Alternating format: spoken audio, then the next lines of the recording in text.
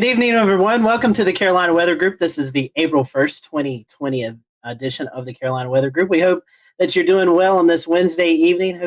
Hoping that you and your family are safe and sound during these crazy times that we're experiencing. And that's kind of the topic of tonight. We're going to be talking about coronavirus, COVID-19, and weather. We still have weather going on during this crazy time that we're experiencing throughout the country. And in fact, tonight, we're going to be talking to Ryan Vaughn, who was covering a EF3 tornado that struck in Jonesboro, Arkansas this past weekend. So we're looking forward to that. We are streaming live right now on our many streaming platforms. So if you'd like to interact with us tonight during the conversation, just drop a comment in the Facebook Live or the Twitch or Periscope link, and we will monitor those throughout the show. And James, I'm going to toss it off to you because you have been working from home for the past couple of weeks, and we're starting to see more and more people work from home, and so I know it's been a crazy time for you and everyone involved in TV media. It's been a very interesting time indeed, Scotty, because everyone has kind of moved very quickly, whether they liked it or not, real fast into the cutting-edge technology of 2020. Everyone suddenly knows what Zoom conference is. It wasn't but 3 weeks ago when we would be booking guests for the show saying, hey, we're going to send you a link to a Zoom conference, and then had to proceed to explain what Zoom conference is. We do not have to do that anymore with so many folks using Zoom conference or similar products. So we're going to be talking to Ryan here in just a moment about his experience this weekend with him and his team covering a very severe and significant incident in Jonesboro, Arkansas. We also have Brad Panovich on with us tonight from WCNC Charlotte, who is very comfortable in his home studio. You've seen his weather video blogs many a times, and now that is his TV space as well, too.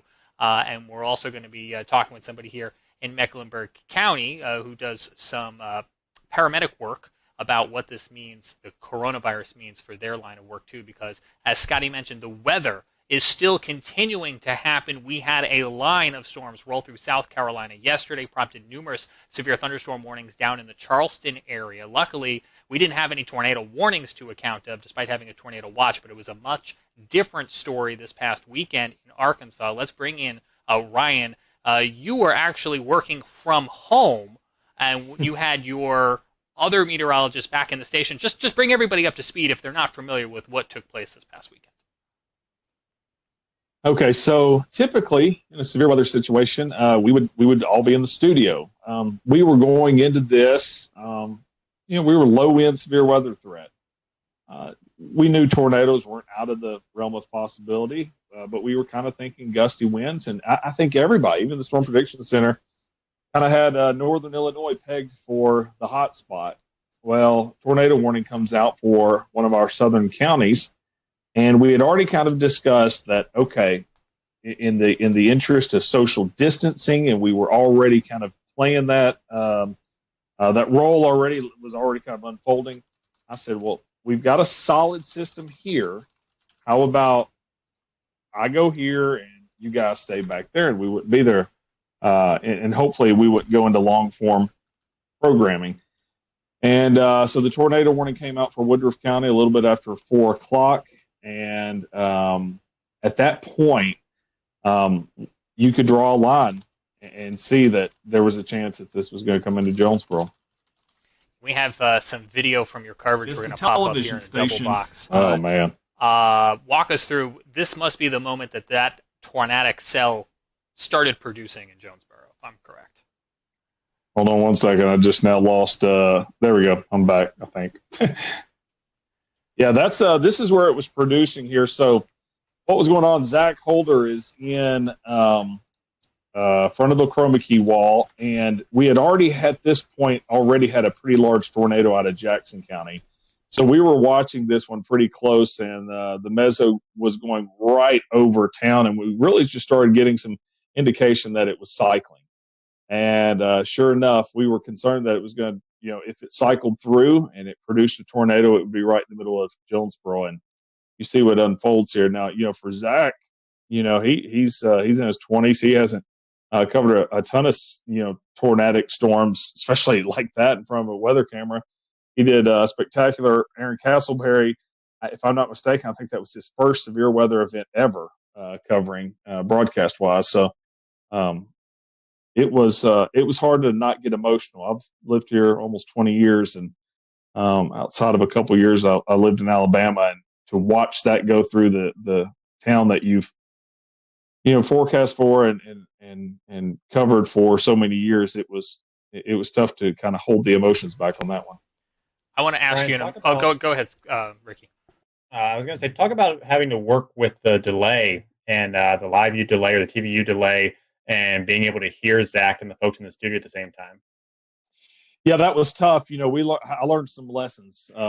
We had the delay, and stepping on each other and things like that was a little bit of an issue, because when you're in severe weather coverage, you speak in half sentences. You can be sitting there talking about, okay, guys, this tornado is coming for, and you'll stop, and you're thinking they're done, and you step in. And so there was a little bit of an issue there in the middle of that also. So while we're all going through that, Southwest Power Authority feeds Jonesboro and Paragould. So even though I was 19 miles to the north, when they started taking power hits, I started taking power hits. So I lost programming. I lost what they were seeing, and then also was losing access to Max. So I had Max 1 up in here. They were using Max 2. Then they lost Max 2, so they needed access to Max 1. So after I lost programming, after I lost ability to have Max,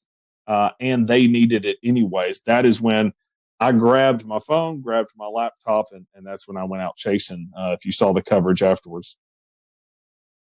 Ryan, previous to this weekend, had you ever done live TV from home? Oh, live television, yet from home. Yes, that past Thursday we had done all shows. We were kind of dabbling. We're going, okay, do we want to do this completely from home? Do we not? And so Thursday was a beautiful day. Zach was back at the studio, and so we did that. I went live from my backyard, and it went great. Everything went great. And so that's kind of where we were going into this, going, okay, this could work. I will say there was another time about 2 years ago.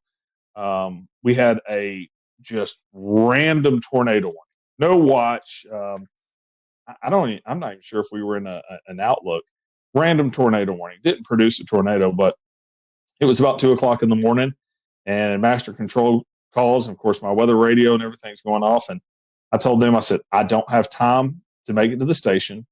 So I pulled Max up in my office, and I said, hot up the phone. I'm controlling Max. I'll talk over it. And we did it then. So, I had done that one other time, and no one really even knew then that I was at home. I just talked over it, went through about 30 minutes of a tornado warning, and that was done.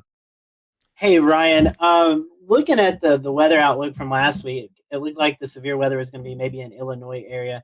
How did you and your team go about preparing for this with, trying to keep as minimum people in the studio? What was the preparation like for the days leading up to the tornado on Saturday? Well, we were going into anytime we have that we think there will be watches, warnings, or advisories, we mark that on the 7-day forecast as red. And we do certain things like put social media graphics out there specifically for social media. So we were ramping it up. We knew the possibility was there. Of course, you look at it. If that had been over an open field, yeah, it would be a big deal, but not this big of a deal. We knew the possibility was there for tornadoes. But not enough to risk everybody being in the same studio together, if that makes any sense. That morning, I can remember Zach, we kind of have like a little group chat going on with text messages. And I can remember that morning, Zach goes, I'm getting a little concerned about the tornado threat on this also.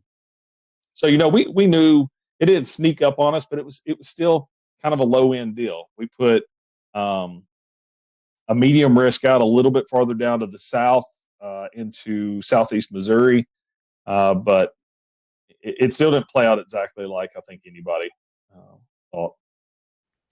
I think one of the remarkable things about this was being able to show the images live. Talk about your camera network and how valuable being able to see that, because I was watching it on radar in real time.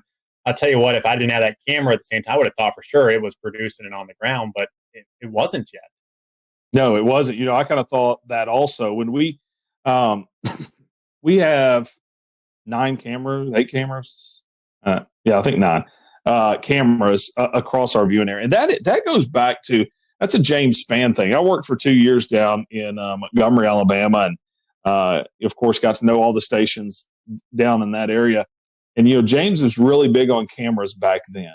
And it did just make sense. It's like, man, if you can get eyeballs in every single county, especially when you live in as flat of an area as we are in, it's going to be really hard for a tornado to sneak by us. So we have several cameras in Jonesboro. We have some to the west down in Batesville. We've got some up here in Paragould. I say some, one in Paragould, one up in Pocahontas, one in Walnut Ridge. We've got almost every county around us covered. Now after this, I want 2 or 3 more. But I've always been a big fan of cameras. This is actually our second tornado in about a year that we've caught on camera. So, and the other one was heading right from my house also. So. Ryan, you talked a moment ago about the emotional impact of being able to see this tornado. Is that one of the roles that the Skycam network plays as opposed to just colorful imagery on radar? Well, I had so many people. One thing that I always do is I go out to the damage path as soon as possible afterwards. And that night and that next day, over and over again, people said, man, we watched it and we knew it was serious. You can say all day long until you're blue in the face, hey, this tornado's on the ground, this tornado's on the, you can tell them, and they're still going to run out there and look at it. But showing it like that, everybody was taking cover. You're not going to be out looking about for it. You also, as you just mentioned, went down to look at that tornado path after the storm. And you mentioned on James Spann's Weather Brains earlier in the week that that's one of the things you do. You are actually a community responder. Talk to me a little bit about the importance of having that dual role that you play as both a broadcast meteorologist and a community responder. Yeah, I'm part of the rescue squad here in the county that I'm in. So if you listen to the coverage, at one point I turn on the radio and I'm trying to communicate to our guys and emergency management and dispatch in this area. And then I was thinking, as we were driving down there, my son was going with me, and he said, "Are you going to put your turnouts on when you get down there?" And turnouts, if you're not familiar with that, that's all of your gear that you put on when you start to get in the rescue and extrication for vehicles or rescue of tornadoes. And I really, for the first time, was thinking, I don't know. I don't know what I'm doing. Am I getting down here and I'm helping with rescue? Am I getting down here and telling the story of the tornado aftermath? Am I doing a little bit of both? So I was confused. It was one of those first times where I was thinking to myself, what are we going to be doing when we get down here? And of course, our news folks were already on the scene. Zach and Castleberry were continuing the coverage from a weather side of point of view. And I really did. I mean, you look at that, I thought we were going to be pulling dead bodies out all night. And we weren't. So. We had Damon Lane from KOCO in Oklahoma City on our show 2 years ago, and he talked to us about what it was like one day to be on television at the studio tracking a storm as he knew it was coming into his neighborhood. What was it like to be home with your family within earshot and having a tornado in your community while also trying to be a broadcaster? Well, a lot of people have laughed about hearing the snapping. I was going, and what I was doing, I was trying not to go, hey, Jennifer, yell into the other room, or, hey, George and Avery and Kate, get downstairs. I was trying not to do the yelling at your family, get the dog out of here, get the dog downstairs, that thing. So I was kind of meaning, get in here so I can, lip sync to your, and so Jennifer comes in here and I said, get downstairs. And I point over at the television, and I wasn't sure if they were watching it in there. And judging by my wife's eyes, I don't think they were. And she looks over at the television, and by that point, it was tearing stuff up. And they moved real fast and went down there. But our wives do this, without us here all the time. In severe weather, they get tornado warnings here, and her job is already to to get all the kids and pets and go downstairs. So I don't really know what I was doing, saying, hey, like I'm going to step in and be the leader of this, because they're already, they've done this in the past. And so I realized that after the fact. I'm like, you don't need me to tell you to go downstairs. You probably already knew. But it was wild. And then when I was leaving here, we were having flash flooding in our neighborhood. And it was kind of wild, but I knew that they had everything under control here. And fortunately, I've got a 17-year-old that can handle things here. So I felt comfortable leaving in the midst of that also, once I knew it was going east of us. Ryan, the tornado EF3, 140 miles per hour winds. I think this happened right around the 5 o'clock time frame. On a normal Saturday night, people would be out at restaurants, shopping. But with the coronavirus going on, thankfully, unfortunately, we had 22 injuries. But I feel like this could have been a whole lot worse if we wasn't going through COVID-19. Oh, this would have been. We would have been pulling bodies out. Of those 22 injuries, only 2 of those were hospitalized. So you got to think of a large part of those were probably just scratched up arms and things like that. But, I just think I had just left the mall about 2 hours earlier. We went and picked up a cake right beside the mall, right where it hit. And I can remember going by Best Buy. My wife and I were even talking about it. We were like, wow, look at that. They've got a tent out front. What they were doing is she goes, yeah, I bet they're, you pull up and you say what you need and they run in and get it and check you out. And I was like, oh, yeah, that's kind of cool that they're still open. We even commented, talked about it before we were heading home. And so you had, just a handful of workers in the mall. The rest of the mall was closed. So if you look at the aerials, I mean, it just tore up the mall. JCPenney, the roof completely ripped off. And you really can't tell until you look at the aerials how messed up JCPenney was. And Dillard's ripped out. A Saturday at 5 o'clock, all those places would have been busy. You think of Cheddar's. I think that's a national chain that you guys may know about. But Cheddar's is a restaurant that would have been completely packed with probably about an hour wait with people sitting all around it on a normal Saturday at 5 o'clock. Instead, they had a couple of workers that were cooking to-go orders. You had Academy Sports. You had several restaurants through there. And it also went through, and I'm going to check the numbers on this, but I venture to say the busiest intersection in Jonesboro, Arkansas, if not the top 3. I mean, definitely. So you just had an extremely populated area that if this had hit on a normal Saturday night where people aren't staying inside, it would have been very bad. Ryan, you've had a crack at this before with, back in the day when you had that other situation where you were home and you had to broadcast real quick. And you've prepared some and everyone's prepared, but last weekend was something no one has ever experienced before. And certainly to a greater degree than the last tornado that you covered from home. What did you all learn from that? Well, I learned, the power hits, for one thing. I learned that we need an UPS system even here at the house if we're going to do that. I learned also that I want an over-the-air antenna, which I've already gotten now. But more than likely, even doing all of that, there's going to come a time where we just all need to be in. I know we're trying to take the steps to be socially distant and things like that, but I think if we have another severe weather event like this, we probably just all need to be in studio. Ryan, talking about the coronavirus stuff for a second, what challenges did that present after the tornado with rescue crews, with the recovery aspect and things like that? The scary part of it is, and it's really part of the reason why I decided that I need to start broadcasting from home, is that everybody forgot about it. So Saturday night, we're sitting there handing off microphones to each other. We're 6 inches away from the mayor talking to him and the police chief, and we're just helping people. It was like there was no virus.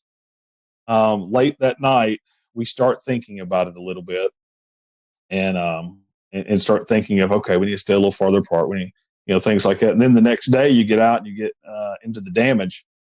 You start helping people and you start talking to people, and everybody's just hugging each other and just happy that everybody's alive.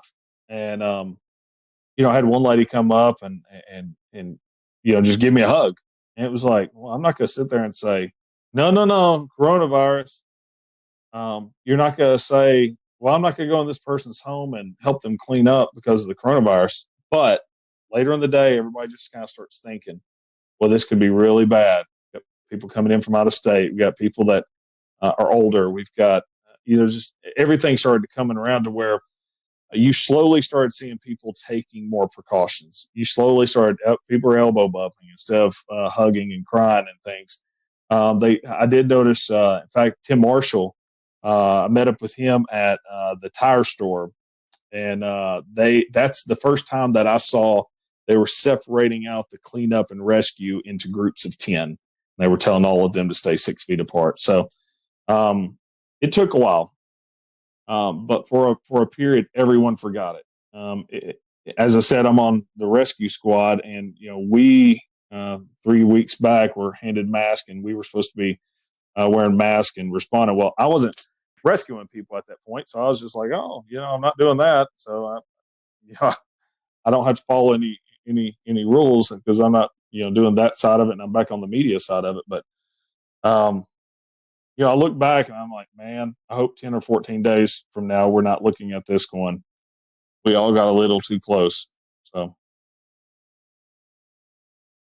And that's it'll be very interesting to see how that goes. And you're right. It is weird. I mean, even me personally forecasting on a day-to-day basis, I've kind of had to tell myself, hey, this is still important, but it feels less important on a day-to-day basis with everything going on. So I want to bring in Corbin here real quick to kind of talk about maybe something that you guys experienced too, Ryan. And it was trying to shelter people during severe weather and with the whole coronavirus situation going around. And Corbin, you kind of work in the emergency management field a little bit. Talk about what scenarios would play out and what problems play out with sheltering people during severe weather events while this virus is going around. So obviously that's one of the things that we really want to look into. Is sheltering in general is never a good situation per se, especially in severe weather events. And we're all very aware that, life goes on even though the coronavirus is our main focus right now. So one of the main things obviously is social distancing. There are some guidelines out from FEMA as well as DHS or DHHS that say, basically each person needs anywhere from about 50 to 80 square feet. So that's going to limit how many people we can put in a building and create shelter for. And especially if we're looking, 6 feet apart, so we don't, sneeze and cough on each other to limit the coronavirus spread at this point. So that's some of the things we're thinking about and we're actively working through in the Emergency Operations Center. I think in North Carolina, currently at the last count, there are 46 emergency operations centers active. So it's definitely something that's on the forefront of our mind. What about masks and stuff like that? Has that been given any thought? I know CDC's been reconsidering some of their thoughts, and Los Angeles tonight recommended their citizens wear masks when going out and about. Is there any benefit to that? Is there any downside to that? So that's obviously another one of the hot topics from the CDC. It's one of those things that's changing every 12 hours. For emergency responders, the protocols in North Carolina just changed to where we were only wearing masks on suspected COVID-19 patients. Now we're wearing masks on every patient encounter. And now, you're starting to see some direction from the CDC and from Pence's, from Vice President Pence's coronavirus task force that may say different. So there's conflicting stuff out there right now, but just for the everyday person, wearing a mask all day long doesn't seem to have an effect yet. But we'll see what the data shows as the days come. Corbin, we learned today that a paramedic with medic tested positive for coronavirus. You mentioned a minute ago that more people might be wearing masks as they go out and tend to emergency responses. Did that decision to have everyone wearing masks as they're responding to calls come as a result of that positive coronavirus case, or more in line with the CDC updated guidelines?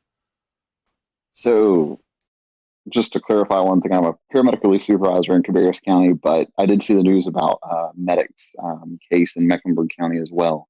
And that was actually put out yesterday by the North Carolina Office of OEMS prior to... We'll return to Best of the Carolina Weather Group in a moment. Now your Carolina weather forecast. Here are today's forecast high temperatures for North Carolina. Here are the forecast lows for tonight for North Carolina.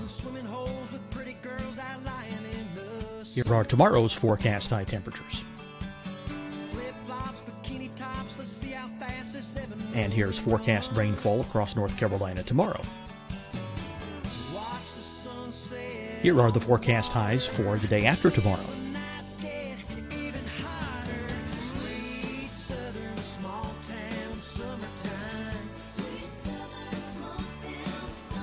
And here's the forecast rainfall across North Carolina for the day after tomorrow.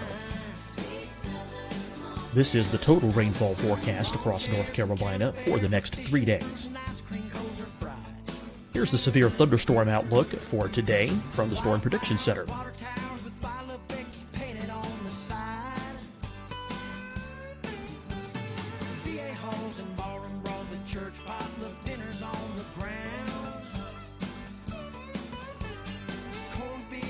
Here are the forecast high temperatures for today for South Carolina. Here are the low temperatures for today for South Carolina. Here's the probability of precipitation forecast across South Carolina today. And here are the rain chances across South Carolina tonight. Here are tomorrow's forecast highs across South Carolina. Here are the forecast low temperatures for tomorrow for South Carolina. And here is the probability of precipitation across South Carolina tomorrow. Here's the precipitation chances across South Carolina tomorrow night. Here are the forecast highs for the day after tomorrow in South Carolina. Here are the forecast low temperatures across South Carolina for the day after tomorrow. And here are the rain chances across South Carolina for the day after tomorrow. And South Carolina's probability of precipitation for that night. Here's the Storm Prediction Center's severe thunderstorm outlook across South Carolina for today through tonight. Here's the Storm Prediction Center's severe thunderstorm outlook across South Carolina for tomorrow and tomorrow night. And here's the Storm Prediction Center's severe thunderstorm outlook across South Carolina for the day after tomorrow through that night. Here's the severe thunderstorm outlook for today from the Storm Prediction Center.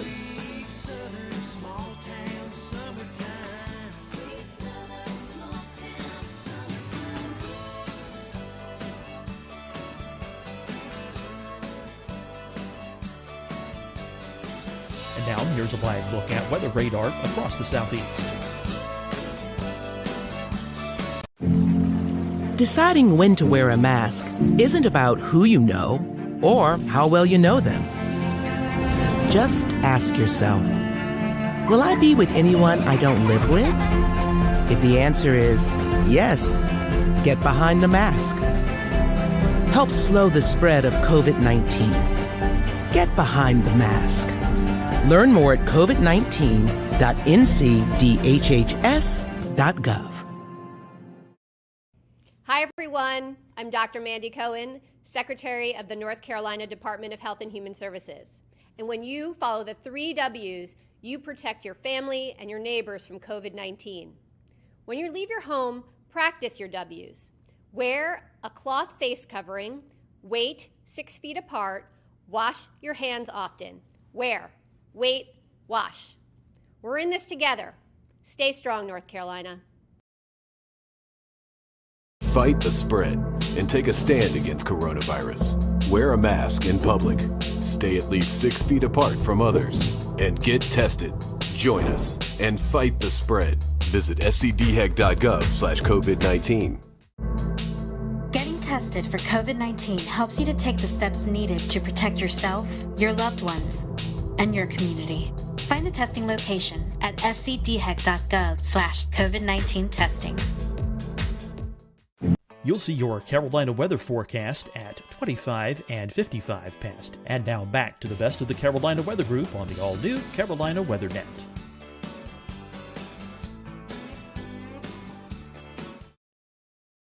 Case testing positive. But you got to remember, so an N95 is to protect the provider. A surgical mask also protects the provider, but it's better to kind of put on the patient because it's going to prevent them from spreading their germs, just like a surgeon in surgery. Patty, I think you had something. Yeah, I was wanting to ask Corbin. I'll ask you and Ryan both. Ryan, you live in Tornado Alley per se, the Arkansas area, kind of prone to tornadoes, especially this time of the year. As the CDC and as we hear about the doctors, they're talking about we're going to continue to kind of see that spike happen over the next 2, 3, 4 weeks. Do you think this will become more of a concern, Ryan, when you're talking to your folks? I know. I'm not sure about your particular area, but I know places like Kansas and Oklahoma, they have these public storm shelters. How do you think I don't want to say you guys have fear of tornadoes because you're more used to them than we are here in the Carolinas, but how do you think preparing for severe weather days as well as dealing with the coronavirus, how do you think like the psyche is going to play on people out in your area, Ryan? That's a great question because we have had some of the public shelters closed. And because a lot of them are, some of them are in basements of hospitals and stuff. And you say we're used to them. Saturday night has scared a lot of people. And the storm anxiety is going to be really, really high. And I don't really know how that's going to go. As far as public shelters, even some that are open, it'll be interesting to see. Or even, there's a lot of places where, like our house, we have a basement here. Not everyone around us has basements. So we've always just, hey, come on over, take shelter. Will we all continue to do that? I think in a tornadic situation, I think you throw it out. I know that may not be the right answer. And I'm sure my doctor friends may say, I don't know, but I don't know. Corbin, to you guys are dealing with the COVID-19. We're getting into the Carolina severe weather season where maybe not as many tornadoes, but we still have this threat of severe storms. And you're trying to message the threat of severe weather, but also trying to communicate about the COVID-19. So how are you guys in the emergency management spectrum are dealing with the preparation of severe weather and dealing with the ongoing virus? So one of the things we have set up in Mecklenburg County, the Emergency Operations Center there, is we have a decision support services line set up with the National Weather Service, which we set up in all of our special events and things like that. We do have the ability to have the National Weather Service in the EOC with us, just a phone call away, a request away. But it's something that our Joint Information Center that deals with all the public information is looking at as well as we progress into our summer season, our storm season per se. We're going to start messaging, obviously, coronavirus, COVID-19, but also our severe weather messages as well. Before the coronavirus hit, we did participate in the nationwide tornado drill day at fire headquarters and everything like that. So we're still trying to do our normal stuff as well as focus on COVID.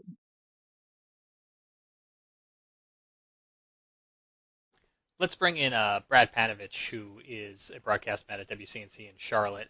Brad, if you were to go to air tomorrow for a tornadic situation, do you have something in mind that you would tell people in the event they either needed to leave a manufactured home to go to a sturdy shelter, or even afterwards if their homes were damaged? I found it was interesting. I read the press release that I think the governor of Kansas sent out. I think it was yesterday or today, basically saying, you got to prioritize the threat. So if a tornado is coming, that's your most immediate threat. So you need to seek shelter. But if you are going to seek shelter in a community setting, try to do the social distancing the best you can. But it's one of those things. If there's a train coming at you, you get out of the way of the train first, okay? And then you worry about all these other things secondary. So I think that what I would tell people is, do the best you can, but please avoid the tornado because that's the most immediate threat and most likely going to cause you your life. But I was glad to see Ryan's work, which was spectacular because it kind of gave me a little relief that, hey, we could do this remotely from a broadcast standpoint as well.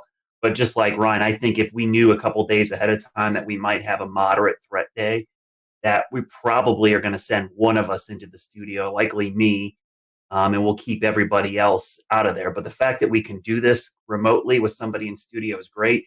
The whole reason I had this monitor behind me was I was thinking ahead, like if I have to track storms at home, I wanted some kind of graphic behind me where I could be in front of it.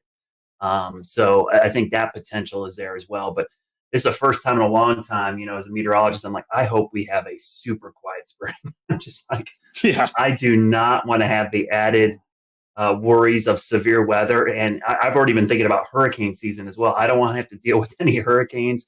I just want it to be quiet because I think it's the last thing people need to worry about right now. But we know, it's April. For us, April's the peak of severe weather season. Hurricane season's around the corner. So at some point in the next couple months, we're going to be dealing with severe weather and coronavirus at the same time. And hopefully we'll be a little more prepared by then. Thing else to think about, guys, through all this is I wonder what the viewership numbers are, and I wonder what the connected people numbers are. Are people using Netflix more? Are people watching these streaming services more? And maybe not watching actual television? My cable box will override with the EAS if something happens, but Netflix and things like that won't. So it'll be interesting to see if more people pay attention, less people pay attention. You're not at work, so maybe you're more connected. Well, it's a good point, Ricky. But I think one of the things, what happened in Jonesboro is a good example. I think the fact that everybody's in a home already is a good start. At least they're there. One of the things that I love what Ryan did during this event was, tell people to call people. The thing is, as a broadcast meteorologist, you can never assume everyone's watching you. They're not. So, but you can connect other people to the people that are watching you by telling them to call people, DM them, text them, do whatever, amplify your message, and that will wake people up and get them, away from Netflix and maybe flip on the broadcast network. But this is where digital and social media is really important to us as broadcast meds. It's a way for us to reach people when they're not watching us. And so hopefully they'll flip us around. The thing I worry about, Ricky, honestly, is that, and we've already seen this, our internet and digital systems overwhelmed with so many people at home. Are the WIAs going to be bogged down? Are the cell networks going to be clogged up? Are we going to be able to push out this information because there's so many people using all this bandwidth right now? Yep, good point. James, I think you had something to say. Yeah, I had a question for Ryan. And, so often in interviews, we end the interview by saying, what else did you want to share? What did we not ask you? And while that's exactly what I want to pose to you now, because we are trying to think of everything, but inevitably we're not. And unfortunately, you had a situation where you've now experienced one of these scenarios that we're still fearing. So let me ask you, what did you learn that we're not even thinking of? Well, two things. This wasn't my first time to have a tornado in front of us on live television, but it was the most populated. And you just have to remind yourself to keep your emotions in check. It's tough, and you can say it a million times. Oh, I would, but you really have to stay calm because it's going to continue moving forward. And so that's one thing that for every broadcaster, as Brad said, telling people to call people, and that was huge. There was a lot of people that I didn't run into anyone that said they didn't know it was coming. It was either I was watching you guys, your app went off, or my mother or sister or whoever called me and said it was coming. So nobody knew it wasn't coming, but you got to spread out the tentacles and get everybody working for you more or less.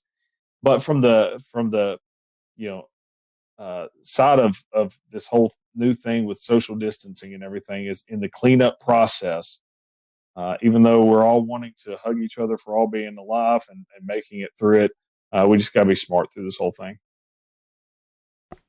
Corbin, what about you guys from an emergency response paramedic scenario in your experience? Do you think if we got into a weather situation, the response might look slightly different, or the advice coming out from officials to the public might look slightly different? It may look slightly different, but obviously we're going to prioritize life and safety first before everything. So everything we do is to save life. And if that means, that we have to put people at risk of getting COVID-19, then it's probably something we're going to do in that situation. Whereas if it's a sheltering situation, it's a little different. We can, open more shelters per se for less people. Instead of a shelter we put 300 people in, we may just put 100 people in and then open 2 additional shelters, something to that effect. So it's something that, it's taken into consideration, but ultimately that life safety is the priority of every first response agency out there. Yeah, it's certainly a lot to weigh. Brad mentioned a minute ago in an analogy with a train, and Ryan, you mentioned it as well too, in that, in some sort of silver lining, not having people out at the restaurants and the malls and the supermarkets may have done you guys some good. That is a huge lifesaver. Not having the people on the road. We still had people on the roads, but not having large numbers of people out there was saved lives. What other agencies?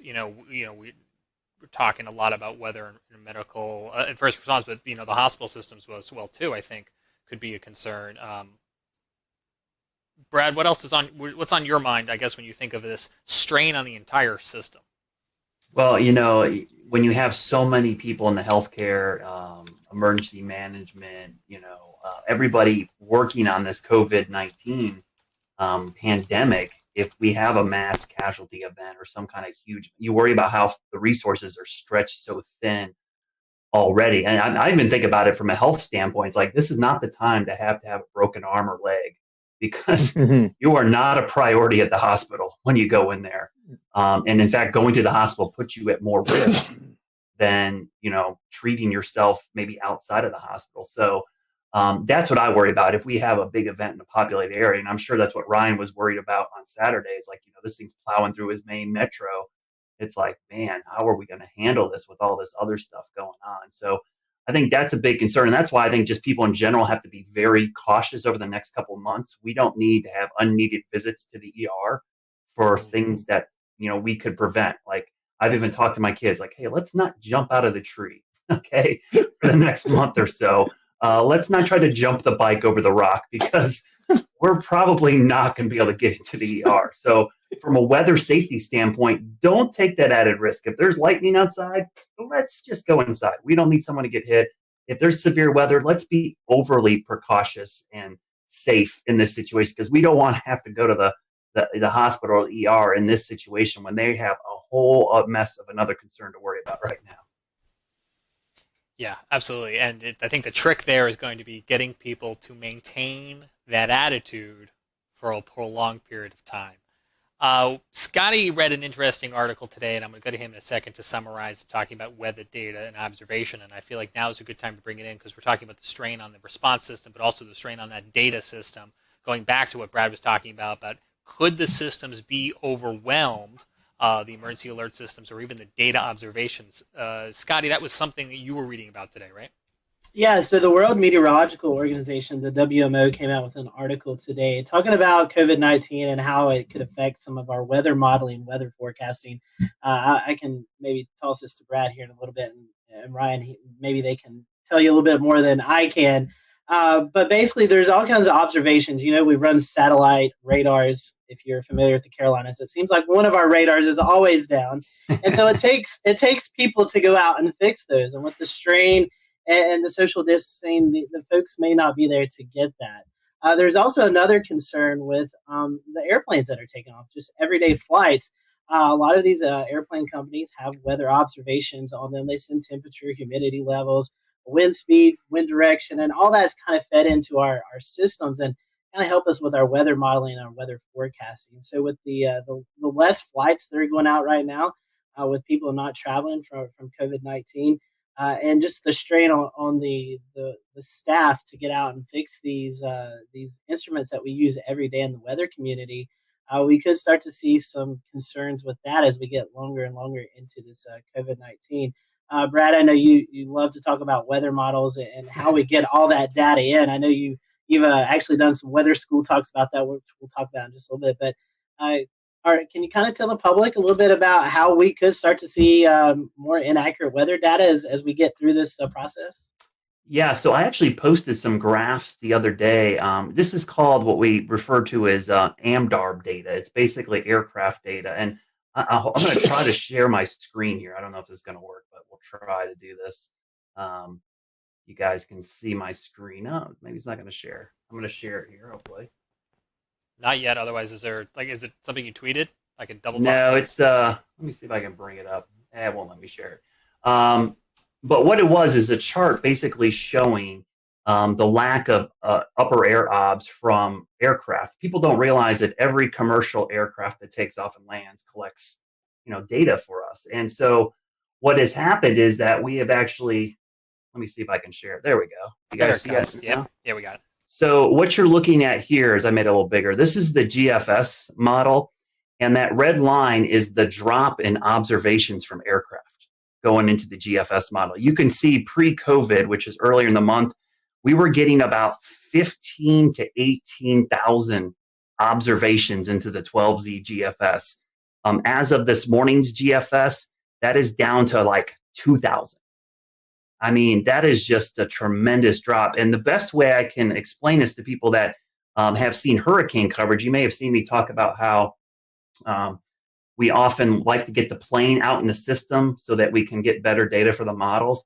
Well, this is what these planes are doing. When we have that lack of upper air data, some of the accuracy and the guidance can drop by 20% or so. And it's just not the US, that's just US data. That doesn't include European data, Asian data. I mean, and that article you're referring to, Scotty, all those aircraft, I was amazed how much some of the European airlines added to this. It was crazy, the drop in upper air observation. So this is going to be a real task that we're going to have to watch and see how much this impacts severe weather. Day-to-day weather, it might not have an immediate impact on us, but I think for high impact events like severe weather outbreaks, tornadoes, flooding, this might have a pretty significant impact, because the difference between something being 20% more intense or less intense is pretty significant in the weather world. Brad, do you think it would impact high-res models more, or models like the global forecast system? It seems like it'd be more the global forecast, because the upper air data is really key for, big, long wave troughs and ridges. You're looking at long wave pattern. I think the CAMS models are going to do fine. Thank goodness we have the GOES 16 and 17 sounder data, and now we have the polar orbiting data. The only problem is you need clear skies for good sounding data from the polar orbiters. But that sounding data, back after 9/11, we saw a similar drop in this aircraft data, but we didn't have the satellite data that we have now. So I think the satellite data is actually offsetting some of the issues, but this is going to be a much longer period of time that we'll start missing this data. It's only been, about 2 weeks now. I think we start getting 3-4 weeks, and now the long wave pattern across the whole globe will be totally impacted by this lack of upper air data. Well, you've been teaching us some stuff now, and I think, James, part 3 of our episode tonight was about teaching folks about weather. Do we want to transition over to that? Sure thing. Real fast, let me ask Ryan one last question, and then we'll certainly go to that, and I appreciate the transition. Did you guys, Ryan, have any issue with observations during or in the aftermath of your storms with everything going on coronavirus related? You talking about from weather observations? Yeah, Jonesboro Airport took a direct hit, and there's going to be some interesting things come out of that, because KJBR did take a direct hit. You can go back and look at the data and see the winds backing as it was coming in, and the interesting thing is, it looks like power was knocked out. It looks like the altimeter was knocked out, but was in kind of a separate area from the actual ASOS. So we probably, like you said, with the weather service being stretched thin and social distancing and stuff, we probably won't have observations from Jonesboro for quite a while. That's interesting, and I think that's going to play into this bigger picture as we're just trying to use whatever we've got available, and everyone's trying to do their best and safely to restore all of this. As Ricky mentioned, I know Brad Panovich here at WCNC has started to do some at-home weather classes. Brad, how did this come about? Why is it an important thing with so many kids at home that you guys saw a void to fill?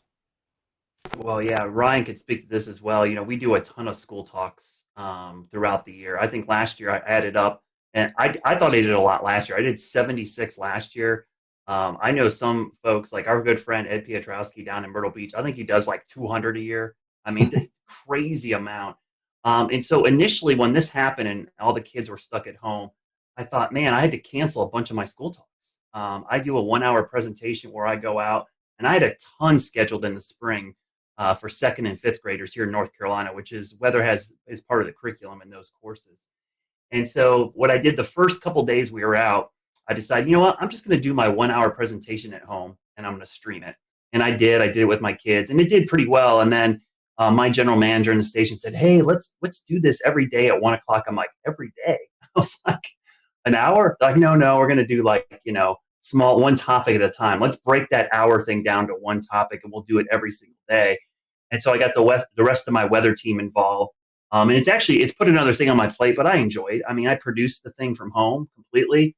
I do it all out of this computer right now that's in front of me.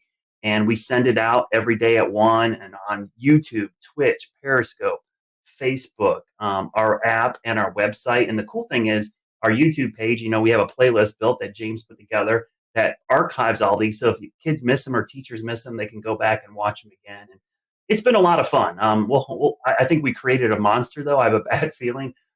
When sales starts asking questions about it, I'm like, uh-oh. What did we do here? So we've already had that inquiry. I know nothing about this. Yeah, so you're like, oh, what did we do? Now it's going to have a sponsor, and we're going to have to do this every day for the rest of our lives. But I think it's really important because the cool thing about weather, I'm a weather geek. We're all weather geeks, right? We love it. But to me, it's one of the few sciences for a kid. It's just not something in a textbook. You can teach it to them, and they can immediately go outside and apply the principles of atmospheric science to what they actually see every day. So for a lot of kids, this is their first real science that they see, because a lot of times, physics and chemistry just looks like something in a book, but atmospheric science is actually something they can see, touch, and feel. So I think it has a real big impact on them. And in these tough times, it's actually been kind of a nice thing to be able to do and have the kids like tweet pictures at me of them in front of their TV watching it on YouTube or watching it. The funny thing I'll say, the Twitch stuff has been great. I've had so many kids on Twitch reach out to me who, don't normally watch the weather, like, hey, this is pretty cool. What games do you play? So it's like, everyone wants to wants me to game with them online, and maybe me and my son will team up and we'll get in there and get a server going, and we'll start playing some games with some people online. But last week we played one of the virtual storm chasing games Yes. on our Twitch. Exactly. Yeah, I'm really. I think that'd be fun. I would like to play like NBA 2K with like some other anchors at the other stations. I think that'd be cool to have a little like tournament in the market. Broadcast Met iRacing. What's that? Broadcast Met iRacing. Yeah, or something. I think that would be cool. I think viewers would eat that up. We could stream it online. It would be great. You're giving those sales folks some more ideas. We'll get our sports guys to do commentary. It would be awesome. Corbin, I have one question for you before we kind of wrap up. As Brad was talking about, he does a lot of hands-on things with students. You guys in emergency management, you guys do the same thing. So has this kind of affected you all with your outreach to the public? Yes, it's affected our outreach substantially. We're not really doing much face-to-face right now. You'll notice if you go to like the Charmec EM, Instagram, Facebook, Twitter account, you'll start seeing some videos pop up from the Emergency Operations Center in areas like that, where we're trying to do some education, but just obviously not face-to-face like we normally do. I think last year we did anywhere between 30 and 50 face-to-face talks with everywhere from school-age kids to older adults to talk about emergency preparedness. So it's definitely affected that, and we're seeing that effect, I think, just across about every industry at this point. That's interesting. I hadn't thought about that in terms of fire prevention and first aid trainings, and that would be school-age kids. But you guys also, would you normally be doing office visits? Is that something that is done too, for like professionals in office parks? So we have a public information officer, and she goes out and does a lot of talks. One of the most recent age groups has been like older folks in not retirement communities, but maybe apartment complexes over the age of 50 to talk about emergency preparedness and what they can do just in a general emergency, a weather event, having 72 hours. We'll return to Best of the Carolina Weather Group in a moment. Now your Carolina weather forecast. Here are today's forecast high temperatures for North Carolina. Here are the forecast lows for tonight for North Carolina. Here are tomorrow's forecast high temperatures. And here's forecast rainfall across North Carolina tomorrow. Here are the forecast highs for the day after tomorrow.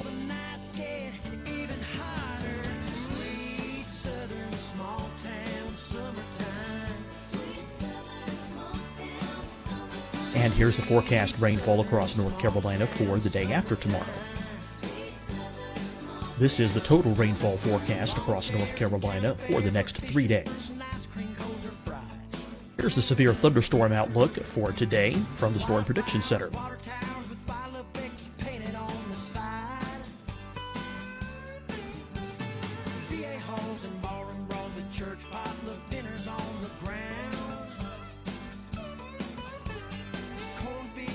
Here are the forecast high temperatures for today for South Carolina.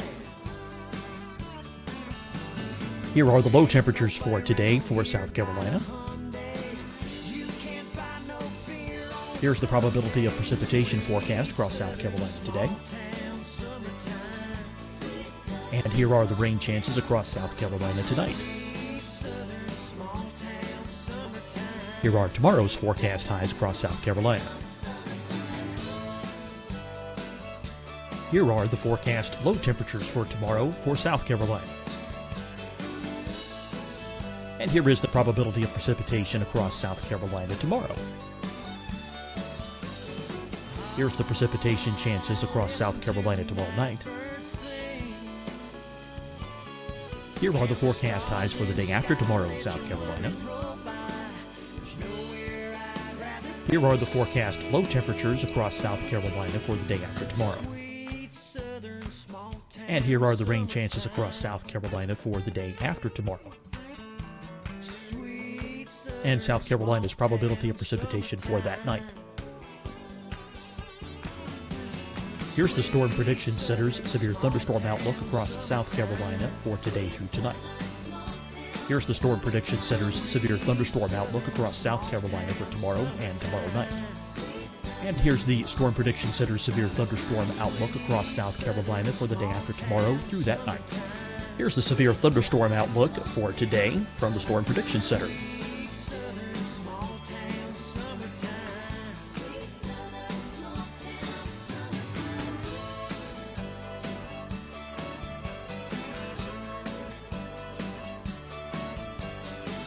And now here's a live look at weather radar across the southeast. Deciding when to wear a mask isn't about who you know or how well you know them. Just ask yourself, will I be with anyone I don't live with? If the answer is yes, get behind the mask. Help slow the spread of COVID-19. Get behind the mask. Learn more at covid19.ncdhhs.gov.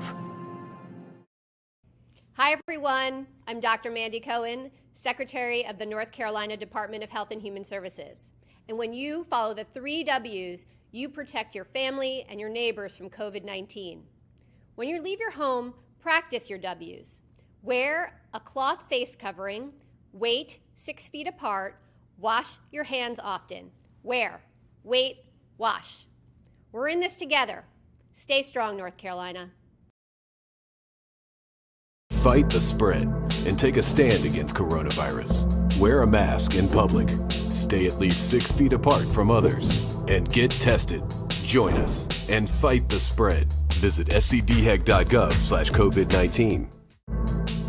Getting tested for COVID-19 helps you to take the steps needed to protect yourself, your loved ones, and your community. Find the testing location at scdhec.gov/COVID-19 testing. You'll see your Carolina weather forecast at 25 and 55 past. And now back to the best of the Carolina Weather Group on the all-new Carolina Weather Net.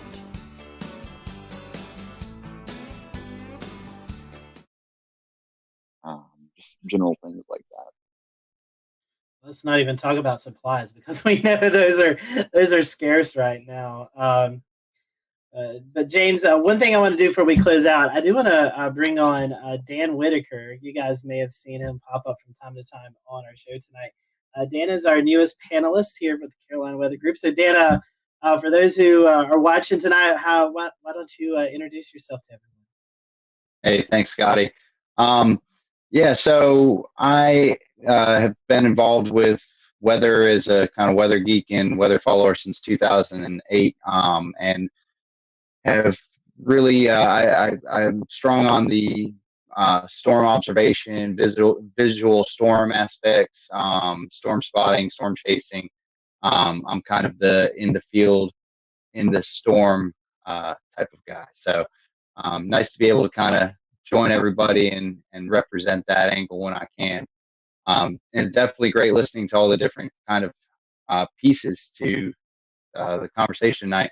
Honestly, I have kind of one thought, that kind of reaches out to a lot of the different things that were being talked about from tonight, which is, as a person who enjoys the spectacle of nature and following everything from nice day cumulus clouds to supercells in the Midwest. For those who want to experience more outdoor weather during this time when we want to travel less and we want to do more staying at home, short of tuning into Brad Panovich's weather lessons to get some real world observation, is there a way that anyone wants to kind of speak to that would be a good way for people to do that right now?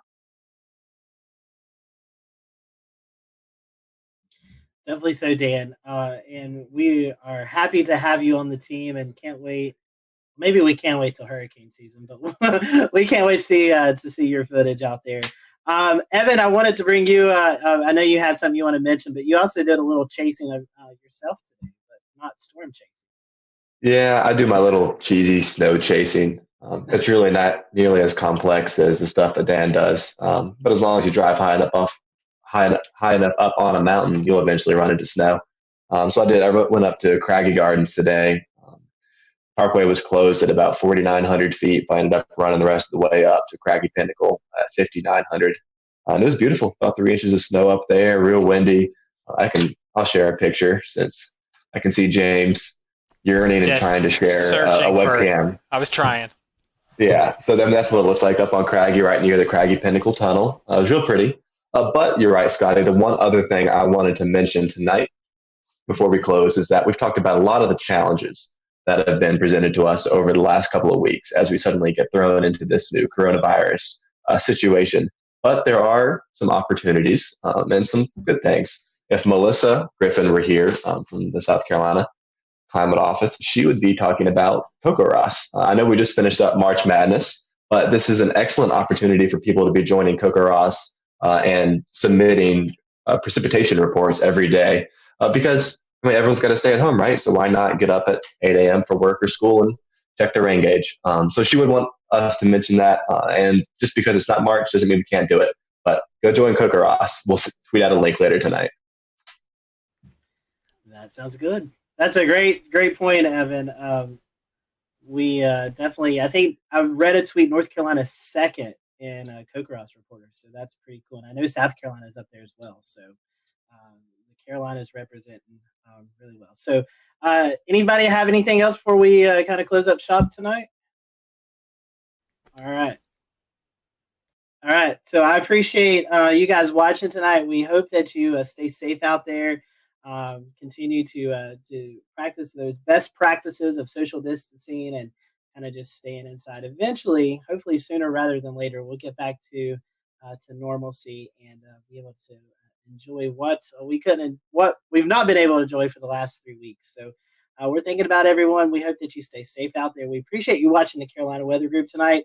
Be sure to follow Ryan and his folks if you're ever out in the Arkansas area. Ryan, once again, great coverage Thank you. this weekend for you and your team out there. Spectacular. And we hope that everyone in your community get back to normalcy with the cleanup from the tornado. And we extend our thoughts and prayers to your folks out there as well. So we hope you all have a great week, and we'll see you back here next week for another episode of the Carolina Weather Group.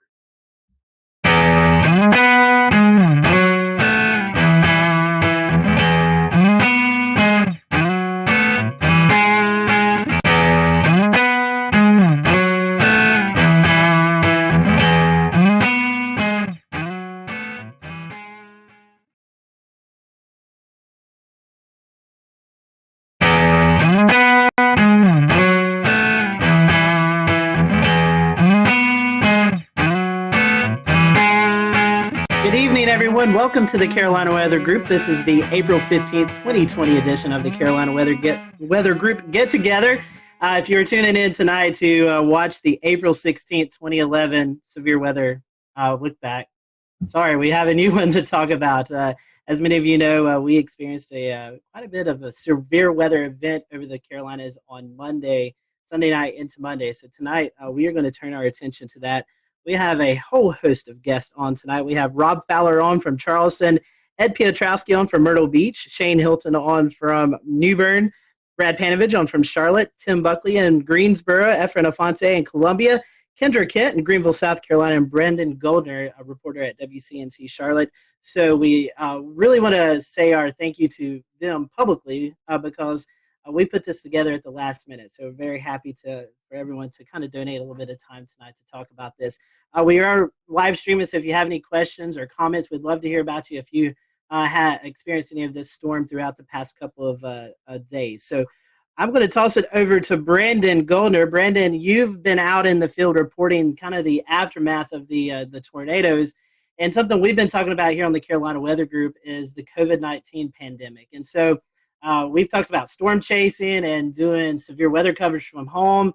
I know that you ran a little spot about the recovery efforts in COVID-19. I think we're going to dial that up, and then we'll toss it to Brandon and let him kind of give us a few of his remarks from his story. Brian Morris. You want to carry that one side? Is an essential worker. Go out that way. Let's take it to the van.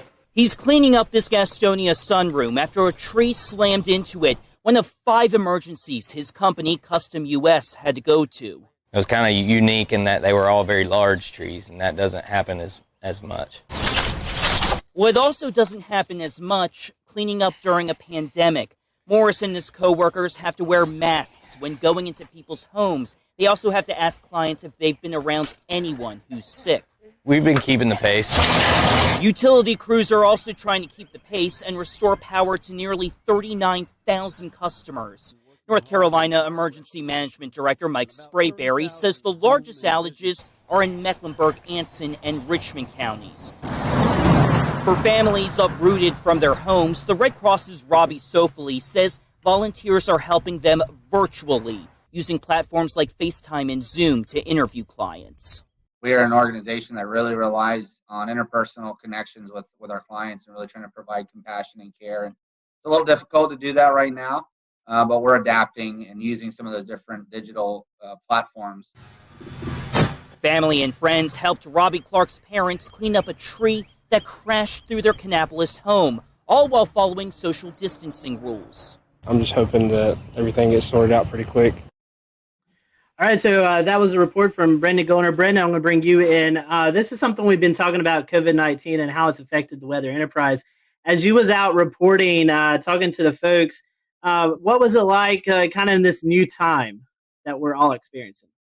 It reminds you, we're all talking all the time about reporting during the coronavirus, and yet, Mother Nature, the weather, doesn't care about pandemic. It's going to do its thing. And so, obviously there's the challenges with us as a crew. It was me and photojournalist Kevin Wardlaw. We have the 6-foot stick with the microphone at the end that we have to use to interview everyone, and we have to keep that social distance. But what was really fascinating was talking to some of the disaster recovery crew members, Duke Energy, the Red Cross, how a lot of them have had to change up a lot of what they're doing when it comes to cleaning up during the coronavirus. Duke Energy, they've been trying to do the social distancing, keeping the 6 feet distance, but when they're trying to repair power poles, a lot of times they have to be in close proximity. It's the same way with these disaster recovery people that was said in the beginning of the story. They're wearing the masks. They have to ask everyone before they go into a house whether they or interacted with anyone with coronavirus. And it's the combination of all of the weather damage with having to deal with the coronavirus. So it's been really a double whammy for a lot of people. And so, after disasters, we've seen it with the Nashville tornado, Jonesboro, Arkansas tornado a couple weeks ago. The community really comes together. How do you think that? How is the community interacting with their neighbor helping neighbor? Did you see any of that? Even though we're in the midst. It's actually a good point. We didn't see nearly as many people outside as normally. Especially there was Monday. We were at there was a fire at a house caused by a tree that snapped power lines and then it went into a house, caused a fire. Thankfully, no injuries. But normally you'd see a lot of people out and about, milling around, asking for help. But really, there weren't a lot of people out. A lot of people were just standing on their porches. A couple people wandering up, but keeping that 6 foot distance. But it's a good point. We really didn't see those huge crowds of people like we normally do, and probably likely due to COVID-19. Brendan, we appreciate that. We appreciate you joining us tonight, giving us that perspective. Hang around if you want to. I'm going to toss it to Dan, and Dan, you was out actually chasing this event. Maybe we can talk about that towards the end of the show. But I know you want to bring in one of our panel or one of our guests. Yeah. So, talking kind of about some of the stronger tornadoes that hit there in South Carolina, I want to send it over to Rob there. There were a couple of significant tornadoes that hit, especially given the fact that this developed with not these ordinarily discrete supercells that would produce larger tornadoes, but they were within the line there. And especially we saw some interesting things like the Hampton County EF3, the Walterboro EF1s. Can you talk a little bit about that, Rob, that being in your area? Yeah, absolutely. I've been here in Charleston for 33 years, and I've been through several tornado outbreaks, and I don't know how substantial compared to other parts of the country they are. We know every tornado for us is very important because we don't get that many, so we don't really prepare that often for these. But when we got here early on Monday morning to see what was going on in southeast Georgia, because these really started there and then crossed over the Savannah River and came all the way through eastern South Carolina. So to see the debris ball in Hampton County, which officially the winds are 165, they finished that survey and released it today, but it's on the cusp of an EF4. And I think here in South Carolina since 1950, only 3% are EF3s and 1% EF4s. So you're talking about something very rare for us in a state that, depending on which service you look at, averages 12 tornadoes a year. Then obviously, for us here in our Channel 2 viewing area, Hampton County is more in the Savannah area. Our neighbors down at WSAV taking care of that, but that's still in our state. But then Colleton County is the next state over, or next county over. And then we really got concerned there, seeing what was going on in Hampton, transferred to Colleton County. Colleton County, that was released. There were 3 separate EF1 tornadoes there. One of them 110 miles an hour that, if you saw the video, did damage at the Low Country Regional Airport. Unfortunately, we had 1 fatality there. A tree came through a house and killed a lady there. And then kept on moving into our more populated areas of Dorchester, Berkeley, and Charleston counties. Had a separate tornado that moved, probably started as a water spout, moved over Edisto Beach. And then they surveyed just a little while ago that Berkeley County, they released it. And that was an EF2 with the winds of 120 miles an hour. So, and then came into Ed's territory up into Georgetown County. We kind of share that, and they already had confirmed tornadoes up there. And I know Shea Weatherflow, you guys measured a wind gust of 114 miles an hour right there. So, Dan, to put it, I don't know. I'm still shaking my head. I'll put it that way. It was just something I've never seen before, and I've been through a lot of the hurricanes that produce tornadoes like Francis, but this was unbelievable. In Irma, we had 4 tornadoes in the Charleston area, but I think we're all still shaking our heads. Okay. Yeah. Well, and I was watching very closely on radar as that Hampton County tornado started showing up on radar in CC, and also kind of the debris ball that was showing up there. I mean, that was a significant signature on radar that you just don't often see in the Carolinas at all. It's something you would generally see more in the deep south of Alabama, Mississippi, or in Oklahoma, Kansas, something along those lines. The damage report has it at least a half a mile of width of that tornado. Fortunately, it seems like a lot of that did happen over rural areas, but that being one of the first tornadoes that happened in that early morning, did that kind of set a precedent for how you were responding to the other tornado warnings and potentially trying to get the message out to people who may have been asleep at this point, knowing that how huge these could be? Absolutely, Dan. I think here personally, myself, Josh Marthers, our morning meteorologist, he was on the air on News 2. I was manning Facebook Live for a long period of time. We know that's become a major way to get information out and get information in. But I think we were looking at that couplet, which was, we just don't get to see that on Velocity products very often here, and to see that continue to hold together all the way across the state. Absolutely. We were able to give warnings upstream. And I know it's a cliche, people write in saying, hey, because we watched you, you probably saved our lives. But I think in this situation, it really comes to play, because we could show it, we could tell them, we knew where it was going, we knew who might be impacted. And if we could give them any warning at all, this was the case. Most of our tornadoes that happen could be a water spout. The couplet's not as well defined. It could be very broad in some cases. So this was really fine, that I think it really prepped us for what we had to do for the rest of the morning. But I think probably the saving grace for all of us is the fact that with the crisis going on, schools were not in session, people were not going to work, they were not in the car on the highways going from point A to point B. So if anything, I think we were able to reach a lot of people in their house, and they could just hunker down right there. And Rob, also, I wanted to ask, how was your response with your audience this early in the morning? This is really early, right? A lot of folks just waking up. There's no commute, but we did get a couple of days of warning out for this event to start happening, right? So we kind of got the word out. But how do you feel folks responded to your? I think the preparation was great. I love Marshall Shepard's tweet going into this. He said, "I don't want to hear anything about this. Came out of nowhere, or where did this come from?" Because I think the warnings were there. SBC did a fantastic job, and we tried to disseminate that information here to our viewers, that we couldn't tell them exactly what was going to happen that Monday morning, but we knew that as time crunched a little bit, we felt more confident that something was going to happen and could potentially be a pretty significant outbreak. So I think our viewers were well prepared, and I haven't heard a single comment like, where did that come from? And I never knew that was coming. So I think they were listening, and hopefully we were getting the information to them as quickly and as succinctly as we possibly could. Efren, I'd love to hear your perspective on the Midlands, because unfortunately you guys saw the highest number of EF3s, as well as an EF2 that passed real close to Orangeburg and even over I-26. How has the community responded to all of these tornadoes, and what kind of steps are y'all taking to recover? Well, the cleanup process right now has been incredible.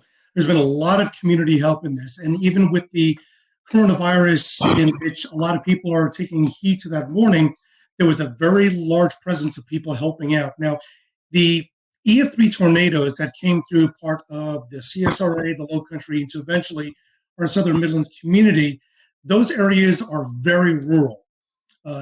And the fortunate thing was that we were already on the air at 4:30 in the morning. And there were a lot of storms that were crossing over the Savannah River into the upstate. But there was already a knowledge of all of our viewers, since we've been talking about it in earnest since Friday, that we're looking at the possibility of strong thunderstorms. That was the message on Friday. The message on Friday was like, there's very likely going to be a severe weather outbreak of some sort in the lower Mississippi River Valley. That message usually is taken with a grain of salt, because it's not us. It's not even near us. And as we got into Saturday, our morning meteorologist, Danielle Miller, started emphasizing that we're looking at the possibility of strong to severe storms in South Carolina. Half of the models from Storm Prediction Center and their risk included the northwest half of South Carolina, and then on Tuesday, the eastern half.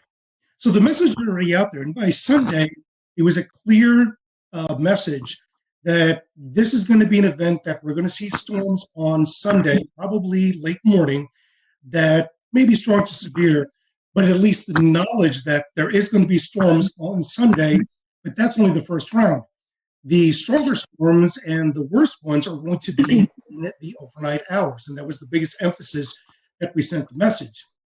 And the worst part was waiting. As a couple of us were talking about before the show started, the Storm Prediction Center alluded to the fact that there were two significant models. One that was indicating that the storms would very likely start entering portions of South Carolina upstate and the high country by late morning, and by midday crossing to the areas from northwestern North Carolina into the Piedmont and the PD down to the Midlands into the early afternoon. That would have been the worst case scenario. The evolution of the storms were far greater, and the magnitude of the damage would have been far greater. The other model was ones that verified showed that it came in a lot earlier.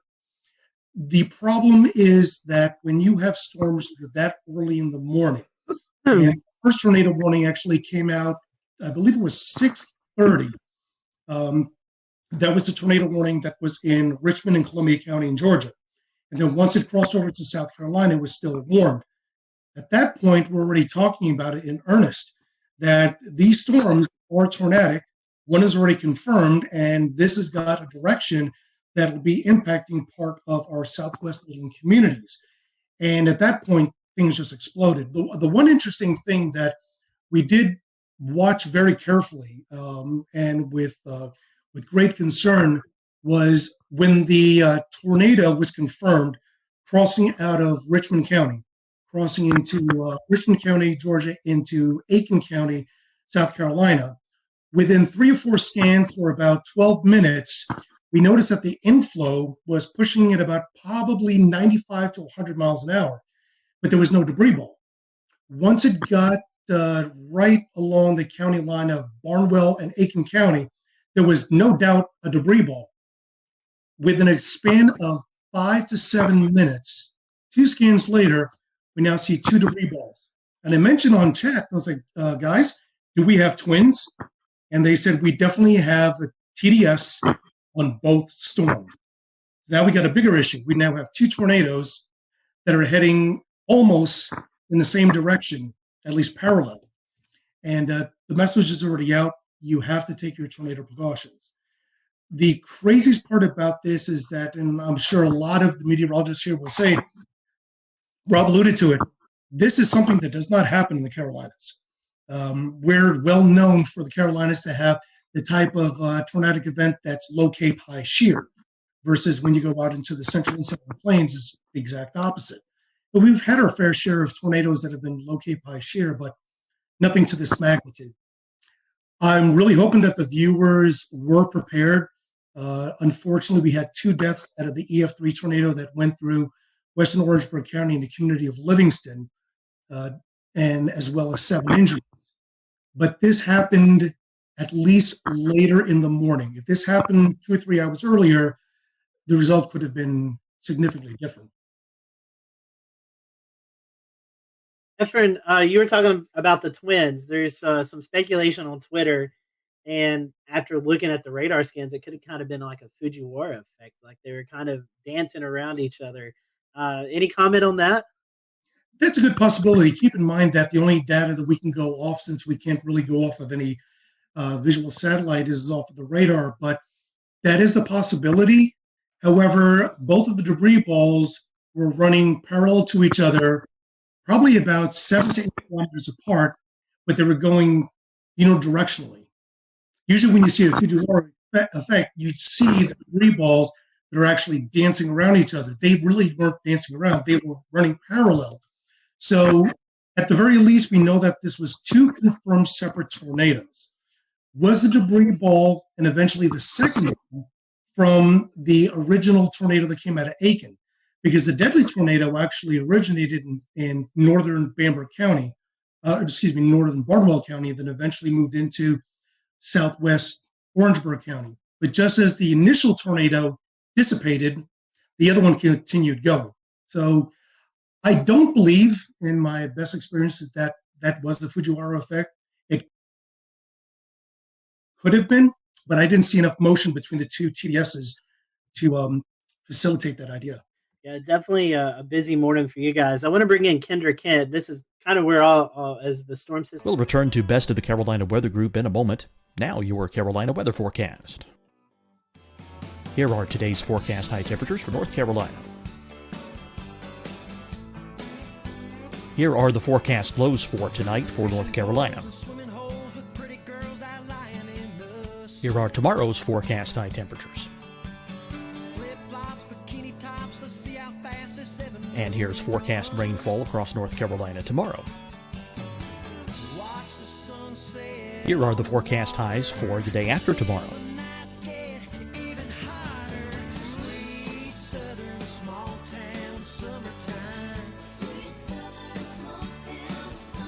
And here's the forecast rainfall across North Carolina for the day after tomorrow. This is the total rainfall forecast across North Carolina for the next 3 days. Here's the severe thunderstorm outlook for today from the Storm Prediction Center.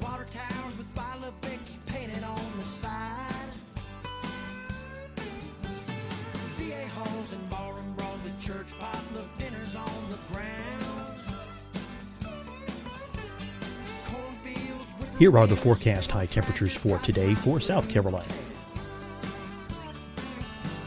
Here are the low temperatures for today for South Carolina. Here's the probability of precipitation forecast across South Carolina today. And here are the rain chances across South Carolina tonight. Here are tomorrow's forecast highs across South Carolina. Here are the forecast low temperatures for tomorrow for South Carolina. And here is the probability of precipitation across South Carolina tomorrow. Here's the precipitation chances across South Carolina tomorrow night. Here are the forecast highs for the day after tomorrow in South Carolina.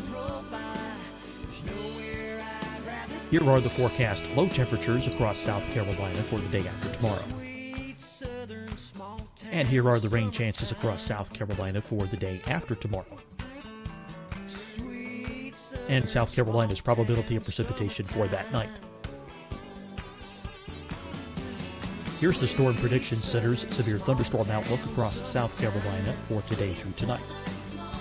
Here's the Storm Prediction Center's severe thunderstorm outlook across South Carolina for tomorrow and tomorrow night. And here's the Storm Prediction Center's severe thunderstorm outlook across South Carolina for the day after tomorrow through that night. Here's the severe thunderstorm outlook for today from the Storm Prediction Center.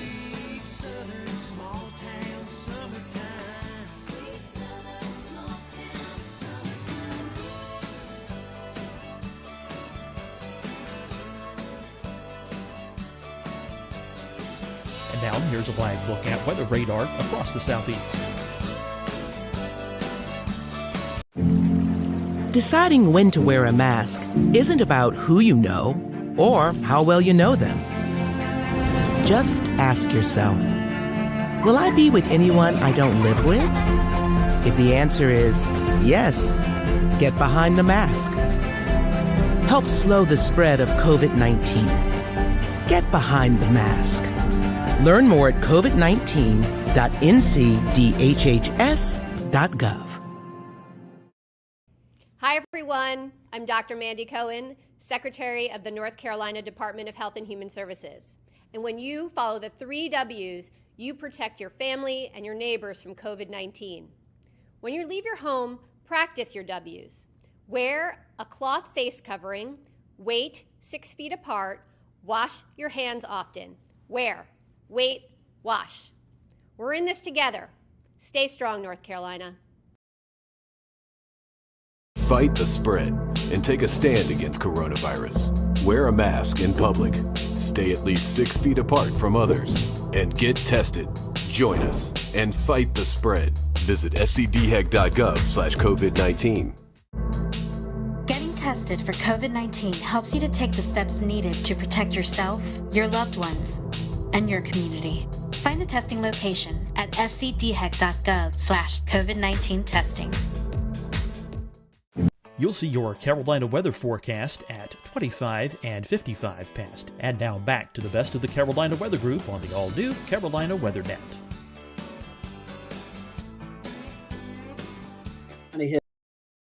Hit her area first. Kendra, first of all, we hope we can see you or hear you. Sorry, Scotty. You're fine. We can hear you now. And I just want to ask you, I know you guys kind of started the live coverage first when these storms first moved in. Mm-hmm. Tell us a little bit about your morning and how things went there in the Greenville area. Well, you know, I feel like I learned a lot from this particular outbreak. And can everybody hear me okay? Yes. Okay, good. Sorry you can't see me. I hooked up to a computer that doesn't have a camera, apparently. Anyway, no, we started the coverage a little after midnight. We had a rogue warning. It was essentially a shower that just started rotating. You could tell how much dynamically was going on in the atmosphere. I mean, it was just things were beginning to blow up. So I think I knew from about 12:30 in the morning that we were going to have a very, very long night. We ended up with an EF3 tornado, and as we were talking about earlier, that's incredibly rare in South Carolina, especially in the upstate. I feel like we get wedged in so much with cool air. It's so rare we can have all of this come together to produce such an event. And this was the biggest in the upstate, the strongest since 1994. It hit Seneca. We were on air with the storm as it moved into Stevens County, Georgia. And I had a unique experience with it because my parents live in Seneca. And that was probably the first time I had to cover a storm while I was slightly emotionally distraught. And I had Isaac Williams, who's also on here. You just can't, he's also without a video. But he was pointing out the TDS. And as soon as I saw that, I got that panicked feeling. You know, I started breathing a little heavy. I thought, oh my gosh, how am I going to get through this? But we did. And luckily my parents were fine. But I'm sure many of you have been through that because we've all, many of us have lived in these areas for a long time and you get personally impacted by these storms. But what I learned the most is not to underestimate the timing of something. I feel like I didn't write this event off, but I wasn't necessarily expecting anything like this given the time it was coming in. 3 to 6 a.m. I mean, who expects an EF3 tornado to rip through the heart of your area at 3:30 in the morning? And mostly we get these QLCS lines that produce these brief EF0, EF1 tornadoes. That's what we're used to. And seeing something like that and tracking something like that was a true first for me. And, it was just a million different emotions all at once. That's for sure. Kendra, since you said Isaac's there, I'll pose this to both of you guys, both of y'all. You had this coming through the rogue cell, and then like the heart of this event was when people were actually asleep, 12, 1, 2 o'clock in the morning. Talk about how you guys were able to message before the event. And, with this being this late, talk about your schedule too, because I know I was watching the coverage in Chattanooga and hearing of the major damage that happened there. And I'm like, man, I've got to get a little bit of sleep before this comes into our area. So kind of talk about that, because I know a lot of us were watching beforehand to just see what was coming our way. Let's see. Is Isaac's mic up? I think it's muted, but we can. Yeah, okay, it's unmuted. It's unmuted. He's good now. Okay. You go ahead, Isaac. Okay. Thanks for having me briefly. I'm one of the morning people, so I'm like almost up past my bedtime here. But so just to kind of with the messaging and any rest. Unfortunately for me, I have plenty of interest in Mississippi and Alabama. That's where I'm from, and for whatever reason, a lot of people still ask me, about the weather there, and they depend on me, and that's great. So I didn't actually sleep going into this event.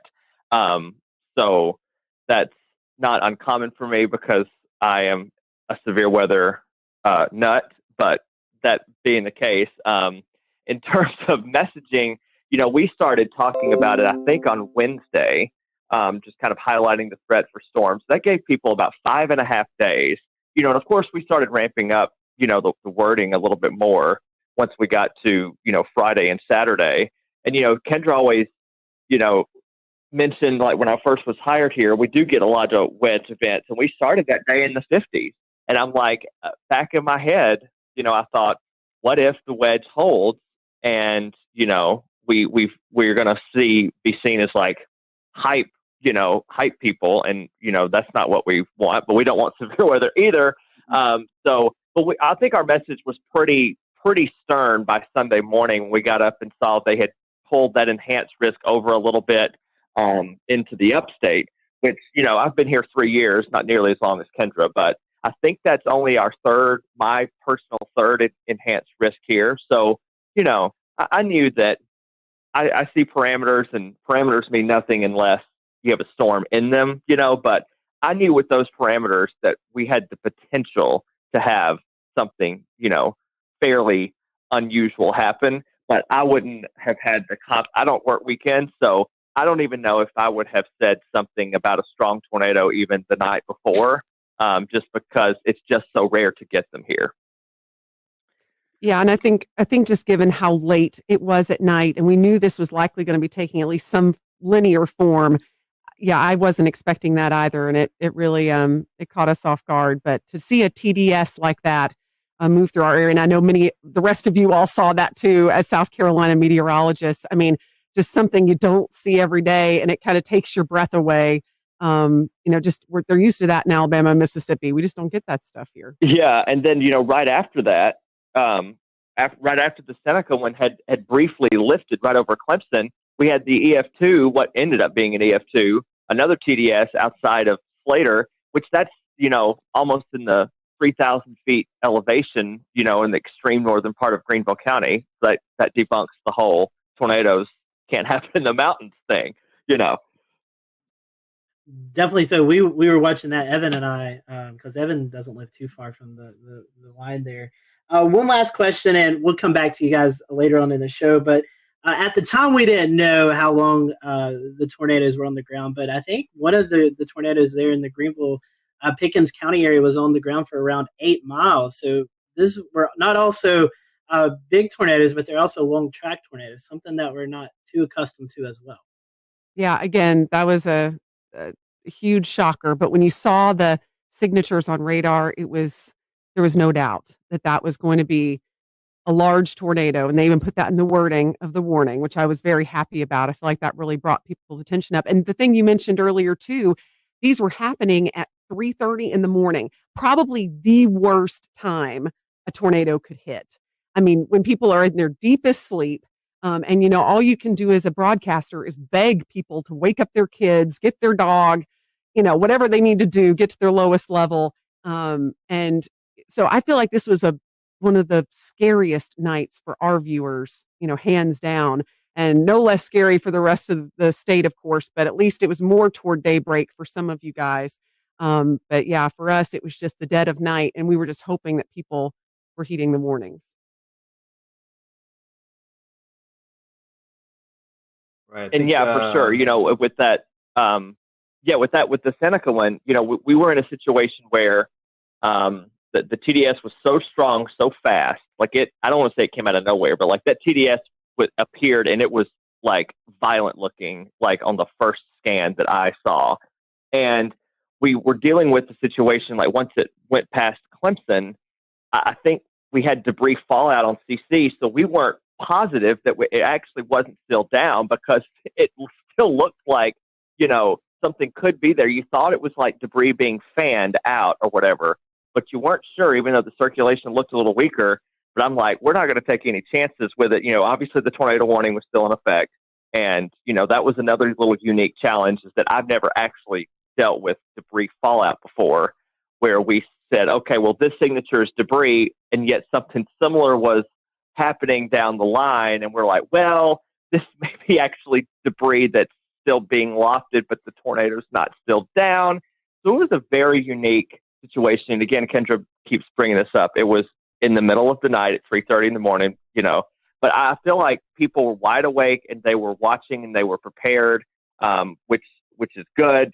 All through the days, we were like, Kendra made a graphic, I think on Thursday, that said, what do you need to do? It was just like a simple little headline graphic, but it was like so informative about charging your batteries, keeping your phone on not silent if you sleep with it on do not disturb. You know, I remember saying Friday morning, you know what you can do? You can, you know, sleep with it on loud for one night, you know, because it can help save your life. So it was a insane, you know, again, I worked in Mississippi. I've dealt with, you know, plenty of tornadoes in my day, but yet this is still a first for me as well. All right, and I'm going to go ahead and bring Ed Petrowski from WPDE in Myrtle Beach. And Ed, you know, we saw what looked like the tail end of this Hampton County tornado pop out all the way over at Murrells Inlet. Brad Panovich was nice enough to share a link with us. I'm going to pull it up here and share my screen. Let's see if we can get it to work here. And the tornado that you're seeing here in Hampton County, you know, there's some debate of whether or not it started over on the Georgia side of the Savannah River. But if we look at the start of the track and draw it all the way over to where it exited the South Carolina coast here, then we're looking at about 144 to 158 miles, somewhere in that vicinity. And so, you know, we know this continued on, maybe up even into the Oak Island area of North Carolina, but it's just impressive to see the length and track of that storm. It did pop out at Myrtle Beach, where one of our weather sensors for weather flow got a reading of 114 miles an hour. We had a pressure drop of 7 millibars within a 1 minute time span. So that reading went up within 2 to 3 minutes, from 46 to 76 miles an hour to 114. And so talk about that area and how it affected your viewing portion of that area of Myrtle Beach. But for us, you know, considering what happened across the rest of South Carolina, we were relatively unscathed. We had no injuries and no deaths. There was never really any really tight circulation anywhere in our viewing area. We were, of course, watching the ones that were over Orangeburg County and also down near Hampton County in the morning while we were on the air with our regular morning show at 5 o'clock in the morning. And those were the two big storms, the two supercells that we were watching very carefully, knowing that they were heading generally in our direction. The one in Orangeburg County faded away before it ever got to our viewing area. But the one in Hampton County that eventually went over Monk's Corner, eventually got into Georgetown County, and they warned for that one where there was EF1 damage done in Sandpit and Graves. And then you hit a really populated area on the south end of the Grand Strand where Litchfield Beach is located and Pawleys Island as well. And they both took a hit on EF0, EF1 tornado. There was substantial damage done to trees and even some homes in Litchfield Beach and also in Willbrook. In fact, one of the things about a lot of people being home is a lot of people took video. So we were able to get pretty good video of at least damage and high wind knocking over trees, but not necessarily a tornado touching down.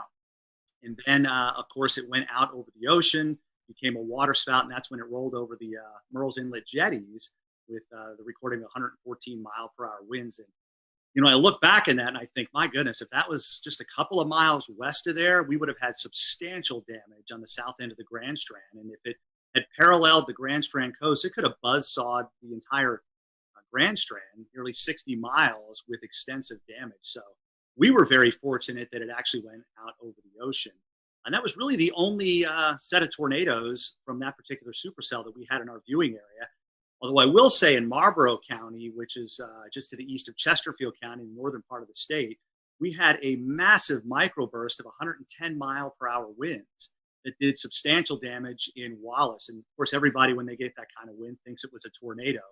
But in reality, it was a microburst. Although on radar, it did have some rotation. It wasn't very tight there either. But Steve Paff, who works with the National Weather Service in Wilmington, those guys do a phenomenal job. They went out and did the survey yesterday and were able to pinpoint where they had 80 to 110 mile per hour winds. And, you know, typically for us, in the summertime, we get those pulse thunderstorms where we'll get 60, 70, maybe 80 mile per hour winds with a collapsing thunderstorm. But in all the years I've been here, I can't recall one time where we've had a microburst that caused 110 mile per hour winds. But you hear it all the time. They're just as damaging sometimes as tornadoes.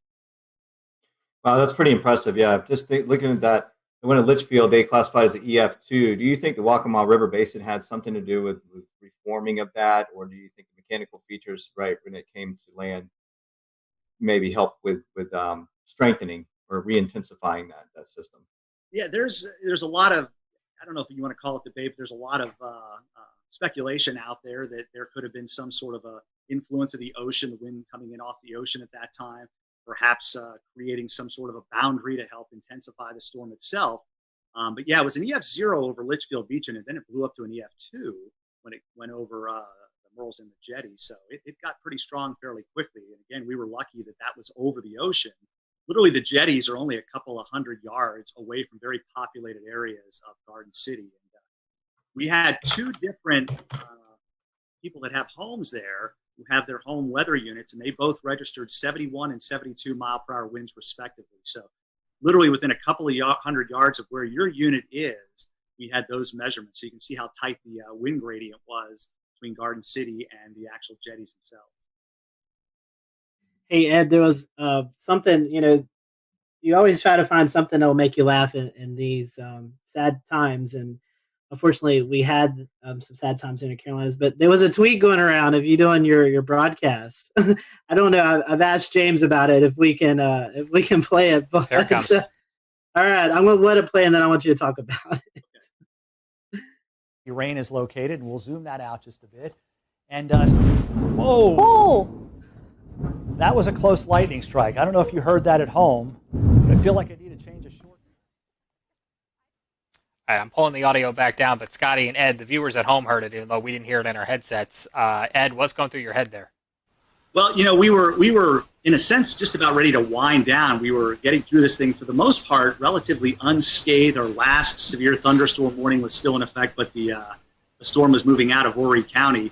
And then there must have been a lightning strike within a couple of 100 yards to the station, because it was this loud explosion that you knew what it was, but you're a human being. It freaked me out. And as you saw, I kind of ducked thinking something was going on, and then just used one of my classic lines, I need to change the shorts. Just one of those things. And that kind of went around the viewers. A lot of them had recorded it and were sending it to me, letting me know that they thought it was kind of funny. And it's something that, that they needed after a morning like that, being so stressed, and of course being stressed with COVID-19. It was a little light moment toward the end of the severe weather when we knew we didn't have any injuries, which was a good thing. And of course, nobody was killed.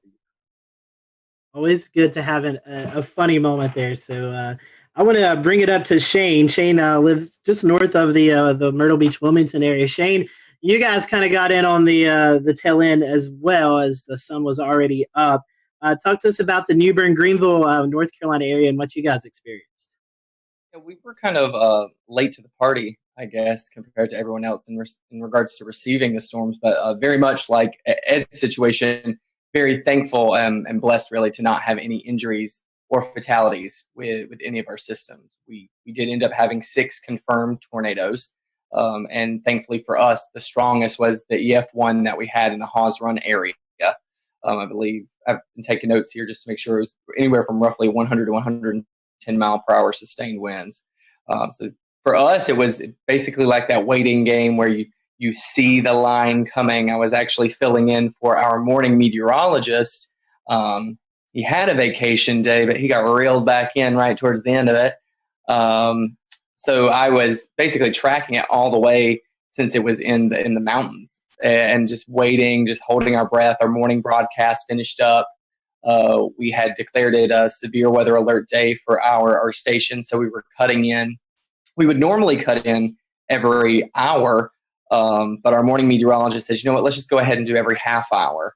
It was actually very fortunate and wise that we did that, because during the half-hour cut-in at 9:30, with about maybe 1 minute left in my cut-in, our weather radio starts going off in the weather center. And then I said, okay, well, we're starting now. And we were on for an hour and a half with all of the tornado warnings. There just came a point where when we were swapping off, he would just say, we have 4 tornado warnings. And I'd have to interrupt and say, I'm sorry, no, we're at 5 now. I was like, it just keeps on going back and forth. And it was just like a straight line. So when we're trying to describe it for our viewers, it was almost like a complicated mess. And honestly, that's what I started describing it whenever we would switch off and I would be on the screen. I would just say, I know it is very difficult to kind of pin everything out because every warning was overlapping. And I think with my experience with tornadoes, with coverage I've had, which naturally have had many, especially with our hurricane coverage that we've seen over the years, I've never seen that many warnings stacked back to back to back in a straight line. It was fascinating, but also terrifying at the same time, because you feel like you need to give equal coverage to each warning in each area in your viewing area. Even though we knew the strongest one at the time was the one we were seeing to the south, simply because it had held for the longest amount of time. It seemed like it had the strongest signature. Looking back on social media after everything kind of died down a bit, I was able to see what other meteorologists from around the country had done and taken screenshots, and seeing all the feedback and all the scans of it that we weren't even able to see at the time, because we were having to bounce in between 6 different tornado warnings all at the same time. But looking back on it, it was very clear, seeing everyone's screen grabs of the tornado warning to the south, that was the strongest one. It had the strongest sustained winds. It had the longest track out of all the tornadoes that we were tracking that morning. And Shane, one thing we were noticing, because we were watching that storm, is it was going through a fairly populated area. Jacksonville, that's probably one of the bigger cities out eastern North Carolina. So I'm sure that was kind of pressing to want to get that information out to one of the bigger population areas. Absolutely. And what was really interesting, something I've never been able to do before while we are doing severe weather coverage, is to be able to pick up anything too crazy on our web cameras. And we did have a webcam situated in the Jacksonville area near the Freedom Fountains. And while we did not see the feature at all, you could see it looked like the flags about to be ripped off of the top of the flagpoles. I've never seen that before, and never been able to capture anything during the height of a storm or during a warning before, until this particular system. So naturally, yes, we did have all that concern, because even for our specific station, Jacksonville is a very heavy populated area into which they tune into us. They know that we are the closest station to them, so they rely on us heavily. But thankfully, I believe the heaviest damage that was sustained in that area was at a hog farm. So we might have a few pigs that won't be tuning into our broadcast next time.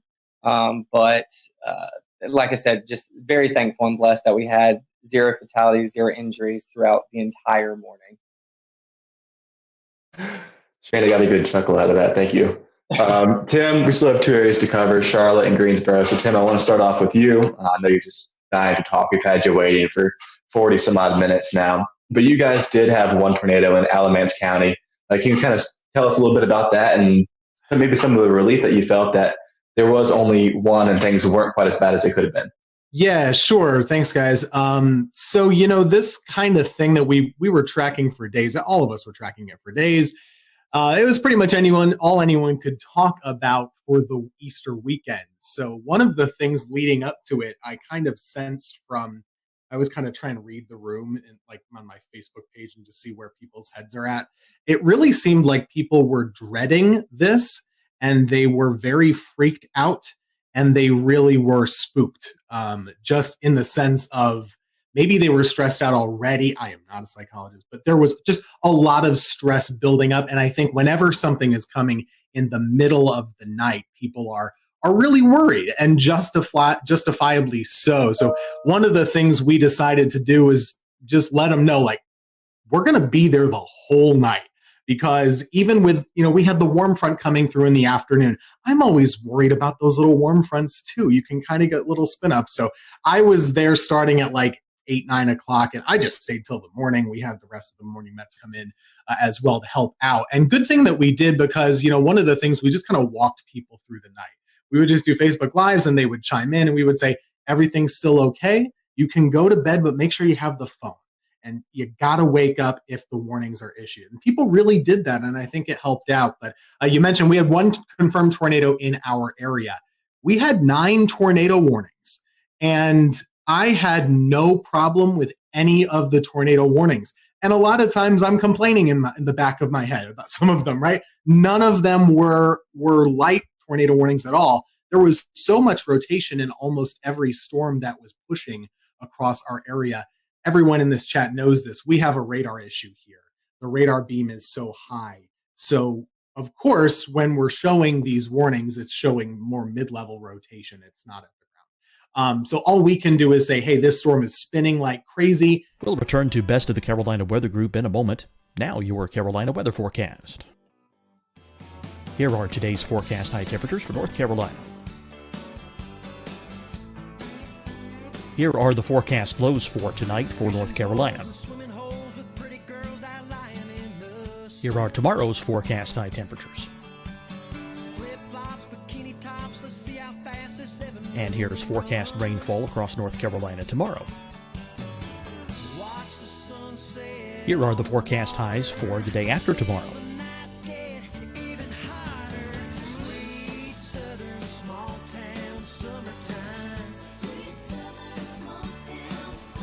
And here's the forecast rainfall across North Carolina for the day after tomorrow. This is the total rainfall forecast across North Carolina for the next 3 days. Here's the severe thunderstorm outlook for today from the Storm Prediction Center.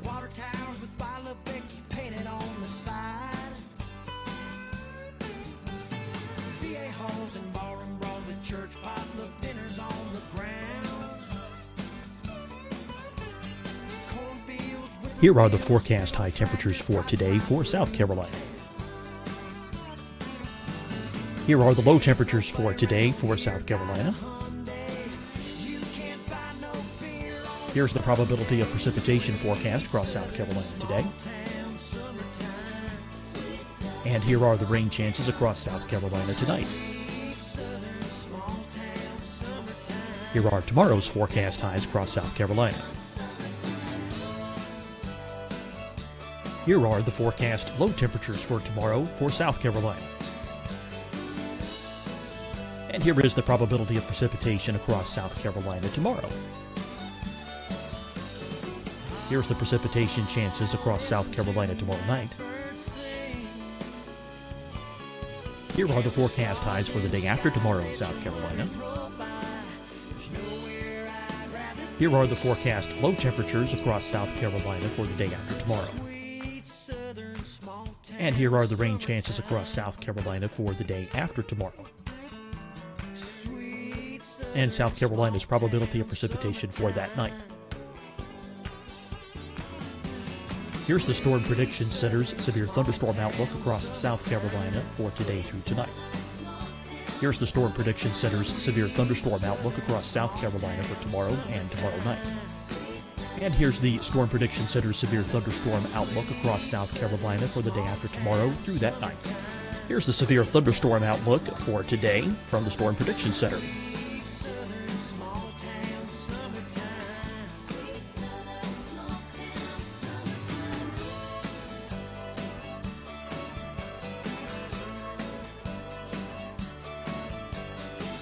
And now here's a live look at weather radar across the southeast. Deciding when to wear a mask isn't about who you know or how well you know them. Just ask yourself, will I be with anyone I don't live with? If the answer is yes, get behind the mask. Help slow the spread of COVID-19. Get behind the mask. Learn more at covid19.ncdhhs.gov. Hi, everyone. I'm Dr. Mandy Cohen, Secretary of the North Carolina Department of Health and Human Services. And when you follow the 3 W's, you protect your family and your neighbors from COVID-19. When you leave your home, practice your W's. Wear a cloth face covering, wait 6 feet apart, wash your hands often. Wear, wait, wash. We're in this together. Stay strong, North Carolina.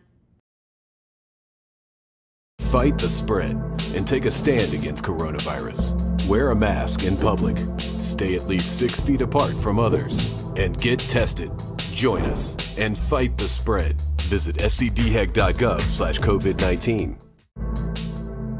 tested for COVID-19 helps you to take the steps needed to protect yourself, your loved ones, and your community. Find the testing location at scdhec.gov/COVID-19 testing. You'll see your Carolina weather forecast at 25 and 55 past. And now back to the best of the Carolina Weather Group on the all-new Carolina Weather Net.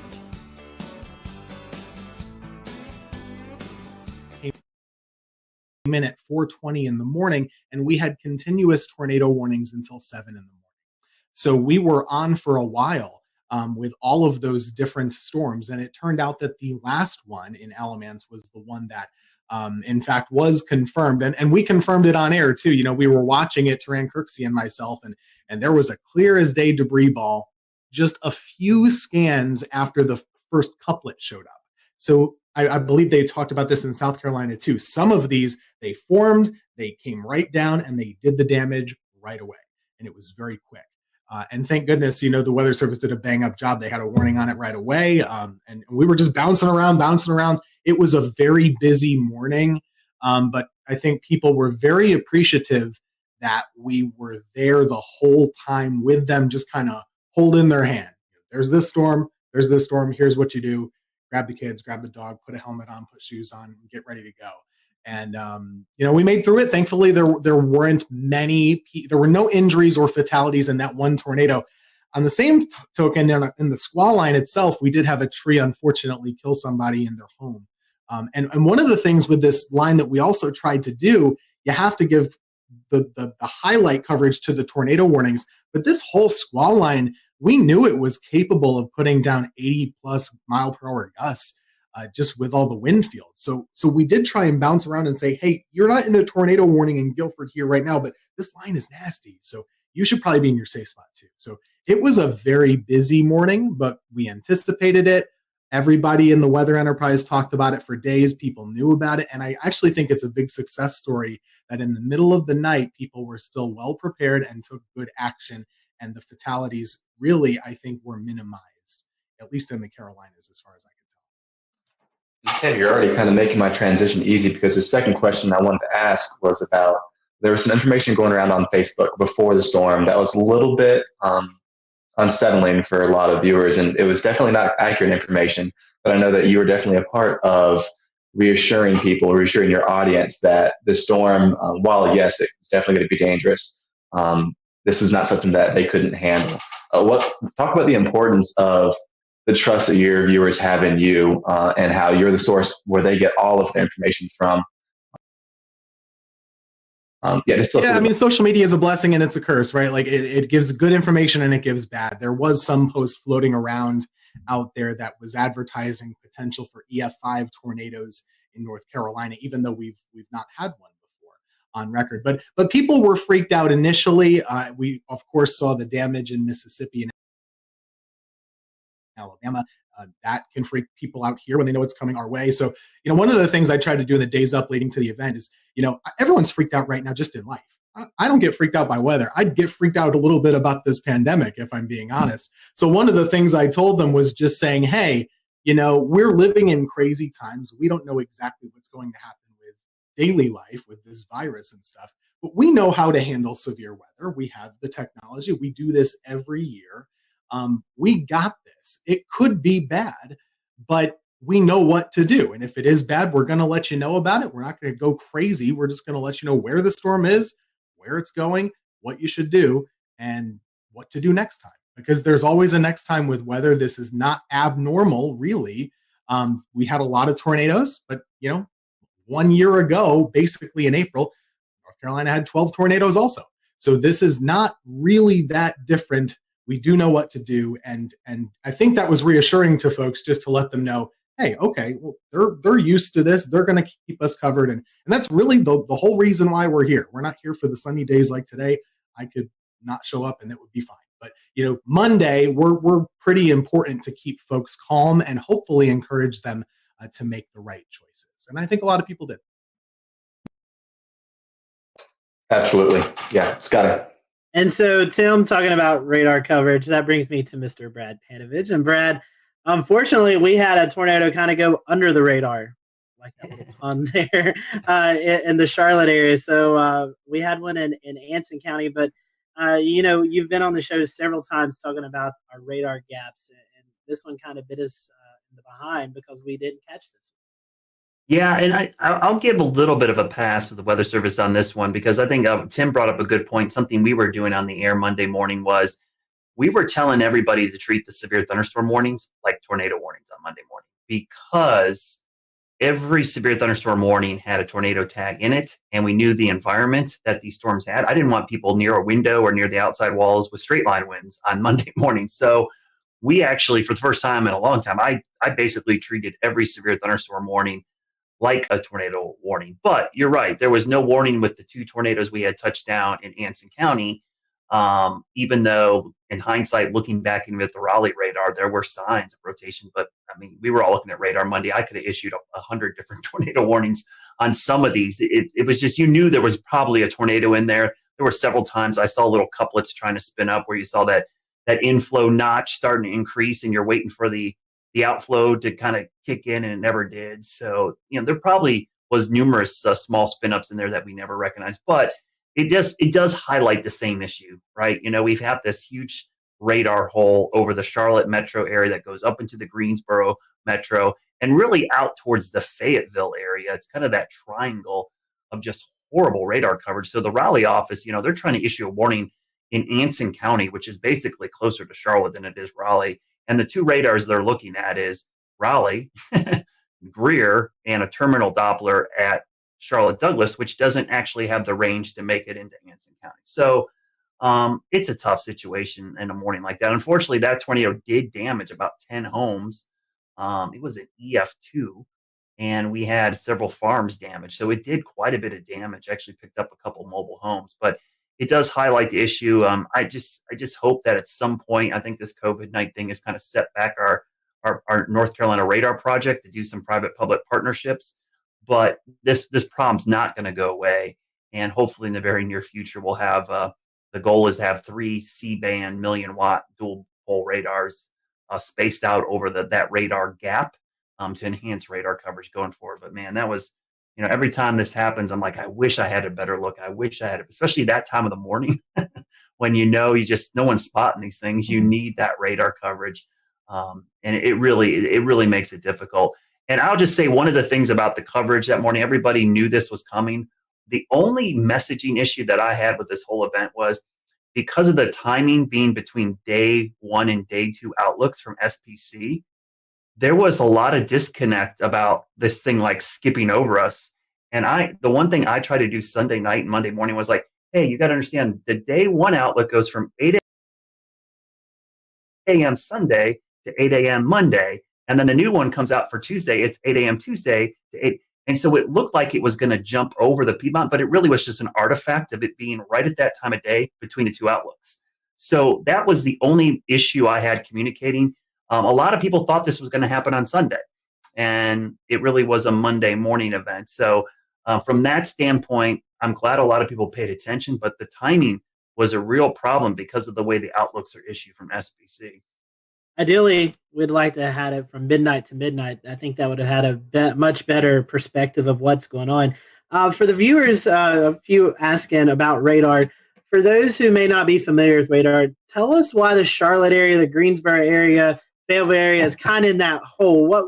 Why does the radar miss those areas? Oh man, it's a lot of politics. I'm not going to lie to you. When the Weather Service was reorganized, for whatever reason, Charlotte, which is, I'm biased, I live here, but it is the biggest city between Atlanta and Washington, D.C., all right? It does not have a radar within 50 miles of the biggest population center in this part of the country. And that doesn't just affect us. It affects Tim up in Greensboro and Winston-Salem. It affects Hickory, Boone. It affects a large area. And so there's some little stopgaps. And I hear this all the time from people, well, you got a terminal Doppler radar. I'm like, all right, terminal Doppler is a Band-Aid. It's like a little tiny Band-Aid that helps fix a little bit of the issue. But, if I had to tell another meteorologist, hey, I'll take your 88D out and put a C-band, non-dual pole radar there to take you out, they would never want that, right? They would want an 88D dual band radar. And so it's just a Band-Aid approach. And we just have a huge issue with it. And it's unique to Charlotte. We are the biggest city in the country that does not have a radar within 50 miles of the city. So luckily, local governments are recognizing this problem. We've brought it to their attention. I think everyone brings up their phone app and goes, oh, we've got radar coverage. A lot of people don't understand that radar are like cell phone towers.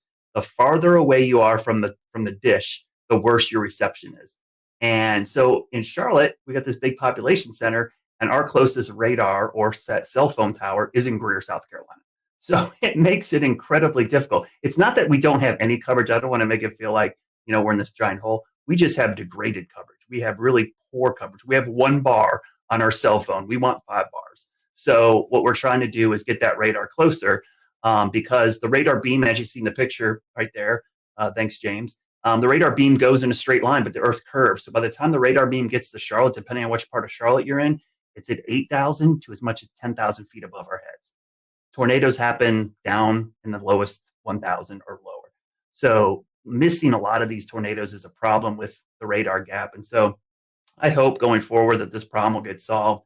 For years, we tried doing this back 10 years ago, and we went through federal issues, and it's just dealing with the government sometimes incredibly difficult to get things. But now that we have this private-public partnership, it's the closest we've been to solving this problem, because we've got local, state, and even private entities involved, and the data is going to be public and free for everybody. Speaking of partnerships, I wanted to ask Brad and Shane and Tim. Unfortunately, a lot of our other guests had to jump off because they have a 10 p.m. newscast. But in this era of COVID-19, you guys aren't in the weather center with your fellow meteorologists. You're doing a lot of work from home. How was the communication preparing for this event? Was it any different? I mean, I know you wasn't personally beside the meteorologist, but was the communication still there? Was there anything that you think maybe it could have went better or not as good? I mean, any comments on that? We over-communicated, and the only reason that I really over-communicated was watching Ryan Vaughn in Jonesboro a couple weeks ago work from home and cover a tornado there. And I thought, it gave me a little sigh of relief saying it could be done, but they still had somebody in studio. So we talked a lot over the weekend. We had probably 2 or 3 Zoom calls over the weekend talking about coverage. And I said, if this was not COVID-19, I would be in the studio right now. And luckily, my general manager and news director said, you know what, we want you in the studio too.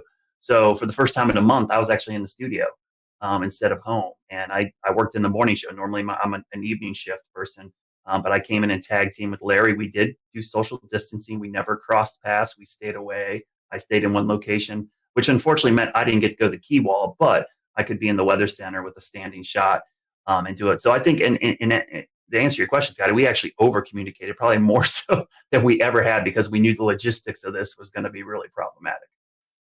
Yeah, just to echo that, we did the similar thing. We had the fun part about planning is you get to be on Zoom calls with your boss like every other day, right?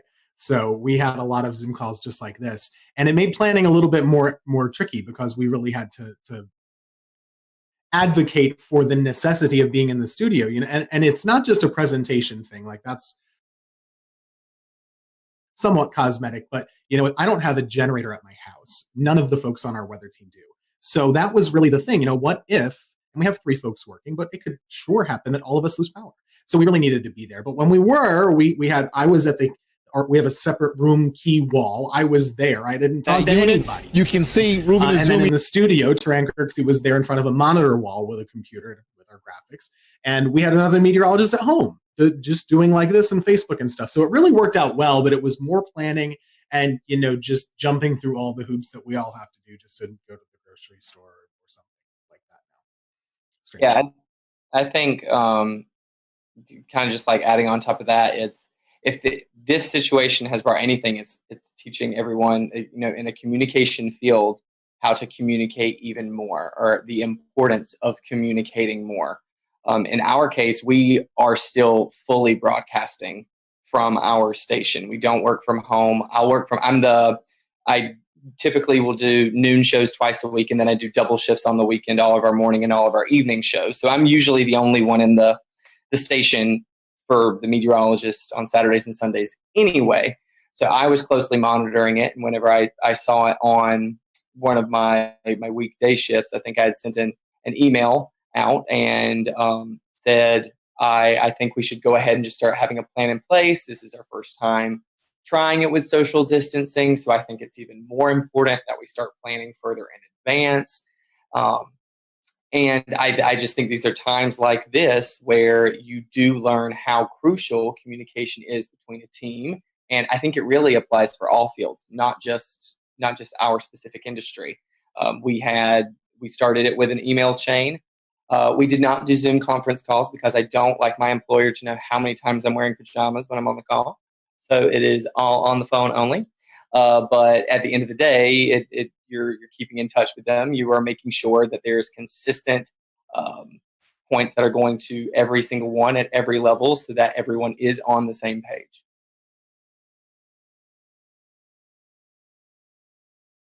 Yeah, I was gonna say real quick, Tim, we had that same issue. That was our biggest concern, was the generator issue. You know, I have a great setup here. I'm great, but man, if I lose power, out of luck. You know, I have backup for my router, but I don't have backup power to my computer or backup power to any of the lights. So that was a big concern. And I thought for sure with just the wind field that we were going to have trees and power lines down all over the place, so we would lose power. So yeah, that was an easy call for us. And honestly, it was kind of nice to be in the station. Not that I wanted to be covering severe weather at 2:00 in the morning, but man, it wasn't nice. That's the first time I saw my morning meteorologist in a month. So it was really cool to be in there. One weather thing, actually, you know, the surprising part, we talk about how many tornadoes there were. We kind of expected a lot of tornadoes. The fact that the wind field didn't materialize as much in regular severe thunderstorms, I thought was surprising. There wasn't a lot of widespread damage in the squall line. There was a lot, but not as much as I thought there maybe could have been. Yeah, I agree. Only thing I'll say is that, and I'll give a shout out to Shay and Weatherflow, because I have 2 Weatherflow stations on my roof. I had 30 minutes of continuous gust over 50, which was the highest sustained gust above 50 since probably Hurricane Michael came through here. I've had those things for 2 hurricanes passing overhead, or at least the remnants, and that was by far the highest. So yeah, it was really impressive. And what happened in our viewing area was we had a lot of wake up calls. People just heard that roaring sound of the wind and the rain hitting their windows, and people were freaking out. They woke up, and so it was easy for me to get people to act because it was so loud. It woke people up from a sound sleep. That sound, and we had a lot of people sheltered in their bathroom for these straight line winds, but. Yeah, I'm surprised we didn't have more damage to him, but I was really impressed with the data from my roof. I looked at it and I'm like, I actually had a camera up there that swung around and broke off, and I had to fix it again because my house got hit by a tornado back in February. So and I had a 71 mile-an-hour wind gust with that storm. So it's been crazy having all these events at my house and having this data now collecting from my house. My wife's texting me. She's like, the kids are freaking out. Should we go downstairs? I'm like, yes, go downstairs. Well, Brad, what a way to QC those stations with a camera breaking, right? And then the stations are still standing. But I mean, that's pretty impressive if you think about the mechanical features over land, how trees and other homes block wind, and you're still getting gusts like that. You could almost assume that just above homes, right at the treetop level, probably several notch stronger just because of those mechanical features. But yeah, you know, even here along the coast, just like Tim said, I was surprised we didn't see a lot of those, you know, those gust fronts or there's really strong convergences right ahead of the storms. It never really materialized here. I mean, we got 30 to 40 knots, and then maybe one little spike upwards, but we didn't see any of these big blasts of wind like we normally do here at the coastline, where the energies just drop out of the storm, and then we get a long line of really strong wind. So that was a good thing because it was less damage over the entire area, even though we did have one tornado along the coastline, immediate coastline, and even one just inland. But you know, a lot of folks just saw a lot of heavy rain, lightning, and just some gusty wind at times. It wasn't terrible. So, I mean, there's a little bit of reprieve from that storm, at least here along the immediate South Carolina coast, except for Murrells Inlet area and Litchfield. Yeah, so today's date, I think, is kind of significant too. The initial thing we were going to air today was going to be about the 2011 tornado outbreak that everybody really thinks about when they think about the strongest storm system maybe they've lived through or seen. You know, we chose to do this instead because this was such a significant severe weather outbreak.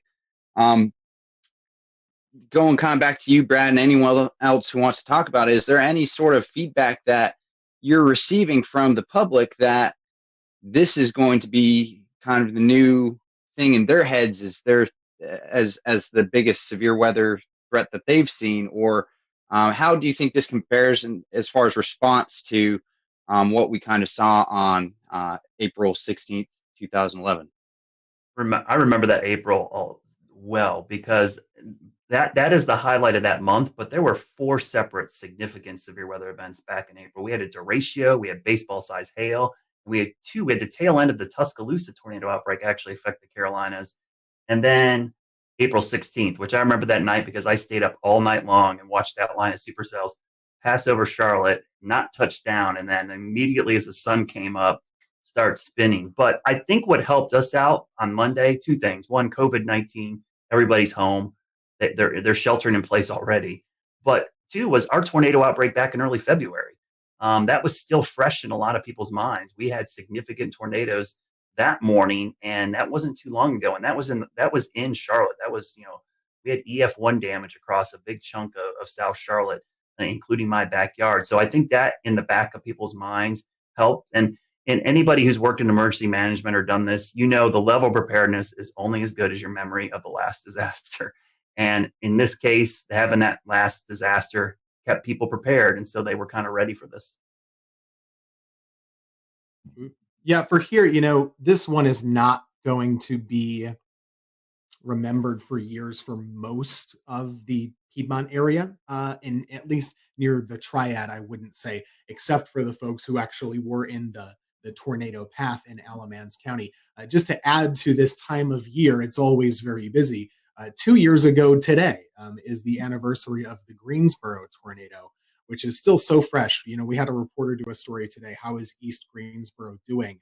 The answer is, still not great, unfortunately. It was a really rough urban tornado, a strong EF2 that came right through the city, stayed on the ground for 30 miles, all the way up basically toward the Virginia border. And that was just 2 years ago. So for a lot of folks, that's still what they remember. Or maybe it's always very personal. So if you're in High Point, you remember the High Point tornado in 2010, right? It just depends on who you are and where you've lived. For me, that April 16th event is still, way up here and everything else is way down. I was working in Wilmington, but that thing was another level. And that year was just another level of severe weather. And I'll just add my own commentary to that. It was a year ago that we had a tornado outbreak here in the Carolinas. I don't even remember the number, but a year later, our thought is already bouncing back to 2011 and not a year ago. Yeah, that was 12, and it was Good Friday. I remember that very clearly. You're right. Scotty, I think that was the first time you sought shelter in your... I remember doing that, but I couldn't remember what date it was. Like, I forgot 2 years ago. I knew the Greensboro tornado, but I didn't know it was today's date. Monday the 13th is my son's birthday. And I remember on his first birthday, we were doing severe weather coverage, and on his second birthday, we were doing severe weather coverage. Yeah, I was in the basement live on this show when that happened. So, yeah, crazy times. But anyways, guys, thank you so much for coming on. As Tim was talking about, I'll go ahead and kind of let the secret out of the bag. We pre-recorded the April 16, 2011 look back. So next week we're going to be airing that. So you'll see Tim back next week on our show.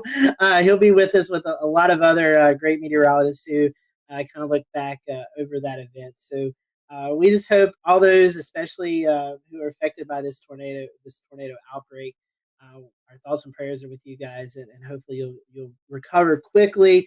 And like Tim and Brad has said, this is the peak season for severe weather in the Carolinas. So we'll continue to monitor the weather for the rest of the month and even into May as is really kind of a high peak for severe weather. So we appreciate you joining us tonight. Big thank you to all of our guests tonight. This was a last minute show, and we got coverage from every market except the Raleigh market, but I don't really think there was much going on in severe weather-wise with tornadoes in that market. So we appreciate everyone coming on tonight, and we will see you back here next Wednesday night for another edition of the Carolina Weather Group, and we hope you have a safe and happy weekend.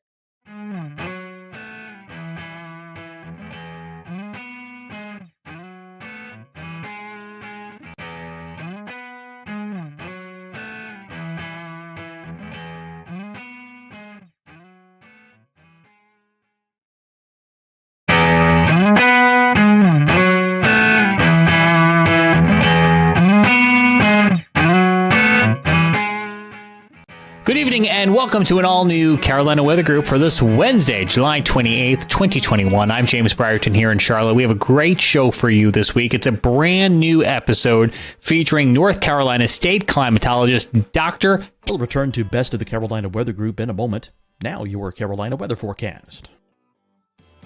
Here are today's forecast high temperatures for North Carolina. Here are the forecast lows for tonight for North Carolina. Here are tomorrow's forecast high temperatures. And here's forecast rainfall across North Carolina tomorrow. Here are the forecast highs for the day after tomorrow.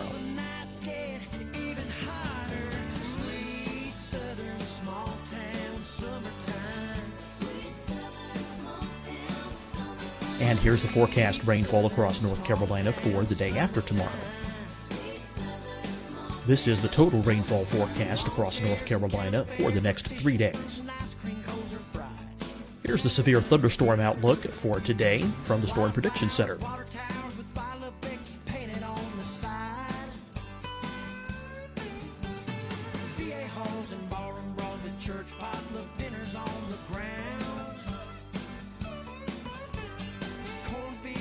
Here are the forecast high temperatures for today for South Carolina. Here are the low temperatures for today for South Carolina. Here's the probability of precipitation forecast across South Carolina today. And here are the rain chances across South Carolina tonight. Here are tomorrow's forecast highs across South Carolina. Here are the forecast low temperatures for tomorrow for South Carolina. And here is the probability of precipitation across South Carolina tomorrow. Here's the precipitation chances across South Carolina tomorrow night.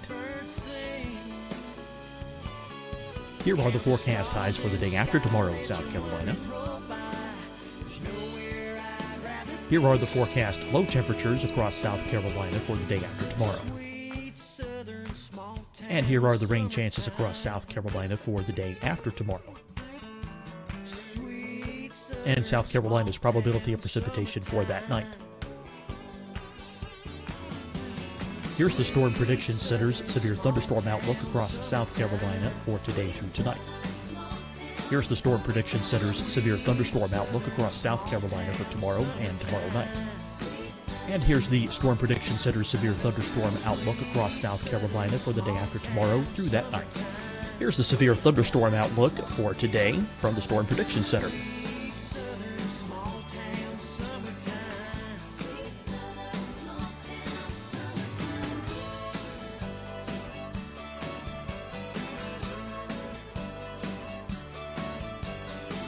And now here's a live look at weather radar across the southeast. Deciding when to wear a mask isn't about who you know or how well you know them. Just ask yourself, will I be with anyone I don't live with? If the answer is yes, get behind the mask. Help slow the spread of COVID-19. Get behind the mask. Learn more at covid19.ncdhhs.gov. Hi, everyone. I'm Dr. Mandy Cohen, Secretary of the North Carolina Department of Health and Human Services. And when you follow the 3 W's, you protect your family and your neighbors from COVID-19. When you leave your home, practice your W's. Wear a cloth face covering, wait 6 feet apart, wash your hands often. Wear, wait, wash. We're in this together. Stay strong, North Carolina. Fight the spread and take a stand against coronavirus. Wear a mask in public. Stay at least 6 feet apart from others. And get tested. Join us and fight the spread. Visit scdhec.gov/COVID-19. Getting tested for COVID-19 helps you to take the steps needed to protect yourself, your loved ones, and your community. Find the testing location at scdhec.gov/COVID-19 testing.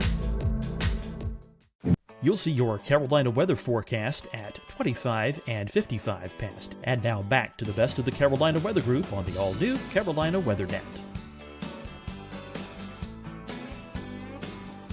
And you can hear it coming up in just a moment. I want to let you know ahead of time that there is a bonus part to tonight's episode. If you want to hear even more of the conversation, it is available for free, and you can find our whole chat with her on the audio podcast feed of the Carolina Weather Group. That's on Apple Podcasts, Spotify, or wherever it is you get podcasts. That's where part 2 of tonight's episode will be. But first, let's get on to part 1. Here's Evan Fisher. Hello, everyone. Welcome back to the Carolina Weather Group. We are here tonight with Dr. Kathy Dello of the North Carolina State Climate Office. We're super thankful that she's given us some time tonight, and we're excited to chat with her. It's been a long time coming. She is the North Carolina State climatologist, which is a bit of a lengthy title, right? Some people are, what is a climatologist? That's a question we're going to cover tonight. We're really excited for this, and we're going to chat more about North Carolina climate and everything that the North Carolina State Climate Office does. Kathy, one thing that we love to do with our first-time guests is ask them about their weather journey. How did you get into all this? Yeah, so I'm from upstate New York, Western New York, as I'm supposed to say as a New Yorker. And lake effect snow just really blew me away, that you could get feet of snow in the course of a day. And I decided that, this was something that I needed to study. But also as a precocious preschooler, I went outside during recess and saw that the clouds were moving. And we had learned that day that we're on a planet that rotates, but you can't feel it. So I thought I had discovered something super big and went up to my teacher and was like, you said we can't feel it or see it, but I see it. And she's like, those are the clouds. So just built up this huge curiosity about kind of what was going on around me and what was going on with the weather. And I was dead set on being a meteorologist. So Kathy, I have to ask you, we have a few of our folks who grew up in your area up there. What was the biggest lake effect snow event that you remember? So I remember so I'm going to age myself here, the storms in the early 90s. One was an ice storm in 1991 and then the 93 snowstorm. And we were out of school for about a week, which is unheard of kind of in Western New York. You get to school when it's snowing, but we were sledding and building igloos. It was fantastic. So it's the one time that New Yorkers can't doubt us Southerners about closing everything during snow. Nope. Except I'm guessing y'all had about 3 feet of snow, while it only takes about 3/4 of an inch down here. Yeah. When we were building igloos, it was basically just tunneling through like what the plow had built up. Maybe one day we'll get to experience that. Maybe just in the mountains. We won't wish that on the Piedmont. That might be too much. No. So tell us what a state climatologist does. What do you do over there in CSCO? Yeah, so we are the state's climate and weather kind of knowledge repository. We keep the climate data for the state. And I like to tell people the state climate offices have evolved over time. They started in the 70s, and it was truly a man in a filing cabinet who would kind of write down records and file them away. Clearly, we've evolved beyond that. I'm not putting anything in a filing cabinet these days, but what we do is we're the nerve center, the knowledge center for anybody who wants to understand North Carolina's climate and weather. So people come to us for research. People come to us for outreach and extension. We work with K-12 students. We work with North Carolina Cooperative Extension, and they're all in all 100 counties. And then we do monitoring. We run the North Carolina EcoNet, which sends 1.5 million observations a day back to Raleigh. Wow. So we are monitoring North Carolina's environment every day. Wow, that is a lot of data.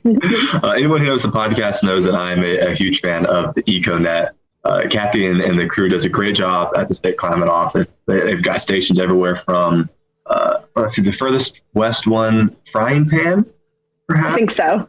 Okay, Frying Pan is the furthest west.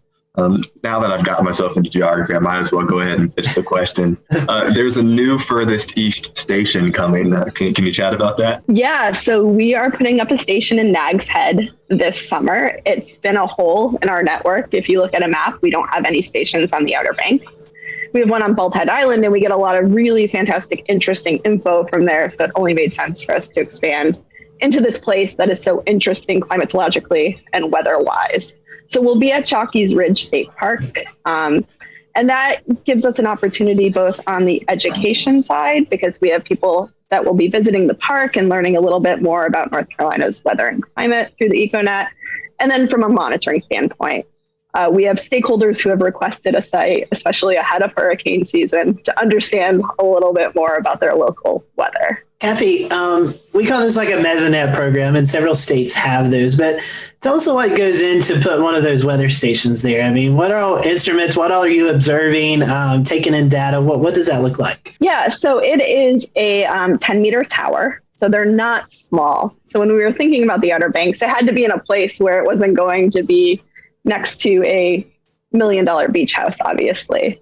And we're putting all sorts of sensors on these towers. We measure soil moisture, we measure temperature at different levels, we measure wind at different levels, which is good for understanding inversions and fire weather, which they are interested in Nag's Head as well.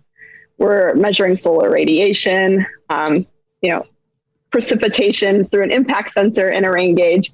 Really, we have all the bells and whistles except for cameras, which our colleagues in New York State have. Yeah, those stations are amazing. The amount of data, 1.5 million. Holy cow, I can't imagine what you guys must have to go through to sort that, QC it every day. That is a lot of algorithms, I'm sure. Yeah, and it does get QC'd every day, and it catches most of the big errors. Sometimes things slip through, and Evan, you've caught some stuff before, and folks email us, and we love that because it's always great to have another set of eyes checking your work. But it's a ton of data, and it gets ingested into the State Climate Office every 5 minutes, except for Mount Mitchell, which comes in every 15 minutes. Oh, interesting. I did not know that.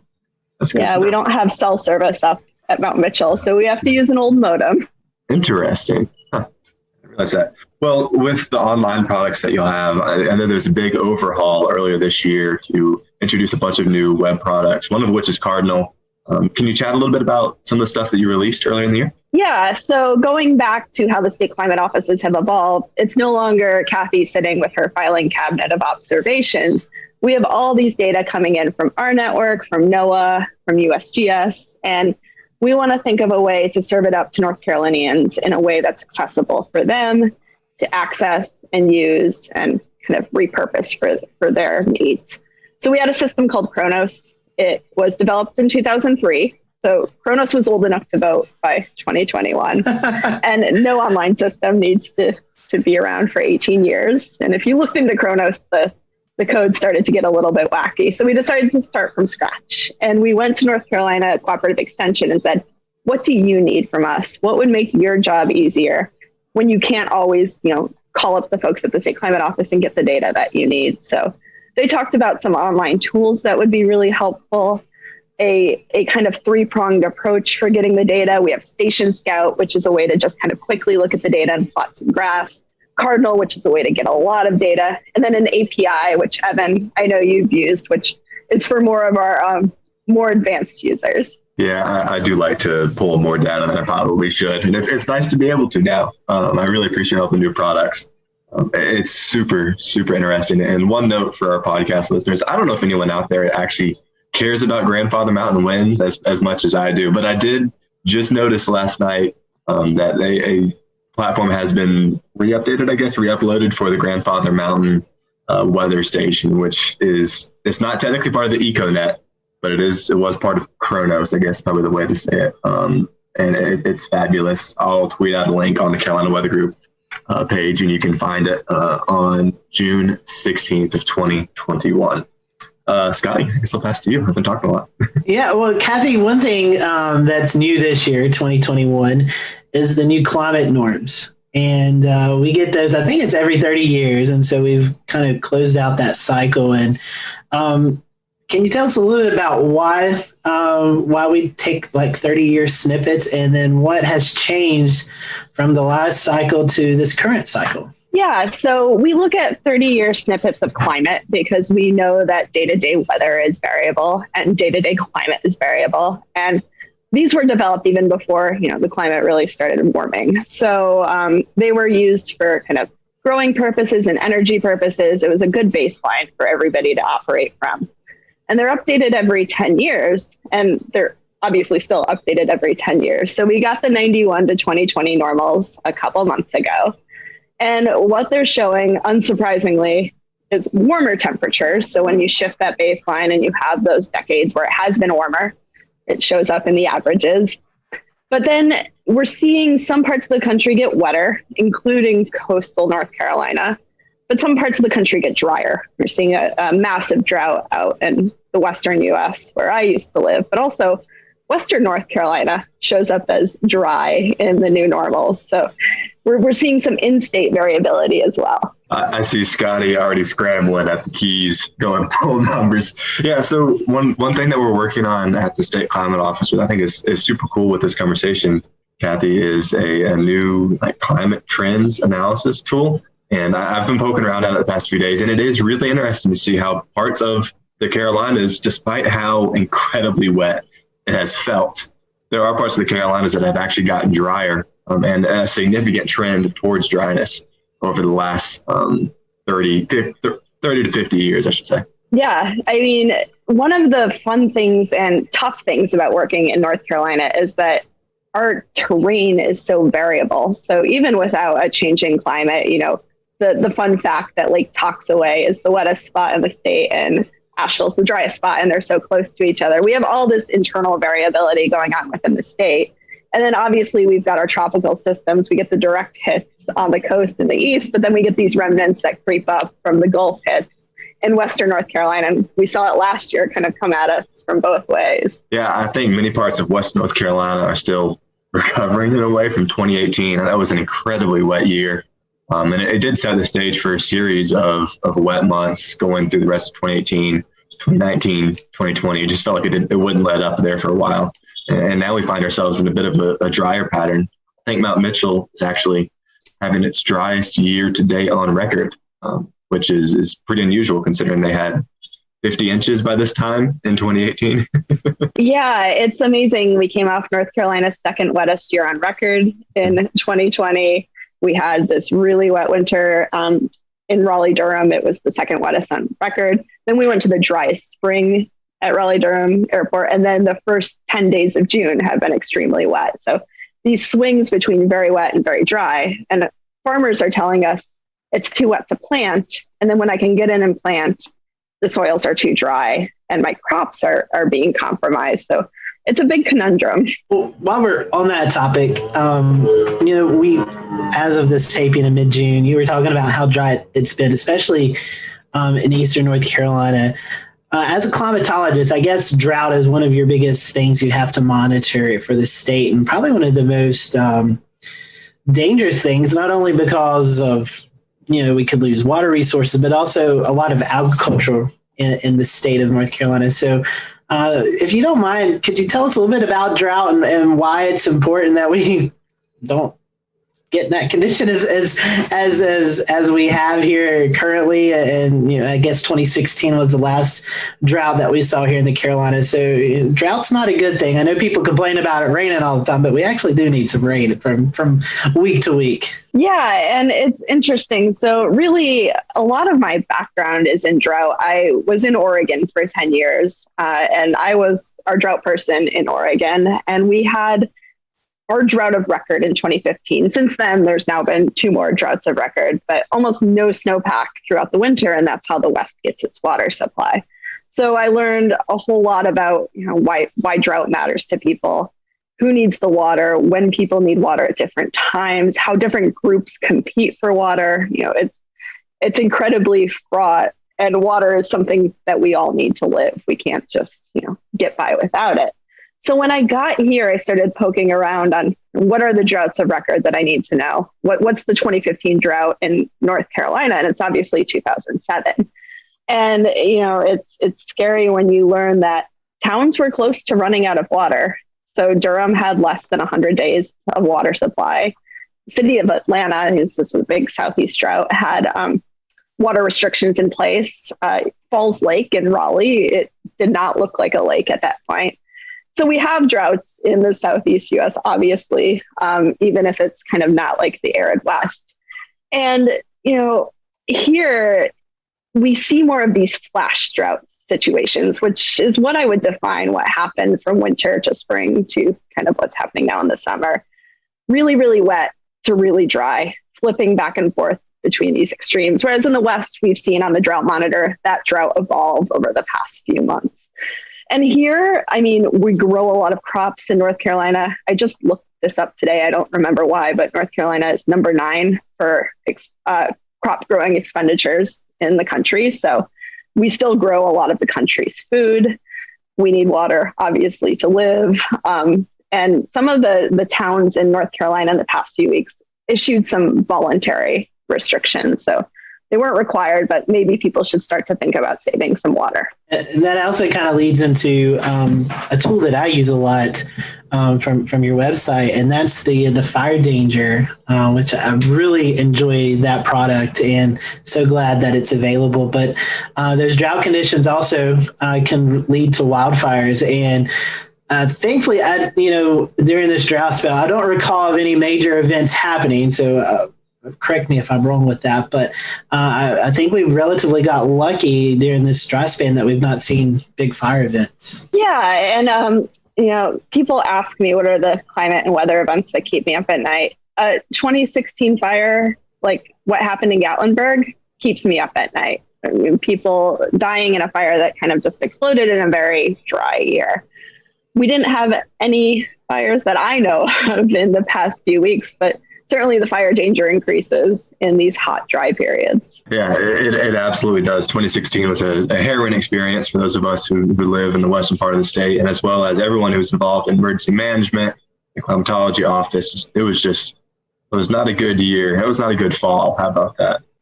All right, well, that does it for part 1 of our conversation with Dr. Kathy Dello, the state climatologist from the state of North Carolina. To hear part 2, it's available for free. Find the Carolina Weather Group wherever you get audio podcasts, Apple Podcasts, Spotify, wherever that might be. We're going to talk more about wildfires. We're also going to talk about a study they're doing to understand the urban heat island effect that so many of our metropolitan areas see. That's available right now. Carolina Weather Group audio podcast, wherever you get your audio podcast. We'll see you over on those platforms. But for now, from Charlotte, I'm James Brierton. See you again in just a few moments.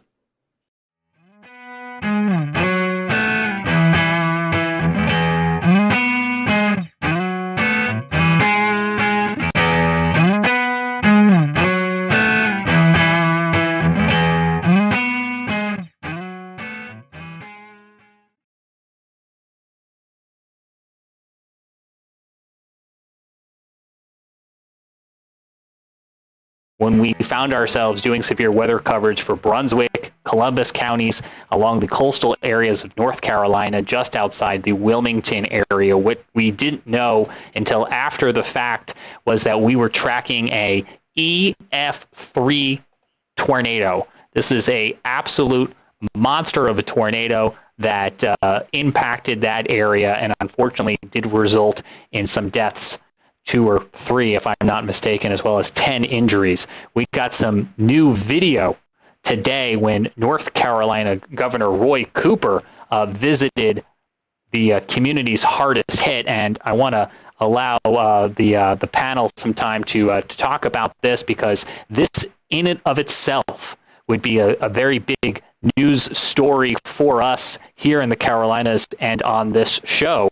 And it's just yet, unfortunately, another piece of a very busy weather week that has been playing out. But you can see here the communities still trying to clean up after this storm rolled on through. Let me pop up again for you if I can, and I'm going to ask our group to kind of weigh in and on it well too. Is we look at radar scope imagery from that night. You can see it there on the right-hand side of your screen, the velocity, the measuring of the winds in the atmosphere circling here where the tornado crosses Highway 17, where some of this video was captured just outside Ocean Isle, and then continues for about 25 miles, going 45, 50 miles an hour, at times almost trying to outrun the polygon. The Weather Service working very hard to keep this very fast-moving supercell inside that tornado-warned polygon to try to give people as much lead time as possible. Brad, let me bring you back in. I know you had just finished the 11 o'clock news, but I saw you tweeting about this. What were you thinking at 11:45 at night when you were looking at this on radar?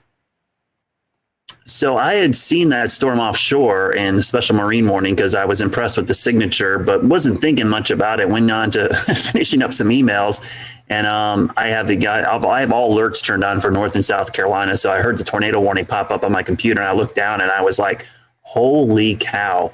Right away, I was like, I could see the debris signature, and I knew it was bad. And then immediately, with some of my emergency manager contacts, started getting messages about, some serious damage and, requests for search and rescue crews. So I knew it was pretty bad. And when I looked quickly at the map, I knew that area quite well. I actually played that golf course several times. Tiger's Eyes right there, Ocean Isle. It's a beautiful area. So I'm very familiar with that. And I knew, hearing the damage reports, those weren't small homes. Those were well-built, I wouldn't say mansions. Those are nice houses. So for those to be leveled and destroyed, I knew it was a significant hurricane tornado. I'm thinking of hurricane because that area was hurt by Isaias as well, almost the exact same location. But what was interesting is, that was EF3. That's the only second EF3 I could find in the database in the month of February in North Carolina's history. The other one was in 1971.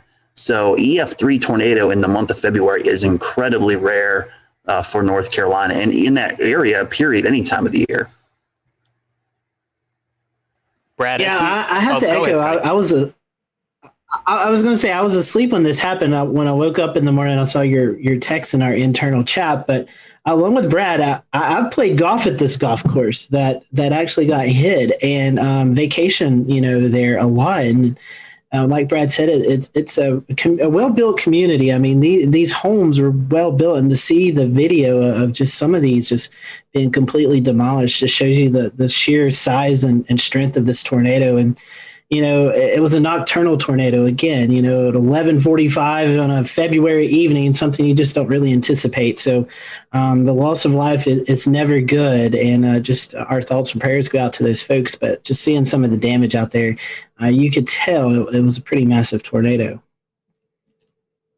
Yeah, I'm like you, Scotty. I slept through this too. And the very next morning, I woke up and saw that there had been a big tornado from browsing through Twitter. And so I went and downloaded the old the radar scans from the archive and went to look at what the radar looked like. And when I saw that debris signature, I thought, oh, my God, that had to have been a really bad tornado. Debris was lofted up to something like 22,000 feet. Is that right? 22, 25. It was up there. It got sucked right up into the updraft. It was pretty impressive. Right. Yeah. When you see debris lofted that high, you're dealing with a pretty substantial tornado, and in this case, at EF3. And that's what it looked like. It could have been just looking at the radar. Yeah, that's a tough warning scenario. The Weather Service, did the best job they could, but nocturnal February, I think that these coastal communities have it tough because I was talking to another group about this today. The special marine warnings, we're talking about water spouts and rotation. But who on the coast is looking at special marine warnings off the coast? If that was a polygon for a severe thunderstorm warning or a tornado warning to a county to your south and east, you're probably a little bit more aware. But when they're special marine warnings, you're probably not even thinking twice about it. Right. And even if there is a water spout, you think, oh, well, it's going to last 100 yards inland at most. But this is a little different. This was, I think this was supercellular in nature. And when you get that kind of situation, you get a water spout from that. It's going to keep going inland and a long way sometimes. I remember when we were streaming this, just looking at it going, this is textbook. You could see the hook echo. You could see it on velocity, 160 mile per hour winds. Christian Morgan, WFMY in Greensboro. I want to ask you for your advice for folks who hopefully never find themselves in this situation. But if you find yourself in any tornado polygon, what do you do, especially if it's midnight? Yeah, guys, I was kind of watching this all unfold, kind of like Frank said. I just happened to log on to Twitter to just kind of see what folks were saying and kind of check out some different things about our upcoming storm this week. And I noticed all of these radar scans and started to notice and realize that, we were dealing with something pretty serious down in the coastal region of North Carolina there. And what I was saying on Twitter, I wasn't an active meteorologist following along in those areas, but I was saying, if you have family and you have friends that in this area Who cares if you got to wake them up? Call them until they wake up and let them know what is going on, that they have to find somewhere safe to get. And really, in this situation, we say it all the time and it kind of gets drowned out and people kind of put it in the back of their minds. But really, you got to find that most inner room in your home. If you have a basement, that's the safest thing to do, away from doors and windows. And people say, well, I'm in the next room over. Is that okay? And I'm in the closet in the bedroom that has windows in it. We'll return to Best of the Carolina Weather Group in a moment. Now your Carolina weather forecast. Here are today's forecast high temperatures for North Carolina. Here are the forecast lows for tonight for North Carolina. Here are tomorrow's forecast high temperatures. And here's forecast rainfall across North Carolina tomorrow. Here are the forecast highs for the day after tomorrow.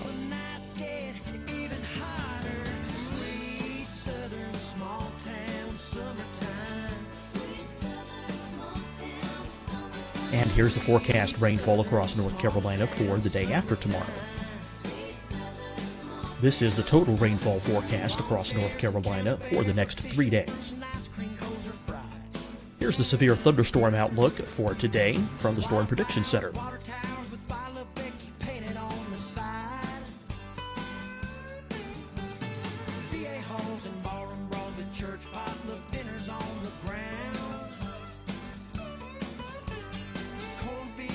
Here are the forecast high temperatures for today for South Carolina. Here are the low temperatures for today for South Carolina. Here's the probability of precipitation forecast across South Carolina today. And here are the rain chances across South Carolina tonight. Here are tomorrow's forecast highs across South Carolina. Here are the forecast low temperatures for tomorrow for South Carolina. And here is the probability of precipitation across South Carolina tomorrow. Here's the precipitation chances across South Carolina tomorrow night. Here are the forecast highs for the day after tomorrow in South Carolina. Here are the forecast low temperatures across South Carolina for the day after tomorrow. And here are the rain chances across South Carolina for the day after tomorrow. And South Carolina's probability of precipitation for that night. Here's the Storm Prediction Center's severe thunderstorm outlook across South Carolina for today through tonight. Here's the Storm Prediction Center's severe thunderstorm outlook across South Carolina for tomorrow and tomorrow night. And here's the Storm Prediction Center's severe thunderstorm outlook across South Carolina for the day after tomorrow through that night. Here's the severe thunderstorm outlook for today from the Storm Prediction Center.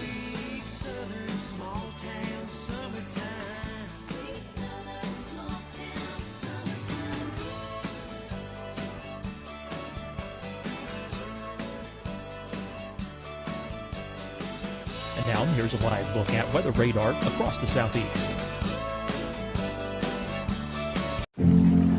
Deciding when to wear a mask isn't about who you know or how well you know them. Just ask yourself, will I be with anyone I don't live with? If the answer is yes, get behind the mask. Help slow the spread of COVID-19. Get behind the mask. Learn more at covid19.ncdhhs.gov. Hi, everyone. I'm Dr. Mandy Cohen, Secretary of the North Carolina Department of Health and Human Services. And when you follow the 3 W's, you protect your family and your neighbors from COVID-19. When you leave your home, practice your W's. Wear a cloth face covering, wait 6 feet apart, wash your hands often. Wear, wait, wash. We're in this together. Stay strong, North Carolina. Fight the spread and take a stand against coronavirus. Wear a mask in public. Stay at least 6 feet apart from others. And get tested. Join us and fight the spread. Visit scdhec.gov/COVID-19. tested for COVID-19 helps you to take the steps needed to protect yourself, your loved ones, and your community. Find the testing location at scdhec.gov/COVID-19 testing. You'll see your Carolina weather forecast at 25 and 55 past. And now back to the best of the Carolina Weather Group on the all-new Carolina Weather Net. Because especially in a situation like this with such a dangerous tornado, I mean, we see picture after picture after picture of whether it's branches or whether it's beams from houses flying around. They can pierce right through walls and right through doors, and they can come into those rooms and into those areas. So the most inner room in your home, away from doors and windows. If you have a basement, that's the best. And one thing that we always try to say on the air in a tornado warning situation is take shoes with you, take a helmet with you. And people think that sounds crazy at first, but if something comes through the door or something comes through the wall, if you've got a helmet on, just like riding a bike, if you fall off and you have a helmet on, you're going to be that much more protected. And shoes, people say, well, I'm in the home. Well, if you have debris in the next room over and you come out to survey that once things are over, there's no telling what you could step on. So a helmet, glasses, safety goggles, shoes, if you have those things and take them with you, you're that much more prepared and that much more ready in a situation like that. Hey, Christian, I think you guys did the story today. Wasn't there someone whose home was damaged by the ice storm and went down to their beach house because of the damage and then was impacted by the tornado? Yeah, that is a series of really bad luck. They left here. Their home was damaged on Saturday with the ice. And so they went to their beach house. I think they left earlier this week to kind of get away while crews were cleaning up their yard, and then found themselves in that situation the other night. And it's like, what do you do at that point? And I think, if I remember right, I didn't watch the story in full detail yet, but if I remember right, I still think some of the family was either en route or was going to be traveling down to the beach house later. And so they had a really hard time getting in contact with those folks. And that, of course, is scary in itself when you're in one place going somewhere to be safe and your other family and your other party there knows what's happening and they can't get a hold of you. It's really, really sad. That is absolutely incredible. That story had another thing worth mentioning. Go ahead, Frank. Yeah, another thing worth mentioning with all that Christian said earlier. Do these things that you can do in advance. Decide where to go when the sky's blue. Make the plans on that day. Share them with your family. Make sure everyone knows where to go, so that when the tornado warning is issued, you can just do that and not have to think about what to do. You just do what you've decided to do, and it saves you time.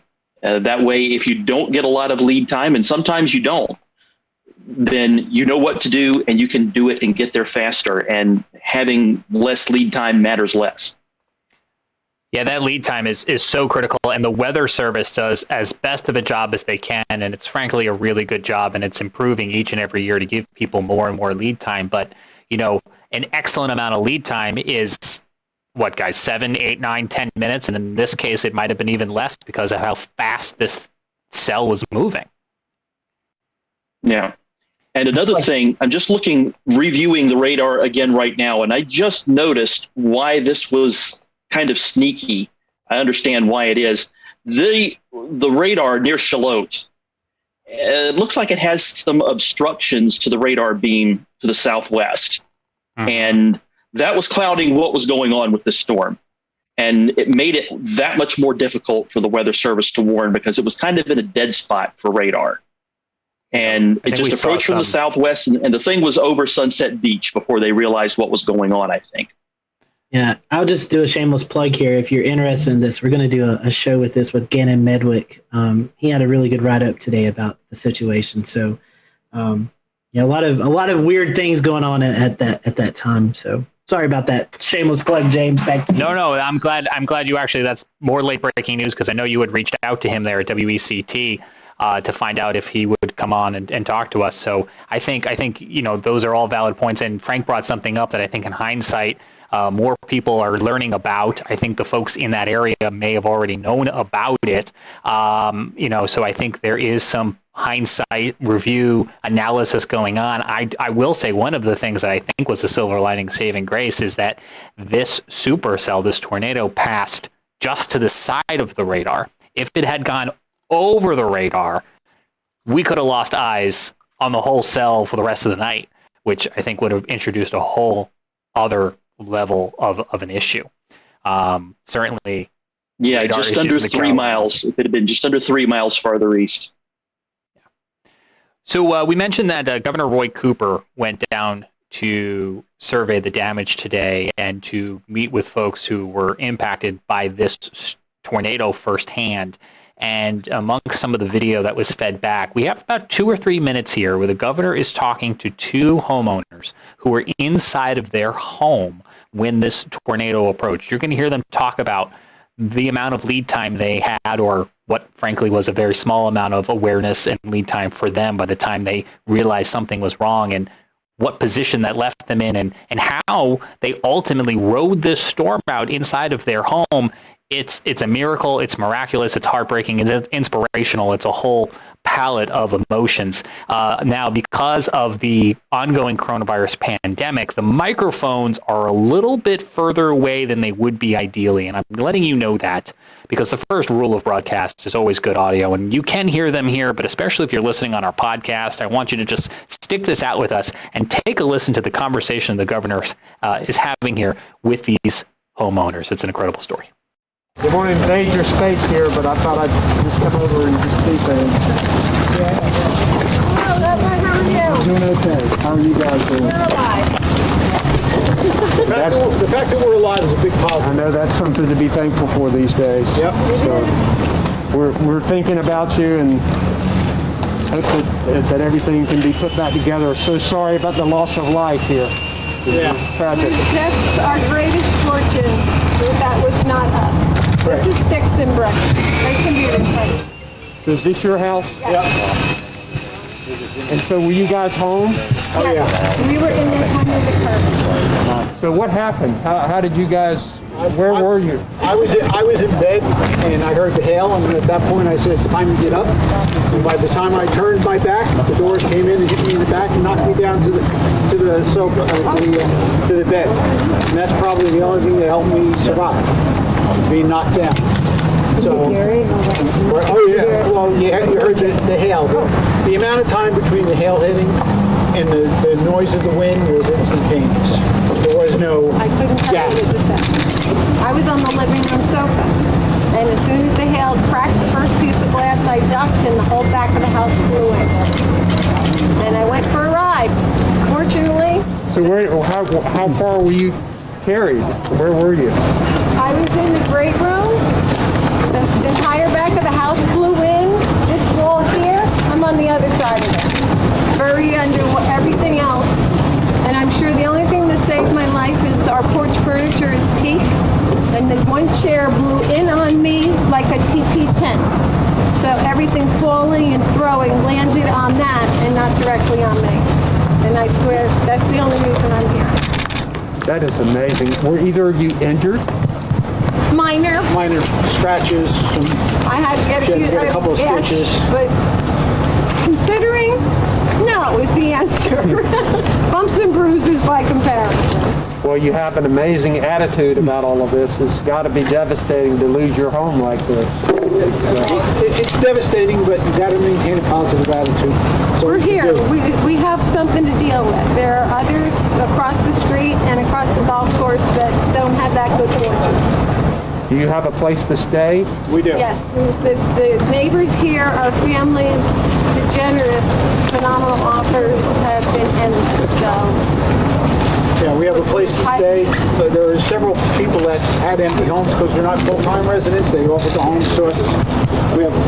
I've had offers from New Jersey to Florida to help. So we've been fortunate. Absolutely an incredible story.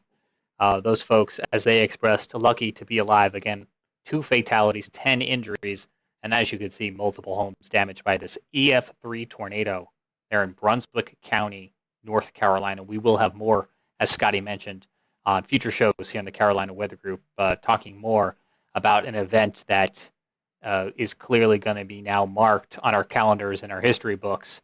160 mile-per-hour winds. That is practically unheard of in this part of the country.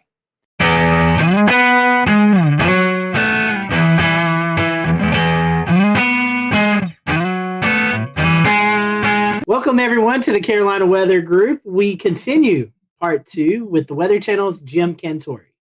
So I think to talk to you, Jim, and not bring up the famous commercial of you going to the beach and playing beach volleyball and going to different places, and the crowds run away from you, and you're like, what? I'm just here to go to the beach, which is an amazing commercial. I think it's a fun kind of that was pretty pastime brilliant for all of us. So kind of in the sense of that commercial and kind of how we know you, how are the actual kind of emotions and reactions of communities when you do show up and they do see you? Is there sometimes some mixed emotions, or is it usually kind of just people are excited to be meeting you and in an area that is going to be on TV, or is it more of a thing where people are kind of sometimes a little bummed? No, it's both, to be honest with you, Dan. And it's really both because, I mean, obviously during hurricane season when I show up, it's not going to be good. I mean, the good news with Sally, I'm like, don't worry, I'm not going to be here. I'm going to be moving after my shots. We've been moving every day, so this is no different. Till we finally wound up in Pensacola. But some people are still excited to come out. Their town's getting some attention. I've been doing this a while now, so people have kind of grown up, just kind of getting used to, if there's going to be a big weather story, Jim's more than likely going to come to town. So if it like I've always said, if it creates the awareness and it has people react in a way that they protect themselves and their family, then great, mission accomplished. So I still kind of get both ends of the spectrum. I mean, I told you one time, I can't remember which storm it was, but I think I was going to North Carolina. I mean, this lady literally, she saw me on the plane. She hollered at me. She told me it was my fault. In front of everybody on the plane. I was just like, okay. But yeah, so you run the gamut. That was probably the most extreme right there. And there's whole, I'm sure you've probably seen them or ran across them, but there's Facebook groups devoted to Where's Jim Cantore? I don't know if you've seen that, but there's a Facebook page, right? That's right. And they post pictures of what they think is you, what certain like storm chaser cars or weather channel cars. And they'll say, he's now been spotted at Sunset Beach. And then, it's got hundreds and thousands of members. So for the record, guys, do you know how many bald, short Italian men exist in this world? A lot. And I'm just one of them.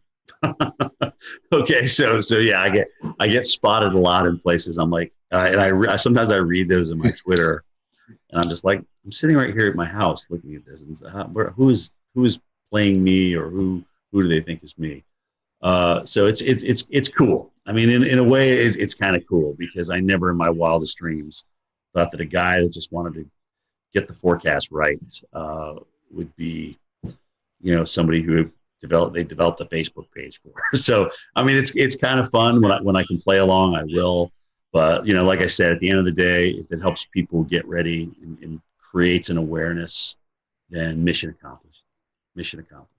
All the memes that come out of that. I'll read you one. I sent the memes. Oh, my God. Oh, man. The one that I thought was kind of funny, I sent this directly to you because it was right in the middle, right when everything, COVID was just, the fear was so high at one point. And I said, if Southerners don't seem too worried about this coronavirus deal, it's because we have been conditioned to believe that we likely don't need to be concerned unless or until this man shows up. And it has a picture of you. So. I mean, yeah, they seem to get better every year. So it's like I said, it's very humbling. It's nice to be a meme. I like your attitude. I like your attitude on it a lot. I mean, the idea is if you can bring attention in a positive light to the storm, then you're doing a good thing no matter what, and that's great. It's really weird. Bobby Labonte is a friend of mine, and I remember when he was telling me a story about the ESPYs, where he was in the back room with Tiger Woods, and he was, they were both just kind of like, "Are you here for this?" "Yeah, we're here for this." I mean, when you don't really want to be in the limelight. Sometimes when you're in the limelight, you don't really want to be in the limelight. It's not what you strive for. It's not. You don't wake up in the morning and say, "Oh gosh, what can I do to make myself more in the limelight today. I mean, that's just really not. I mean, Bobby is a fantastic race car driver. He won a championship. That's all he wanted to do. Tiger is a phenomenal golfer. All he wants to do is play excellent golf. And now, as you saw from this weekend, his son can play pretty good as well. It's just I think that the true professionals, the notoriety that comes along with them is just kind of an after effect. But I do think you also have to embrace it. You can't ignore it. You have to embrace it, because I'll never forget the time as a kid I got a chance to meet Reggie Jackson. As you guys know, I'm a huge Yankees fan. And I got a chance to get an autograph from him. I stood in line just like everybody else. They used to have this big thing in Atlanta called the Super Show, which was everything and anything to do with sports. And I was like, oh my gosh, Reggie's signing for Upper Deck. I got to go get Reggie. So I had my baseball, and I stood in line just like everybody else. So when I finally got up there, which was, probably 45 minutes, I was like, oh my gosh, I handed my baseball. I said, Mr. Jackson, what a pleasure to meet you. I mean, you've been you've just been my hero. You took the Yankees to a world championship. And he turns around and looks at his publicist or whatever. He goes, hey, how much time we got left here? 15 minutes. All right, here you go. He handed the ball to me. It was just kind of, I don't know. It just kind of left a sour taste in my mouth. I just never forgot it. And I'm not Reggie Jackson. But the people that want to meet you and want to come out and talk to you, I think you owe them a little bit of your time, because you've been given this gift and it's there to share. And that's really how I feel about it. But I'll never forget that experience, and I always go back to it. And look at, I can't say that Reggie didn't have another thing to do. I can't blame him for that, but I just never forgot that reaction, how disappointed I was. Now, if I'm out to dinner with my girlfriend, or if I'm with my kids and we're talking and having a good time, and if you want to come up and talk about climate change or what we should do about NextRad, I'm like, hey, can we save this for another time? Pick your times of when you approach people. That would be my best advice to other folks out there. But I'm happy to talk to you. I am a true weather geek. I love talking about it. I'll give you my opinion. Sometimes it's going to be good. Sometimes it's going to be bad. Sometimes it's going to be right. Sometimes it's going to be wrong. But that's me in a nutshell. Speaking of NextRad, could you talk to those folks in Washington and get us a radar in Charlotte? Yeah, I mean, I look at, if we wait around for phased array, we're going to have more tornadoes missed. We're going to have more gaps. They told us not to really talk about this, but now that I'm on with you guys, yeah, let's fill the holes. Let's fill the gaps. Long overdue. I mean, we got a nice system down now, and I know this data needs a lot of maintenance, and it's very, very expensive. And if that's the case, then come up with a great, new phased array, and let's roll that out. Let's just roll out phased array. But until we get there, let's fix the stuff that we got. Maybe add a few mobile radars here and there to fill in the gaps, especially when you're talking about large metropolitan areas and cities. I mean, at this point, the NWS radar, the guys that are operating the radar and monitoring the radar, they know where the gaps are. They've been doing it for years. I mean, it's not like they're just coming out with this out of nowhere. So, yeah, I'm pro filling the gaps all the way. Do it. It's long overdue, guys. It's long overdue. So I have just one follow-up question here about how you deliver your message and the best way you can kind of connect with your viewers and stuff. So really, in a perfect world of your day-to-day, big storm comes around or whatnot, would you rather spend more time actually kind of doing on-camera storm action coverage where you're in the heart of the storm, or would you rather spend more time kind of, in some instances, being from a safe location where you can spend better time broadcasting, have clearer messages, and work more on the communication side? So studio versus non-studio, I think that's what you're asking me, right?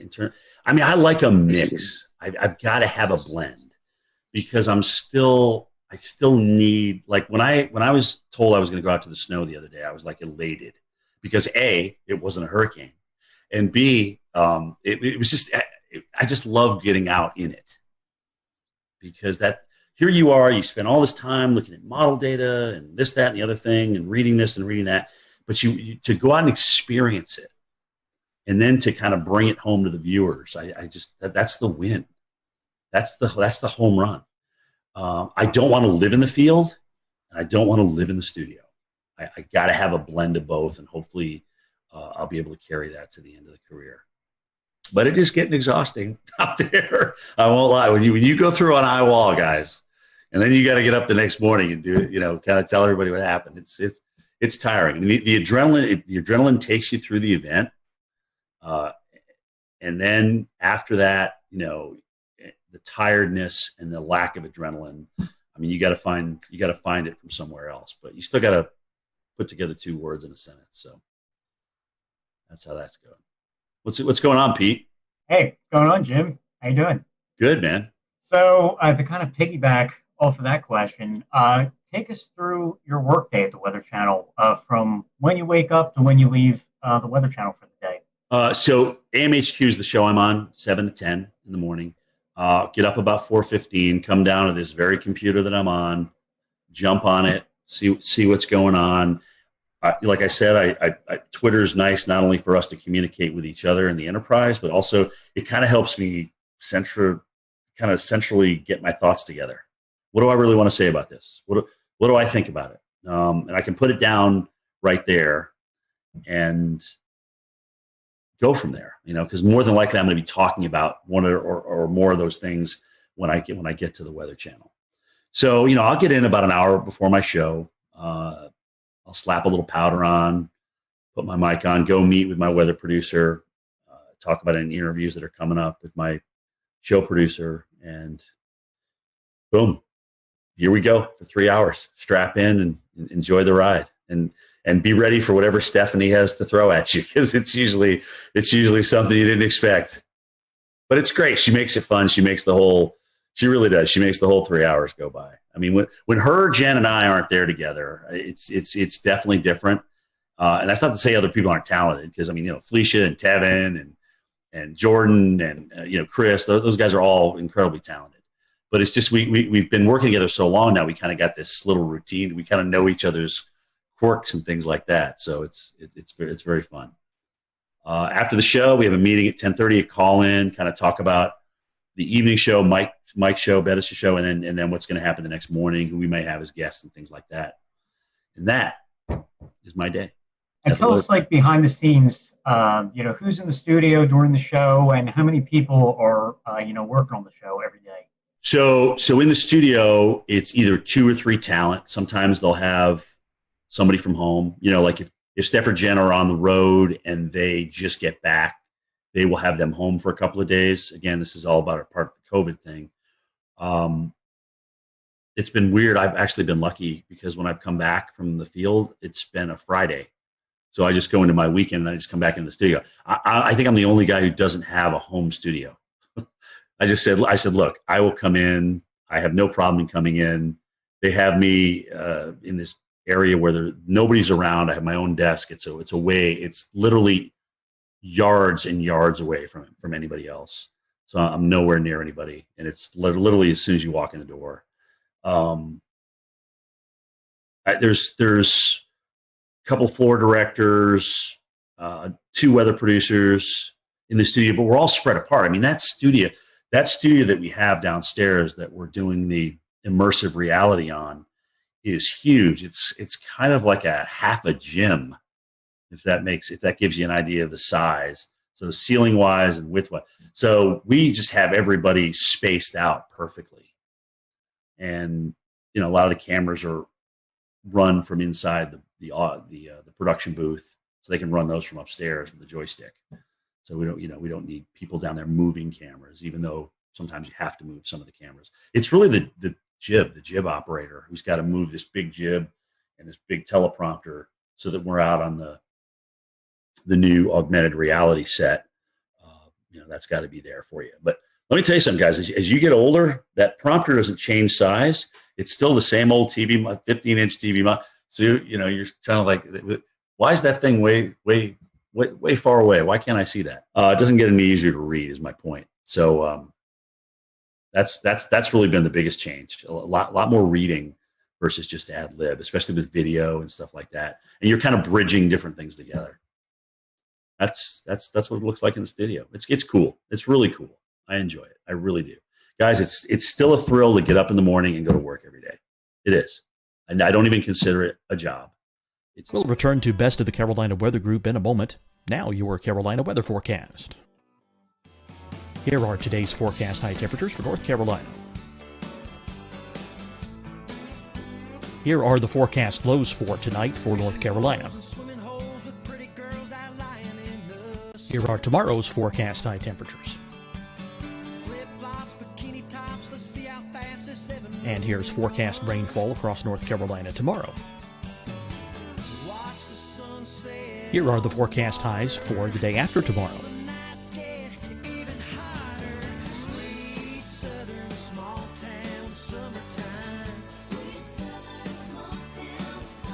And here's the forecast rainfall across North Carolina for the day after tomorrow. This is the total rainfall forecast across North Carolina for the next 3 days. Here's the severe thunderstorm outlook for today from the Storm Prediction Center.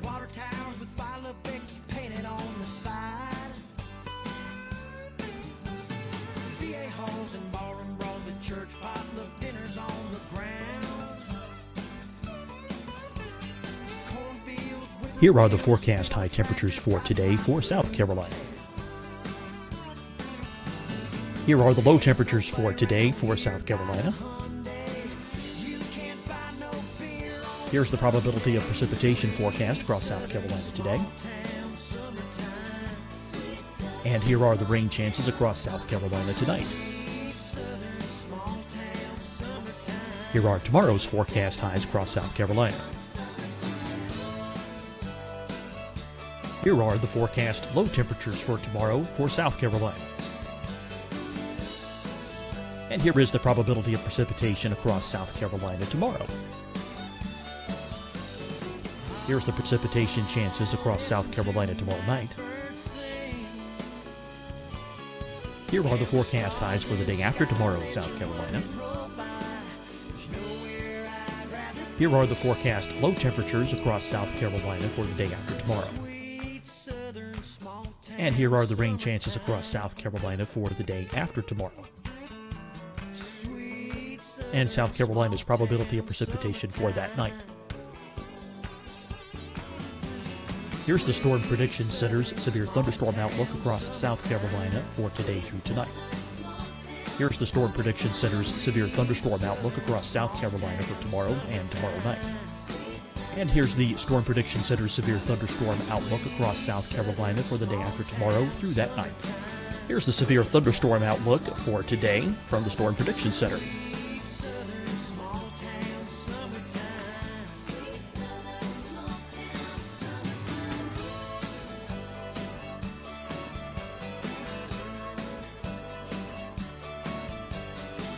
And now here's a live look at weather radar across the southeast.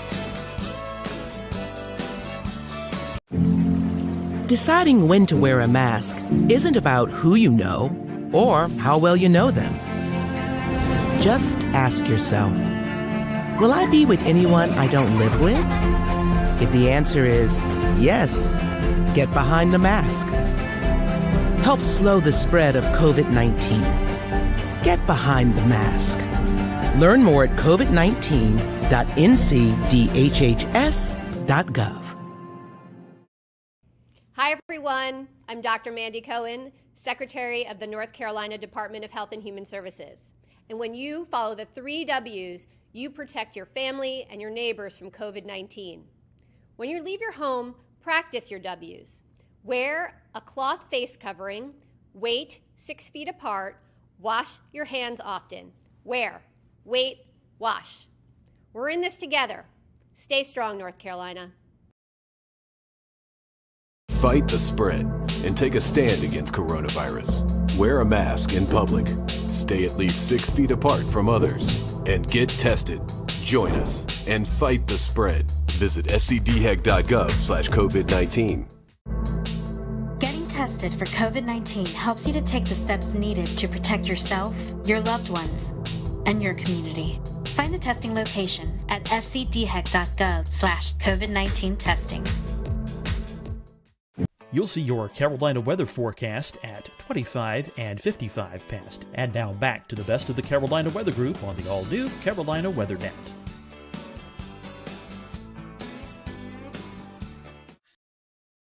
Fun to look at the weather and get it right. It really is. That immersive reality technology that you were talking about, I know we discussed it last year, but 12 months later, I'm still fascinated by it, as many others are. Tell us about some of the challenges of working with a piece of technology that's maybe new. Well, so remember I just said this is like the size of a small basketball court, or half a basketball court. So with prompters way over here and monitors way over there that can't get close to you, some of the data on the graphics is really hard to read. So when we walk along and we see those little candlesticks there with the high and the low and the precip, one of them looks like a little crystal ball. So I can't see those numbers unless I'm looking at a monitor. And sometimes that monitor is just far enough away where I can't quite read that number. So if I don't preview those graphics first, it's definitely an beep moment out there and sometimes I'll turn the wrong way because you're so far away, you forget which side it's actually on in the real world. So it still takes some getting used to, and I'm absolutely not as comfortable as I am with a telestrator and a monitor in front of me or right next to me where I can touch it. So I'm out in no man's land, really. Well, another one of the neat things you've been a part of at the Weather Channel is the Local on the 8s. Your voice is on there. Tell us a little bit about that process and how cool it is to be that person. So Local on the 8s. Oh my gosh, when did I do that now? Maybe 10 years ago. But it took about 18 hours to record all. I mean, you have to record each number. There's different phrases that are coded. And so they put those codes together based on the forecast, right? And so partly cloudy will come up with winds increasing to 25 miles per hour. Those are two different things that I would record. I don't record all that in one thing. But so I thought, oh my gosh, so I get a chance to do this now. I'm going to be fancy with it. I'm going to like, if it's 108 degrees, I'm going to like really, it's 108 degrees. Heat index, 108. Wind chill, minus 55. So I went through and I did all that. And, that was about 3 hours worth of recording. And so then they got back to me and said, Jim, you can't really do that. You need to be kind of monotone here because we're going to marry all these different phrases and words and numbers together based on code. And you can't like be way up here and then but winds will be calm. Winds are 0 to 10 miles an hour. So it just won't sound right. So you need to be so I had to go and record all that again. But so much for trying to be different, right? So that's the story behind your local forecast. Well, and it's crazy, dude, because when I here I am with my mask going through an airport, and somebody will look at me, and they'll be like, "I know who you are. I know I recognize that voice, and I know it's from the local forecast." So not even being able to see my face, just from the local forecast, I get recognized now. It's great. Well, it sure sounds a lot better than it used to before that. Yeah, well, it's HD. It's got a little bit more resonance to it, reverb to it, and yeah. It's not the National Weather Service radio, that's for sure. Well, Jim, I had a question about what it's like to do your road trips. You've already talked about this a good bit, and we know that no two road trips are alike for sure, especially when some are go to severe weather events, some go to hurricanes, some go to winter storms. Right. But what is a typical road trip like for you? What's the advanced planning like? What's it Frank, like to actually cover it? Yeah, the hardest thing for me is that I want the ball when the game's on the line. Okay, so what that means is in the morning before I travel, I don't like if we have a pending hurricane, I don't want to not be on the air. I want to be able to go in there and talk about it. But that becomes a very long day, okay? Because you're up early, you're in doing your thing, and then you've got to go home. You either have to pack if you hadn't the night before, and then travel to the airport and go through that whole rigmarole. and then get to your location. Like I told you guys earlier about the logistics, you got to make sure all those logistics line up. I mean, if that's going to be your spot that you're going to broadcast from, is your cameraman going to be dry? You know, are you going to be able to be out in the worst of it without drowning yourself and your vehicles and things like that? All those things come into play. And so now here we are at 6 o'clock at night after starting at 4:15 in the morning without stopping. And it just becomes an incredibly long day. So when it's just a travel day, which is rare, it's like getting ready for the game. You know, you got to pack, you got to have the equipment, you got to execute when you get out there. So you just kind of gradually ramp up and get to your location. And there is kind of between all of our teams out there, like, okay, who's going to get the best location? Who's going to be able to get the best shot? And so there's a little bit of that sportsmanship going on out there between us meteorologists. And I mean, we all want the best shot. We all want, the best TV for people. We don't want to have something happen to anybody or happen to us. That's not what I'm saying. But we want to have the best looking shot out there. But you just don't show up and that happens. There's a lot of logistics that go involved in that. You got to talk to the hotel managers. You got to make sure that you can actually broadcast here. Can we open this door during the storm? Can we get this AC power plugged in? Those kind of things. Can we get this room on this side of the hotel? Blah, blah. All those kind of things come into play. And if you've worked the morning and it's like, let's say it's a Thursday and you've been doing this all week, you're pretty tired by the time you roll into Friday, and you're going to work the weekend because that's when, the storm's coming in. So let's see what, I think I pulled 14 days was the longest stretch, 14 or 15 days this year. It was a long stretch. And how much downtime do you need to rest after something like that? Well, that depends on who's out and who's not. I mean, we're pretty much running a lean, mean fighting machine right now. And if somebody's they do a great job of honoring PTO and vacation time here. And if somebody's off, sometimes I got to come back the next day, and it's tough. That sometimes winds up being the toughest day of all, is the day you got to come back in studio. The adrenaline's gone. You still have memories of what just happened and the hardship out there that was produced by a hurricane or a tornado. And you gotta find a way, man. You got to find a way to ramp it up, because as Al Roker always tells everybody, he goes, the worst thing in TV you could ever do is be boring. That's the worst thing you can ever do on TV is be boring. Absolutely. Your passion has to come out no matter what. Yep. So, Jim, you started at the Weather Channel right out of school. So tell us how you got the job and talk about the demo tape you sent in. Well, I never even sent it in. Oh.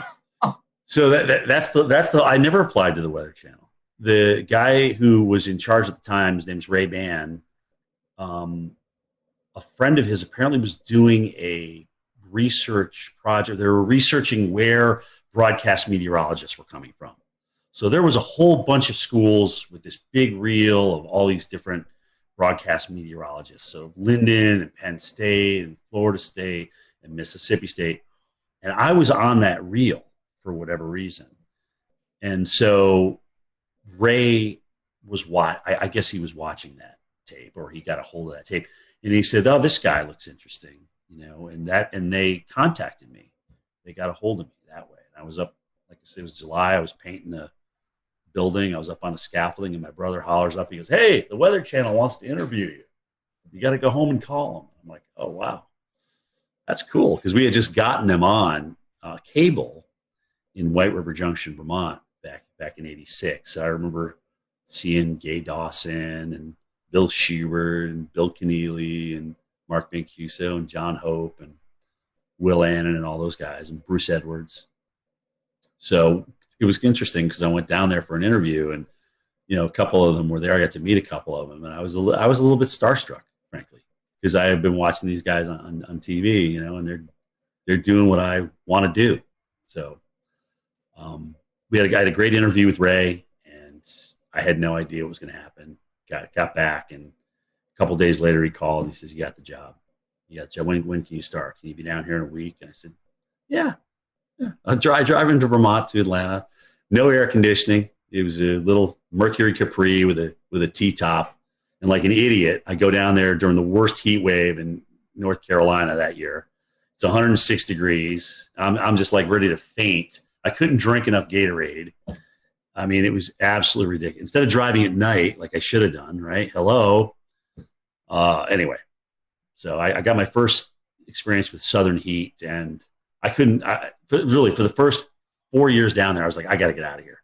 I can't stand this heat and humidity. I was sweating when I got out of the shower. I mean, it was awful. It was awful. So finally, I got acclimated. About 7 years in, playing softball, just the honeysuckle, the southern nights, the humidity. So I really started falling in love with it. Now at 56, I'm too cold. It's too cold outside for me in Georgia right now. So I'm ready for Florida, South Florida. Speaking of that, what's left? Well, I mean, what's left for you to do or you want to do before you retire? I mean, it's been a great weather career at the Weather Channel, but anything left on the bucket list that you've not been able to get to yet? Yes, there is. I've never done a blizzard in North Dakota. I've got to do one. That's the only state I haven't been in for something for the Weather Channel. So I've got to do a blizzard in North Dakota. I would love to do a Westpac typhoon. Okay, I really would. I would love to do one. Maybe do what was a hurricane in the Atlantic ramming into the UK or Ireland or something like that. I mean, that would be just to kind of experience weather in different parts of the world. Antarctica, this iceberg that's supposed to crash into that island down there. How cool would that be to broadcast live on that iceberg? Right? It's the size of Puerto Rico and it's shaped like Jamaica or something. I mean, it's crazy. Just those kind of things. I mean, I like voicing over storm stories, but I liked doing Cantore stories better. I mean, this is really I've been blessed, man. I got to see a lot of the world. I got to work with NBC Sports during the Olympics. I got to work out with Al Michaels, who also always called me Dr. Doom. I mean, it was just really cool. I've just had some really cool experiences. But honestly, I'd like my goal, God willing, is I can get 40 years in broadcasting, and that's okay. Maybe I'll be done after that. So that date would be July 15th, 2026. So approaching that, we're almost 5 years. We had a colleague of yours on, Tom Nizzle. He has a mountain. Yeah, he has a cabin up here on Rome Mountain. So we talked to Tom a lot. So what does retirement look like for you? You going to move into the mountains? You said South Florida just a little bit ago. What's it look like after TV life? Yeah, I mean, I love the lake. I love the mountains. It's really an extension of the area I grew up. Think about, right? It's Southern Appalachia versus Northern Appalachia. So I certainly see myself, and I'm a small town kid, guys. I'm not a big city kid by any stretch of the imagination, but maybe split where I live between Florida and North Georgia. I don't know. Maybe open a nursery. Maybe open some kind of small business. I love doing landscaping. I really do. I enjoy yard work. Maybe I won't in 5, 6, 10 years from now, but who knows?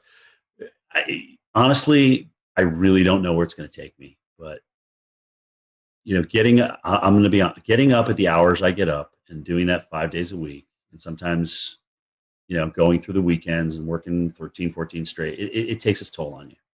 It really does. I'm blessed with a lot of days off as a broadcaster, more than I would think a local market has. So I'm blessed with that, but it still takes its toll on you, man. It really does. So we'll see. Nothing's in pen right now.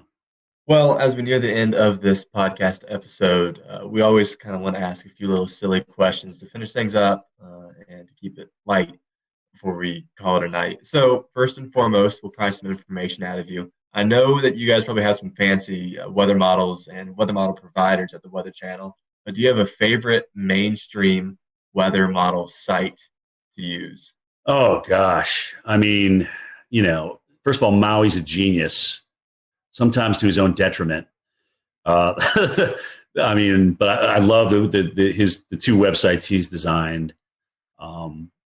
Levi does a fantastic job with Tropical Tidbits. I don't know the guys that are in charge of Pivotal Weather, but I think they've done a great job. Weather Nerds, there's just so many. I mean, Weather Tap, I still go back to Weather Tap, look at the radar, especially now that they've changed the radar site. But anyway, I mean, it's still, WSI Energy Cast is still one that we can access too. So dude, it's endless. I have literally 60 tabs open. 60 tabs. It's ridiculous. It's absolutely ridiculous. I totally get that. I think I think probably somewhere around there, 60 to 80 bookmarks. Just So I'm not alone here. Good. Oh, thank God. No. You're not alone by any means, and especially when you have hurricane updates. When we all know the madness of how often those models update, so which site you're going to is really important. So yeah, they're lined up across the top. They're just lined up, endless. I guess I'll take the second one here. And favorite weather apps. Do you have any favorites? I mean, I know all of us use Radar Scope. Yeah, I mean that's it. But is that your favorite one? That's my go-to. Yeah. I mean, when everything's on the line, or if you want to see a storm that's gone tornado warned for yourself and make your own opinion on it, it's definitely Radar Scope. I actually wish I bought that company back when it was for sale, because oh my gosh, they're just doing great things. It's just consistent. It's always there for you. They're always upgrading it, always doing tweaks to it. There's different levels that you can obviously purchase, different subscriptions and things like that. So that is my absolute go-to. I love Storm. That's a good one. Anything that puts down the center point of the cone with the cities on it, I'm in favor of. Because then I get to see, where if I'm out in the field and I'm not sitting by a computer, I can get a quick look at, okay, well, where they move, how do they move the cone with with the 11 o'clock or the 5 o'clock advisory, whatever, and I can get an idea of where I may need to position myself down the road in the eye wall. What about weather movies? The good, the bad, the ugly in the weather movie industry. I mean, there's probably more bad and ugly than good, but what are your favorites and least favorites? For weather movie, my favorite tornado is still The Wizard of Oz. I won't lie. To be able to create that, hokey as it was back in the 1930s, and have it look, like a roping out tornado in the plains, it was just amazing to me. I feel the same way about that. I mean, it seemed like you look back and you're talking 1930s, film industry, and you're like, man, they actually did a pretty good job on that. Right. I mean, if they did one thing really that kind of, gave you some goosebumps, right? When you were a kid watching that. I mean, that was pretty intense. I remember I met Bill Paxton when he did the first Twister, because they premiered it in Atlanta. And I remember seeing him again at a Kentucky Derby that I was doing for NBC Sports. And he was telling me that they were talking about a Twister 2. Now, granted, he's not around to do it, which is incredibly sad. And he was he was the movie, in my opinion, but that's just me. Would I like to see another Twister out there? Sure. Because when you think of how many young people it influenced to get into our enterprise and maybe have a better understanding for what we do or look into what we do, I don't think you can lose from that. So I'd love to see another Twister. I agree. I don't think Sharknado cuts that. No, I didn't bring that up. I'm always a glass half full kind of guy. I didn't want to bash anybody, but that was a little ridiculous. Well, this last question, and promise it's not loaded. Do you listen to podcasts? I'm not gonna put my career in jeopody on this answer. Right. Exactly. Good. Do you listen to podcasts? And if you do you have a weather podcast that you enjoy listening to? Marshall does some good stuff with our Weather Geeks podcast, and occasionally I'll listen to his stuff. Of course, you guys, come on, you're killing it right now. Jennifer Watson, and occasionally she'll jump into a weather podcast as well. Weather Brains has always been great, and I know it's nice when you know the people that you're talking to a little bit, so you kind of know what to expect. Guys, honestly, anytime that we can educate people that are either interested in meteorology or even our own people that we, people probably didn't know the Reggie Jackson story before I brought it up tonight.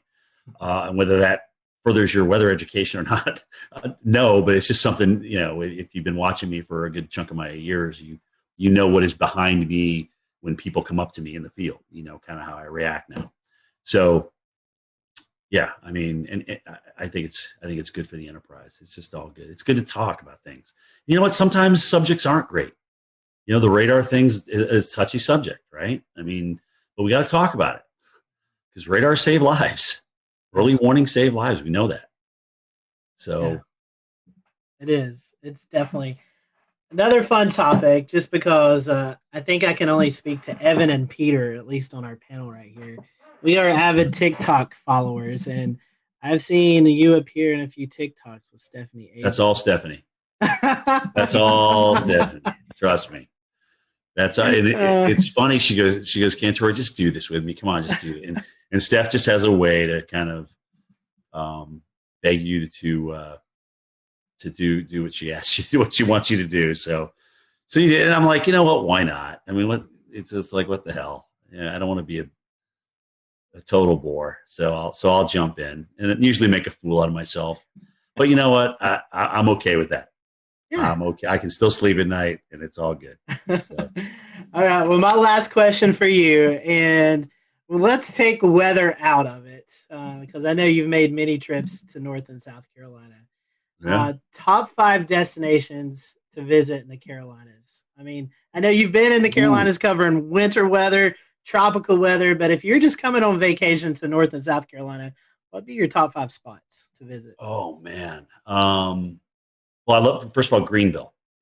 Greenville is my number one. I mean, it's a hidden gem. Nobody knows about it. If I had to retire in Greenville, I would do it. Yes. Okay. Greenville, South Carolina. Love it. Absolutely love everything about that city. I got a lot of good friends up there too. So their Euphoria Festival they do every year is second to none. But behind that is Charleston. I love Charleston. It's the charm of that city, just being down in there, being in the thick of it, the history, the weather history. I mean, everything. It's just absolutely beautiful. Wilmington. I've seen them get the crap kicked out of them and come back and be this wonderful, wonderful town. I love Asheville. The Grove Park Inn. I've been there for the gingerbread contest. I mean, that is just unbelievable. It's just a beautiful historic place. The Biltmore, obviously, up there. I mean, holy cow. Gosh, where else have I been in the Carolina? I think it was Winston-Salem. Maybe, or was it Hickory? I can't remember. I got a friend that I went. They had just like refurbished the downtown. I can't remember which one it was in, which one I was in, but I thought that was a pretty cool place. I live close to Hickory, and it's recently been redone. So there was Hickory. Yeah, I was about to say, you're kind of like, what? Where did this come from? Where did this come from? All right, who did I offend on this answer? No, you didn't offend anybody. You get your martial arts training here in Charleston. We all know that. Yeah, you did great. I'm in agreement with you on Charleston. It's my favorite place to go. Oh, it's beautiful. And Jay loves it too, right? Greenville's number 1. Charleston's number 2. It really is that, just like that. I tell people, I say downtown Greenville is the most underrated place to visit. It's a beautiful spot. Not a lot of people go. I mean, you can go out on a nice Friday or Saturday night and go eat dinner, welcome the river. It's a beautiful spot. Like I said, if somebody said, all right, Jim, you have to leave Atlanta, you have to go somewhere else, where would it be? It would be Greenville, South Carolina. I know our buddy Wes Grimes, who actually submitted a question earlier. He loved when you visited Boone a couple of years ago during the big snowstorm. And oh my God, that was awesome. I know Boone loves you, so if you ever make it back up there, I know you'll have a lot of folks and friends up in the Boone area. So. By the way, the Boone stick is still around. Apparently, it's in my producer's Steve Pederak's office. I'm like, dude, you got to bring the Boone stick back out. I've never pushed so many cars out of the snow in my entire life than in Boone, North Carolina. Well, I will tell you this from a guy, Evan and myself living in Western North Carolina. We definitely hope we can copy that sometime soon because we're in our snow drought. That was the last time we had measurable snow here outside of the mountains was that storm a couple of years ago. It's going to be tough with La Nina, but we'll see. Especially strong, if we get a strong La Nina. But it's going to be, it's an active pattern, dude. And we got the negative NAO, so you may get a little bonus out of that. We'll see. I'm afraid more ice than anything. That's my concern this year. Yeah, that's We'll return to Best of the Carolina Weather Group in a moment. Now your Carolina weather forecast. Here are today's forecast high temperatures for North Carolina. Here are the forecast lows for tonight for North Carolina. Here are tomorrow's forecast high temperatures. And here's forecast rainfall across North Carolina tomorrow. Here are the forecast highs for the day after tomorrow.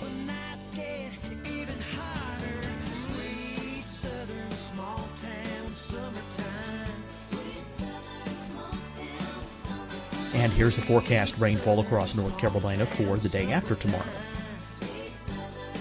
This is the total rainfall forecast across North Carolina for the next 3 days. Here's the severe thunderstorm outlook for today from the Storm Prediction Center.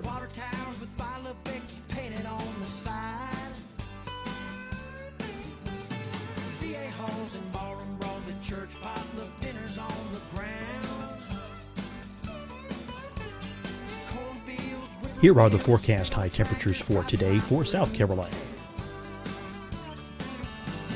Here are the low temperatures for today for South Carolina. Here's the probability of precipitation forecast across South Carolina today. And here are the rain chances across South Carolina tonight.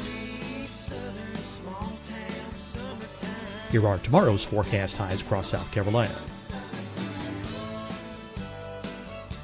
Here are the forecast low temperatures for tomorrow for South Carolina. And here is the probability of precipitation across South Carolina tomorrow.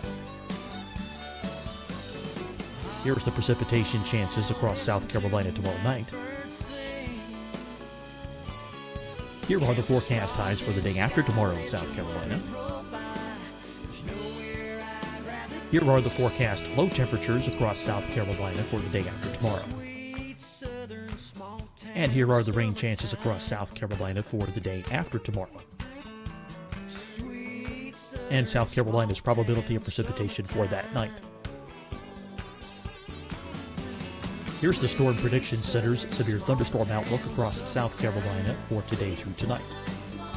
Here's the Storm Prediction Center's severe thunderstorm outlook across South Carolina for tomorrow and tomorrow night. And here's the Storm Prediction Center's severe thunderstorm outlook across South Carolina for the day after tomorrow through that night. Here's the severe thunderstorm outlook for today from the Storm Prediction Center.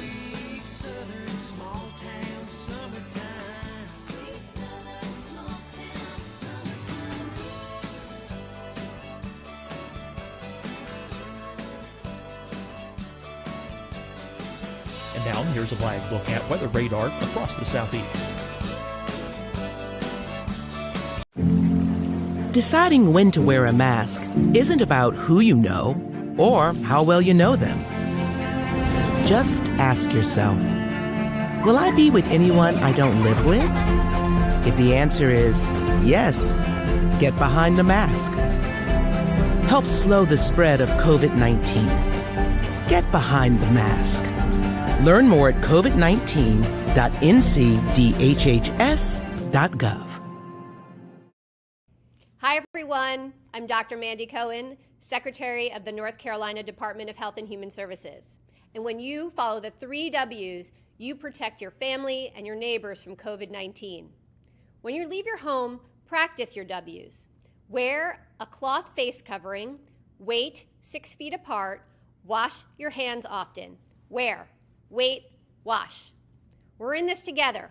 Stay strong, North Carolina. Fight the spread and take a stand against coronavirus. Wear a mask in public. Stay at least 6 feet apart from others. And get tested. Join us and fight the spread. Visit scdhec.gov/COVID-19.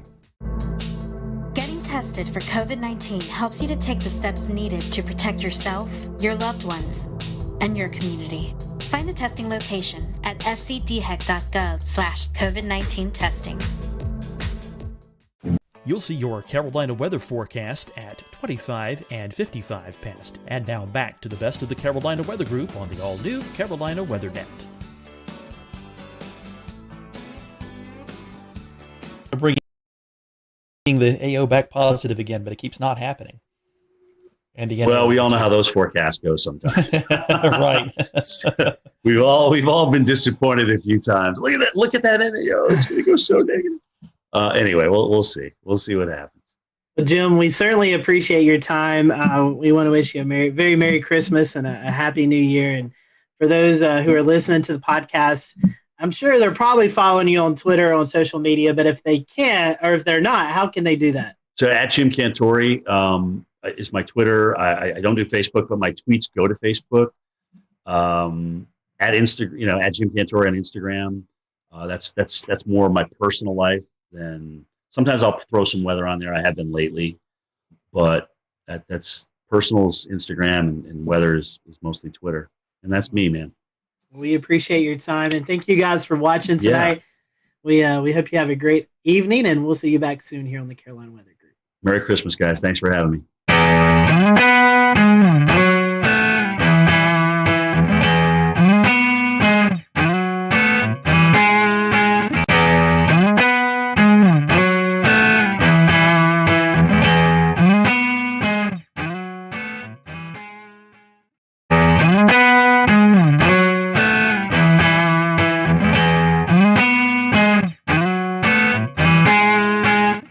It is Wednesday, August 25th, 2021. I'm James Brierton in Charlotte. Welcome to an all-new live edition of the Carolina Weather Group. We are looking back at the historic flooding and tornadoes that impacted so much of the Carolinas just a week ago as Tropical Depression Fred came on through.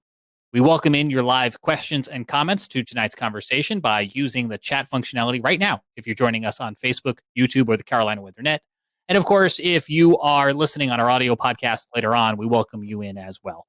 Introducing our panel and our guests this week, we have Evan Fisher and Scotty Powell from Carolina Weather Group. Evan is in Asheville. Scotty Powell is in the foothills of Western North Carolina and Morganton. From WCNC in Charlotte, we have Chris Mulcahy, and we have Jason Boyer in Asheville at WLOS. Jason, let's start right with you. Your television station is right there in Asheville. There was no area harder hit last week with all of this rain and flooding than Western North Carolina.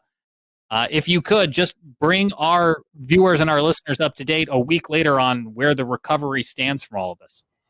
Yeah, the recovery started, of course, right after the rain started letting up. We had major flooding, catastrophic flooding on the Pigeon River, which was an area through Haywood County that was hit hardest around Canton and Crusoe. And after the floodwaters receded, which actually happened that night into the morning, the cleanup began, restoration, if you will, of some of the properties, but so much damage, obviously, to clean up. And it took, well, it's been over a week now, and essentially they're still cleaning up in a lot of areas. So what I've seen most recently is pretty much just debris on the sides of streets, certainly more mud to clean off the streets in some locations, especially more of the rural locations affected, and folks just trying to get their lives back in order. Unfortunately, many folks will forever be changed by this, obviously. You know, even personally, I was changed by it because it was the most extreme weather events that have happened on my watch, if you will, in the last 12 years I've been here. So quite an event, unfortunately a tragic event with 5 still. Of course, we lost 5 lives and 1 still missing. Yeah, that's right. And we're looking at some photos right now that were sent to us from a shot above. This is in Canton last week, as you were mentioning, along the Pigeon River. They are the epicenter, the visual reference to what this flooding really means. As we were watching stream gauges on our Carolina Weather Group live coverage crest at nearly 20 feet, these photos really show the impact of what that means. Jason, let me ask you, you mentioned a moment ago the impact that you felt as a communicator, as a lifeline for folks as they were tuning in for information. What is that like for somebody on the studio side of things when all of this is playing out?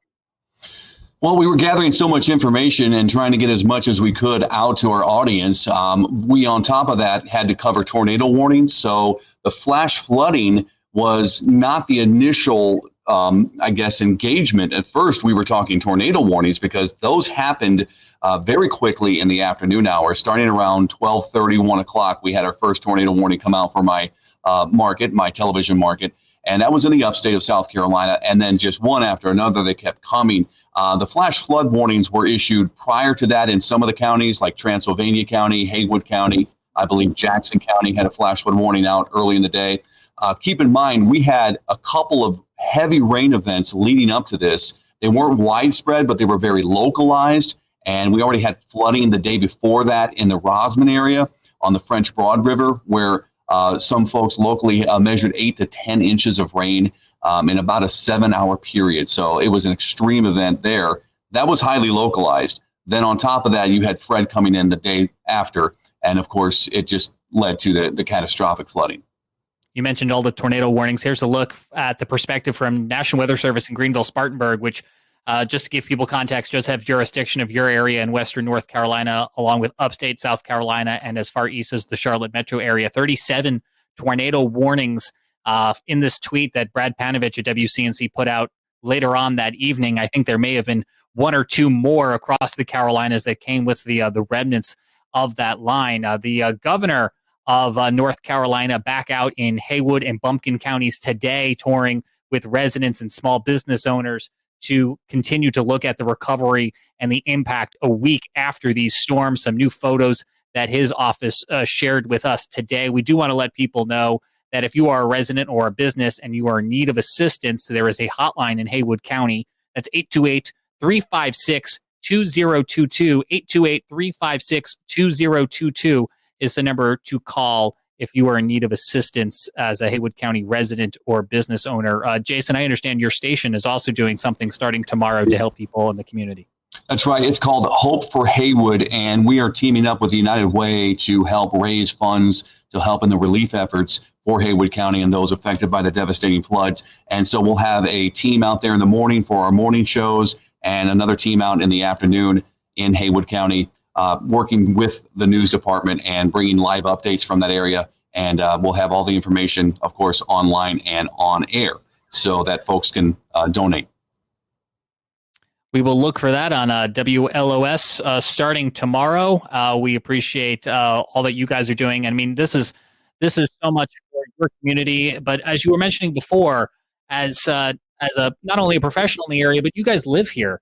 What is that stress like for the staff to cover this and then have to go home and maybe clean up property in your own lives? Yeah, well, I've had flooding at my house before, and it wasn't related to any major flooding event, but just heavy rain. I live closer to the Pisgah Ridge. I live in an area that is typically a very heavy rain area of southwest Buncombe County. So I've dealt with it personally, but nothing on the level that the folks obviously in Haywood County recently had to deal with. Most of the stories I've been hearing from people is just it's hard to comprehend it until you see it. And even when you see it, it's just something that they, even in their careers, haven't experienced firsthand.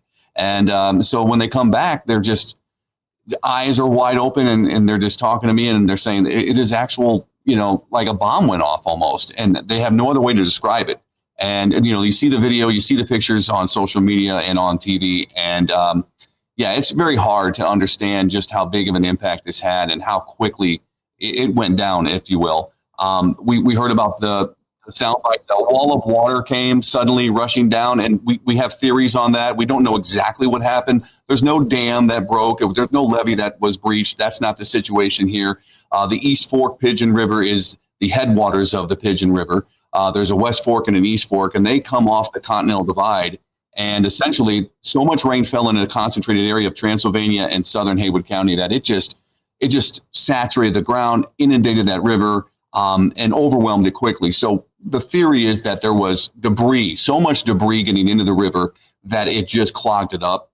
And the pressure of the water just kept building. And eventually, whenever that break or several breaks eventually gave way, it just all came downstream.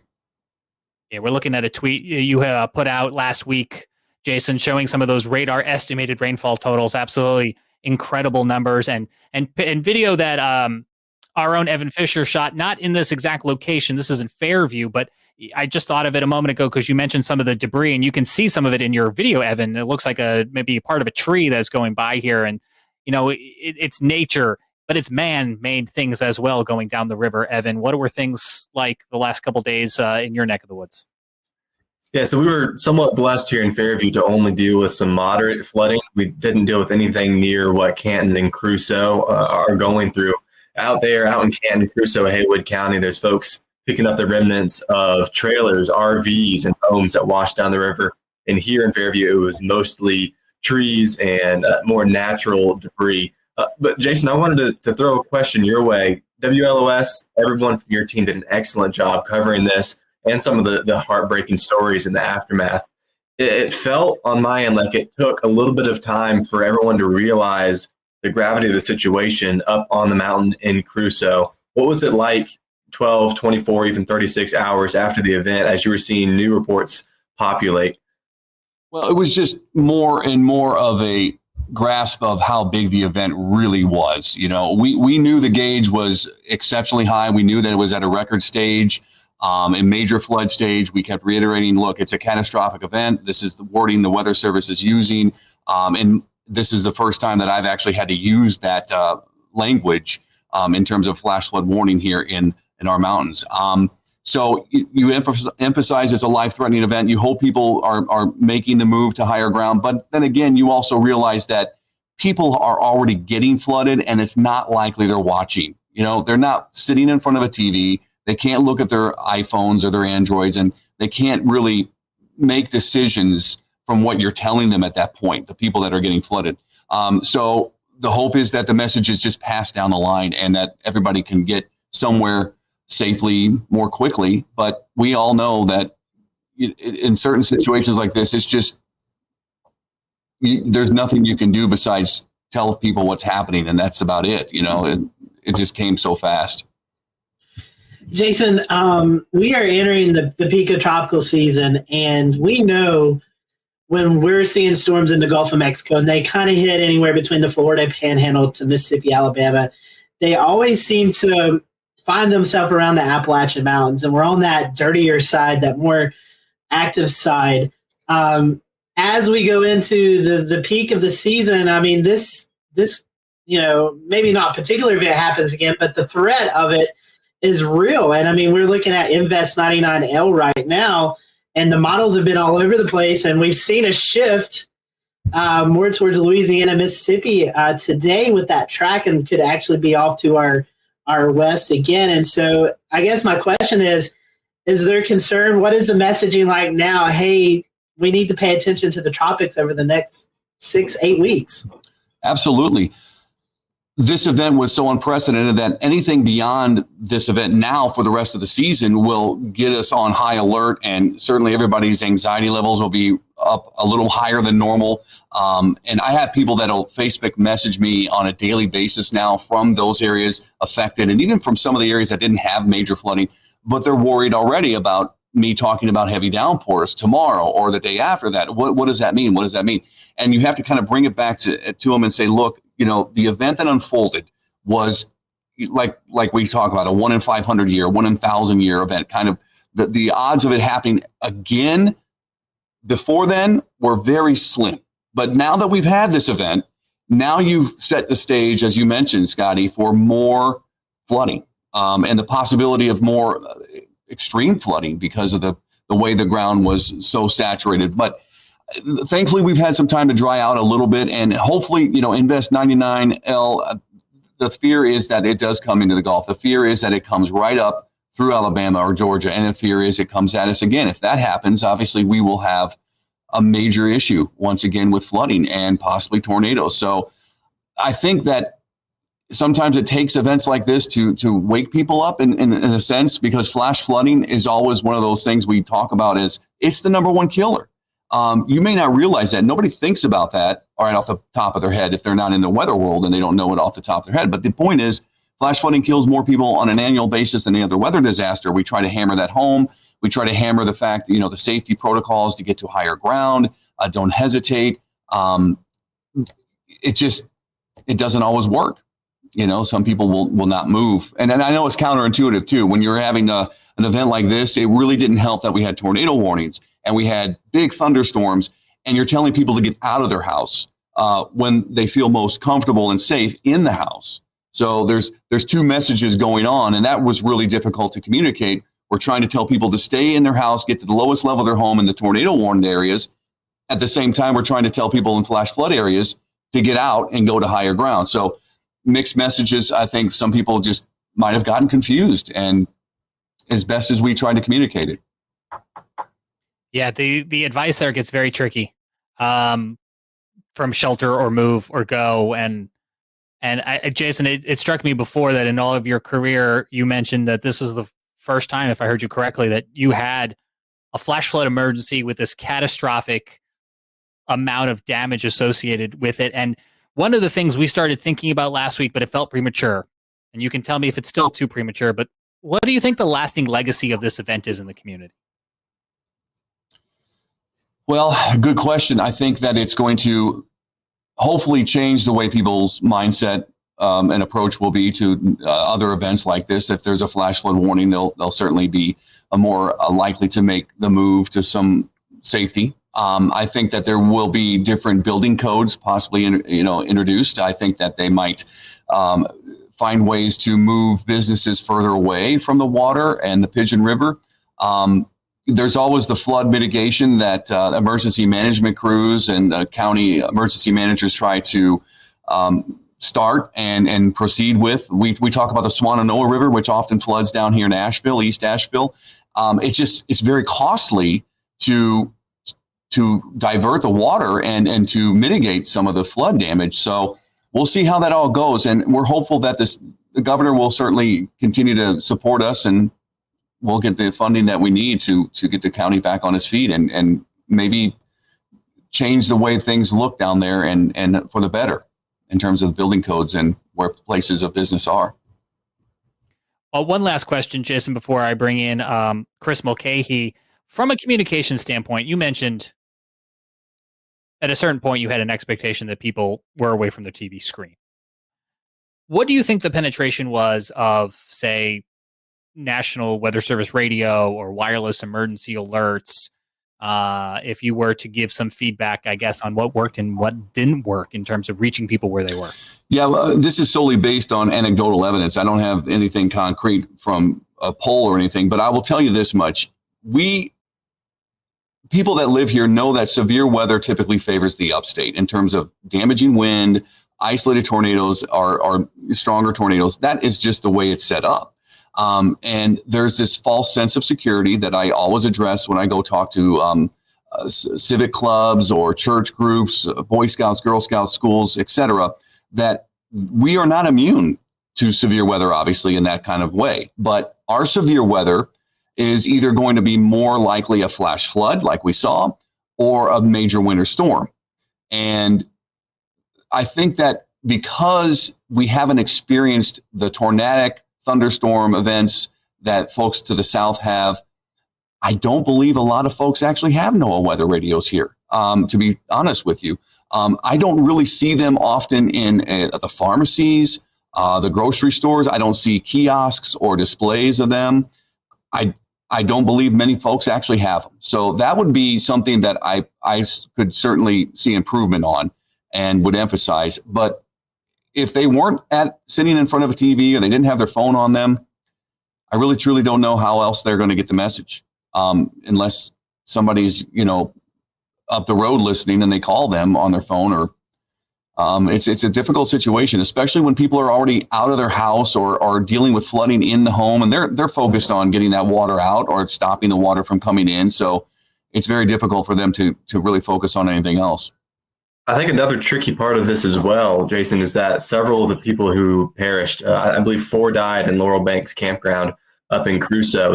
You're getting into some rural country up there, and it's quite likely that they didn't have any connection to TV to watching WLOS. Like you said, without having widespread usage of NOAA weather radios, they were completely without any means of communication or receiving severe weather alerts. That's a horrible combination. We never want to see it go through anywhere, but especially in that back country area, a campground, folks in RVs, that's quite dangerous for them.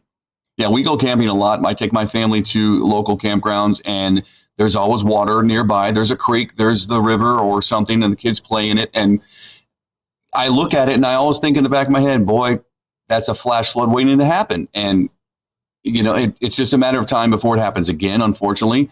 So the emphasis will be to communicate with people that heed the warning. And even if you have any sense of hesitancy, get away, move, go somewhere. And it's difficult because driving the roads down in that holler in that valley, navigating the roads when it's pouring rain like that, it's dangerous. So you have that option of saying, well, get on the road. And then here we are telling people to stay home and hunker down. So there's this mixed kind of emotional feeling going on. Yeah, and the one message that I think we all can agree here is that you had asked Jason is, what do you want people to take from this? But this is something that we almost see year after year. So what's the coincidence is you were saying about that most of the deaths and the people that perished from this incident were in a campground. Well, if you remember just last year, it was November. Like, look at how late into the season it went. We had Hurricane Ada that made landfall to our south. And then we had a hidden night campground event where 30 people were rescued and 2 people and even a 1-year-old. And I was personally there. And when I was looking at that, I was like, where have I seen this before? That's the event that I can compare to that. But both of them were tropical systems that as soon as they make landfall, people are like, okay, we're done. But it always is usually a state in that gets the worst as far as some of the tornadoes, because you get that friction. It starts turning into a better example for more of those spin-up tornadoes, or just one line of those thunderstorms, one after another, where you just have that excessive flooding. So yeah, you've now seen it, Jason, and we just saw it here locally last year. When these systems move inland, that's where people in the Carolinas, doesn't matter if it makes landfall in Wilmington or in Georgia, depending where those outer bands can set up, you can have any one of these scenarios.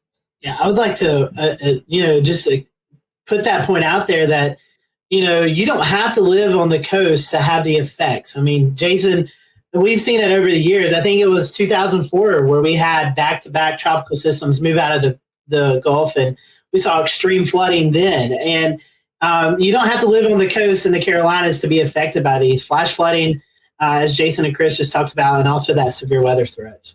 So you should, pay attention. No matter if you're on the coast or even inland, you need to pay attention when any of these tropical systems are in the area.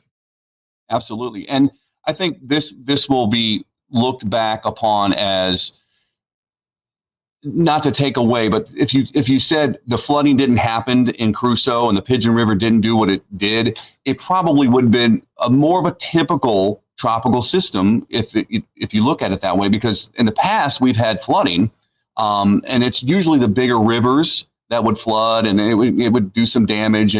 But the catastrophic category is just something that got to me, that to see the damage and actually witness it. And then about a week later, a little less, or you had the Middle Tennessee flooding, and you saw that and you thought, it's just like I'm living the dream or the nightmare over again.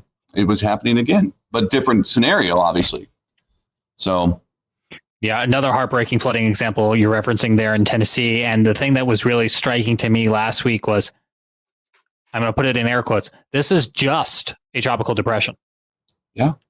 And I think people internally and externally to the weather community sometimes put a lot of emphasis on these different categorizations. But if this is what a depression can do, yeah, then we need to remember this for the next time. Jason, I know you have a newscast coming up in a few minutes. Can you tell us one more time how folks can get involved with the effort your station's kicking off tomorrow?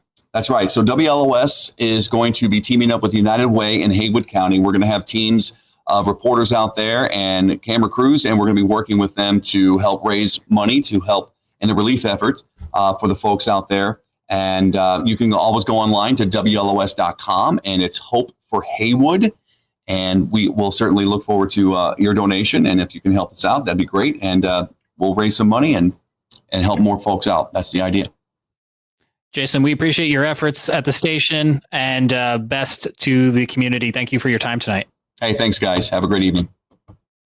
And we'll turn now to Chris Mulcahy, joining us from WCNC in Charlotte. And Chris, the Charlotte DMA wasn't absent when it came to the flooding, but for our neck of the woods, the I-77 corridor, it was way more about the tornadoes.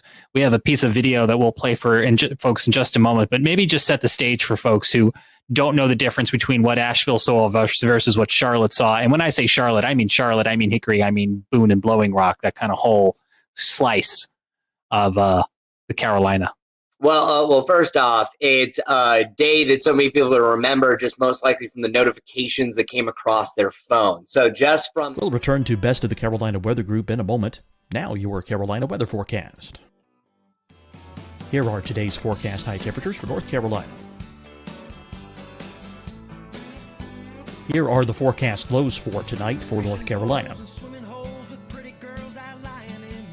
Here are tomorrow's forecast high temperatures. And here's forecast rainfall across North Carolina tomorrow. Here are the forecast highs for the day after tomorrow.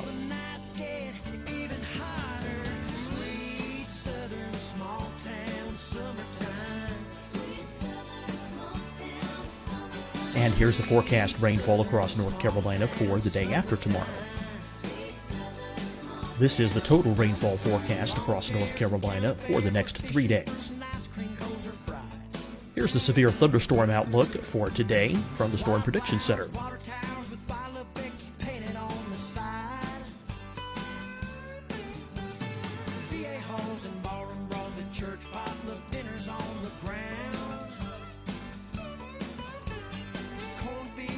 Here are the forecast high temperatures for today for South Carolina. Here are the low temperatures for today for South Carolina. Here's the probability of precipitation forecast across South Carolina today. And here are the rain chances across South Carolina tonight. Here are tomorrow's forecast highs across South Carolina. Here are the forecast low temperatures for tomorrow for South Carolina. And here is the probability of precipitation across South Carolina tomorrow.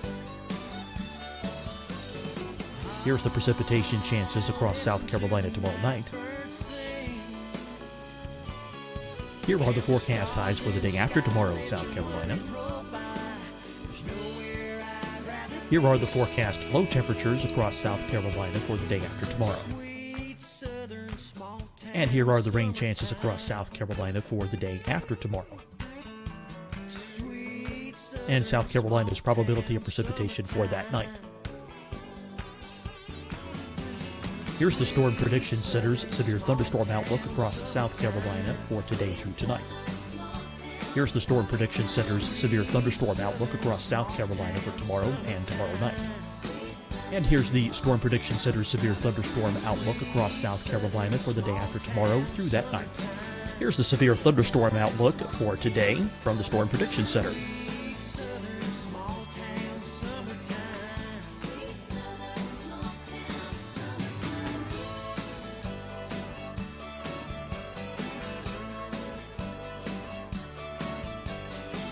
And now here's a live look at weather radar across the southeast. Deciding when to wear a mask isn't about who you know or how well you know them.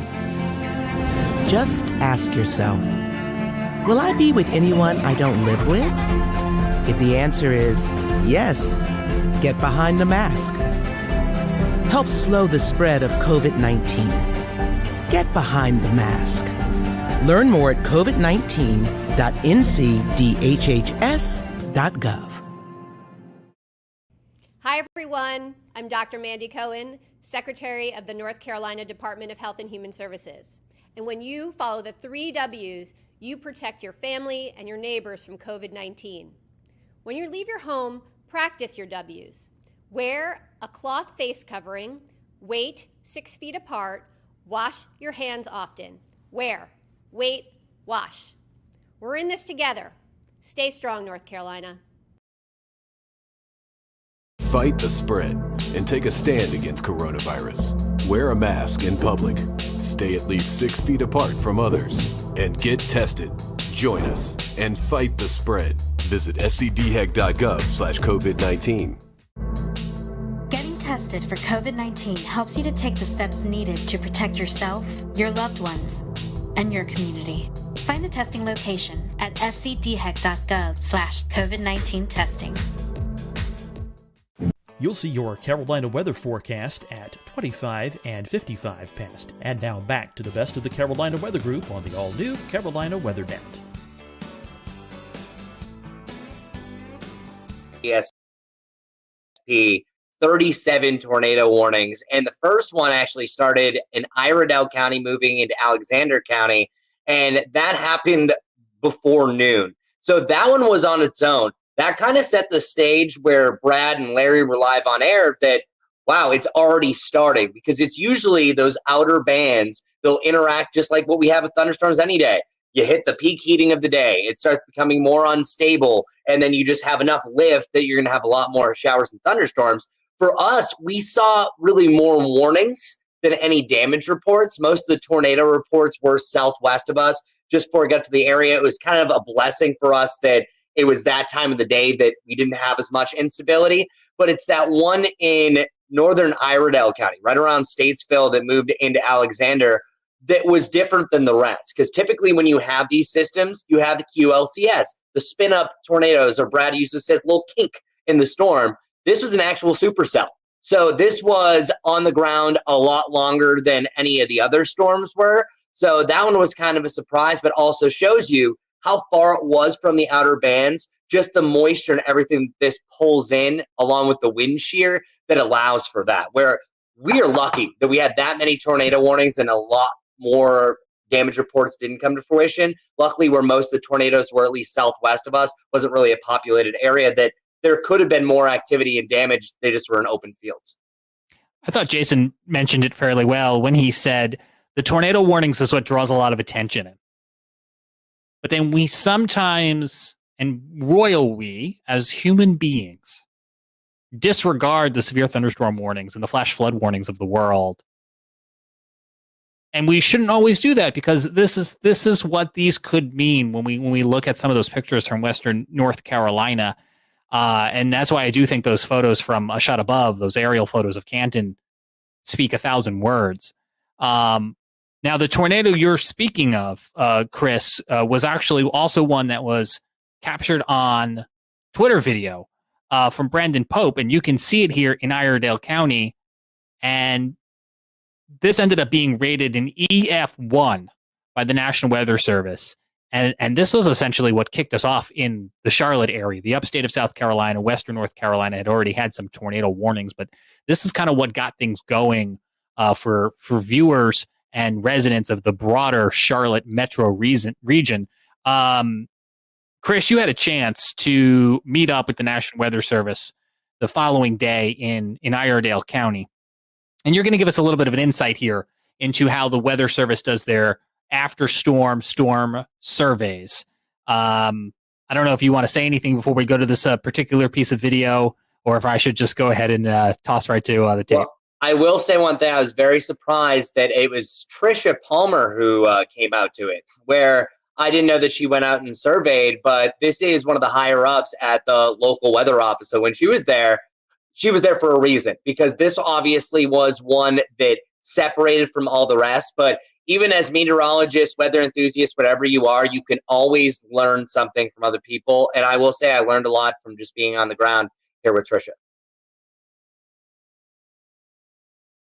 Last afternoon on Tuesday, a tornado officially touched down here in Iredell County, producing damage just like this. Multiple trees down all over the place, and that path continued into Alexander County. This is one of the first tornado warnings of many for the day. The GSB National Weather Service issued 36 tornado warnings yesterday, one of the first starting in Iredell County. We want people to take tornado warnings seriously whenever they're issued. Tricia Palmer with the National Weather Service was the surveyor for this tornado. It was induced by the tropical environment They're hard to see. They're very difficult to warn on because they spin up so rapidly. They're very fast. One of the telltale signs that wind damage is produced by a tornado is the different direction of trees or a convergent pattern. This damage was absolutely from a tornado, but Tricia is here to estimate the peak wind speed, path width, length, and duration. I take the beginning point, the starting point of the damage, and then I follow the path all the way through to the ending point, and then the folks at the office then make that measurement. Dozens of trees were either uprooted or snapped. Fences were blown over or blown out, and one house received structural damage from a fallen tree. The tornado likely spawned as an EF0, but grew in strength. With a weaker tornado, you're going to see the tree snap toward the top, or you'll just see the whole tree just uprooted. Whereas if you see the tree actually snap towards the bottom, that's a slightly stronger tornado. The damage could have been a lot worse, but most importantly, no one was injured. With WCNC Charlotte, I'm meteorologist Chris Mulcahy. And Chris, I'm glad that WCNC let us share that video because it really helps us understand as the public and as podcast hosts what happens on these storm surveys, what the Weather Service is doing, and what they're looking for. So thank you for that explanation. And I guess ultimately it was a lot of the tree damage, if I understand, that helped them recreate and understand what this tornado really was doing. And what was really neat is that friction is a tornado's worst enemy. It doesn't like it, and friction can come from flapping into trees. So what was happening with this survey? The first spot that we arrived at, and if you just watch that video, where the fence was blown out, and there was a little bit of roof damage, it touched down in an open field. And that was the one trend that you could see. It wasn't on the ground for the entirety of 5.1 miles that was reported. It was still one general system. It has to lift back up and not produce any damage for a certain amount of time for it to be a whole new storm. But what would happen is when it would drop down the open field, it came past that one house, it blew out a fence, and then you could see the path, the trees where it lifted back up.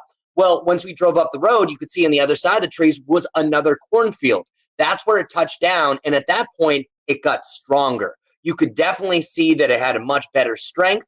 It was dropping a lot more trees at that point, and you saw the tops of the trees, as Tricia had mentioned, and she described this perfectly. Picture it like you have a toothpick. It's very easy just to knock off the top, just quickly with your finger, but it takes a little bit more force if you're down in the middle of it. So picture that like a tree. So once you see the middle of the trees lopped off, as we just saw at the end of that story, that's where you're getting into EF1 strength. So EF0, 65 to 85 miles per hour. Above that mark, well, we're at EF1. This is a very strong EF1 tornado. And the reason why this one was a little bit stronger is just because it was on the ground for so long. And those images that you saw were shortly after the damage that we saw in an open field. So that picked up all that dust that was circulating around. But it was really interesting that each time it truly dropped down in an open field, it was getting stronger and stronger. And then once it went through those trees, on the other side of that was the house damage. And the house was incredibly lucky just because looks like it just started to lift up just as it went over the right side of the roof. So it was interesting to follow that loop, but this is not typical. Usually anything associated with a tropical storm is not going to be on the ground for as long as this one was. This was just an isolated event because it was indeed a supercell. Supercells have a longer track record than, say, a QLCS that typically is only on the ground for about a minute or two. Yeah, I have a piggyback of what Chris was talking about with those storm surveys. I went with Trish, I think it was 2019. We had some tornadoes again in Alexander County. Funny that we were mentioning that. And so I went out and they, Chris, you can vouch for this. They cut no corners. I mean, we literally walked out into a cow pasture and up a huge hill to look at the storm damage. So this is a very hands-on walk every stretch that you can possibly walk to get the accurate path and to get the damage. So these storm surveys are very important as we try to determine. And Chris, one other thing I want to mention about that video. Normally these tropical tornadoes are kind of ragged, but that was a pretty wide tornado. I mean, it looked like something you might see in Dixie Alley there in early spring. So pretty big tornado there for the area. Yeah, and that was also pretty neat for the radar imagery. It had the classic hook. You could see the hook around it. This was a classic rain-wrapped tornado from a high precipitation supercell. So that was also really neat because all the other ones, quick reports as we're going to get to, weren't on the ground that very much. But yeah, Alexander County got pelted from the last one. But my favorite thing that Trish just said is if you're really into mysteries, that's exactly what a storm surveyor is all about. You're solving a mystery. And that's what she said, is because you are really picking up clues. Because at the first site, we had no idea who did it with the candlestick at that point. But then the second site we went to, it's got stronger here. The third site, it was truly extraordinary. And we first went to emergency management in Iredell County. They met us. And then right on the border, Alexander County emergency management was there waiting. So they collected all the data, all the different reports, and it's a really cool thing. So, Scotty, I'm glad that you got that opportunity. That's the first full one I got to go on, and it was awesome. Yeah, they're really, really neat. You get to meet the people and hear their story, too. You get to, they'll tell you, this is what I experienced, and thankfully, no injuries or anything like that with these tornadoes.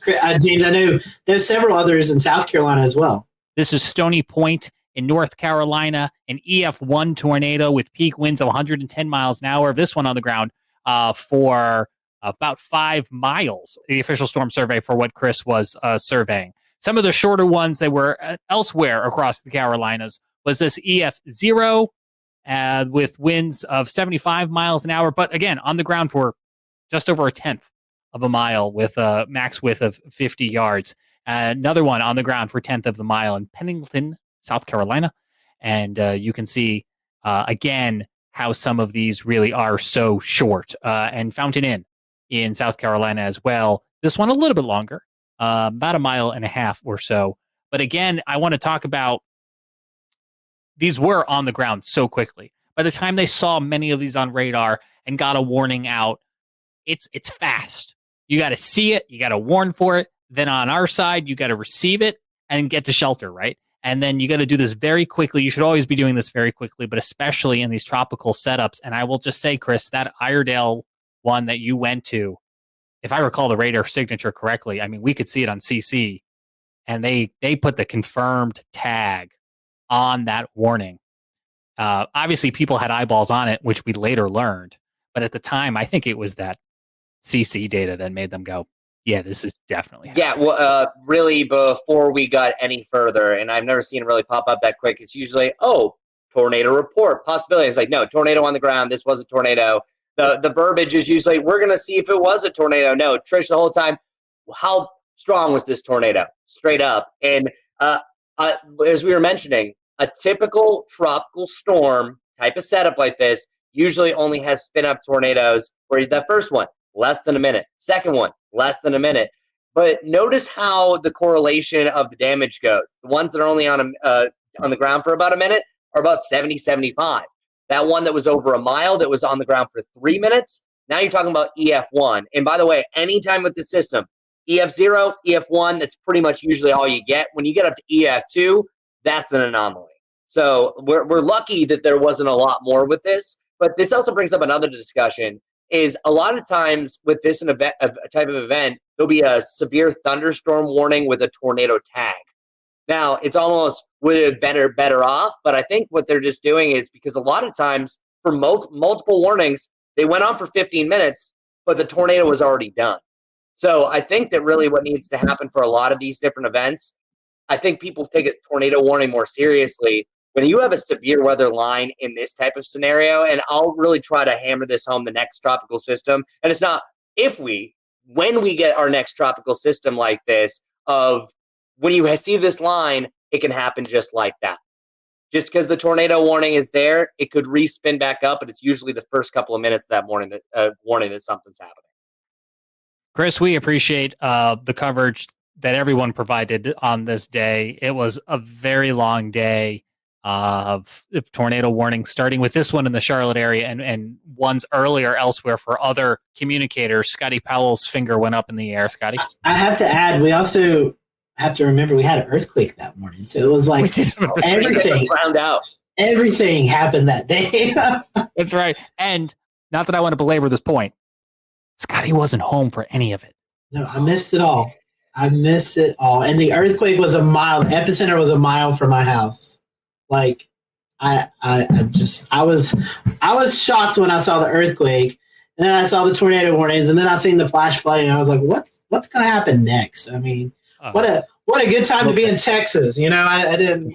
It was hot. It was like 93 out there. So we got that all week here just to throw in a Charlotte forecast. Oof. So I was going to ask you about that before we go, Chris. Some weather today. 3 wind damage reports in from Gaston and Lincoln County. And you and I were watching this earlier, and I wanted to show your circle. Please. Nerd out with us, if you will. Said. Yeah. Holy outflow. That's right. Can you explain to folks who aren't familiar with outflow on radar why you've circled this particular location? Sure. So I get geeked out whenever I see this. So any thunderstorm, when it rains, the cooler air from the center of that storm rushes down, and then it creates a little gust front, a little mini cold front, if you will. And that often is what you first feel. You said, wow, it's stormy. That gust of wind that comes, that's the outflow boundary. But when that's rushing by, that drives in to that hot and humid air. So what you were seeing, bringing up that circle again, is those little green lines that were moving into that circle. Those were all outflow boundaries from separate thunderstorms.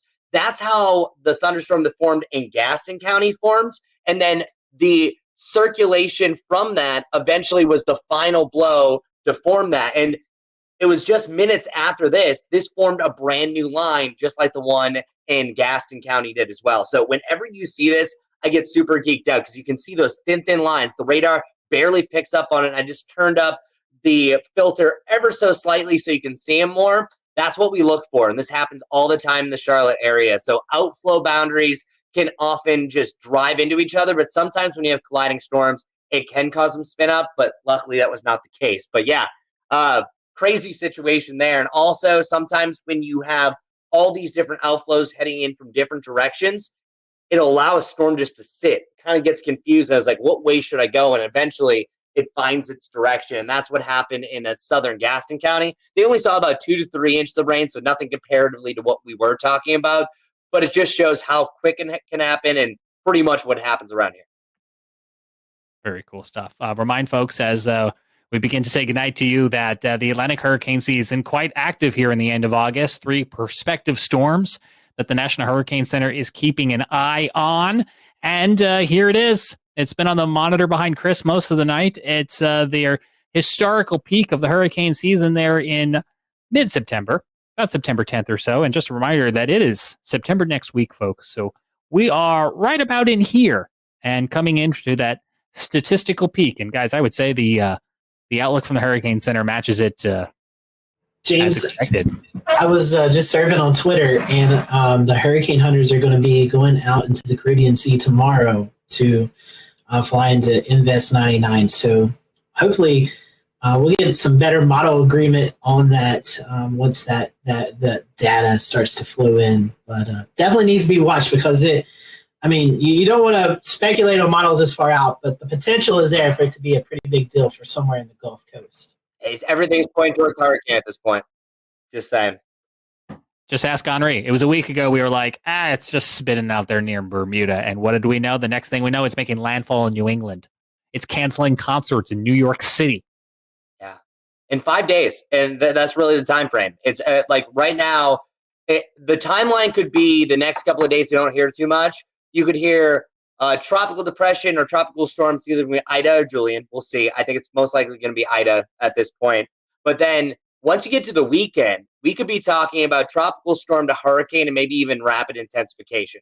Because usually there's 3 things that'll weaken it. It's going to be that dry air, the Saharan dust as we bring up, wind shear, landfall, technically 4. But then you could also have the case and scenario. Well, those are the 3, actually. That's what I was trying to get, or landfall. So you have all those that are going to be coming into place. The wind shear is going to lighten up. You're not going to have that dust area. And then also water temperatures are near 90 before any of the possible landfall. So that's why I'm not one that's going to be shouting towards the rooftop, but for sure this could become a major weather headline. And you're probably going to be hearing it in the next couple days. Chris, we will see you on TV tonight at 11 o'clock. And I talk about that. How about that? Great idea. Can we promote Chris's TikTok right quick? I mean, you got to go follow the man. Go follow the man on TikTok. You got Weather to. man, I appreciate it. Yeah, and there will be weather content. I did do some TikTok tropics updates, so I promise it's not all shenanigans, but we also like to squeeze that in between tropical systems, right? I've got to ask a question, though. Yeah. I want to know about the Kool-Aid pickles. How bad were they? Oh, okay. So we had the Kool-Aid pickles. We've done so many. It's so far back now. It was horrible. So your face said it was horrible. And I'm a grim human being. I will try a lot of things that people should not try, and I'm okay with it. I like flat soda, for instance. But when you bit into it, it was sweet, and then a terrible, evil pickle taste comes back in. Yeah, don't do it. This is one of them. This was pickles and maple syrup and pickles and peanut butter. I would pickle peanut butter sandwich all day long. That was great. If you watch the video of Chris doing the Kool-Aid pickles, like you can see where he's talking about the sour part because Chris, your face just like you just like bit into a lemon or something. It's like, oh, the jaw walks up right here. So see, that's the thing. Weather's number one, but then just having a good time is number two, and that's why I love getting in this group here. This is only my second time. I can't wait for number 3, guys. Looking forward to it, Chris. We're wanting to do a WCNC team meeting with all of you all. So yeah, we got 2 new characters. Heck yeah. Mm-hmm. That's right. Do you want to just verbally introduce us to new colleagues before we let you go? Yeah. So we have KJ Jacobs. He came here from the Norfolk market, and we have Brittany Van Voer. I'm so terrible with the name. I'm going to tell her that you said it great. Yeah, I know. I just freaked out. And we have Brittany that is coming from Fort Myers. Van Voorhees. There it is. We got it. This is all live too, so this is forever going to be there. There's no getting out of this. Oh no, and I'm sharing it in my Facebook page right now. Hopefully she doesn't watch. It's James' fault, so we'll just blame him. Yeah, sorry. Should have teed that one up. Well, Chris, thank you so much again for your time. We look forward to having you back on to the Carolina Weather Group as soon as possible. And we'll watch for those tropical updates for you. And I guess we'll watch for the next edition of whatever you're going to decide to put on pickles. Yeah, I guess so. Actually, it's called Snickles. So stand by. Ooh, Snickles. Snickers and pickles. This one's going to be good. No. All right, Evan is not pleased. I haven't been pleased with any of it, but that sounds like probably the worst one yet. I'm not an adventurous eater. I'm a little wimp. So I have to say, Chris, you like the mustard and watermelon, correct? I mean, that one was terrible. No, because it like I'm not even a big mustard person in general, and then you put it on the watermelon. Why? What are we doing? Oh my goodness. Yeah, that was me showing my true colors. Yes. Hey, I got feet that look like that too. So team flip flops right here. I'd be wearing them if I could. We could just do a whole episode on his TikTok. I'll just keep playing them. There we go. Well, I'll be back. But also, maybe I shouldn't be here because I feel like I just derailed the end of this meeting. So I apologize. This is the fun part. This is where we get, we got the serious part out. Now we can have a little fun. So. Well, I've always have fun. Whoa, sorry about that. Always have fun with you guys. Clearly, I can only talk up to 48 minutes. But I appreciate it. As I was giving shout out to you guys before, both of you guys have helped me out some form since I've been here in the Carolinas with some sort of weather report. So keep it up, guys. It's all you that really connect this Carolina Weather Group, right? We like to think so. I'm just going to leave it on that. I can't top that. I'll take that compliment and just say goodnight. Thank you, Chris. And thank you to everyone watching and listening to this edition of the Carolina Weather Group. We will be back next week, and you can always find us on social media or streaming anytime on the Carolina Weather Net. It's made for you, the Carolina Weather fan. Find it on YouTube. Just search Carolina Weather Group. It's on all the time. It's free. It's great. I sleep to it.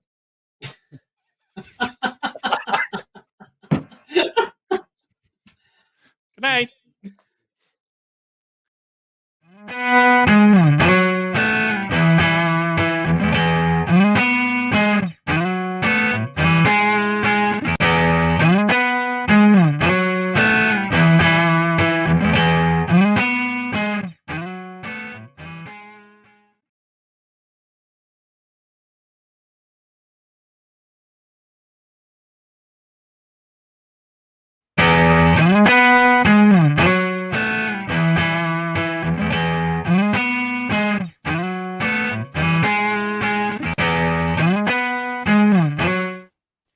and good evening from a very warm Charlotte. Happy Wednesday to you. It is March the 11th, 2020. I am James Brierton. It is Severe Weather Awareness Week carrying on here in the Carolinas. Last week, it was Severe Weather Awareness Week in North Carolina with a tornado drill on Wednesday, and we were lucky enough to bring you some special snippets from our friends at WCNC Charlotte. Well, joining us again this week as Severe Weather Awareness Week continues in South Carolina is Chief Meteorologist Brad Panovich, back from WCNC. Brad, thanks for taking the time out again for us. So you got an opportunity last week, Brad, to go. We'll return to Best of the Carolina Weather Group in a moment. Now your Carolina weather forecast. Here are today's forecast high temperatures for North Carolina.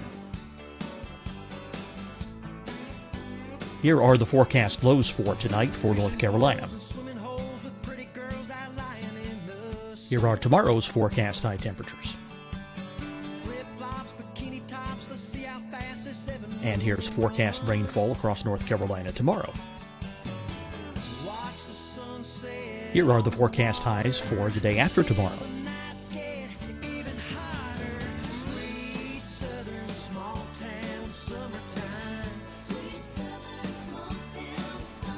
And here's the forecast rainfall across North Carolina for the day after tomorrow. This is the total rainfall forecast across North Carolina for the next 3 days. Here's the severe thunderstorm outlook for today from the Storm Prediction Center.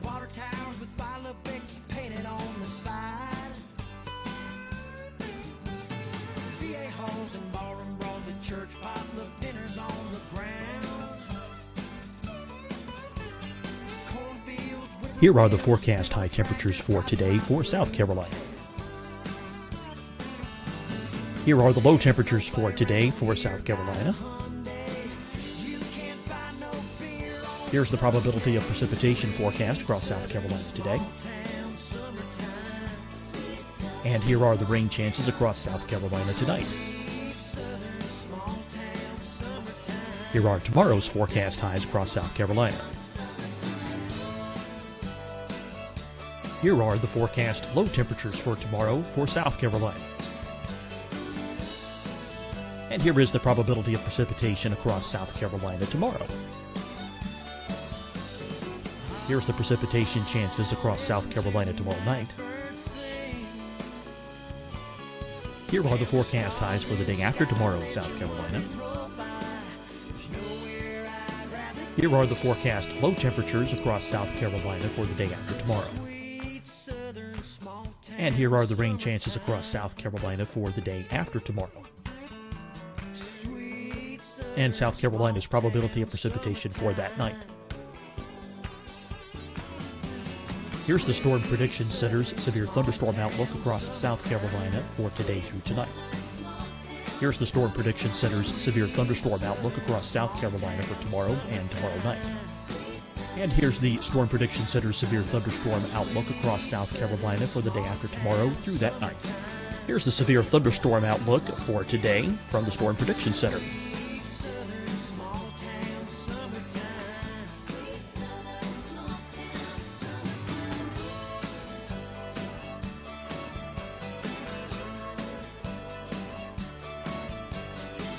And now here's a live look at weather radar across the southeast. Deciding when to wear a mask isn't about who you know or how well you know them. Just ask yourself, will I be with anyone I don't live with? If the answer is yes, get behind the mask. Help slow the spread of COVID-19. Get behind the mask. Learn more at covid19.ncdhhs.gov. Hi, everyone. I'm Dr. Mandy Cohen, Secretary of the North Carolina Department of Health and Human Services. And when you follow the 3 W's, you protect your family and your neighbors from COVID-19. When you leave your home, practice your W's.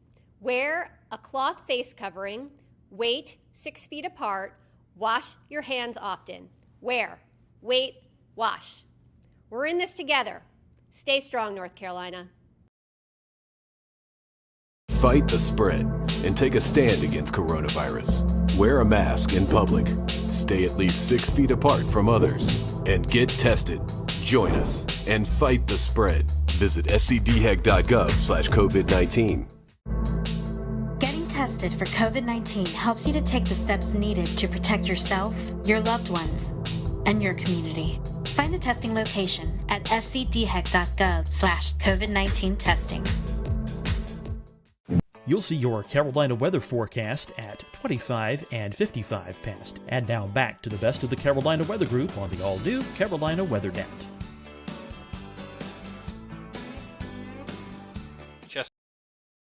County, South Carolina. The rest of our audience is going to get familiar with it if they're not already, with a rerun of our 2019 interview. But tell us a little bit about what you saw down there at this great facility they've got. The interesting thing was how they test roofs in particular for hail. The standard test for hail was actually done with just a steel ball that dropped on a horizontal surface, roof surface. Well, what they did is they try to recreate actual hailstones how they are in nature. And so what they've done, they've gone out and done field studies where they try to measure hailstones in the wild, if you will, to get a more accurate measurement of their density. And then they shoot them out at speeds that are more similar to what you see in a strong storm. Because what happens in most hail events is the hail is wind driven. It doesn't just fall. It's being blown by 60, 70, 80 mile an hour winds. And so they test roof structures in particular, metal, asphalt shingles, plywood, just to see how they withstand it. And then they can rate these shingles so that you have, like, as a consumer, a better idea of what you're getting into when you're going to put these on your roof. And it also helps the insurance industry kind of understand, like, what kind of damage certain type hail can cause to your building. Well, let's talk a little bit about that roof, because you just put a brand new roof on your home about a week before that EF1 tornado came through Charlotte. Did you get some ideas from the Insurance Institute? Yeah, so last year I went down there for one of their tests where they were taking a roof and they were submitting it to a hurricane, basically. What they did is they took wind and rain and they blew it at a home that had half the roof using what's called the fortified roofing system, and the other half a typical roofing system. So what they did is for several hours, I think the test went on for 8, 10, 12 hours, which is typical for hurricane winds. They're going to last a long time. The winds went up and down and they blew rain. And so they wanted to see how much water intrusion they would get through the normal roof versus the fortified roof. And when I saw that demonstration, and at the end of last year, my roof needed to be replaced, I said, you know what? I'm doing that fortified roofing system. So every contractor who bidded on my house, I basically said, hey, I want this fortified roof. And a lot of them had never heard of it. So I had a PDF that they actually can print out on their website, disastersafety.org. And I gave it to my roofers. And I'm like, okay, we can do that. And basically what they do is they tape the seams of the plywood, or in my case, the roofer decided just to put ice and water shield on the entire roof. They also use underlayment that's synthetic with caps, cap nails instead of just regular nails or staples.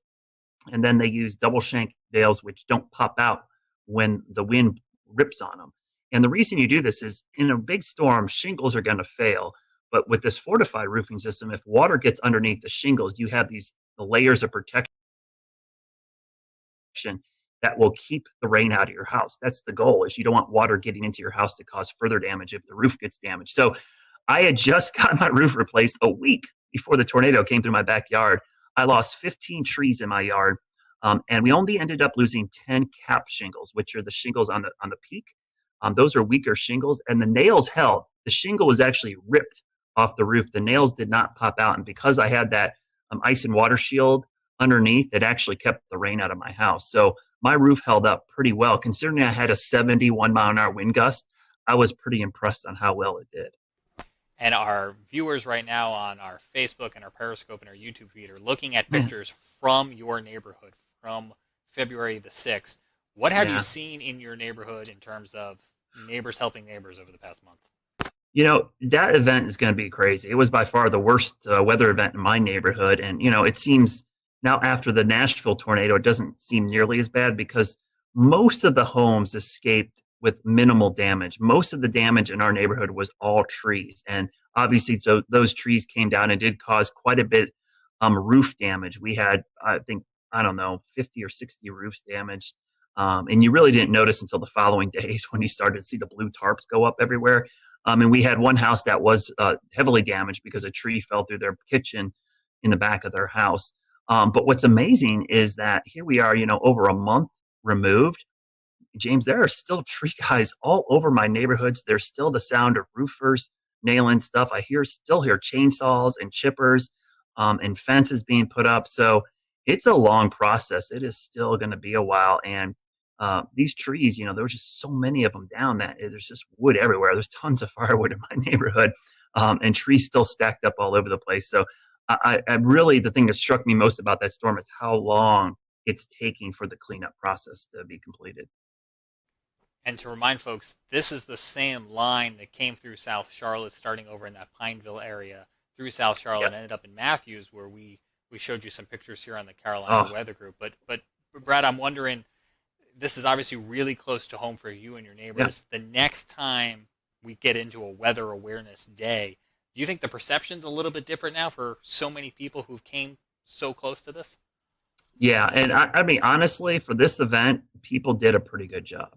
There was some schools that didn't evacuate their students, but in general, I think it was a pretty good success story considering we had an EF1 tornado go through the heart of South Charlotte and no injuries or deaths is pretty amazing. I hope that it serves as a wake-up call for a lot of people just to have a plan. I mean, that's the thing I preach all the time. It's like the warning times, I wish they were longer, but the average national warning time, lead time for a tornado is like 12 minutes. And we were about 16 minutes with those tornadoes back on the 6th. That's if you get the warning right at the beginning. What happens if you don't get the warning until halfway through or three-quarters full of the way through? You only get like 5-10 minutes. And that's not the time to look at each other and go, where do we go? A lot of people, especially in businesses and structures they weren't familiar with, had no idea where to go. Or didn't know what a tornado safety protocol is. So that's one of the things I think going forward I'm going to work on is try to educate people on getting that plan together. But I think you're right. I think people are going to take these more seriously. I used to have a saying all the time at the coast when I did hurricane coverage, but people's level of preparedness is only as good as their memory of the last disaster. And it's just human nature. If people are going to remember this tornado and the next one, they're going to take it much more seriously because they have that recent memory of this event.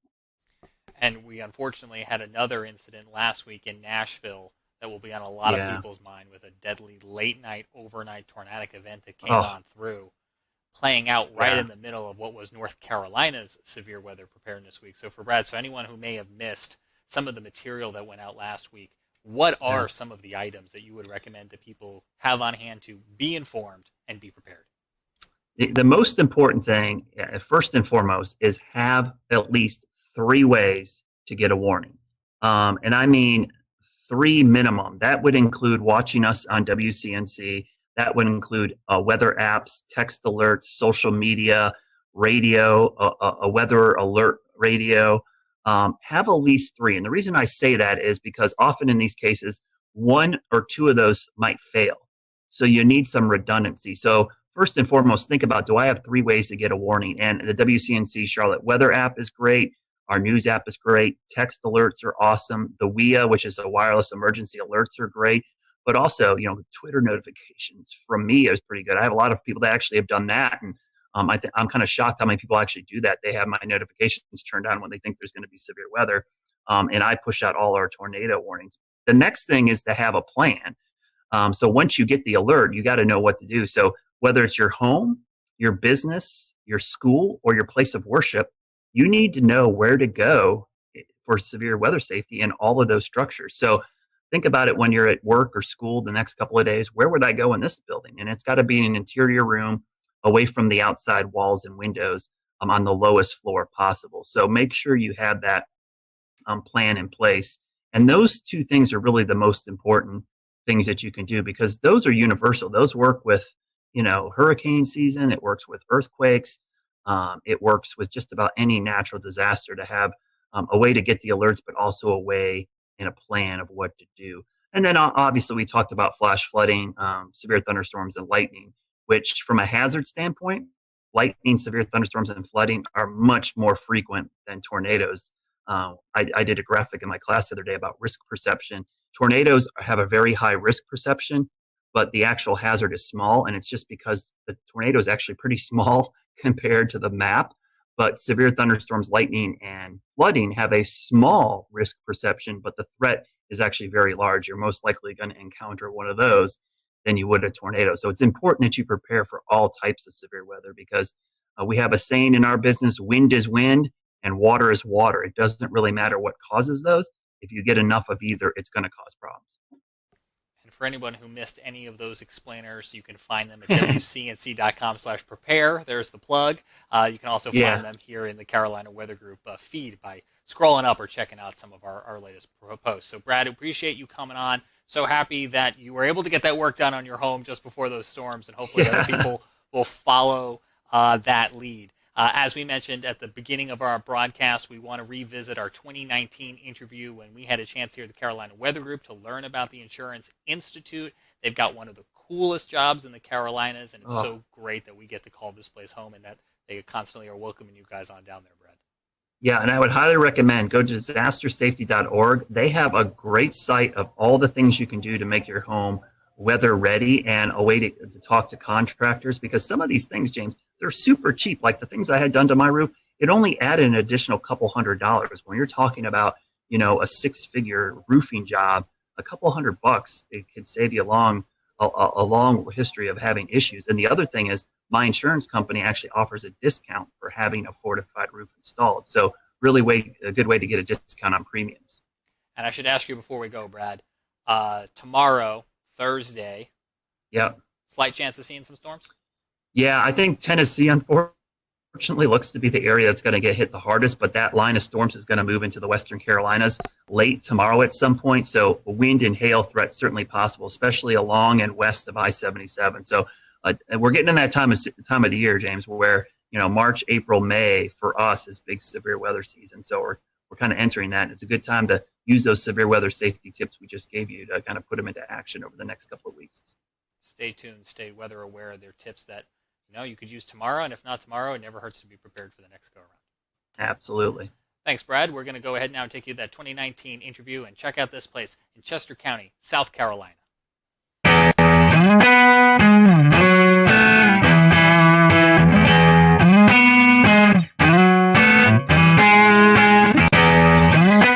Hello, everyone. Welcome to the Carolina Weather Group. This is the Wednesday, July 24th, 2019 edition of our little weather get-together. Tonight is show number 285, and tonight we have with us Dr. Ian Giametco. He is a lead research meteorologist at the Insurance Institute for Business and Home Safety. We're going to be talking about hail and some of the research they've done with hail. Ian, welcome to the Carolina Weather Group. This is kind of your first gig with us, and I told you before the show, glad to know you're in the Carolinas. So let's talk about what you do at the IBHS. Our lab here in South Carolina was built and opened in the fall of 2010. IBHS as an entity has been around almost since the 70s. It can trace its root back to a few different names and basically started as an advocacy group to help people better prepare for severe weather and try to reduce the losses associated with severe weather. Well, in 2010, our research center opened, and we're taking the model of the Insurance Institute for Highway Safety. So think about car crash tests. It's been highly successful.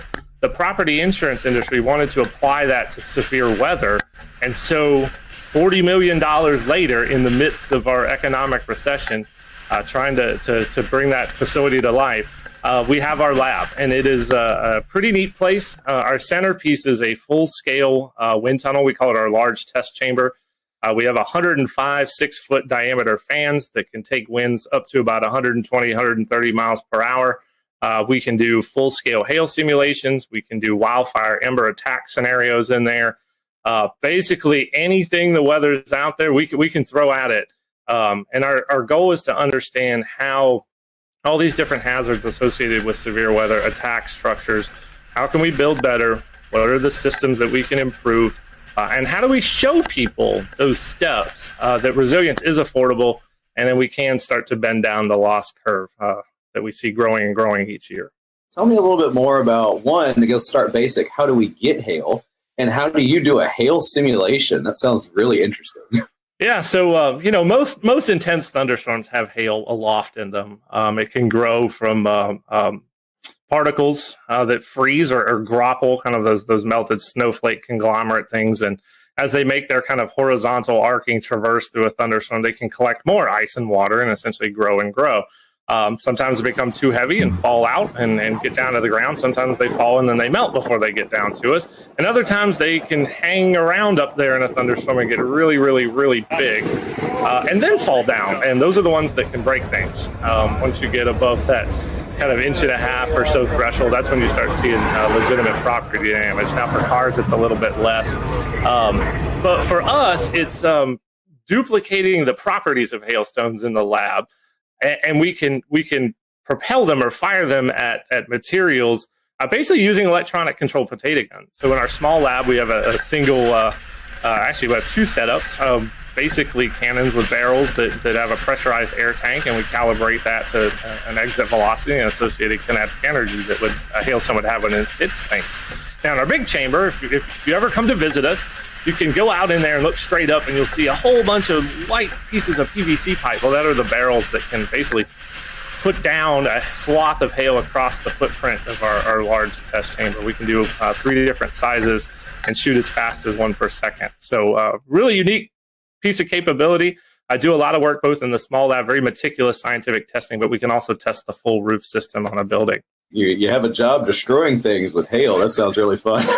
That's a little bit of what we do. We try to break things in the lab so it doesn't happen out in the real world. That was really interesting. I can't wait to tell my friends and family that you guys shoot hail out of potato guns for testing. So that's kind of cool. Talk about some of the hail studies that you do in the lab. You mentioned something earlier about recreating hail crystals, and you're actually building hail in the environment in which it forms. What we found out, because of the strength, it can do about 3 different things when it hits your roof. It can bounce off. That's really hard hail. It can shatter. That's kind of the hard to medium. Or it can just become really slushy. That's the very soft hail. And all of those have different kind of types of damage that they produce on your roof. The soft will kind of dislodge all those granules. The hard bounces and shatters will do more cracks and dents. So we realized all that stuff was mattered, and we needed to simulate it in the lab and also repeat it. That's scientific testing right there, is being able to repeat this stuff over and over and over again. And after about 8 years of work, we released a new hail impact test standard for asphalt shingles, and we have we rated the products that are considered impact rated, and we have a rating scale that's actually out on our website now. So if you're looking to get a roof that's more resilient to hail, I would encourage folks to check that out. It's at ibhs.org. You'll see what products are out there and which ones meet the top of our class and which ones are at the bottom, and where you might want to be. Talk about the size and how much damage hail creates while we're on the topic. I'd love to hear your take on that. Yeah, so a lot of people don't realize hail, we kind of joke, is the Rodney Dangerfield of the severe convective storm hazards. It doesn't get any respect, but in any given year, it's about 60 to 80% of the dollar damage from severe thunderstorms. That's a lot. And we're in probably what will be the 12th straight year of damage totaling over $10 billion. So it's a big piece of the damage that comes from severe thunderstorms every year. Now, when you start talking about damage thresholds, of course, we have the National Weather Service severe criteria of 1 inch. That's when we really start to see some issues, dents and things with auto. On the building side, if you start looking at roofing materials, once you get close to that 1.5 inch mark, that's when you can potentially see some damage. Now, there's a lot of things at play, age of roofs, age of materials, all that, the wind-driven aspect. Now, we can go all the way out to the extreme size, and once you get to about 3.5, 4 inch hail, that will puncture the plywood roof deck that you have. So you're thinking fall speeds close to 100 miles an hour, pretty intense hail. That I hope we never have to see here in the Carolinas. I'm sure it's happened before, but that size hail, very rare here. So I don't know what's more interesting, the work that y'all do in the lab or the fact that you also have field work. Tell us a little bit about your field work and what y'all have done over the years. Yeah, so way back in 2012, we decided there was all this hail data we needed to go get about strength. And a lot of the tests and how we test buildings were all rooted in information going back all the way to the 1930s. So nobody had looked at this stuff for a while. Plus, we didn't know what strength actually did. There was no data on it.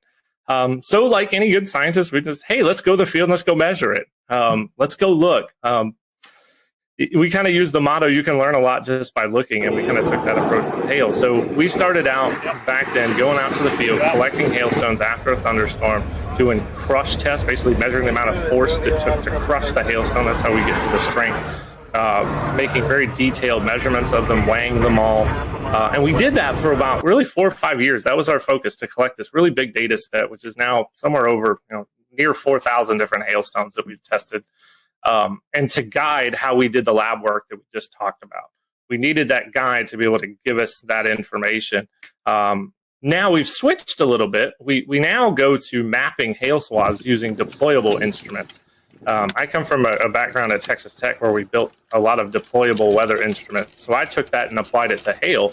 So we have a network of about 18 impact sensors that can measure the impact energy of hail, and we can actually deploy them ahead of a thunderstorm and look at what the size distribution is within that particular storm and how it varies and changes within the swath. It's really, really important for how we look at radar hail detection, even looking into how numerical weather prediction manages hail. And how did it go this year? Oh, two good missions for us. Spent about I think we spent about 12 days total in the field. Ended up, my target was somewhere, I think 5 to 7 total cases. I think we were right there at 7, which was really, really good for us. So yeah, that's usually the case. We spend about somewhere 10 to 14 days each year in the field, and we'll continue this going into 2020. Yeah, and talk about some of the more memorable cases that you guys have covered, maybe some of the more interesting field tests that you guys have done over the past couple of years. Yeah, for hail, a couple of years ago, intercepted a supercell near Eric, Oklahoma that produced just this really narrow swath of just really big 3-inch hail with a concentration maybe 10 to 12 or so per square foot. That's a lot for big hail. It was the first time we got our instruments into hail that size, so that was kind of a unique experience for us. Now, a memorable case, and this goes back all the way back to I think 2013 or 2014 when we were doing a lot of those crush tests. We encountered some hail. This was in Montana. What we kind of think of as low-density spongy type hail that when you crushed it, it actually deformed almost like a sponge, but held its shape. It actually didn't fracture. And there's some literature out there that talks about how these hailstones can come about. But talk about kind of blow your mind of how complicated hail can be. That the fact you could get this spongy kind of hail that you could compress, it basically just did that and then held its shape even after you took the load off of it. It never broke. I'm guessing those are rare. We haven't seen that again. It was one particular case, and I don't know what kind of environment might produce that, but it's really unique, and it's always been a memorable one from looking at hailstones. And I've seen a fair bit of them. We got a hail threat, right? So how do we tell businesses and homeowners how to better protect their property? One of the things you can do, make sure you can get your car in your garage if you have one. If you're like me, you got all sorts of stuff in the garage. I couldn't get my truck in there if I tried. But that's a step you can take, is make sure you can get your car under cover. And maybe, say we're under a higher risk for a particular day. If you can find a way to keep that vehicle covered, that's one way to reduce your auto damage. Now for homes, it's a lot trickier. If you're in an area that sees a lot of hailstorms, think about the folks in Tornado Alley. If you live in Dallas, Oklahoma City, Wichita, we saw how sick of people were of hail in Dallas this year by their putting pool noodles on cars and inflatable mattresses. And I'm sure they're tired of getting new roofs every 2 years. So I'd encourage people to look at our impact rated shingle test results and look for those good performing products. There are impact rated shingles that do perform, and we tested up to 2-inch, and the top performers really do perform very well. So there are products out there from a roof perspective that I would encourage homeowners to look at, and talk to your insurance agent too, because in a lot of cases you can get a discount for some of these things. You own a business, you have a building, you have roof, you have items up on the roof, you have your HVAC units, you have satellite dish. I mean, whatever instrumentation you have up there, is there anything we can tell business owners? For HVAC, that's a very good point, because there are some shields that can be made that actually surround HVAC units that from what we've been able to tell, looking at their performance, they do a decent job. And HVAC, just the damage to the fins and coils in an HVAC system can be very, very expensive. So there are a few steps you can take if you're a business owner there. You guys are located here in the Carolinas, and many folks may not know that. How did you guys choose the Carolinas? The lab came about in the Carolinas. There was kind of a little bit of a bidding process, and this is before my time at IBHS. We wanted to be away from the immediate hurricane coastline. That's having a facility like that could damage by a significant hurricane was a concern for our membership. So that's one reason why we're a fair bit away from the coast. We had a power requirement, and we wanted to be within a certain distance, basically an hour's drive from a hub airport. So what was settled on was essentially kind of the general Charlotte area. And we had two sites that were the original ones. One was closer to Gaston. We'll return to Best of the Carolina Weather Group in a moment. Now your Carolina weather forecast. Here are today's forecast high temperatures for North Carolina. Here are the forecast lows for tonight for North Carolina. Here are tomorrow's forecast high temperatures. And here's forecast rainfall across North Carolina tomorrow. Here are the forecast highs for the day after tomorrow.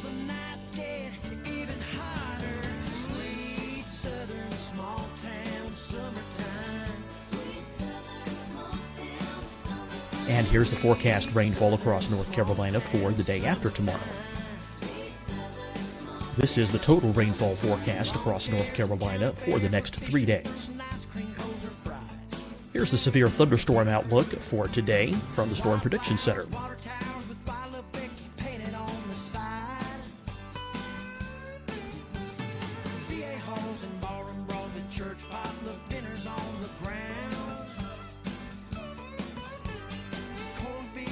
Here are the forecast high temperatures for today for South Carolina.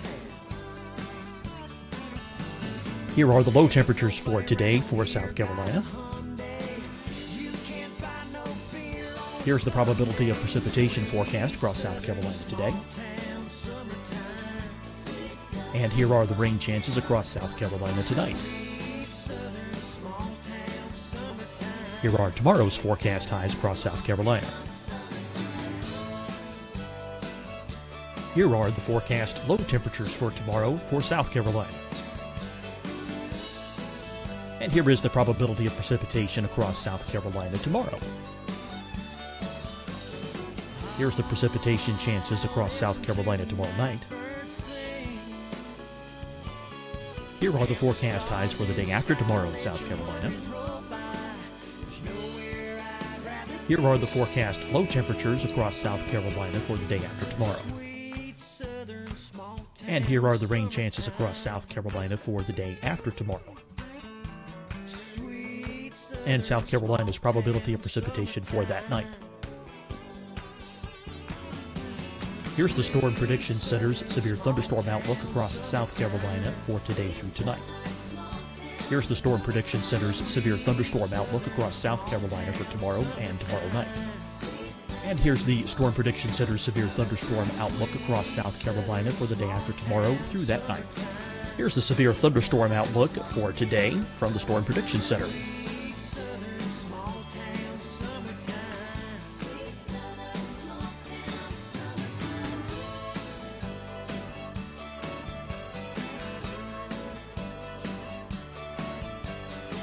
And now here's a live look at weather radar across the southeast. Deciding when to wear a mask isn't about who you know or how well you know them. Just ask yourself, will I be with anyone I don't live with? If the answer is yes, get behind the mask. Help slow the spread of COVID-19. Get behind the mask. Learn more at covid19.ncdhhs.gov. Hi, everyone. I'm Dr. Mandy Cohen, Secretary of the North Carolina Department of Health and Human Services. And when you follow the 3 W's, you protect your family and your neighbors from COVID-19. When you leave your home, practice your W's. Wear a cloth face covering, wait 6 feet apart, wash your hands often. Wear, wait, wash. We're in this together. Stay strong, North Carolina. Fight the spread and take a stand against coronavirus. Wear a mask in public. Stay at least 6 feet apart from others. And get tested. Join us and fight the spread. Visit scdhec.gov/COVID-19. Getting tested for COVID-19 helps you to take the steps needed to protect yourself, your loved ones, and your community. Find the testing location at scdhec.gov/COVID-19 testing. You'll see your Carolina weather forecast at 25 and 55 past. And now back to the best of the Carolina Weather Group on the all-new Carolina Weather Net. The South Carolina border up on I-85, and then there's the site that we currently had, and we ended up with a really nice package from the community down here in Chester County. Our plot size was a lot larger. We did have some noise concerns, so that also played a role. And they had the power requirements they need. We're right next to a transmission line, and we had a substation on site. So 105 electric medium voltage drives power the fans, and we need some juice. So it all came to fruition, and there we are out in Chester County. And so talk about, you were talking about hurricanes. Talk about some of the wind studies that you guys do there. You have this big wind tunnel, and you actually have some model scale homes, and you can do all kind of testing in this facility. A very unique thing about our facility is that we can do full-scale home testing. We can look at a full home system, and that's really important from a wind perspective to understand how the wind forces are essentially transferred through all the different connections that are within your home, roof to wall, through the walls, wall to foundation, and all the connections in between. You have to really look at it in a system perspective to understand how wind essentially attacks structures and what you can do to mitigate it. So we do a bit of garage door vulnerabilities. We've seen that garage doors can be a huge damage amplifier. Think about it, they're a big hole, really, if they fail in your house. That allows wind to get in and start acting inward, pushing up and out, and can lead to failures. Once you start the damage cascade, it just goes. Tornadoes, it happens very fast. Hurricanes, it can happen over the course of, say, 6 to 12 hours. But that cascade is what we're trying to stop the start of that. And we think we can find those mitigation solutions that are not only useful, but also affordable too. So before we kind of wrap up the interview, can you tell us a little bit about how you forecast and how you decide where you're going during your field studies? Yeah, the logistics are actually a fair bit challenging. So we are a good distance away from essentially what is Tornado Alley or the Great Plains. We like it out there, good road networks, good visibility, although we are going to try to explore some southeast hail. There's some environmental questions that we have that I think we're going to try to tackle that. So we basically have to rely on medium range forecasting. So we're looking for just general pattern support for severe weather. So is the Gulf of Mexico open? Is there good moisture transport northward? Maybe not necessarily if there's a trough, but is there just generally enough flow aloft to support supercells? Sometimes you didn't have the surface features underneath the best flow aloft. It kind of became a day-to-day, almost a mesoscale type forecasting scenario, which is very hard for us in terms of when we pull the trigger. So we work our teams on about a 48-hour leave or 48-hour kind of go, no-go scenario. Using DFS output, Bureau output, try to get our best feel that we're going to get at least 3 operation days out of a mission. We got to have some kind of confidence that we're at least going to get 3. It's just not worth shipping equipment out and bringing the team to the field. So, okay, say we give a go.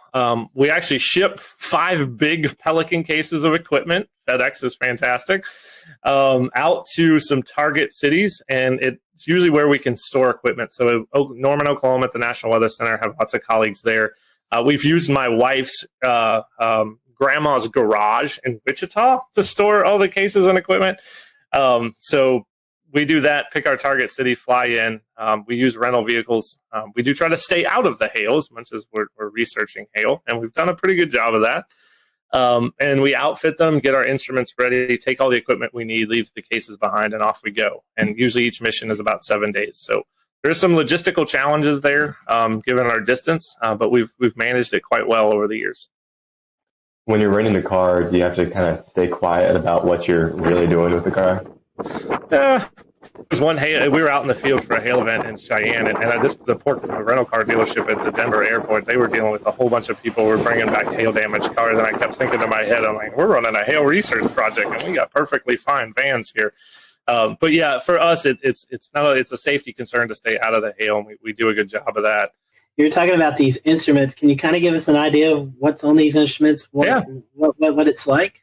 Yeah, certainly. They're on little tripods. They're basically little engineering tripods. And then the plate itself is a little small pyramid. It's 1 foot by 1 foot. And it's actually based on a design that was developed at NASA, Kennedy Space Center, and was published in the literature. So we use that same plate design. It's got a little acoustic sensor, a piezoelectric disc that can record the vibration of the plate.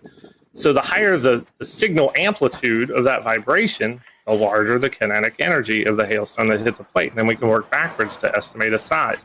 The unique thing about ours, we actually use robotics microcontrollers as our data system. We use an Arduino Do. It's about $35. A lot of maker components. We needed to make them cheap so we can have a bunch of them. And it samples really, really fast, about 5,000 times per second. So we can actually resolve impacts at 0.05 of a second. So that's pretty neat. And it's got some switches for on, off, and data control to make it easily user-friendly.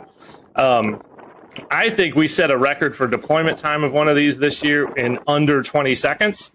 I'm going to give out a shout out to Hank Pogorzelski, who's in our Tampa office, who's been with us in the field every single year since we started.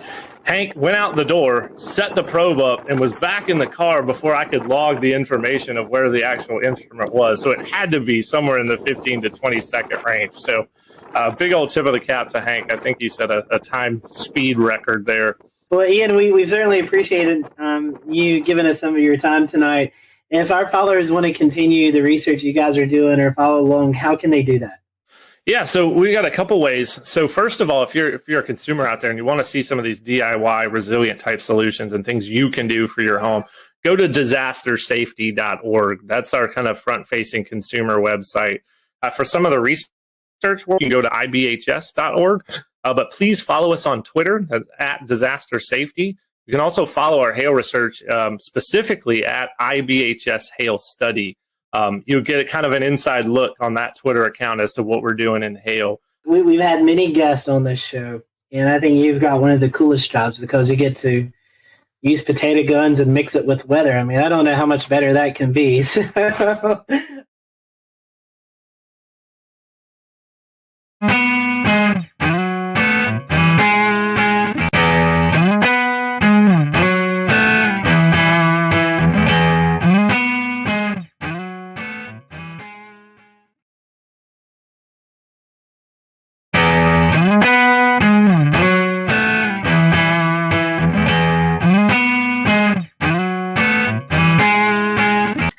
welcome to the Carolina Weather Group. We're happy to have you this evening, and we want to bring in Alex Forbes, meteorologist student at Mississippi State University. And Alex has got a really cool project that he's been working on and was able to present over the last few months, and we're happy to have him on tonight. We're going to be talking about the SPC and the different risk levels. You know, sometimes you hear us talk about marginal, slight, moderate, all that good stuff. Well, Alex was able to interview you all with some assistance from some meteorologists and kind of get a better understanding of when we mention these things, what do you actually learn from it? So tonight we're going to be talking about that, some of his findings. We'll let Alex promote his social media towards the end of the show. So if you do have any questions that you'd like to tweet towards him, you can send them his way, and he can maybe help you out a little bit more with some of his research. So Evan, I know you and I, we're excited to talk about this. We saw this project a couple of weeks ago presented, and we're ecstatic to have Alex on with us tonight. So Alex, before we kind of get into the meat of the subject, first-time guest with us, so we want to thank you for that. And we always ask the first-time guest question: how did you decide this is what you want to do? How did you catch the weather bug? So for me, it was first grade. It was March. There was a line of severe storms that came through Metro Atlanta, and I still don't know to this day whether or not it was a tornado or straight line winds. We were never surveyed, so I don't know. But a tree fell on the corner of my house, right over there, and it fell on the house and it fell on the ground. Woke me up at 4 a.m. And that was what planted the seed. But I didn't really start to get into weather and meteorology until about 4th or 5th grade, and it just evolved over time. It started off with, or it continued with me doing the weather for the elementary news, and then in middle school and high school and so forth, it just kept building and building and building. And lo and behold, I'm a senior now at Mississippi State, so something worked out. So in Georgia, I know Georgia has the meteorology program. What made you decide to go to Mississippi State? Yeah, so I want to do TV. Georgia has a fantastic geography program of which meteorology is a part of. They just recently added the meteorology degree, but Mississippi State is known for broadcasting, and that makes a difference. Plus, it's not exactly far from me. Mississippi State's, or Starkville, is about 4.5 hours. It's close enough, and their scholarships they offer for out-of-state students is fantastic. So it really became a no-brainer. As a Florida Gator fan, I'd much rather cheer for Mississippi State than the Georgia Bulldogs. I know James won't be happy about that. But. Well, it's a matter of fact. So that's right. That's right. Well, let's before we get in trouble, let's talk about what you've done some research on. The Storm Prediction Center, Alex. We see these outlooks posted, especially in the spring and summertime, thunderstorm outlooks with severe weather. So you decided to kind of dig into it and kind of ask the public what they think of these words that we tossed out. But before we kind of get into your research, let's briefly go into each category. I know you had to do some research about those categories and basically kind of what kind of weather we see with those. Can you talk to us a little bit about those categories and what they mean, and maybe then we can lead into some of your research? Yeah, so the Storm Prediction Center issues convective outlooks. You might know them as the avocado maps. Typically, it's a green region with a yellow region inside of that, with an orange region inside of that. Sometimes you get the moderate, which is the red, and the high, which is the pinkish purple color. So what I did was a belief that has existed among broadcast meteorologists for a long time is that the names don't work. So marginal is you might see a storm. If you do, it could be severe. There's a certain percentage assigned to each of these that's arbitrary, and it doesn't mean a lot to the public, so I'm not even going to get into them because they're meant for meteorologists. Slight is a step up from marginal. You'll probably see storms. A couple of them might be severe. Enhanced is, okay, there's going to be storms. Probably half of them, give or take, might be severe. Moderate's like, okay, this is serious. There's going to be storms. They're probably going to be severe. And high is, there's storms. They're going to be severe. There's going to be, in most cases, tornadoes. Loss of life is a concern, so forth. But the other thing I would point out about them is that when these categories were updated in 2015, they're not equally weighted, right? So the marginal was the old C text. It wasn't a category before this. It's not like an old slight is now a marginal. It's new category. Slight was split into two. They kept slight for the lower end of the threat, and they added enhanced for the upper end. And then moderate is still moderate, and high is still high. So if you jump from a slight to enhanced, that's not the same from jumping from an enhanced to a moderate. And that's part of what confuses a lot of people, is that meteorologists understand that an enhanced to a moderate is a much bigger jump from a slight to enhanced. People see, the lower category to the next category, and they say, okay, just another notch higher. So that's pretty much it in a nutshell. The other thing I will add is in recent years, the Storm Prediction Center has begun to acknowledge a number system in association with the words. You'll see that on a few of their graphics, but it's not widespread use yet. So you reached out to the public to kind of do a survey and see how people were handling the threats and interpreting all of the different lingo that's associated with them. What led you to choosing the Southeast as your kind of study group area? Yeah, so there's been studies in the past that show the Southeast United States is emerging as the new tornado hotspot within the United States.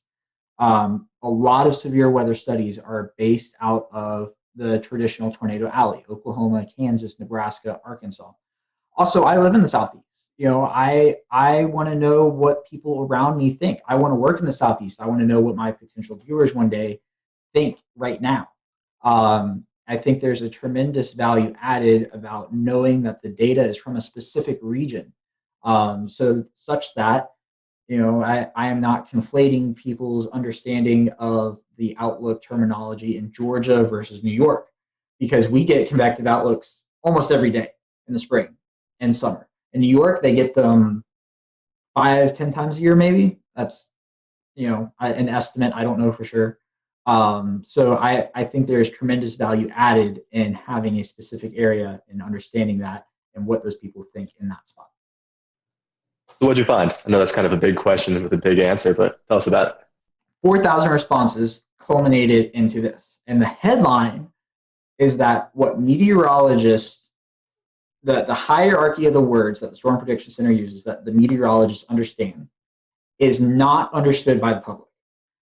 Now, I will throw this caveat in there in that the convective outlooks technically are not designed for the public. They never were. They still aren't. They are designed for meteorologists to take and then interpret and relate to the public. But that does not negate the fact that they are used on TV channels, social media, everything that the public sees almost in terms of weather on a regular basis.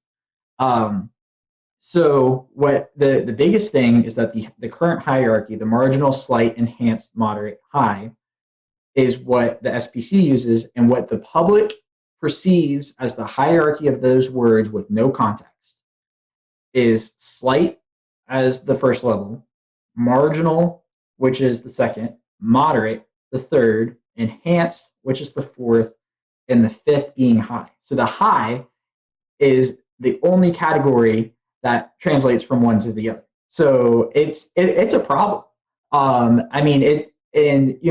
The results even surprised me to an extent. I expected the moderate and enhanced flip, but I did not expect the slight and marginal flip. It's something that needs to be taken into account, because whether we like it or not, the public has become the primary consumers of the convective outlooks. And if there's a disparity in what people believe, especially when it's conveying life-threatening information, perhaps days in advance, it matters. So that's the SPC part in a nutshell. There were some other pieces of the puzzle that was good news. Over 95% of people correctly identified alerts like a tornado watch, tornado warning, severe thunderstorm watch, severe thunderstorm warning. 82% either agreed or strongly agreed that a severe thunderstorm, the term severe thunderstorm, means that the storm is capable of causing as much damage as a tornado. So, something's getting through to these people with those terms. So that just brings up another conclusion that I had, that people should use the term severe thunderstorm, warning watch, as opposed to thunderstorm warning or watch, which I see on occasion. It's not widespread use, but I just thought I'd throw that in there. And how people receive alerts was also measured in this. Close to 70% of people received an alert through their mobile weather app. So, that is more than 2/3 of the respondents to this survey, who, keep in mind, are weather savvy because they most likely found this on a social media channel through a meteorologist. But still, we are at 70% of people now. Now, I will include that I did not specify the wireless emergency alerts as a different option, because I don't think people know the difference. But still, 70% of people are dependent on their phones for an alert, and that's where they receive it first.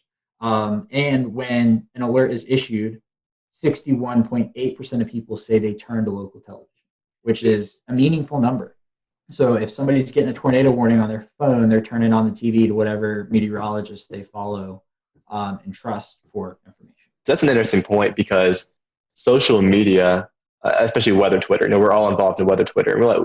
We get our weather information from Twitter a lot of the times. Yeah. But the vast majority of the general people out there in the Southeast aren't on weather Twitter. They're not like us. They aren't going to see your tornado warning post or, whatever post you're doing. So it's interesting that, TV really still is the primary mode for those people to get those warnings. Yeah. And the other interesting thing about TV is that even among 18 to 24-year-olds, 51% of the respondents of that age group said they still turn to local television, which is huge. Wow. Because, I honestly expected that number to be low, but not for the same reason I think that a lot of other people think. It's that, people have this mantra of people our age aren't going to watch TV. And I don't know that to be the case, because I think even now with millennials, it's not that we are never going to watch TV. It's that we aren't going to watch local news until it matters to us. And in most cases, that's not until you're in a established routine with a family, living in the suburbs, something along those lines.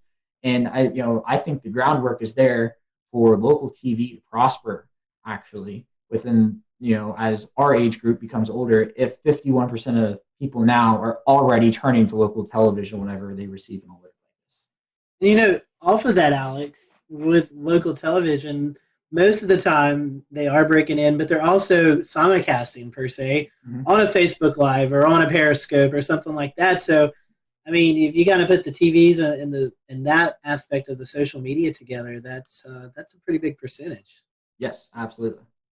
I found it interesting. I've got some of your stats up, and 12.3% of folks receive their warning first by NOAA Weather Radio. That's something that I guess I'm a little shocked by that, because I wouldn't think 12% of the people would even have a NOAA Weather Radio. Yeah, so keep in mind the people who took the survey are weather savvy, because they probably found it through a meteorologist on social media. I would point out, though, is I don't remember exactly who did the study, what year it was. I just remember it was 10 plus years ago, that the NOAA Weather Radio number was at like 60%, and it's down to 12. I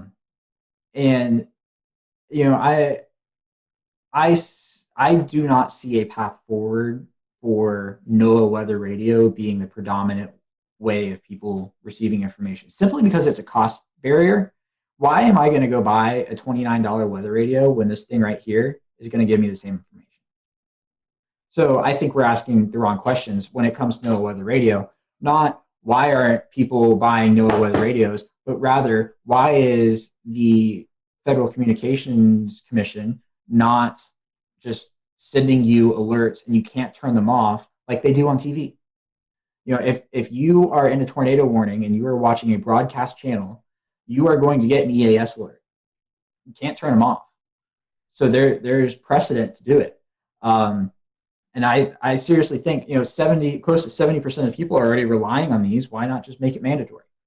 And have that be the de facto NOAA Weather Radio. Now, I don't think they're ever going to go away. I think there's still a use for them. What happens when your phone dies? What happens when there's a hurricane and you run out of power, your generator's out of gas, and you can crank a weather radio?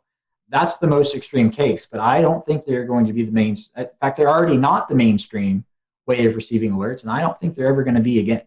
I know you're doing some of these questions also about when they hear these warnings issued, about taking shelter or alerting friends and stuff. Can you kind of go in some of those details, what you found out? Yeah, so I asked about 4 alert types in particular: the severe thunderstorm watch, the tornado watch, severe thunderstorm warning, and tornado warning. And I asked when a blank is issued, I blank. So the other part of the blank is take shelter, alert friends and neighbors, monitor weather conditions, check social media, watch local television, and watch national television. Of those 4 questions, there's nothing I really found surprising. For each one, social media was between 80 and 90% with combined agree. For the troubling, I guess a troubling aspect is for a severe thunderstorm watch. 22% of people said that they take shelter. But keep in mind, these are the same people who accurately picked out a severe thunderstorm watch definition. 97.2% of these respondents correctly identified a severe thunderstorm watch. So, it comes down to people's interpretation of what take shelter means. Does that mean you just stay inside all day? Does it mean you go to the lowest level, most interior room? I don't know. But I mean, there wasn't anything that, is a red flag in the results specifically for those 4 questions. You were talking about wanting to go, broadcast TV in the Southeast. So keeping that in mind, there's a lot of different styles of severe weather coverage. I think you have some folks who just kind of say, present the radar. And then you have folks like... We'll return to Best of the Carolina Weather Group in a moment. Now your Carolina weather forecast. Here are today's forecast high temperatures for North Carolina. Here are the forecast lows for tonight for North Carolina. Here are tomorrow's forecast high temperatures. And here's forecast rainfall across North Carolina tomorrow. Here are the forecast highs for the day after tomorrow.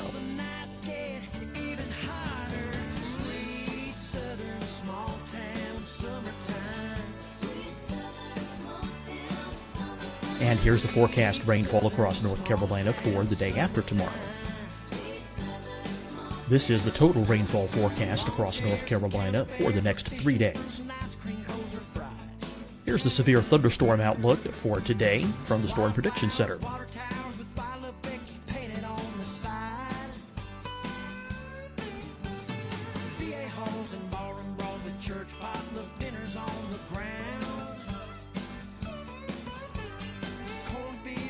Here are the forecast high temperatures for today for South Carolina. Here are the low temperatures for today for South Carolina. Here's the probability of precipitation forecast across South Carolina today. And here are the rain chances across South Carolina tonight. Here are tomorrow's forecast highs across South Carolina. Here are the forecast low temperatures for tomorrow for South Carolina. And here is the probability of precipitation across South Carolina tomorrow. Here's the precipitation chances across South Carolina tomorrow night. Here are the forecast highs for the day after tomorrow in South Carolina.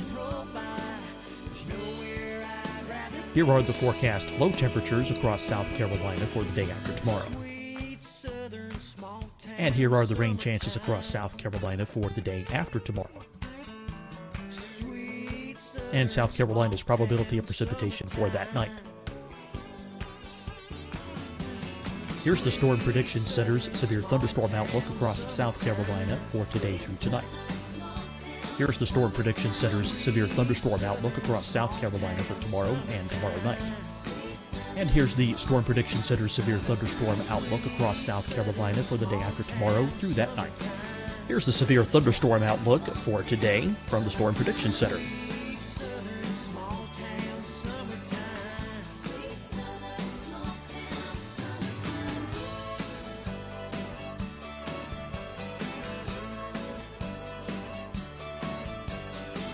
And now here's a live look at weather radar across the Southeast. Deciding when to wear a mask isn't about who you know or how well you know them. Just ask yourself, will I be with anyone I don't live with? If the answer is yes, get behind the mask. helps slow the spread of COVID-19. Get behind the mask. Learn more at covid19.ncdhhs.gov. Hi, everyone. I'm Dr. Mandy Cohen, Secretary of the North Carolina Department of Health and Human Services. And when you follow the 3 W's, you protect your family and your neighbors from COVID-19. When you leave your home, practice your W's. Wear a cloth face covering, wait 6 feet apart, wash your hands often. Wear, wait, wash. We're in this together. Stay strong, North Carolina. Fight the spread and take a stand against coronavirus. Wear a mask in public. Stay at least 6 feet apart from others. And get tested. Join us and fight the spread. Visit scdhec.gov/COVID-19. Getting tested for COVID-19 helps you to take the steps needed to protect yourself, your loved ones, and your community. Find the testing location at scdhec.gov/COVID-19 testing.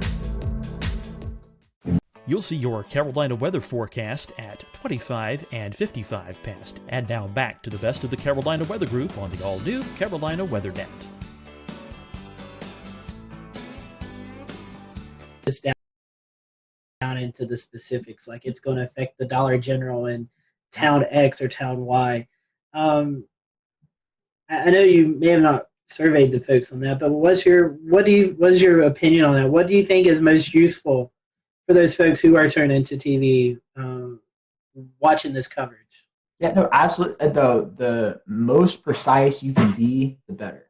One of the reasons why James Spann has the following he does is because people see him as one of them. The fact that he knows where the Dollar Tree is in Gordo, Alabama, which I happen to know where it is too because I drive past there to get to Mississippi State, and he uses that example all the time. So I feel good about it. It matters because, like I said, people feel like he's one of them, but also he knows the area. It adds validity to his call to action of, okay, I know where this is and I know where it's going. And if he can tell somebody, I know where it's going and I'm telling you now in, Coleman, Alabama, if you are on Main Street, people trust him. And that's what it comes down to is who do you trust? And one of the reasons why people trust him is because they know he knows what he's doing. And the more information you can provide, the better it is. What does the future look like? Is this something that you can be able to advise the SPC on? And they're going to look at your findings. They're going to be able to maybe make some adjustments, hopefully, in the future? Yeah, so an interesting thing about my findings is that there is a similar study that is working on being completed now. I don't think it's published just yet. They're working on it out of University of Oklahoma, Sean Ernst. He found the exact same hierarchy issue with respondents out there. So the Storm Prediction Center knows about it. They can't just flip a switch and change it. Nor would I say I'm calling on them to do that, because at the end of the day, even though we all use the convective outlook, we have to remind ourselves that it is not designed for the public. It is distributed to the public because it has to be under federal law because they're a federal agency. But at the end of the day, my main goal in publishing this was providing the groundwork to broadcasters and using a 1 through 5 scale to describe those terms, because a number scale is a universally identified language. 1, 2, 3, 4, 5 means the same thing in English as it does in Spanish, as in French, as in German, and it's already used for things like the Saffir-Simpson scale, the enhanced Fujita scale. People understand that the higher the number is, the worse the threat is. And just eliminating the words off the screen provides much more clarity for the general public. And I would encourage that to this day. Some folks are trying to go down the color line and trying to make colors represent the different severity. What's your thoughts on that? So I might get in trouble for this. A lot of meteorologists don't like the color scale, and I do. I think the green, yellow, orange, red, pink works. So within that, you have the built-in green, yellow, red, good, moderate, bad, And people are smart enough to drive that, okay, the orange between the yellow and the red is the intermediary. And if there's something after the red, it means it's probably worse. It doesn't matter what color it is, it's probably going to be that. And two other things I will add is no matter what colors you use, I still think people are going to translate the color to a number. If you show them two areas and you have, if you show them a green and a yellow area, and the yellow area is inside, and you've got a legend up top, and there's the 5 colors, they're going to translate with that. Okay, so it's the first 2 colors, and the yellow is the second worst. So, and there's the whole principle of a region within a region, right? You're not going to get a moderate area that is surrounded by a marginal area directly. You're always going to have a leveled marginal, slight, enhanced, moderate, high, as it stands now, with that area. And I think people are smart enough to be able to derive that if there's a region within another region, the higher threat is in that smaller region that is entirely contained. I'm not sure if y'all have had Castle Williams on in the past. He's from University of Georgia. He did his dissertation on something similar to this, but he focused on some of the colors and the overall communication of it. And the recommendations that ended up coming out of his project is that meteorologists should always use the same region, so you're not adjusting the SPC map, and the same colors as the SPC. You can change the wording, you can make it your own, you can give it a different feel, but as long as you keep that consistency, people are going to understand it. So, I mean, that's my 2 cents on it. I'm a senior meteorology student at Mississippi State. I am in no position to be making that type of decision whether or not to change something, but I think it works. And I think a lot of the confusion comes from the words and not the colors.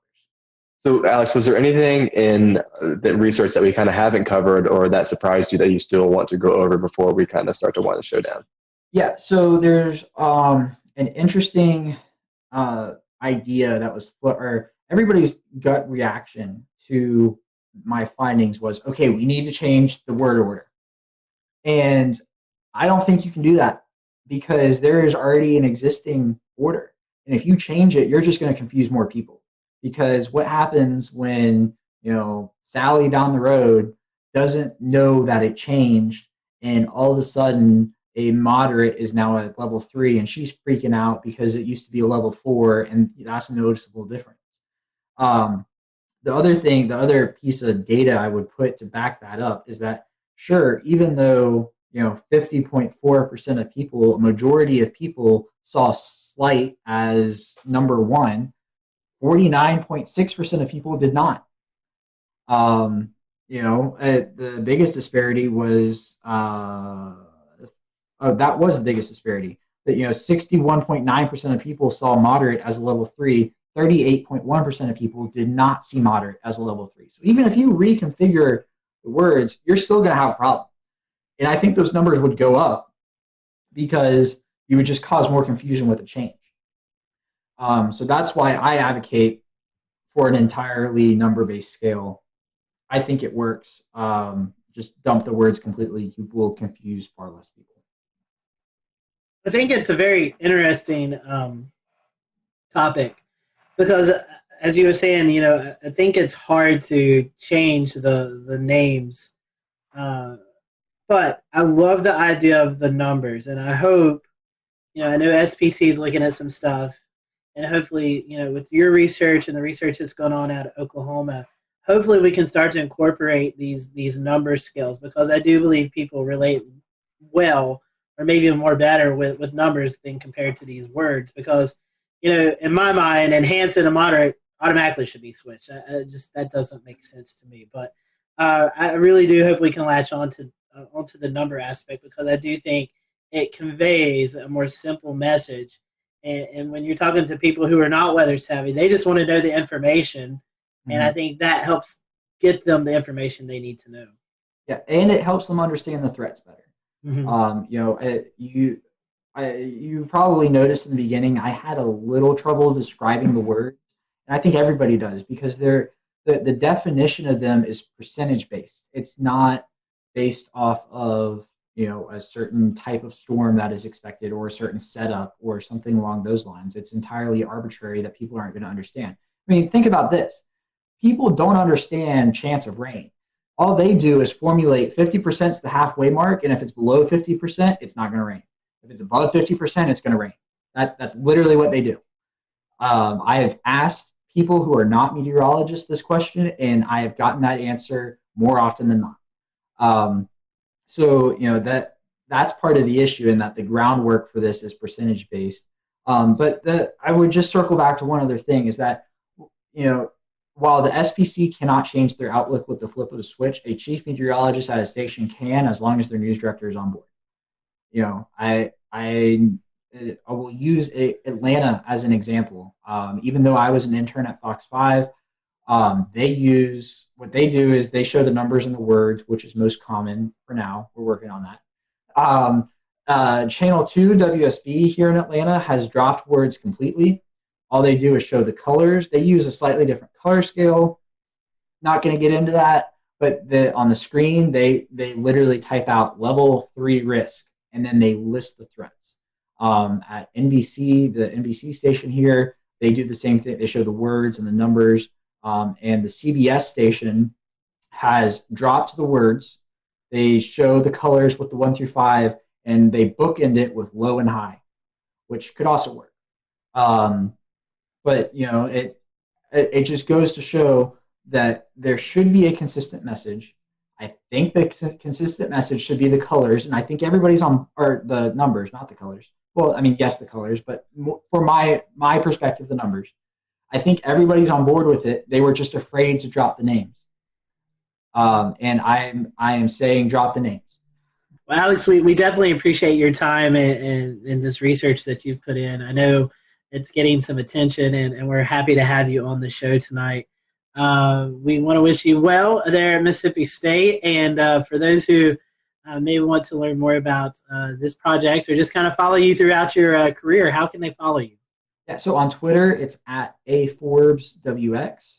On Facebook, if you just search my name, Alex Forbes, my page will pop up. And on Instagram, same as Twitter, at @AForbesWX. I have a drone. I love to fly drones. Half of my tweets and Instagram videos are drone videos. So, yeah, go follow me. Yeah. And you also help out with the severe weather conference that you guys do at Mississippi State every year as well. Yes, except for this year. That's right. That's right. Yeah. Yes, it's a lot of fun. We've had some fantastic people. We had the National Weather Service director come out to Starkville last year. We were going to have the National Hurricane Center director this year, but our conference was scheduled for March 22nd and 23rd, I think, or 21st and 22nd, one of the two. So obviously that got whacked.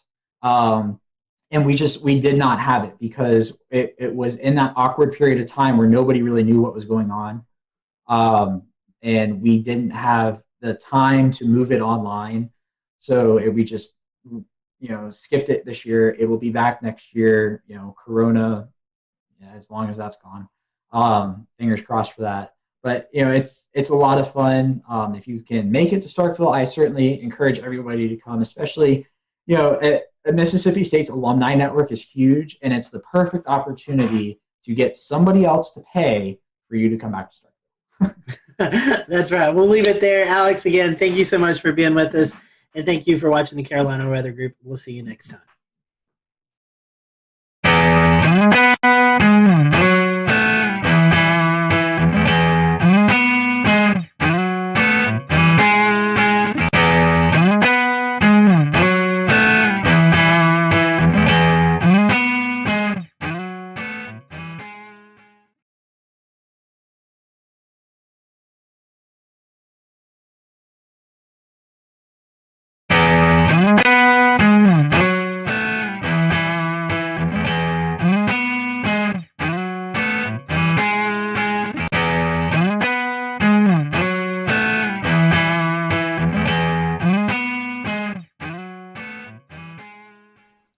Good evening from Charlotte. It is June the 17th, 2020. I'm James Brierton. Did you get a chance to see the sun today at all? Maybe kind of, sort of. We have been cut off from the rest of the world. No, I'm not talking coronavirus. I'm talking about this low pressure that has just parked over the Carolinas today. It's very pretty on this satellite image that our friend Brad Panovich captured. You can see it there just spinning out over like Fayetteville, Fort Bragg, between Charlotte and Raleigh, just spinning and spinning and spinning, but that just socked us in with clouds. I did see just a little bit of sun today here in Charlotte before the sun went down, and that was a nice change of pace after a couple days of cloudy and cold weather. All right, this week we are talking the PGA Tour, which has resumed and is in Hilton Head, South Carolina for the RBC Heritage. Kicks off tomorrow after a couple of practice rounds. I'm holding here the weather forecast from their on-site meteorologist, Stuart Williams. This is what we call a tease. I'll have this for you coming up. What we're going to get to first is a piece of tape that has been very patiently waiting in the wings. So Stuart sat down with the Carolina Weather Group in February to record an interview that at the time we thought was going to air alongside the Wells Fargo Championship here in Charlotte. Well, as you now know, that never happened, and other PGA Tour events were canceled. They are now resuming operations without fans and will be playing in Hilton Head, South Carolina. So we are very excited to be able to bring this piece of tape to you. This is a premiere of a new episode. You've never seen this interview before, despite the fact that it was recorded in February, but I felt that I needed to explain to you that it was recorded in a time where I could still get a haircut, and where the picture of snow over Scotty Powell's shoulder made sense, and all the references to fans attending the event also made sense back just a few months ago. So without further ado, we'll get on over to this, and then coming up later on in the program, about 30 minutes from now, we'll get a check of your weather headlines this week, including that PGA Tour forecast, an update on Sharpie Gate, and we'll take a look at the tropics as well, too. But without further ado, here is our interview with Stuart Williams, the on-site meteorologist for the PGA Tour, and he'll tell us a little bit about the company he works for as well. Hello, everyone. Welcome to the Carolina Weather Group. We're happy to have you this evening, and we present Mr. Stuart Williams, meteorologist for the PGA Tour, which is a really cool job that I would love to have. As a big golf fan, I think it's a really unique job that Stuart has, and he's going to talk to us a little bit about that tonight and let us know what all his duties are as he travels across the PGA Tour. And we'd love for you to interact with us tonight. So if you have any questions or comments, feel free to drop them on the social media platforms, and we'll address those. And we'll let Stuart give out some of his social media information towards the end of the interview tonight. That way, if you want to follow him on Twitter, you can do that, or just get more information. So we appreciate having Stuart with us tonight. Stuart, welcome back to the show. I know we had you on a couple of years ago, fellow North Carolinian, and it's great to have you with us tonight. Glad to see that you're actually home and not out on the road right now. So for those who may be introduced to you for the first time, tell us a little bit about you. I know you live here in North Carolina. You went to school here in North Carolina, so kind of give us a brief background about who you are. Yeah, I grew up in Winston-Salem. I currently live in High Point, North Carolina. And I got my meteorology degree from UNC Asheville, so I was actually there from 1988 to 92. So that kind of dates myself there. So 50 years old now, so I'm getting older. But after that, I started working for a company called Mobile Weather, and we started doing golf tournaments, weather for golf tournaments. So it started like with the Crosby Celebrity Tournament there in Winston, and the Vantage Championship, which was a Champions Tour event in Winston. And I was interning then at that time when we started those, probably about 91 or so. And then as I graduated, we kind of formed a company called Mobile Weather, and we started doing more and more golf tournaments. So individual tournaments would hire us. And then from there in 1995, we signed a full-time contract with the PGA Tour doing all their events. So, and it just kept snowballing from there. And then, so I was working with a company then called Mobile Weather. And so we were doing golf tournaments. I was traveling all over the country. And then in 2005, I started working for DTN. And ever since then, I've been with DTN, and we just keep growing and doing more and more events. So, you know, we have all the PGA Tour, Champions Tour, Korn Ferry Tour. We do the LPGA. We do the PGA of America, which includes the PGA Championship, Ryder Cup, Senior PGA, and some of their smaller events. And we do quite a few international events for IMG. We do a lot of Asian tournaments in China and Taiwan and that kind of thing. So, we do over 150 events a year now, so it's quite busy. Well, sort of. I know you're not the only one. I mean, that's a lot of traveling. So, yeah. Tell us a little bit about your team. How many meteorologists do you guys have? Is it just you that goes out to a tournament, or is there kind of a team aspect for you guys? Yeah. How's that going? Yeah, we've got we've got 7 or 8 guys that travel all the time, and we usually just send one person to each tournament or event that we cover.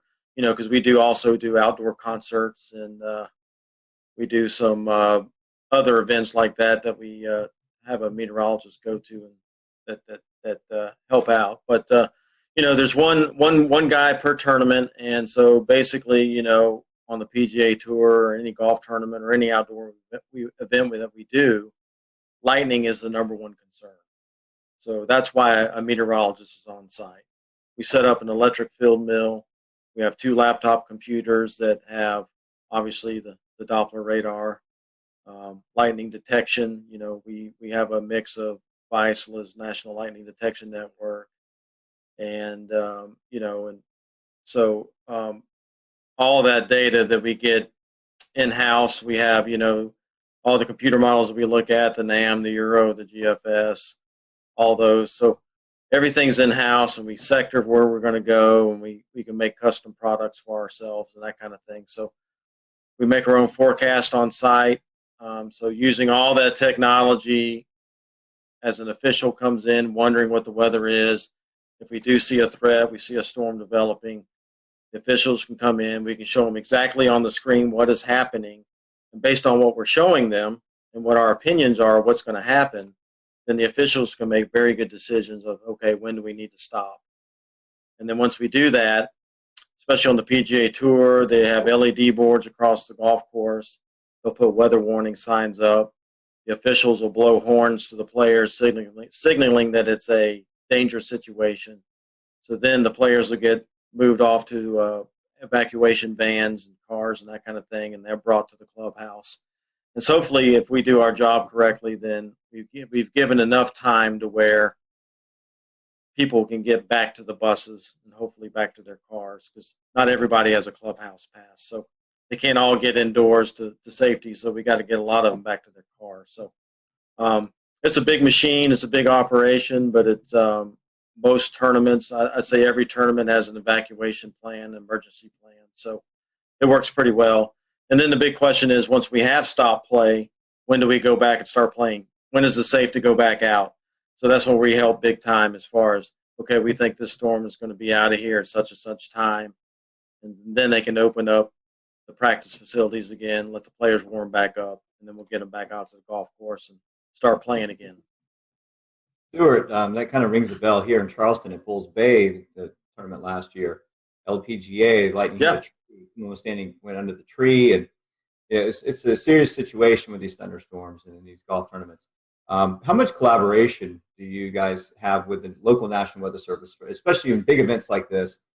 In the last few years, there's been a little bit more collaboration because, with Homeland Security and a lot of these big, government agencies and everything, a lot of these agencies are using golf tournaments as their training grounds for big events and things like that. So I know down at the RBC Heritage down in Hilton Head, the FBI shows up and all the government agencies, the Weather Service, and so they do a lot of practice at that event, since it's such a large event. And so I do coordinate with the Weather Service there. We'll talk what we're thinking, and kind of bounce off ideas off each other. But for the most part, I'll maybe read a forecast discussion or something like that from the Weather Service. But like I said, having everything in-house, all of our own computer models and that kind of thing, we basically do our own thing, to be honest with you, make our own forecast. Because I think in a lot of ways, sometimes we do a better job because we know what golf wants. and we know what golf needs, so we know what they're looking for as far as a forecast goes. Whereas the Weather Service, they may be a little more general because they have a bigger area to cover. So for example, for us, wind forecasts are very big at the golf tournaments because that plays a huge role on how the golf course is going to be set up each day.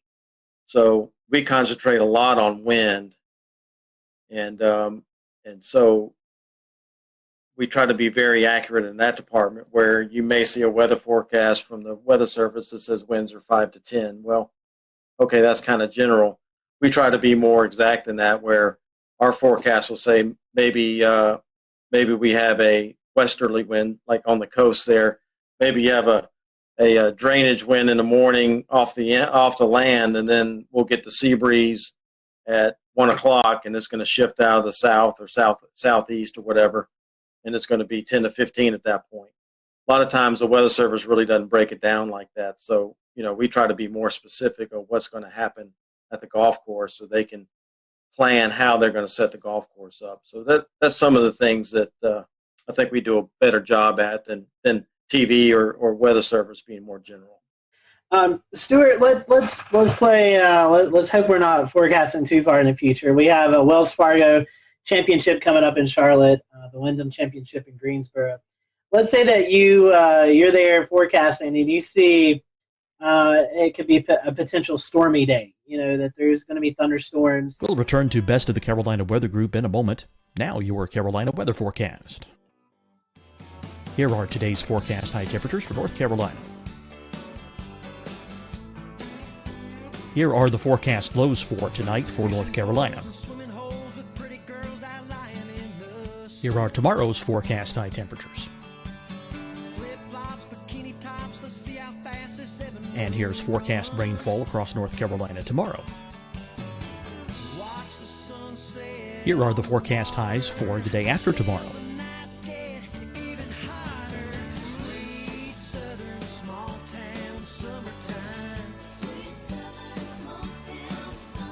And here's the forecast rainfall across North Carolina for the day after tomorrow. This is the total rainfall forecast across North Carolina for the next 3 days. Here's the severe thunderstorm outlook for today from the Storm Prediction Center.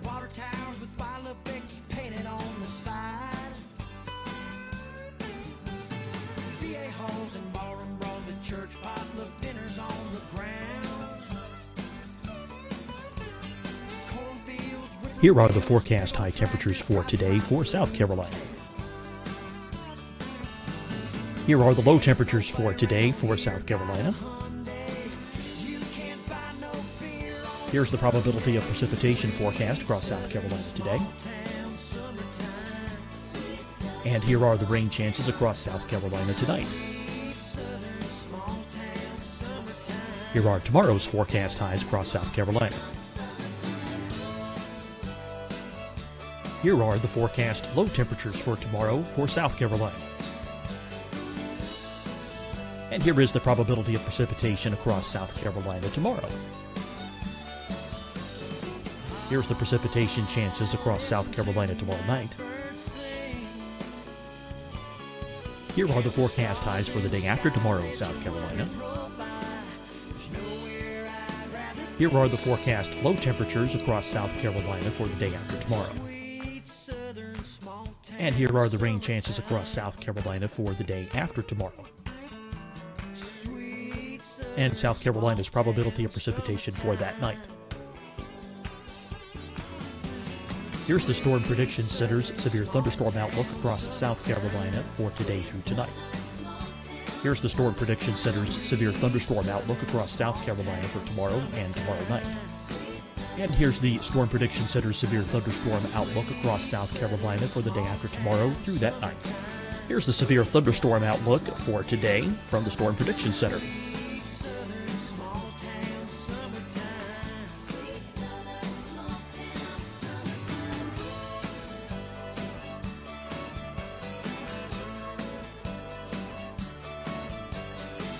And now here's a live look at weather radar across the southeast. Deciding when to wear a mask isn't about who you know or how well you know them. Just ask yourself, will I be with anyone I don't live with? If the answer is yes, get behind the mask. Help slow the spread of COVID-19. Get behind the mask. Learn more at covid19.ncdhhs.gov. Hi, everyone. I'm Dr. Mandy Cohen, Secretary of the North Carolina Department of Health and Human Services. And when you follow the 3 W's, you protect your family and your neighbors from COVID-19. When you leave your home, practice your W's. Wear a cloth face covering, wait 6 feet apart, wash your hands often. Wear, wait, wash. We're in this together. Stay strong, North Carolina. Fight the spread and take a stand against coronavirus. Wear a mask in public. Stay at least 6 feet apart from others. And get tested. Join us and fight the spread. Visit scdhec.gov/COVID-19. Getting tested for COVID-19 helps you to take the steps needed to protect yourself, your loved ones, and your community. Find the testing location at scdhec.gov/COVID-19 testing. You'll see your Carolina weather forecast at 25 and 55 past. And now back to the best of the Carolina Weather Group on the all-new Carolina Weather Net.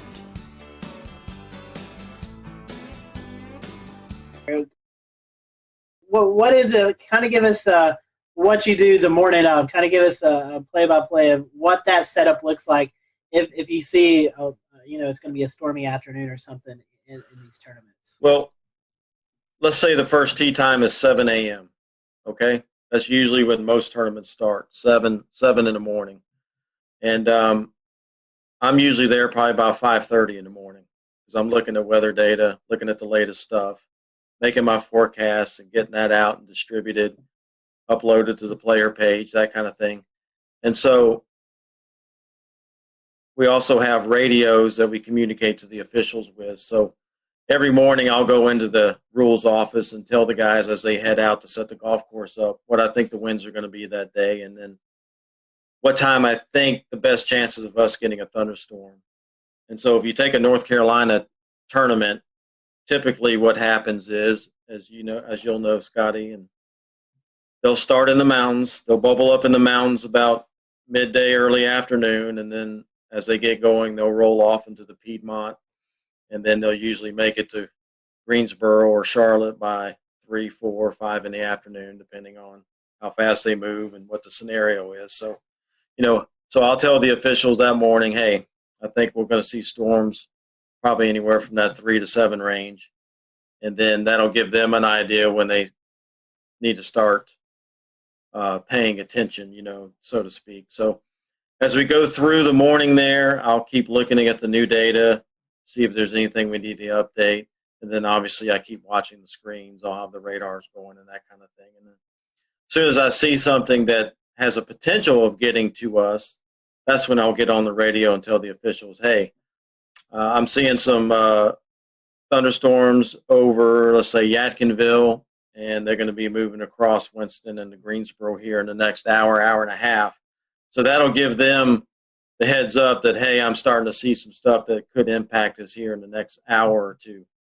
And so that's when we'll start putting on the LED boards. There's a weather policy that runs and things that say, hey, inclement weather is possible, please pay attention, that kind of thing. And then as the storm keeps moving closer, then I keep updating the officials. And then when I think is within, less than an hour, usually the head rules official, which would be Mark Russell or Slugger White, who are in charge of the competition, basically, they'll come into my office. I show them exactly what's happening. And then we try to give at least 30 minutes notice before the storm's going to hit the golf course so that we can blow the horns and give enough time for people to start trickling out and get the players in. And then obviously, as the storm gets closer, hopefully we've gotten everybody off the golf course, and then the storm will hit. And then, like I said, then we have the conversations. When do you think it's going to be out of here? When is it safe to resume? And so they'll already start making the plans on when that gets out of there. when we're going to let them to go back out and warm up on the range and then get them back out on the golf course. So, it's kind of a lengthy process, but as with weather, you guys, we have thunderstorms that can pop up right on top of you. So that's why we also have an electric field mill that we set up on site that measures the electrical charge. And so if we're seeing something develop real close to us, hasn't produced lightning yet, and we're wondering, is it going to, that electric field mill gives us the heads up that, hey, charges are building. And also looking on the radar, you look at the cloud tops, you kind of know what those cloud tops keep growing, and you know what the freezing level is. And when it gets a certain height above that freezing level, that's when you start seeing the lightning. So using all those things together, using all those things together, we can get a good idea that, hey, this cell will probably going to produce lightning.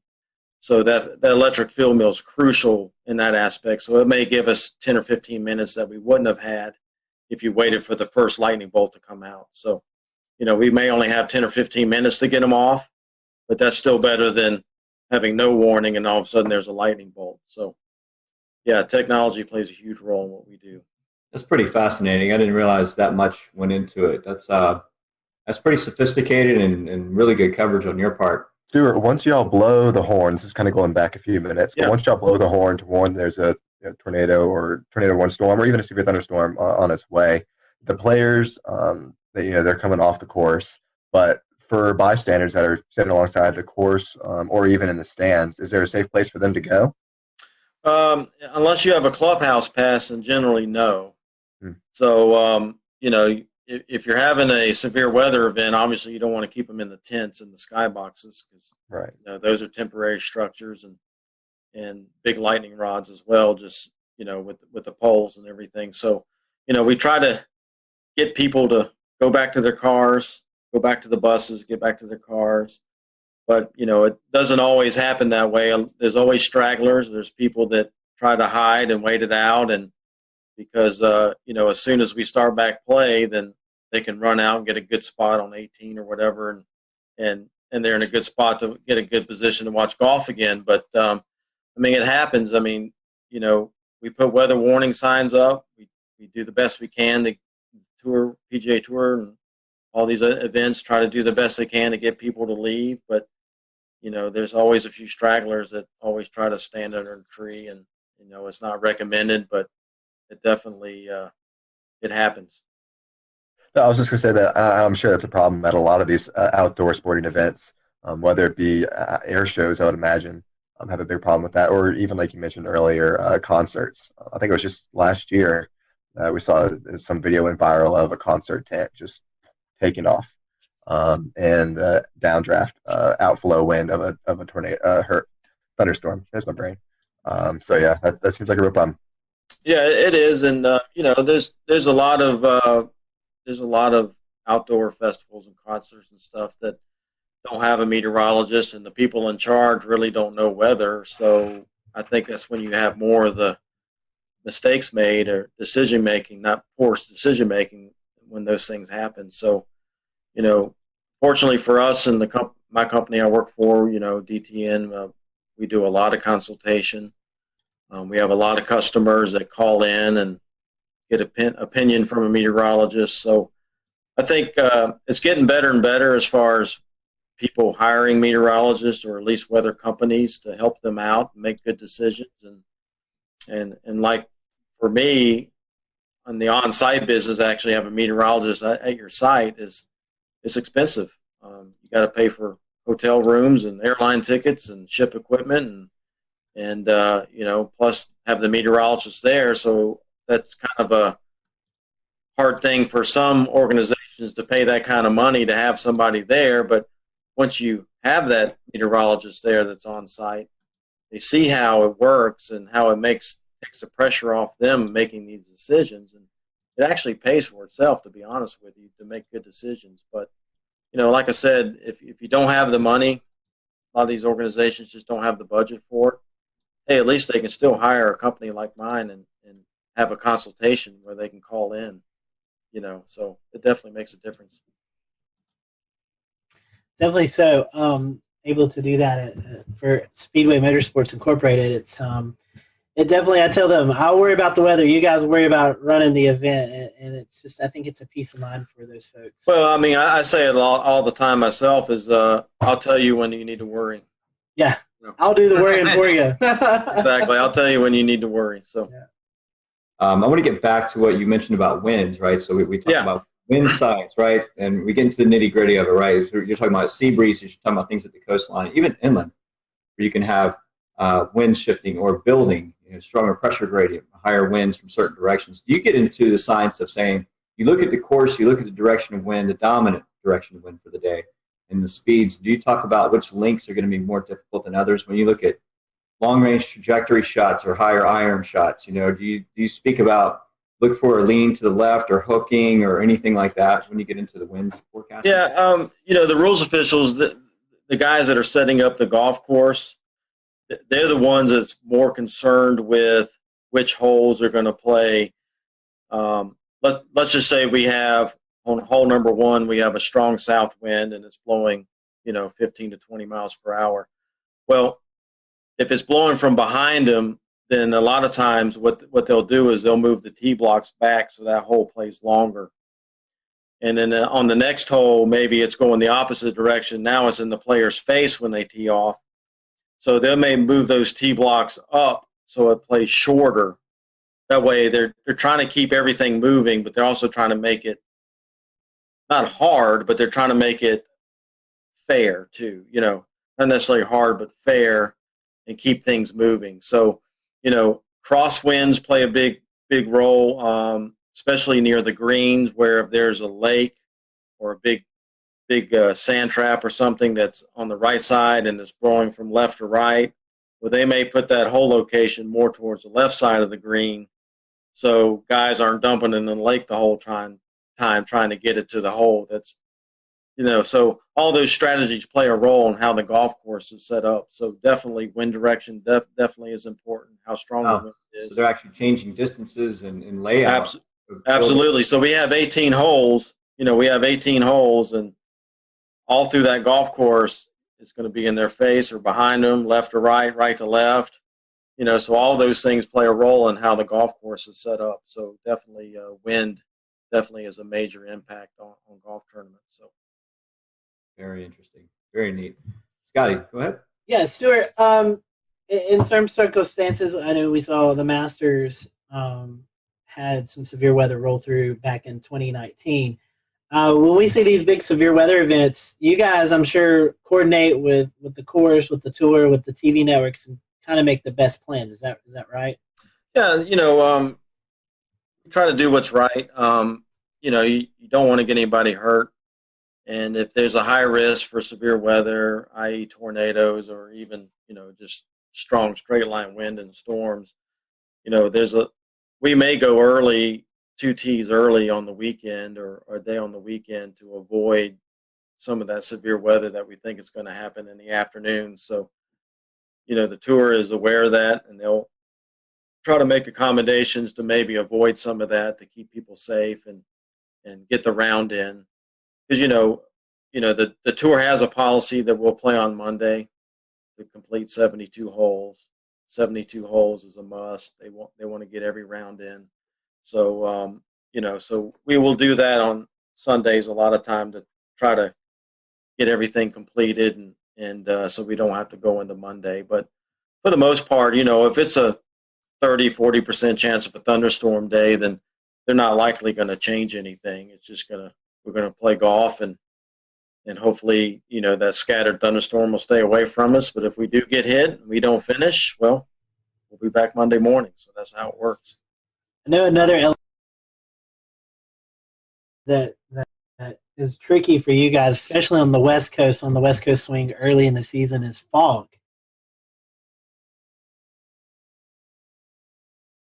Seeing lots of fog delays and even some cancellations of round because of visibility. Talk to us a little bit about forecasting fog. Yeah, it's tough, man. That marine layer out there, and what most people don't realize in California, the Pacific Ocean out there gets the Aleutian Current, which is very cold. It's cold water, and so fog forms on it quite a bit. So when we get out there, a lot of the things that we look for is the offshore flow. And we love it when there's offshore flow because it pushes that marine layer out way out in the ocean and skies stay clear at the golf course. Well, the thing that I've learned forecasting the weather out there, as soon as that pressure gradient starts going neutral, that's usually when the marine layer fog will move in. And so I've seen it. We had it this year at Torrey Pines at the Farmers Insurance Open. One day the fog rolled in early in the morning, and it stuck around till about 9:30 in the morning. So we had to delay for a couple hours, and then the sun finally ate through it and broke it apart, and it pushed offshore. So, it's a tough thing because with fog, you just don't know how long it's going to stick around. How thick it's going to be.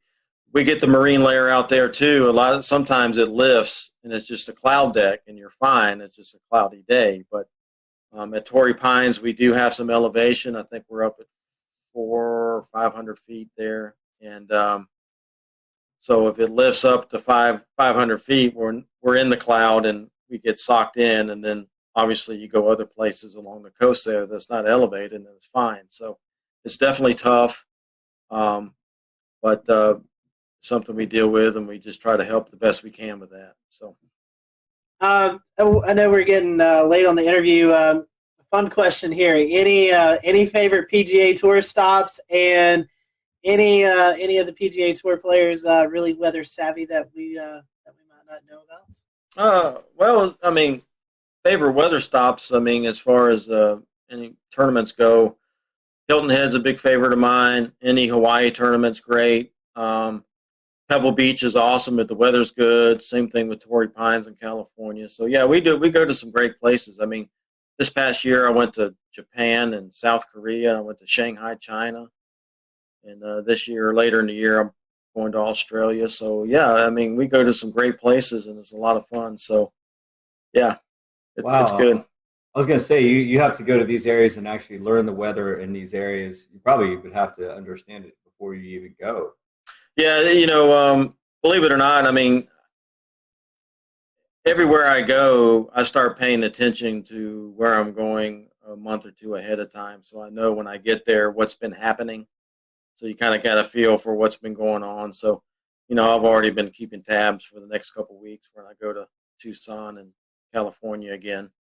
And, and then obviously long term, you kind of looking, I've got Florida lurking in March. I'm going down to Florida. So you definitely keep up with what's going on and what's been happening. So, kind of what to expect going into it. So, it's definitely harder in Japan and Korea and some of these places where, maybe the radar data is not as timely, or you don't have all the good data you have here in the U.S. You still have some data, but maybe not quite as good as some of the things you're used to using. So, and, forecasting wind and things like that gets a little more difficult, some of these spots. So, but still, us being there is still better than for the tour and some of these tournaments, having us there is still better than not having us there, where they would just be guessing. So, we do the best we can, and they know it's not the U.S. and it's not quite as good, but it's still we still send our electric field mill over there, and we still have that and the detection network and that kind of thing. So, oh, wow, I bet that's interesting, transporting that equipment across seas to foreign country. Yeah, the tour sends a lot of containers and things, so it goes on with a lot of the scoreboards and that kind of stuff. So it helps. One more question from me is as far as golf and the weather. Talk about course saturation. We're talking about frost in the morning, dew on the grass, dew points, humidity, right? How does it factor in your forecast for when the starting time is? Does that sometimes get pumped up because of the ground's just wet and needs time to dry out, or? Well, obviously, if it's totally saturated, there's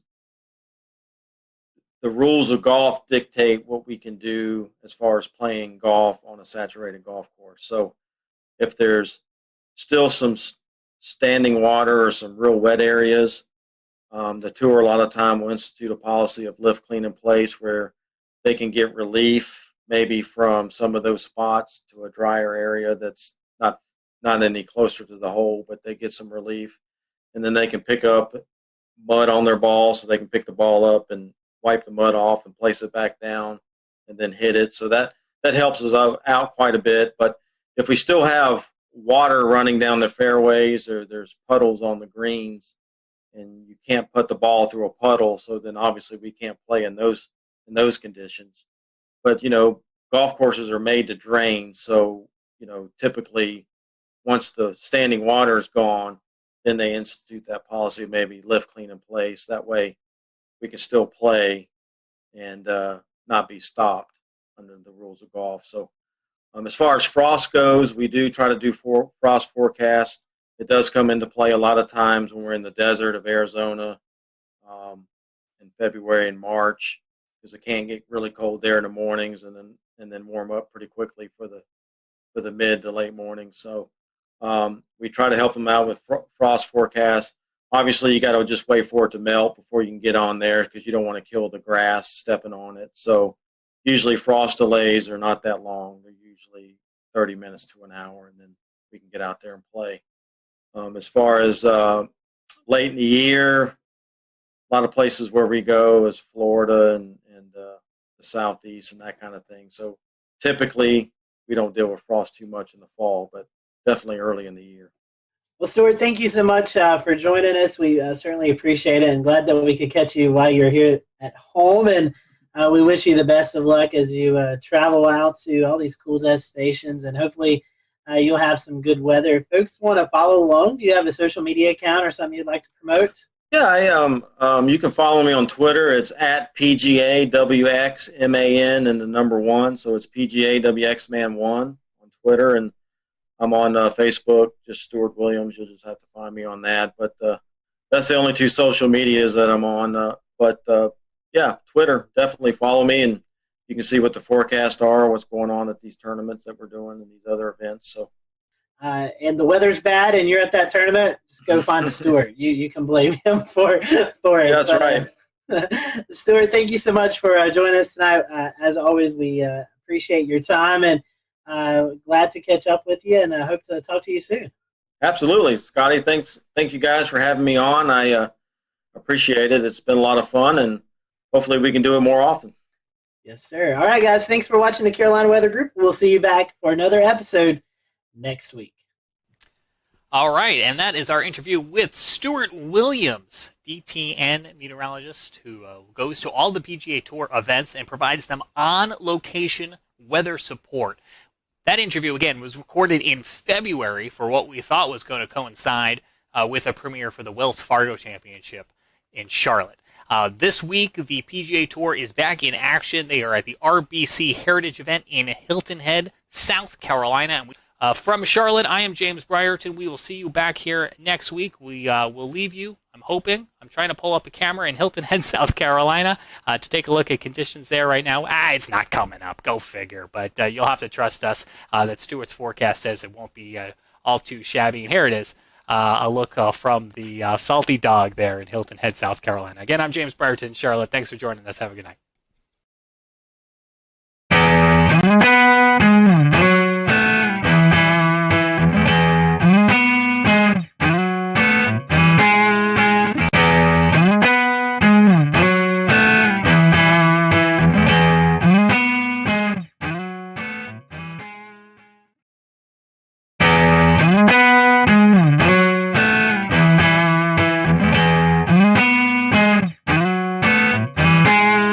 Good evening, everyone. Welcome to the Carolina Weather Group. We're happy to have you tonight, and we have a special treat for you. Chief Meteorologist Bill Walsh from WCSC in Charleston, South Carolina, Emmy Award-winning Chief Meteorologist, who's also an author, a Lieutenant Colonel in the U.S. Air Force Reserve, and much more. We're looking forward to having Bill with us tonight, and Bill just celebrated his 34th year in broadcast meteorology, and we're just going to look back over those moments for this next little bit, so we're happy to have you. And towards the end of the show, we'll let Bill give out some of his social media information. So if you're not following Bill on Twitter or Facebook, definitely want to give him a follow, especially if you're in the Charleston area, if you plan to visit. So, Bill, welcome to the show. I know we've had you on before, normally talking about hurricanes or landfalling tropical systems, but we wanted to get you on tonight just when the weather's calm and, well, when we're recording this, the weather's calm. And, we'll put that out there. But we just want to kind of get to know you. So our first-time question for a lot of our first-time guests is, how did you get hooked into this crazy career that we all love to do here in the weather world? Great to be here, by the way. It's so cool to be with everybody. And I definitely love the podcast. It's funny. It's just kind of an accident, actually, believe it or not. I was really into aviation, into flying airplanes. And I got my pilot's license when I was 16 years old. So I actually got my license to fly before I got my license to drive. So I had to get a ride to the airport to take my check ride. But anyway, I was really thinking about going the aviation route for a while. And my sister's boyfriend at the time was working in radio. And I really was fascinated by broadcasting. And he was about 3 years older than me, 3 or 4 years older. And she ended up marrying the guy. But, this was back in high school. And then he wanted to be a broadcaster, and he went into television. And I would hang around the radio stations with him when I was in high school. And I was like, this is cool. I like this. I like the broadcast is cool, but I really am fascinated by flying and weather, and really aviation weather was really what I was interested in, and thunderstorms and snow. Of course, I grew up in the snow. We'll return to Best of the Carolina Weather Group in a moment. Now your Carolina weather forecast. Here are today's forecast high temperatures for North Carolina. Here are the forecast lows for tonight for North Carolina. Here are tomorrow's forecast high temperatures. And here's forecast rainfall across North Carolina tomorrow. Here are the forecast highs for the day after tomorrow.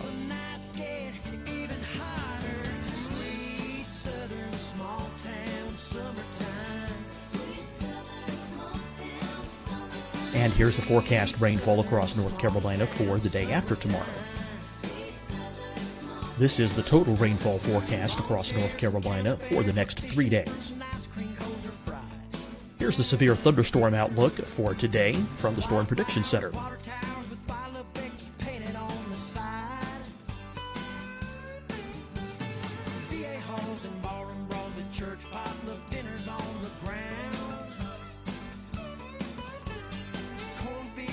Here are the forecast high temperatures for today for South Carolina. Here are the low temperatures for today for South Carolina. Here's the probability of precipitation forecast across South Carolina today. And here are the rain chances across South Carolina tonight. Here are tomorrow's forecast highs across South Carolina. Here are the forecast low temperatures for tomorrow for South Carolina. And here is the probability of precipitation across South Carolina tomorrow. Here's the precipitation chances across South Carolina tomorrow night. Here are the forecast highs for the day after tomorrow in South Carolina. Here are the forecast low temperatures across South Carolina for the day after tomorrow. And here are the rain chances across South Carolina for the day after tomorrow. And South Carolina's probability of precipitation for that night. Here's the Storm Prediction Center's severe thunderstorm outlook across South Carolina for today through tonight. Here's the Storm Prediction Center's severe thunderstorm outlook across South Carolina for tomorrow and tomorrow night. And here's the Storm Prediction Center's severe thunderstorm outlook across South Carolina for the day after tomorrow through that night. Here's the severe thunderstorm outlook for today from the Storm Prediction Center.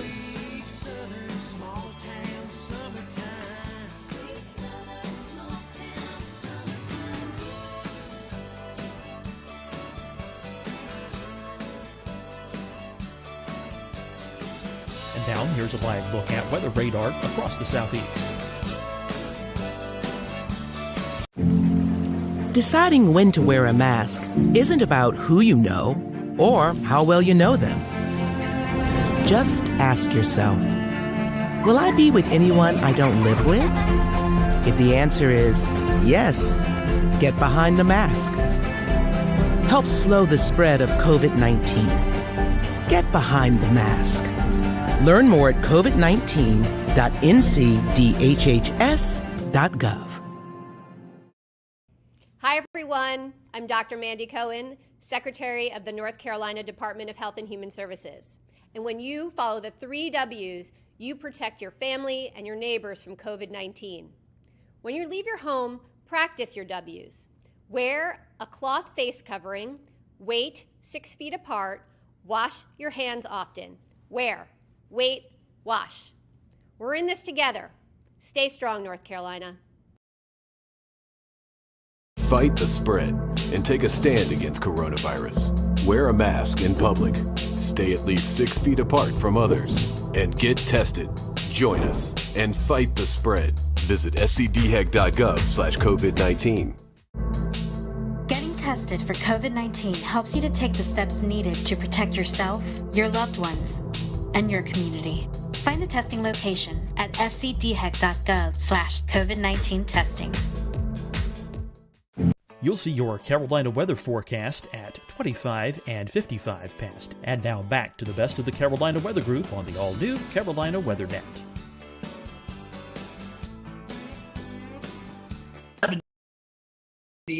Was the biggest thing that hit us when I was a kid. And I was like, by the way, I just dated myself there, but that's okay. So this big giant blizzard comes along. We have 52 inches of snow. I'm fascinated by the weather. I'm saying, I got to get into this. I got to figure it out. So I ended up, believe it or not, I ended up taking a bus. I lived in Rhode Island, and I took a bus downtown Providence. I probably was a sophomore in high school, maybe something, and I snuck up to the TV station, which was Channel 10 WJAR. And the station was way up on top of the outlet. It was kind of like a Macy's type store, right? So it was on the top floor. And back those days, there's no security. There was no, it's just like the door opens in the elevator. I walk out. There was one woman there. And she said hello, and I just looked like I knew what I was doing. So I walked like right into the studio, and there was, the guy I watched growing up on TV, John Giorgi. I'm like, oh, there's John Giorgi. Look at that. Look at that green wall. Oh, what is that thing? Look, wow, a satellite picture. Holy mackerel. One satellite picture. And it was, oh, look at those are the maps that they put the little stickies on. How about that? It was really fascinating. So, at that point I was hooked. So I ended up, knowing that I really like television, I really like weather. I wanted to put the two together. That's kind of how I ended up falling into this stuff. So you've definitely covered some big events in Charleston. Talk a little bit we'll go into some specifics here later on, but talk about your time in Charleston and, what that's meant for you. I know you've been a figure in the community. So what's it been like forecasting in Charleston? Oh, it's been fantastic. Charleston is such a great place. As I said, I was in Rhode Island, and I was looking for a full-time gig. I wanted to I had a great gig. I did, by the way, my dog is here. if you're wondering what, that's Ruby. And, so what happened was, I was looking for I wanted a, Monday through Friday gig or something like that. I looked very, very young, as I continue to this day, except for the hair, see? But anyway, so I decided that I'd start looking. I wanted to go somewhere warmer. I really like tropical weather. I love hurricanes. So, and we, at that time, even in the 80s, there weren't that many big hurricane events. So I ended up, throwing my tape out there, and I got a call by the station here in Charleston, WCID, and they said, hey, we're interested in you coming down, maybe being our chief meteorologist. Once their meteorologist was leaving, she was going to have a baby, and she was going to, just leave the business. So I came down here. They offered me the job, and when I flew down for the interview, I actually, they took me out to Wild Dunes for lunch, and I saw a dolphin and I saw a palm tree. And I was saying, wow, those are the two. That's like, I really was kind of like in Florida, but I'm like, this is like Florida without the traffic, So I'm thinking, let's go down there. So I got a chance to come down here to work at Channel 4, and I did for, that was in '86. And then, of course, in 1989, Hurricane Hugo comes along, the worst strike on the U.S. in years and decades that came up and really slammed right into us perpendicular-wise, right up the coast, right into the coast. And we had 6 feet of water in the building. We were blown off the air. I mean, I was out of my house for 3 months. I had to live with my soon-to-be in-laws for 3 or 4 months. That was worse than the hurricane. But anyway, that was, she could probably hear me. But anyway, it was, he recycled paper towels, her father. She can hear me, I can't. All right, so anyway, but so that was an event that was just, that was a career-making event because, here I was, young guy, doing my first my second weather job. Technically third because I did part-time on cable way back. But anyway, so, it was a big deal. And Rob Fowler, my pal Rob, Rob, and he comes on the show.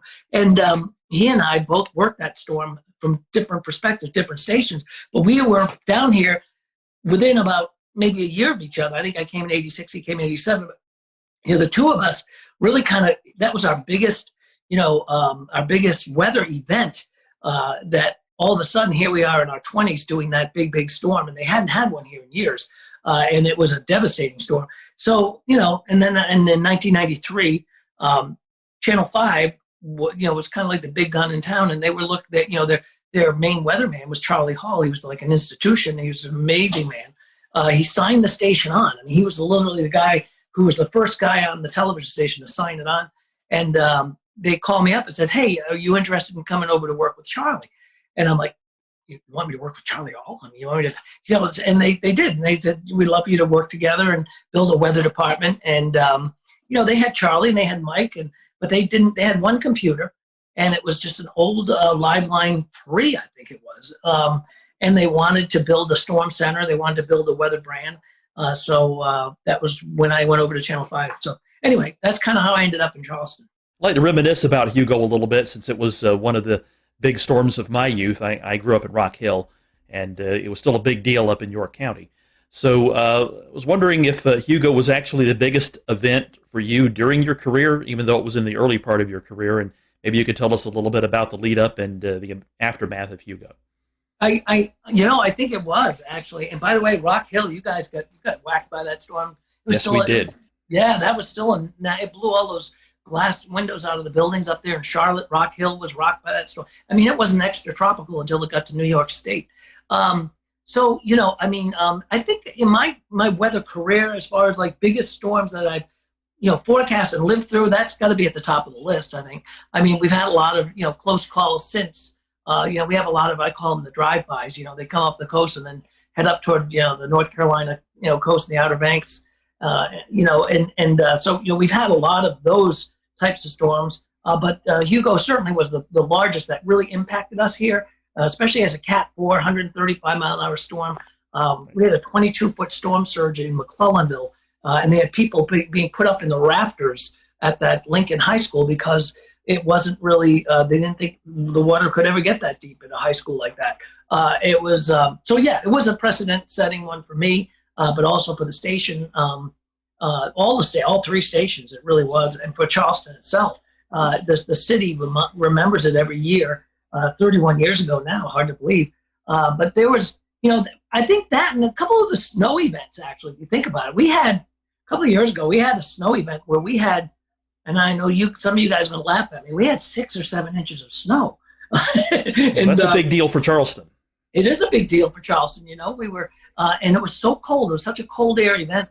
The cold air was really in place for about 3 or 4 days after that. So it didn't melt off very much. It melted off a little bit during the day, but it was thick enough that it refroze at night. So it was a real mess. So some of these snow events were amazing. Certainly the hurricanes were amazing.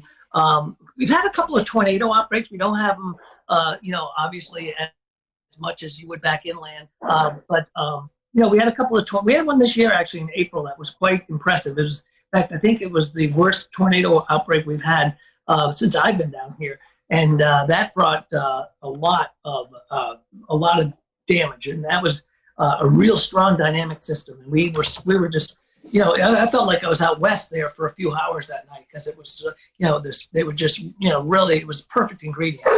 So, so those, I think Hugo, the snow and, the tornadoes, always an adventure here. Going back to Hugo, there's one other thing I wanted to ask. Even today, do you still see reminders of what happened when Hugo blew through? You know, you do, actually, which is kind of interesting. I was on the Isle of Palms not too long ago, just about a week ago. I was out there, and there's still empty lots out there. Same thing on Sullivan's Island. There's still places where things never came back. It took about a year, to be honest with you. You know, when you think about Florida and Michael and Mexico Beach and places like that, we see these storms, and we see the impact. Like we had Laura, and we had everybody covering it. We had the storm chasers out there. I was watching Jim Cantore at 3:00 in the morning. And then then the media, everybody goes away. But living through Hugo, I mean, we had to live with that for forever, and certainly a year after that. It was a year until things got sort of back to normal. We didn't have power for 2 weeks, but it'd be interesting to go back. I think that'd be kind of an interesting documentary or something. You just go back to some of these places and say, okay, how are you doing a year later? How are you doing 2 years later? In particular, places like the Bahamas, right after Dorian. I mean, nobody really talks about it, but obviously, those islands, there was an incredible disaster. And it'd be interesting to go back to Freeport and back to Abaco and take a look at some of those places, because see how they're doing now. So I think to answer your question, there are things still around that you can tell that were pre-Hugo or post-Hugo. But we filled in quite a bit in 31 years. I would echo your thoughts exactly, because even now, if you go and walk around, you look at some of these oak trees and pine trees, you can still see where most of these trees, they were blown over, they were popped in half, so to speak. So you can still see where the knottage is and where new limbs have grown over the years, but you can see where the disformation is in a lot of the trees still, even after all these years. So yeah. Yeah, you really can. And there's a lot of people that live here that were here then, and they remember it. They remember surviving and getting through it and things like that, and rebuilding their house, or getting back to what was a house. So, it's one of those things that it's burned into your memory forever. Yeah, I recall, I don't remember the exact percentage, but I remember hearing that a sizable percentage of the trees, of all the trees, were knocked down or badly damaged and would soon die in the wake of Hugo. It was amazing. We were the morning after, we went back to the television station, and the pine trees were snapped at about maybe 20 feet up, 30, 25 feet up. They were all snapped almost at a uniformly, a uniform height, all in the same direction in one way, and then you'd see them all in the other direction, the other way, depending on where you were. And it was fascinating to look at the damage because it was just so widespread. But a lot of those trees were, the Francis Marion Forest was completely devastated. And it's been a long time, and it's still being, rebuilt. A lot of those newer trees, or some of those trees that have come back, it takes a while, obviously. Bill, how was communicating the threats from Hugo, specifically the storm surge? We've made a lot of progress in the past 5 to 10 years of trying to explain what storm surge is and the areas it impacts. What was it like explaining the water that could come with a storm like that back in the late 80s? So that was interesting because, that was before slosh models, and that was before, we had the LFM. And so, we didn't have a lot of the great, tools we have today. And at the time, remember, the Hurricane Center only went out 3 days. They didn't go out 5 days. And we didn't have, the Euro. We didn't have all of these great products that push us out, so many days in advance. So it was really kind of using that technology, what we had, but letting people know about the storm surge was because it was kind of alien to these folks. They knew, remember, they haven't had a hurricane strike since, at least I think it was David maybe that came by in 79. Anyway, they hadn't had a major hurricane strike really since Hazel and Gracie way back in the 50s. They had some storms that came on up, but it was the first real major strike that could bring a major storm surge. So communicating that was interesting, and it was you had to kind of explain to people what it was, and a lot of people didn't think that they could see 20 feet of water. And there's a lot of people are saying, oh, they're overdoing it, and stuff like that. So getting that message out there was rather interesting. So Bill, I want to ask you a little bit about kind of bring your military background and career into your meteorology broadcasting career.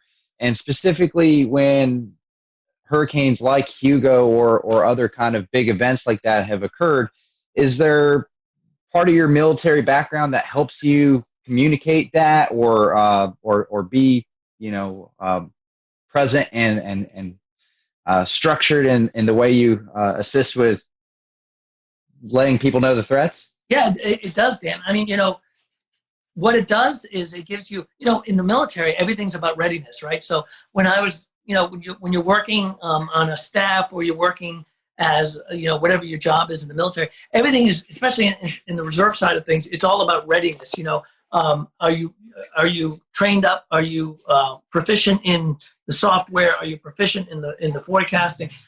Is your staff ready for this? Is master control ready for this? Do they know how to put the crawls on? Do we know how to evacuate if we have to evacuate? There's, in military, there's a lot of readiness. We have to, you have to do a lot of training. And I think that kind of background also kind of floats over to what we were doing. And I still to this day have, readiness checklist for like tornadoes or tornado warning or severe weather, making sure our master control has, all of the things they need to make sure that they're ready to put us on TV at 2 o'clock in the morning if they have to. So, a lot of that comes from the military. Excuse me, that's Ruby. That's Ruby.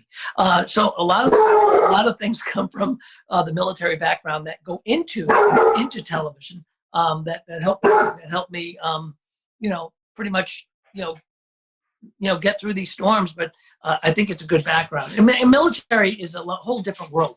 When I was doing military, on the weekend, I'd go away, or even during the week, I'd be like, it's like literally changing hats. It's a whole different world of the way things are done.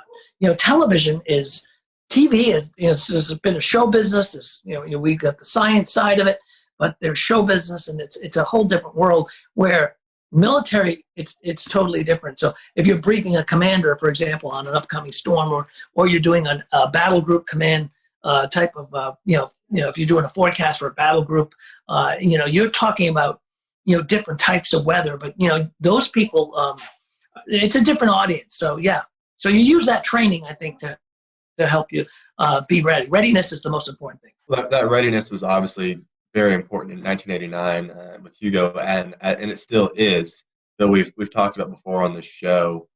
In the unfortunate event that South Carolina and the South Carolina coast and Charleston area were to ever face another storm like Hurricane Hugo, how prepared are we nowadays in the Charleston metro for a major landfalling hurricane? I think we're pretty well prepared. We're prepared, and we're at a point where we know what to do.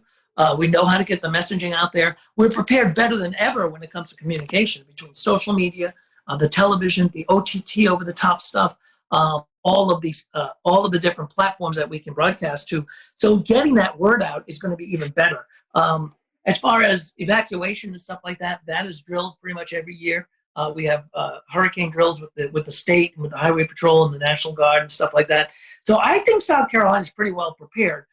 There are some caveats. We flood on a good thunderstorm on a high tide down there. So depending on the timing of the storm, also the trajectory of the storm versus the coast, how much flooding that we could have. But to get people to move, we had a big evacuation during Florence, and that was a major. It was a Cat 1 actually. It was a major disruption, but it wasn't even a major hurricane as it came down the coast. But it was a rainmaker moving at 2 or 3 miles an hour, just flooding North Carolina and northeast South Carolina. But yet, governor, had evacuation all the way down through, Beaufort County down into near the South Carolina-Georgia border. That, put a lot of people out saying, well, why am I evacuating? That storm's up near Myrtle Beach, and it's really flooding like Conway and not us. So, and a lot of that, we have to try to explain to people and say, we don't make the evacuation call. We tell you what's going to happen, weather-wise, what to expect. So in that reference, I think we can be ready. But there are always going to be, and I will guarantee you guys, there will be people that stay on the beach, and they did, and they have stayed through storms like Hugo or like Michael or like Laura and stuff, and they may or may not even survive, but they did. I remember during when we had a couple of storms in Florida, down in along the Keys, people staying, I'm staying through it, and then they come back to them like, afterwards, like, I'll never stay again, never, I'm out, I'm gone. Talking about some of these climate change issues that we've had, certainly the sea levels are coming up, and what has your perspective been on how we've had to handle sunny day flooding since you started here going into now? That's funny that you say that, because when we do have these 6.7, 6.8 tides on a beautiful sunny day, and you're trying to tell people we have a coastal flood advisory until 11 o'clock tonight, and they're like, it's not even raining. What are you talking about? And then all of a sudden, the pictures start showing up on Twitter of people's driveways being flooded and stuff like that, the drainage in the city. So sometimes it's hard to explain to people that, and it's people want simple answers sometimes, and sometimes it's hard to give a simple answer. And and there's not a lot of simple answers when it comes to weather. It can be complex, but even tides. When you talk about tides and talk about drainage, and you talk about some of the even the extreme low tides. Why boats are sitting up on when you have these blowout tides, boats are sitting up on the on sand, and they're like, did you say that was going to happen? Well, yeah, we did, but don't So it's it's just a matter of really schooling people, and sometimes it takes people by surprise a lot of times. It's difficult to communicate that sometimes too in the low country, because you have a bunch of visitors. Like I remember when I was there for the NWA meeting in 2013, there was a king tide going on at the time, and you could go down East Bay Street, and there was an area that was flooded, and sometimes I think getting the word out to people who aren't local to the area and know this kind of thing can happen every now and then makes things even more challenging. Yeah, that was a great meeting, by the way, Frank. We had a blast. That was a wonderful NWA meeting, and we'd love to have another NWA. We had an AMS meeting here too before that, and it's a great city for that. There's our shameless plug right there. We'd love to see everybody come back, but when we ever have conventions again. But yeah, I mean, it is, and it's hard to explain that to people. That they say, hey, look, this is this is not a rain event. This is not this. We're not seeing a major storm along the coast. Why are we getting flooding? And it's a beautiful blue sky day. So a lot of it's education, and the TV folks will tell you all the time that they give us 2.5 minutes to do the weather and say, oh, by the way, could you explain how this stuff works? So it can be it's challenging. And I always, when I coach people and doing weather, I'm like, you're taking such a complex thing and you're making it simple, but you have to cherry pick the most important things and let people know about them. What's good about today, though, is that we have things like this podcast, things like social media, Facebook, and I'm sure you guys know, when we have big storms, and ask like Rob and everybody, Ricky will tell you. I mean, we're not only doing television, we're doing Facebook, and it's like you'll do six shows, and they'll say, by the way, can you do another Facebook Live in a half hour? And it's like, wow, I just went through all this, but I have to go through all this again. But again, it's sometimes for a totally different audience. So we're kind of schooling people along the way as well. Well, Bill, besides the whole weather TV gig, besides the military gig, you've also done some writing, right? I have. That's kind of like a hobby, more fun than everything. Yeah, I did. I write some novels, and had one come out recently. It was right before the COVID thing, so we were setting up these like we would do like Panera Breads from. We ended up going to different places to do some book events just to promote the book and whatnot, and then boom, COVID hit. Although we've been doing a lot, I've been doing some Zoom, what do they call them? Book things, book events, like a lot of book clubs and things like that. But yeah, I wrote a novel when I was flying a lot for the Air Force. Really, I started thinking about this when I was Navy first, and when I went from the Navy to the Air Force, my job in the Air Force had me flying quite a bit in different places on C-17s, and so I started thinking about these stories and stuff like that I put together in a book and in a novel. We actually pitched it. My first book was pitched as it was more of a national security thriller, and it was pitched as a TV show. And my agent was like, you know what, this would be a good book if they don't buy it as a TV show. And they didn't go for the TV show, but the other people came up and said, we'd like you to do the book on it. So so I've done a couple of books and three novels, and it's fun. I mean, I don't do downtime very well sometimes, so I've got to be doing something. So I guess I write sometimes, and it's really kind of enjoyable. The last one I did, which was Uncle Danny, was actually based on 3 live characters up in New England that were really they were the kind of the tip of the spear when it came to the booze business and prohibition. They were probably the biggest movers of liquor in the Northeast in New York, and one of them was a great uncle of mine. So so I got to write a book about it. So I thought that was pretty interesting. Kind of on your weekend job has become air shows and aviation and flying recently. That's actually kind of how we met and talked about things and knew each other better, was through kind of the aviation world.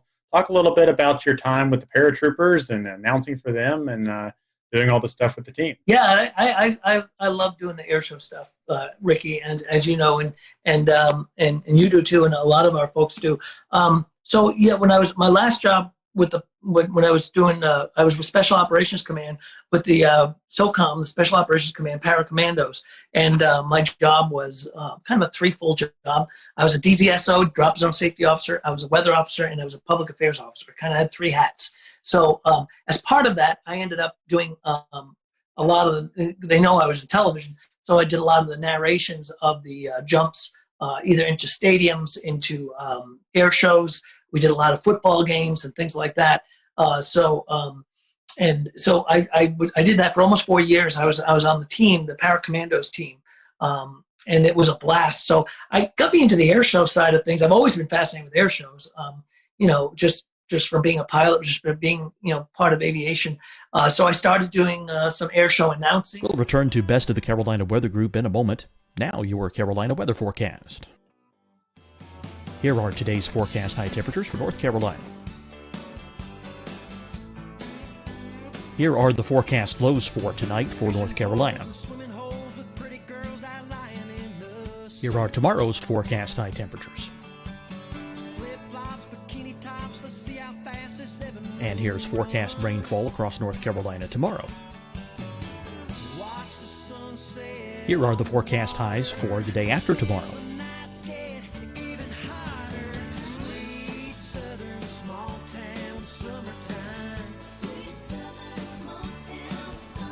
And here's the forecast rainfall across North Carolina for the day after tomorrow. This is the total rainfall forecast across North Carolina for the next 3 days. Here's the severe thunderstorm outlook for today from the Storm Prediction Center.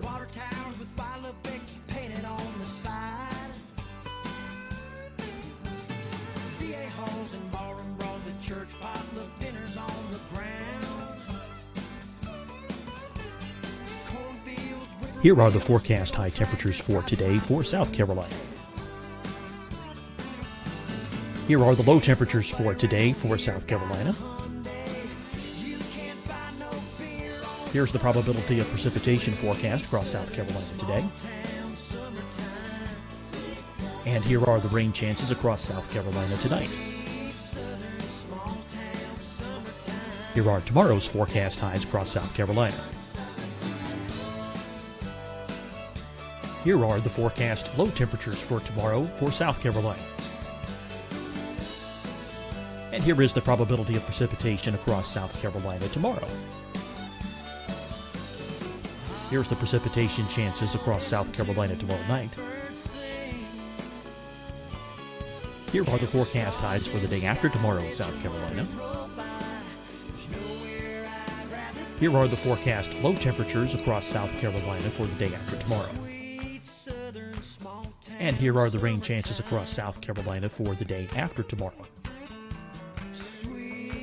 And South Carolina's probability of precipitation for that night. Here's the Storm Prediction Center's severe thunderstorm outlook across South Carolina for today through tonight.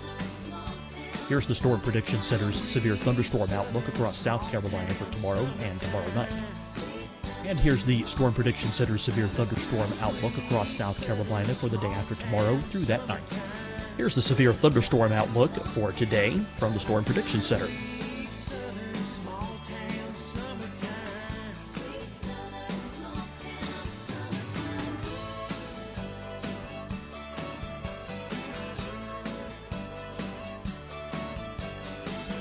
Now, here's a live look at weather radar across the southeast. Deciding when to wear a mask isn't about who you know or how well you know them. Just ask yourself, will I be with anyone I don't live with? If the answer is yes, get behind the mask. Help slow the spread of COVID-19. Get behind the mask. Learn more at covid19.ncdhhs.gov. Hi, everyone. I'm Dr. Mandy Cohen, Secretary of the North Carolina Department of Health and Human Services. And when you follow the 3 W's, you protect your family and your neighbors from COVID-19. When you leave your home, practice your W's. Wear a cloth face covering, wait 6 feet apart, wash your hands often. Wear, wait, wash. We're in this together. Stay strong, North Carolina. Fight the spread and take a stand against coronavirus. Wear a mask in public. Stay at least 6 feet apart from others. And get tested. Join us and fight the spread. Visit scdhec.gov/COVID-19. Getting tested for COVID-19 helps you to take the steps needed to protect yourself, your loved ones, and your community. Find the testing location at scdhec.gov/COVID-19 testing. You'll see your Carolina weather forecast at 25 and 55 past. And now back to the best of the Carolina Weather Group on the all-new Carolina Weather Net. Again, and there's some big announcers on the air show circuit. They're fabulous and great friends of mine, and I just kind of fill in when there's a show available. I'll throw my hat in the ring if somebody needs an announcer. And I really like announcing air shows. It's fun. It's a lot of work, actually. It's a lot. I mean, it's a long day. You're usually up in the sun and stuff like that. But it really gets you into the aviation side of things, and it's fun. So I really like doing air shows. I've been working with Airshow 360, a team that does a lot of air show broadcasting. We're kind of trying to take that announcing thing and do like Air Show Live, which is another broadcast company that does air shows. So 360 is like that, is kind of like what we've been doing. So it's fun. It's an enjoyable side gig that I do every once in a while. It's a lot of fun. Talk about how the aviation and weather kind of came together with the paracommandos and the jump team. You mentioned you were kind of the weather officer. What do you have to look for before you give the go or no go to jump out of an airplane? So you've got a couple of things. Ceilings. Right, you got to have at least 2,000 feet. You also have to have wind. The wind at the surface has to be within a certain component. Like for a stadium, 13.5 miles per hour.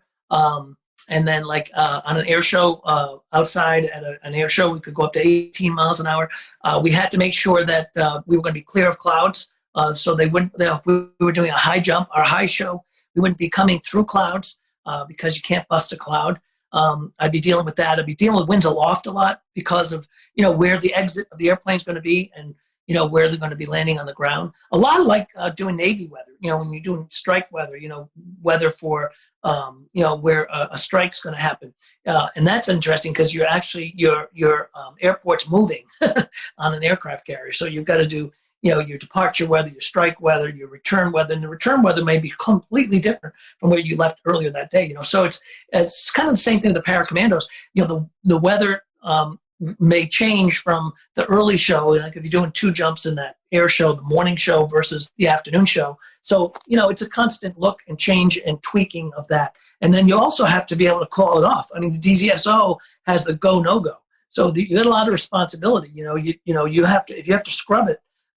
If you have to cancel it, sometimes you have to do that as they're standing in the door of the airplane.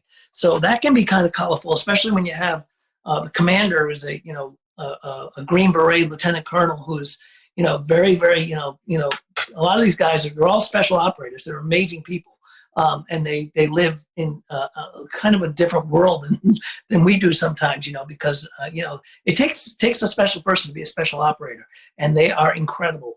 But, and to tell them that, oh, no, you can't jump because it's 14 miles an hour, not 13.5, it could be, you'll be buying the drinks at the bar that night. So it's it's pretty fascinating. And then I got to jump with the team as well. As a tandem, I jumping with the team. It's pretty fascinating because you end up and if you've never done this, it's pretty, and you should try it. It's a lot of fun. And I got to jump with some friends of mine. I got Cantore to jump with us.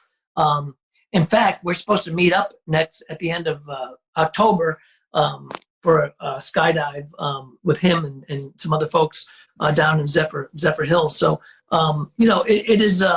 it's fast, it's fun, but you just have to be able to make that call sometimes where it's a scrub. So that's the toughest part, is saying no to a bunch of special operators that don't usually get, weather doesn't bother them for anything they do, but because of the legalities of what we do as a performance team, you had to sometimes say no. So it's pretty fascinating. If South Carolina were to be defined by one food, only one food, what would it be? Shrimp and grits. Shrimp and grits. Oh, I like that. I agree. You think so, Frank? Absolutely. I love me some shrimp and grits. What's your favorite shrimp and grits down there in the Low Country? Oh my goodness! There's Fleet Landing is very good. Actually, Poogan's Porch, probably some of the best, and they have the best biscuits in the world. They're about the size of a Volkswagen. Best she crab soup too. Yeah. Oh, the sheet crab's incredible, and those biscuits are as big as a Volkswagen. They're fabulous. Bill, we've certainly appreciated your time tonight, and just great stories. And I can speak for all of us. We appreciate you always be willing to join us when storms are about to affect the Carolinas, and we always appreciate that. If our followers who are not in Charleston but travel to Charleston, or maybe they do live in Charleston and don't follow you yet, how can they find you on social media? So, yeah, anytime, my pleasure. Whenever storm's coming, feel free to reach out. All of us down here are glad to jump on. We love the podcast. Rob, myself, everybody really, and Dave Williams. So the social media, it's just Bill Walsh TV for social media on the Twitter and Instagram side, and it's Bill Walsh Live 5 News on Facebook. Bill, we certainly appreciate your time, and thank you guys for watching and listening to the Carolina Weather Group. We'll catch you next time here on the podcast and the live streaming show.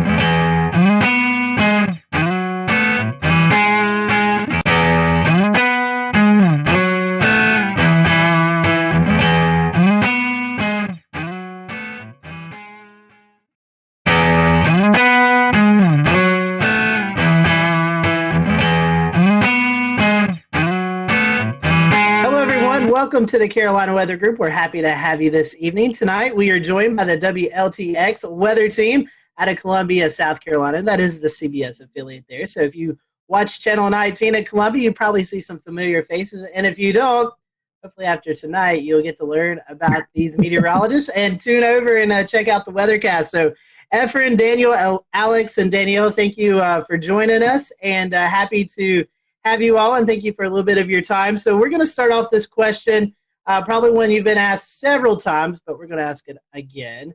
How did you guys, how did you know you wanted to be a meteorologist? What persuaded you to do that? And Efren, I'll start with you, and I'll just let the team continue after that. The interesting thing is that when I went to school, I actually wanted to be an aeronautical engineer. Then I had an interest in weather, but I never had an interest in meteorology as far as a study. And I took one class, and it was an orientation to professional meteorology. It was a one-credit class, and I got hooked. It came down to really the same thing. I'm always talking to kids, high schoolers, college students, and come down to the one word I always say when I talk to people about meteorology. It's why. Why is it sunny? Why is it hot? Why does that cloud look like it's cut in half from the bottom? Why is it raining at my house, but my neighbors who are just a quarter mile down the road, they're not getting a lick of rain? Why? And that's where my interest really came in. Why is the weather the way it is? And every time I ask the question, and still today, it's that passion of wanting to know why it is. And even finding out why it is, I just still wanted to know more. It's like those little kids who, when I was 8 years old, and sitting on the lawn and looking straight up and going, that cloud looks like a dog, and that cloud looks like a tree. Those are the things that, really got my interest peaked when I was a kid. But it wasn't as an adult that I realized that there's a very big interest, and I just want to know more. So I always knew I loved the weather. For me, it was, flying to Florida for the summer and seeing all those big puffy clouds and just wondering, how do clouds that produce so much rain, stay afloat, as a kid. I was just so amazed by the idea that it was just totally sunny along the approach when you're flying into, let's say, like Orlando, for example, and then by the time you're at the airport and you're getting the taxi, it's pouring, So just the power of the weather in the Southeast was actually what started it. But I'm from New York originally, so it wasn't the snowstorms and things like that that initially did it for me. So that was kind of a surprising thing, because a lot of my, fellow colleagues and friends that I went to school with, it was snow for them because I went to school at Rutgers in New Jersey. So yeah, I originally wanted to be kind of more of the operational forecasting side of things. But then I realized when I was in school after Hurricane Sandy that I wanted to do more television and communication, because a lot of people were impacted by storm surge because they had no idea what it was. It wasn't well communicated, as far as the city evacuating people from for Sandy. Hurricane Sandy wasn't a hurricane when it made landfall. So there were just so many communication things. I mean, we see it now with the derecho in the Midwest. People don't know what a derecho is. And so there's all of these different things that kind of go into the communication aspect that I was like, what, that is absolutely where I feel comfort. I need to, kind of explain what's happening because I love learning about the weather and why it's happening. So that was sort of what did it for me. I'm kind of like Alex. I grew up outside of Philly, but it wasn't snowstorms that did it for me. I have a lot of good memories of snowstorms, but kind of like the two big things I remember growing up was sitting on the back porch, dangerously close, just listening to thunderstorms and this is the coolest thing ever. And then just kind of growing up, the news was always on in my house. And for my 15th birthday, I think my mom took me to the Today Show so I could meet Al Roker and do that whole experience. So I knew I kind of wanted to do news, but I hated writing. And I naively thought weather's cool. I love science. I'm never going to have to write as a meteorologist. Wrong. But I kind of just combined a lot of different interests and it really worked out. And it's been great. And it's fun, like Alex said, communicating while also being a scientist and kind of digging deep with the math and science was always kind of what I leaned towards growing up. Well, I'll go ahead and tell you, back in 1984, a tornado destroyed the school I was in. And so that kind of sparked a little bit of interest for me. And then Hugo back in 1989, that was a big deal as well in South Carolina. And all y'all know it as well. That's still the litmus test for hurricanes is Hurricane Hugo. But I think those are the two things that kind of sparked my interest. I do apologize. I'm sitting in the car. They don't like for us to stay in the station. So I'm sitting in the car kind of holding the phone. You look good, Daniel, and you sound good. Appreciate that. Hugo, definitely one of those benchmark storms for the Carolinas.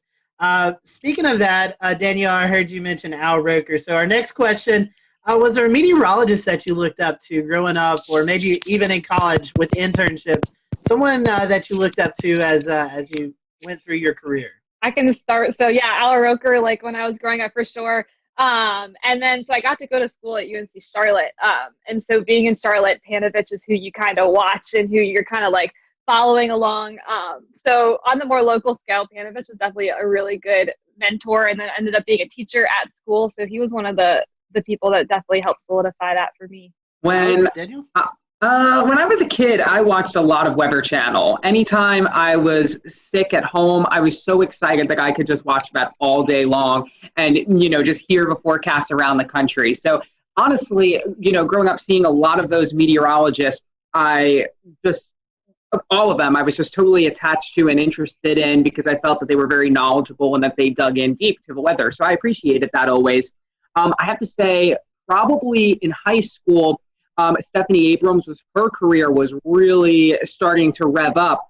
And I probably looked up to her the most because she was just so, her personality was just what it was. She wasn't really afraid to hide it on air. And I was always, in high school, the kind of person who just said whatever came to mind. So I felt like I could kind of relate to her. And she also, was big on the science and on the math. She was from Florida. I loved Florida weather, so there was like that connection I always felt with her whenever I would watch her on TV, because she was really into the science, but she also had like this personality where she was like unapologetically herself, And so I think Stephanie Abrams was definitely a person during my formidable years that I looked up to. Well, I'll jump in.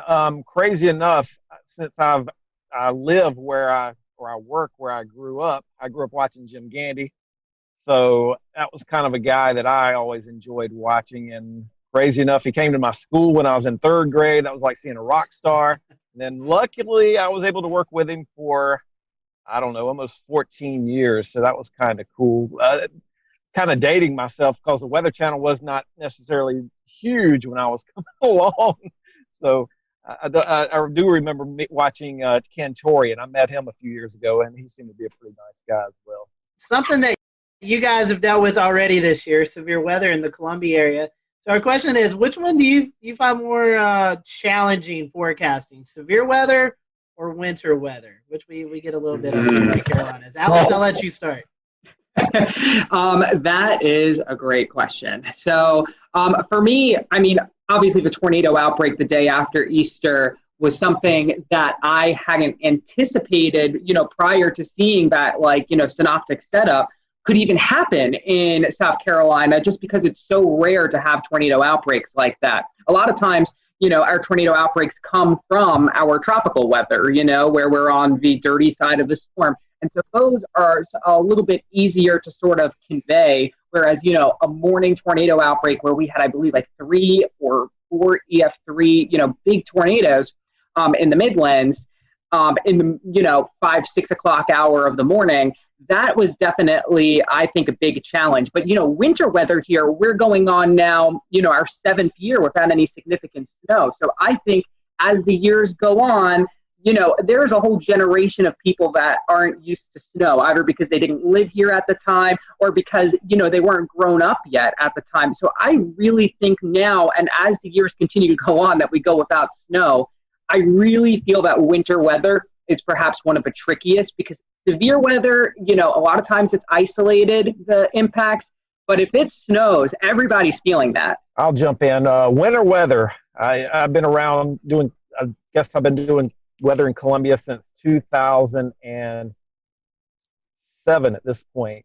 And winter weather is always the big thing. And I remember in 2013, we forecasted 1 to 3 inches of snow in Columbia, and we missed by 50 miles. The city was shut down, and it was blue skies outside. And even now, it's become even a bigger deal because of social media and all the bad information out there. So in my opinion, for a snow or ice event in South Carolina, that's the bigger challenge. Maybe not from a forecasting standpoint, but from the standpoint of social media and people getting the wrong information out there and calling us names because we're not buying into the hype sometimes. Good point. Danielle, I want to bring you in. You graduated from UNC Charlotte. You didn't prepare for doing weather from home, I'm assuming, in class there. So what are your thoughts? No, I barely made it 9 months into my career per se that I had to transfer to my 500 square foot apartment. So I definitely was not equipped like other meteorologists have their green screens, blah, blah, blah. I didn't even have this map here. The station was like, we're going to throw something on your wall for you. So I was not prepared whatsoever, but I think I really do like what it has offered. Now that we're going back to the station, it showed how much flexibility we could potentially have in our job. We can work and build our graphics and do everything at home on a quiet weather day. And I live across the street from the station. I can pop over, do my show, and come on back.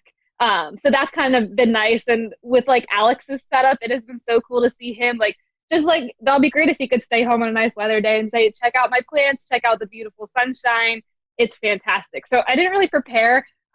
Thankfully, it had been kind of smooth. There hasn't been a ton of hiccups with it. My dog has only barked on air once. So like that has all been positives. But I don't think we're going to stay like this, but I think it does show that we could have more flexibility in our jobs that we didn't really think we had beforehand when it comes from like working from home. Yeah, just beyond this window is my porch, and I have hundreds of plants out there. So it's been really fun to show off, the different plants and how they're growing. Like my banana tree is growing a new leaf every single week because of how hot and humid it's been. And so there is this opportunity to tell the forecast in a different way. Sometimes during the morning show, the wind will actually shift from behind me, which is my south, to in front of me, which is my north. So I can talk about the reason why there is maybe some fog because, the temperature has now reached the dew point because of this northerly breeze that's coming in. It really has been a good opportunity. And a lot of people have come up to me and said that they really like that I'm out on my porch because I'm wearing a jacket when it's cold out and, I'm wearing my windbreaker when it's misting. Luckily, I have a roof over my porch, so I don't have to worry. And since it's the morning show, I don't have to worry about storms very frequently getting in the way either, because if there was lightning, then I would not be outside. And that's only happened once during the morning show. So yeah, it's been a good opportunity to sort of change things up a bit. I still have my forecast graphics. I'm still doing, still showing the same things, but now I get to like bring the weather outside where it's happening. And I feel that it's kind of made me a little bit more intuitive, like to see the sunrise earlier in the morning.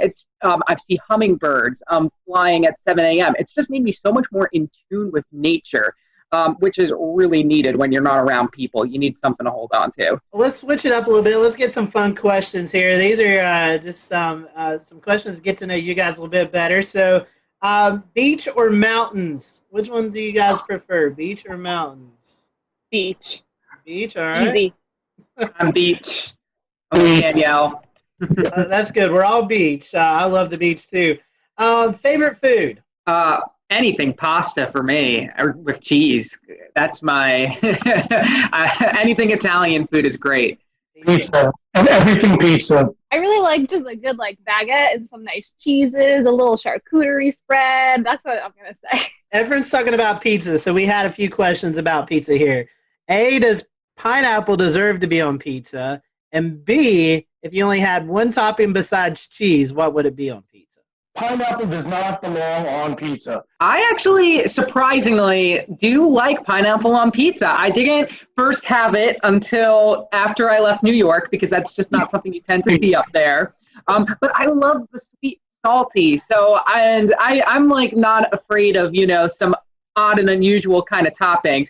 So on the topic of toppings, I think the one that I would really like to keep is basil. I know it's simple, but I just love that little herby kind of feel that it gives. I think pineapple can stay on pizza. I'm okay with that. We can leave it there. My topping would be black olives.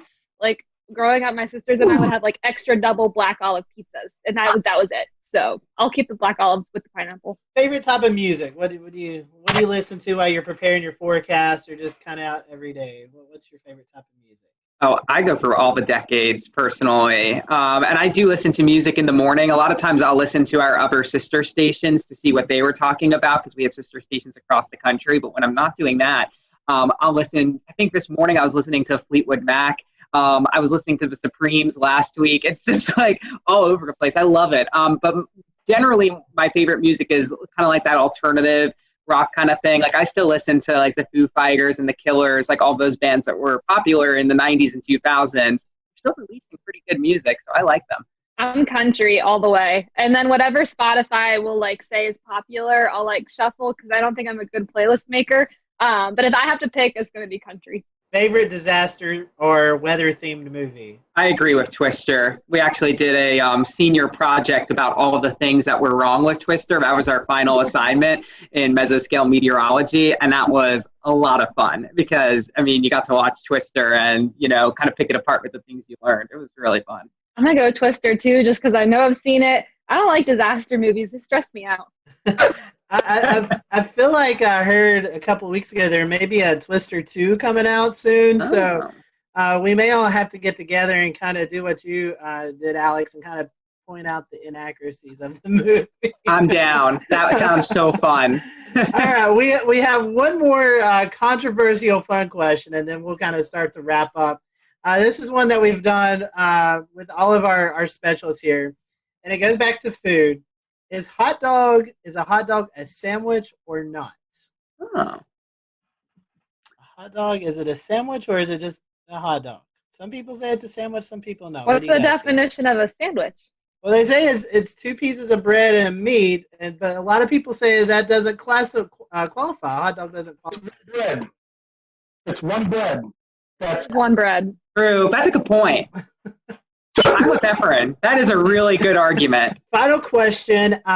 This is one to promote your city, Columbia, or your forecast area there in the Midlands. Tell us why we should visit your area. Give us maybe your favorite spot to hang out at, something that anybody should go out and see if they're in the Columbia area. We have so many river walks. Those are like my favorite places to like take my dog and exercise or like go tubing down the river, and you're still like right next to downtown. So I feel like there's a really good mix of like you can do your downtown thing, but you could also like kind of get out in nature. I really like that aspect of the city. I was going to say the same thing, the rivers. And we have some great parks too. And so you have like awesome geography. Like I'm up towards the Sandhills, which is totally different than Riverwalk. And they're all like a 15, 20-minute drive. And sometimes I'll go to both of them in the same day. And in one of them, you know, my feet are all sandy. And then in the other, you're, you know, at the bottom. So it's a great place to sort of learn the fault line because we're right on it and sort of what the difference is. Plus, it's, you know, literally the dead center of South Carolina. So if you want to go to mountains or to the beach, you're kind of like in a good territory to go to either. Truly say this to a lot of people. I live in North Carolina, but South Carolina is like a second home. It's a beautiful state. And it's definitely a place that you need to check out. So, y'all, we appreciate. We'll return to Best of the Carolina Weather Group in a moment. Now, your Carolina weather forecast. Here are today's forecast high temperatures for North Carolina. Here are the forecast lows for tonight for North Carolina. Here are tomorrow's forecast high temperatures. And here's forecast rainfall across North Carolina tomorrow. Here are the forecast highs for the day after tomorrow.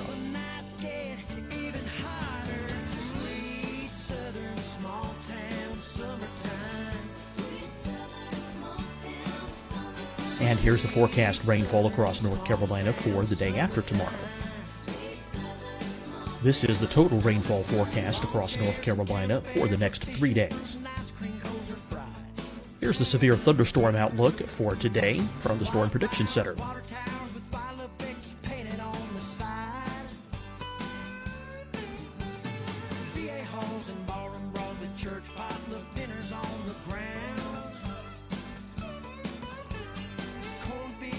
Here are the forecast high temperatures for today for South Carolina. Here are the low temperatures for today for South Carolina. Here's the probability of precipitation forecast across South Carolina today. And here are the rain chances across South Carolina tonight. Here are tomorrow's forecast highs across South Carolina. Here are the forecast low temperatures for tomorrow for South Carolina. And here is the probability of precipitation across South Carolina tomorrow. Here's the precipitation chances across South Carolina tomorrow night. Here are the forecast highs for the day after tomorrow in South Carolina. Here are the forecast low temperatures across South Carolina for the day after tomorrow. And here are the rain chances across South Carolina for the day after tomorrow. And South Carolina's probability of precipitation for that night. Here's the Storm Prediction Center's severe thunderstorm outlook across South Carolina for today through tonight. Here's the Storm Prediction Center's severe thunderstorm outlook across South Carolina for tomorrow and tomorrow night. And here's the Storm Prediction Center's severe thunderstorm outlook across South Carolina for the day after tomorrow through that night.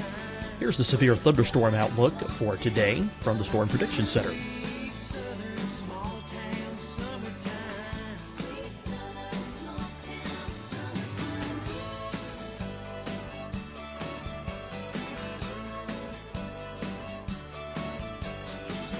Now, here's a live look at weather radar across the southeast. Deciding when to wear a mask isn't about who you know or how well you know them. Just ask yourself, will I be with anyone I don't live with? If the answer is yes, get behind the mask.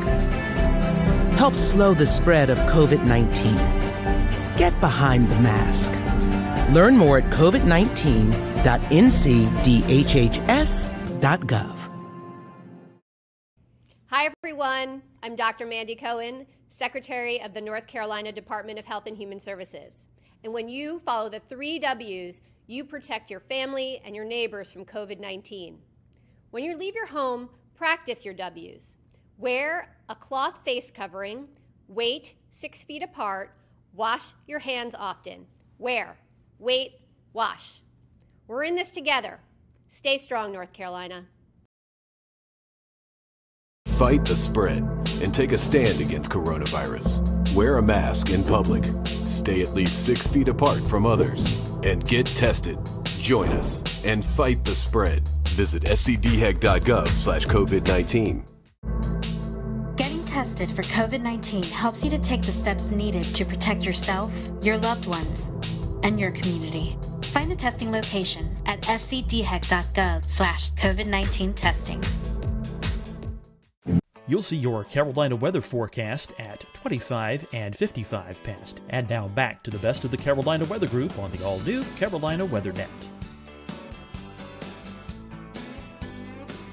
I'll let you be able to promote your social media, Facebook, Twitter, Instagram, if you guys want to do that. So if our followers aren't already following you, they can there on social media. Alex, I'll let you go first. Sure. It's Alex Calamia WX. That's my Twitter, and my Facebook is Alex Calamia as well. My Instagram is very plant-focused. We have Gandy's Garden here at WLTX, which is all about climate and the garden, and it's applicable to everyone in the Southeast. So Instagram is a big place for you to see all my plants. So that's Alex Tropical Pics. You'll also see it on my Twitter and Facebook. We're always talking weather and plants. It's fun. I am at WX_Danielle on Twitter and Instagram. Lots of forecasting on there. And on Facebook, I am meteorologist Danielle Miller. So come on over. Nice and simple for both my Twitter and my Facebook.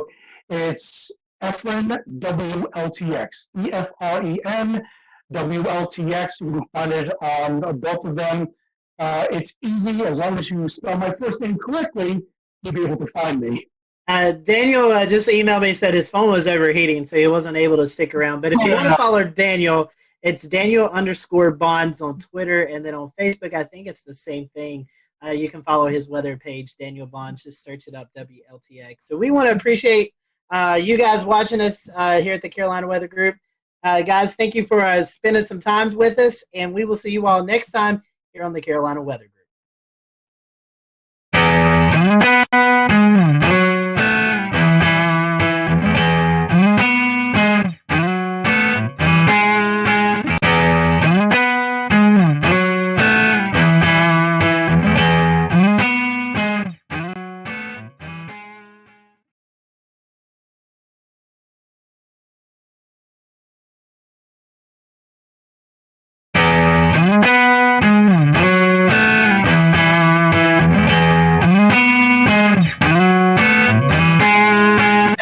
Welcome to the Carolina Weather Group. We're happy to have you this evening. An exciting show to talk about emergency management and weather and how the two kind of atmospheres come together. Pardon my pun there, but how they work together. The weather community and the emergency management community work together to make sure you all, either if you live in a big city or a small city, are prepared for severe weather, winter weather, whatever the case may be.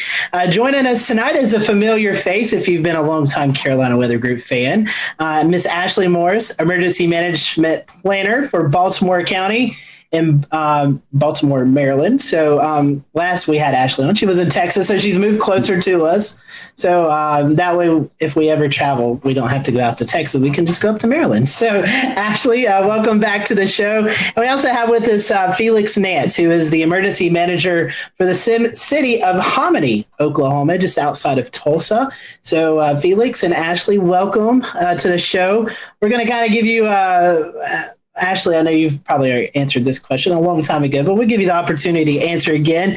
It's a question we always start off our shows with. How did you get hooked up into this weather community, emergency management community? What kind of hooked you into wanting to choose this profession? So Ashley, I'll let you start, and then we'll let Felix follow up. Sure. So I grew up being infatuated with weather, and really I got stuck in a thunderstorm when I was 6 or 7 years old and really scared. And my dad's friend who was with me, because we were outside, actually taught me how to count the seconds between the lightning and the thunder to kind of try to calm me down, because I was just sitting there crying. And so after that, I remember just doing that during every single New Mexico thunderstorm that came around. And I would buy storm books, and I was just fascinated by weather. And so originally I wanted to do meteorology and do National Weather Service forecasting. And I went to Texas Tech University with that intent. So I got a bachelor's in geophysics and atmospheric science, and then got up into grad school. Have always been very passionate about kind of the warning systems and the watches and warnings part of weather. And so I kind of stumbled upon emergency management and found out that emergency management is really the field that we're able to make evacuation decisions and do a lot of that public safety stuff, which is what really fueled a lot of my passion with weather safety earlier. And so very much an emergency manager, but very much a weather enthusiast, but also have that background too, to where I can actually do weather forecasting for my office and provide a little bit of SME on the weather side. I got into it, years ago when I worked for the Red Cross, first job at a high school, and I was an emergency services specialist. Of course, one of the things Red Cross is known for is responding to disasters, and that's how I got interested in the weather back in the days of the weather wire, back when weather information came in on a teletype at something like 40 words a minute. So that was back very old school stuff, and it's just stuck. I've stayed with it, been a Skywarn spotter. It's just a natural progression, actually, from that point on. Questions for both of you here. I want to ask exactly what your role is like and your day-to-day life. What is the typical day in the life of an emergency manager? So it kind of depends on your location, your position, and what you're kind of designated to do. So as emergency managers, we're in the art of doing disaster preparedness, response, recovery, and mitigation for either a city, county, state, or the federal through FEMA. So from a local emergency management perspective, I've done 4 years in city and county emergency management. And so ours is very localized and hyper-focused on neighborhoods, communities, and things like that. And so a part of my role has been a majority of my career participating in writing emergency response plans, creating a lot of partnerships with like public safety, police, fire, EMS, dispatch, public works, and all of the other agencies in our government who would help us respond to disaster, getting everyone in a room to do disaster scenarios, exercises, things like that, and then doing a lot of community engagement, outreach, messaging, trying to get people to be aware of what our risks are and what we kind of expect of them during disaster. And then a very small amount of our time is usually doing response. Obviously, if we had severe weather coming into the area, if we had a big impactful storm, or like the past entire year where we've been responding to a pandemic or some other kind of thing, that's kind of what that looks like. So we kind of have a blue sky day and a gray sky day where we're either doing a lot of planning and just preparations, or we're actually responding, working with partners, making decisions, and providing resources to the public during the incident. That's very well put. It depends on the size of your community and your staff. In my case, I'm a one-man shop, so I'm doing a little bit of all of it. I'm kind of a generalist, and so it tends to keep one very busy. And as Ashley said, we've been dealt with the pandemic situation since March the 6th of last year in my shop on a daily basis, as well as all the other the disasters within the disaster within the disaster. It's been nonstop, and it keeps tends to keep one busy. Unfortunately, that does tend to limit some of your planning time. So you have to limit your planning to a lot of the special events that go on. And in a small community like ours, a special event may be something as simple, if you will, as a Christmas parade or a festival at the lake, or it may be something much more involved. But ours are generally pretty small, but they also involve a lot of our community, so it does keep us busy. Kind of staying on the topic of, I guess at this point, the differences between being in a more rural area versus being in a bigger city. So you explained you kind of wear a lot of different hats there, Felix, and you're kind of generalist. When a disaster response or emergency response actually happens, can you kind of tell us a little bit more about how that works in those scenarios, who you turn to and the process there? When you're a small community like ours, and let me give you a little quick lay of the land. Osage County is the largest county in the state of Oklahoma, larger than the state of Delaware, 2,400 square miles. We have the County Emergency Management Office that has a staff of 2. We have the Osage Nation, an Indian tribe, which has a staff of 2, and myself. So basically there's 5 of us in the county. And we kind of work together to make things happen because we can't be everywhere all the time. So it's not terribly uncommon for me to go to another city to assist or to assist the county because of the lay of the land and the lack of personnel. You're dealing with mutual aid situations on a regular basis where you have the county has 57 volunteer fire departments. So you start, you get out of a wildfire, you're making notes and not necessarily just how many trucks, but where they're from. It's a conglomerate affair, and it works pretty well because everybody works together, and that's the key. So you're drilling, you're practicing. The blue sky days are the days you make the big progress because that's when you make the connection. Ashley, can you talk to us a little bit about how that works out kind of in a bigger city scenario? When an actual disaster or emergency happens, how is that delegated? And what's the response like? Yeah, so I'm lucky. I have the background of both. So I came out of a tiny place out in Texas, and then I came over and did 9 months with Fairfax County before I just took this position.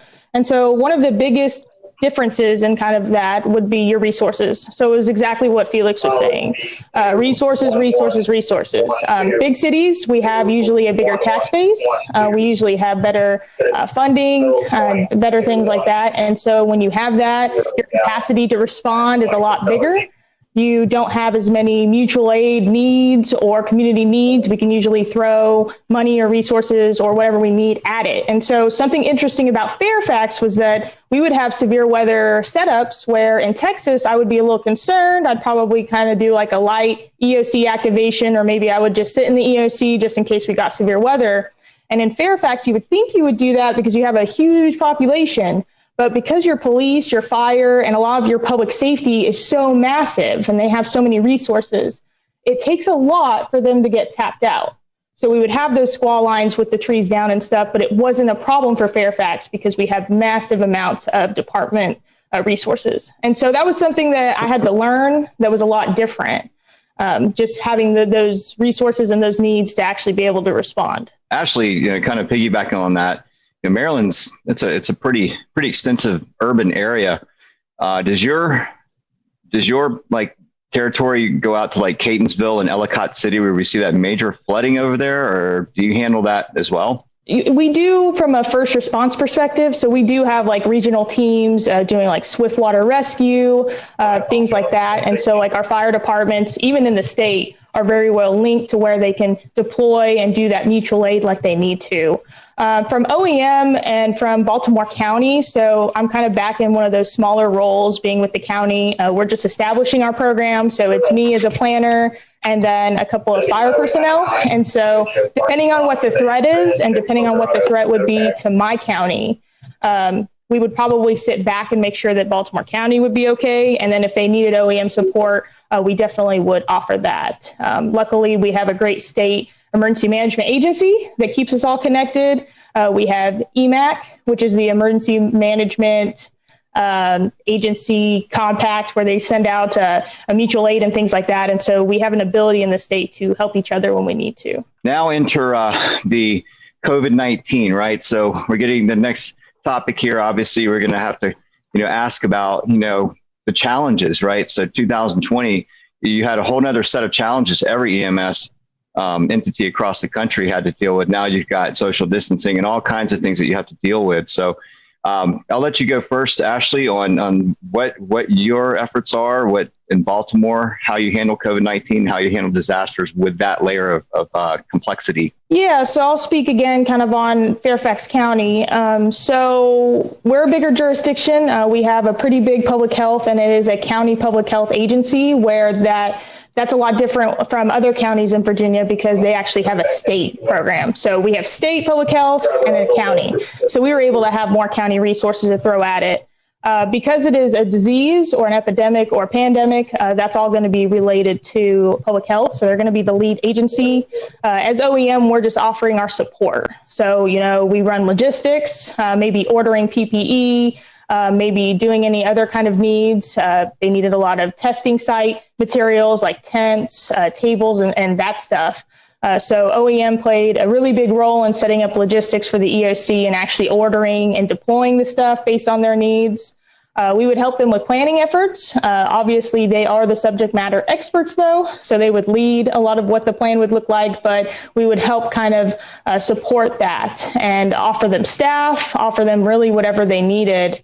It was very interesting with Fairfax because, like I said, we were very big. Even our OEM was 20 people. And so we had a huge capability and a huge amount of people to where we could spread people out. We had a ton of different NGOs or nonprofits that would actually plug in and help us with food donations, mask donations, and doing a lot of the other needs that we might have for our residents. And so it really has been an all community effort from everybody responding to this. And it's really important, too, because Fairfax is 1.2 million people. And so it's a massive county. Well, it's pretty much the same as Ashley, but some of the interesting things, we had a lot of PPE come in for the schools. We've got 12 school districts in those separate school districts in Osage County.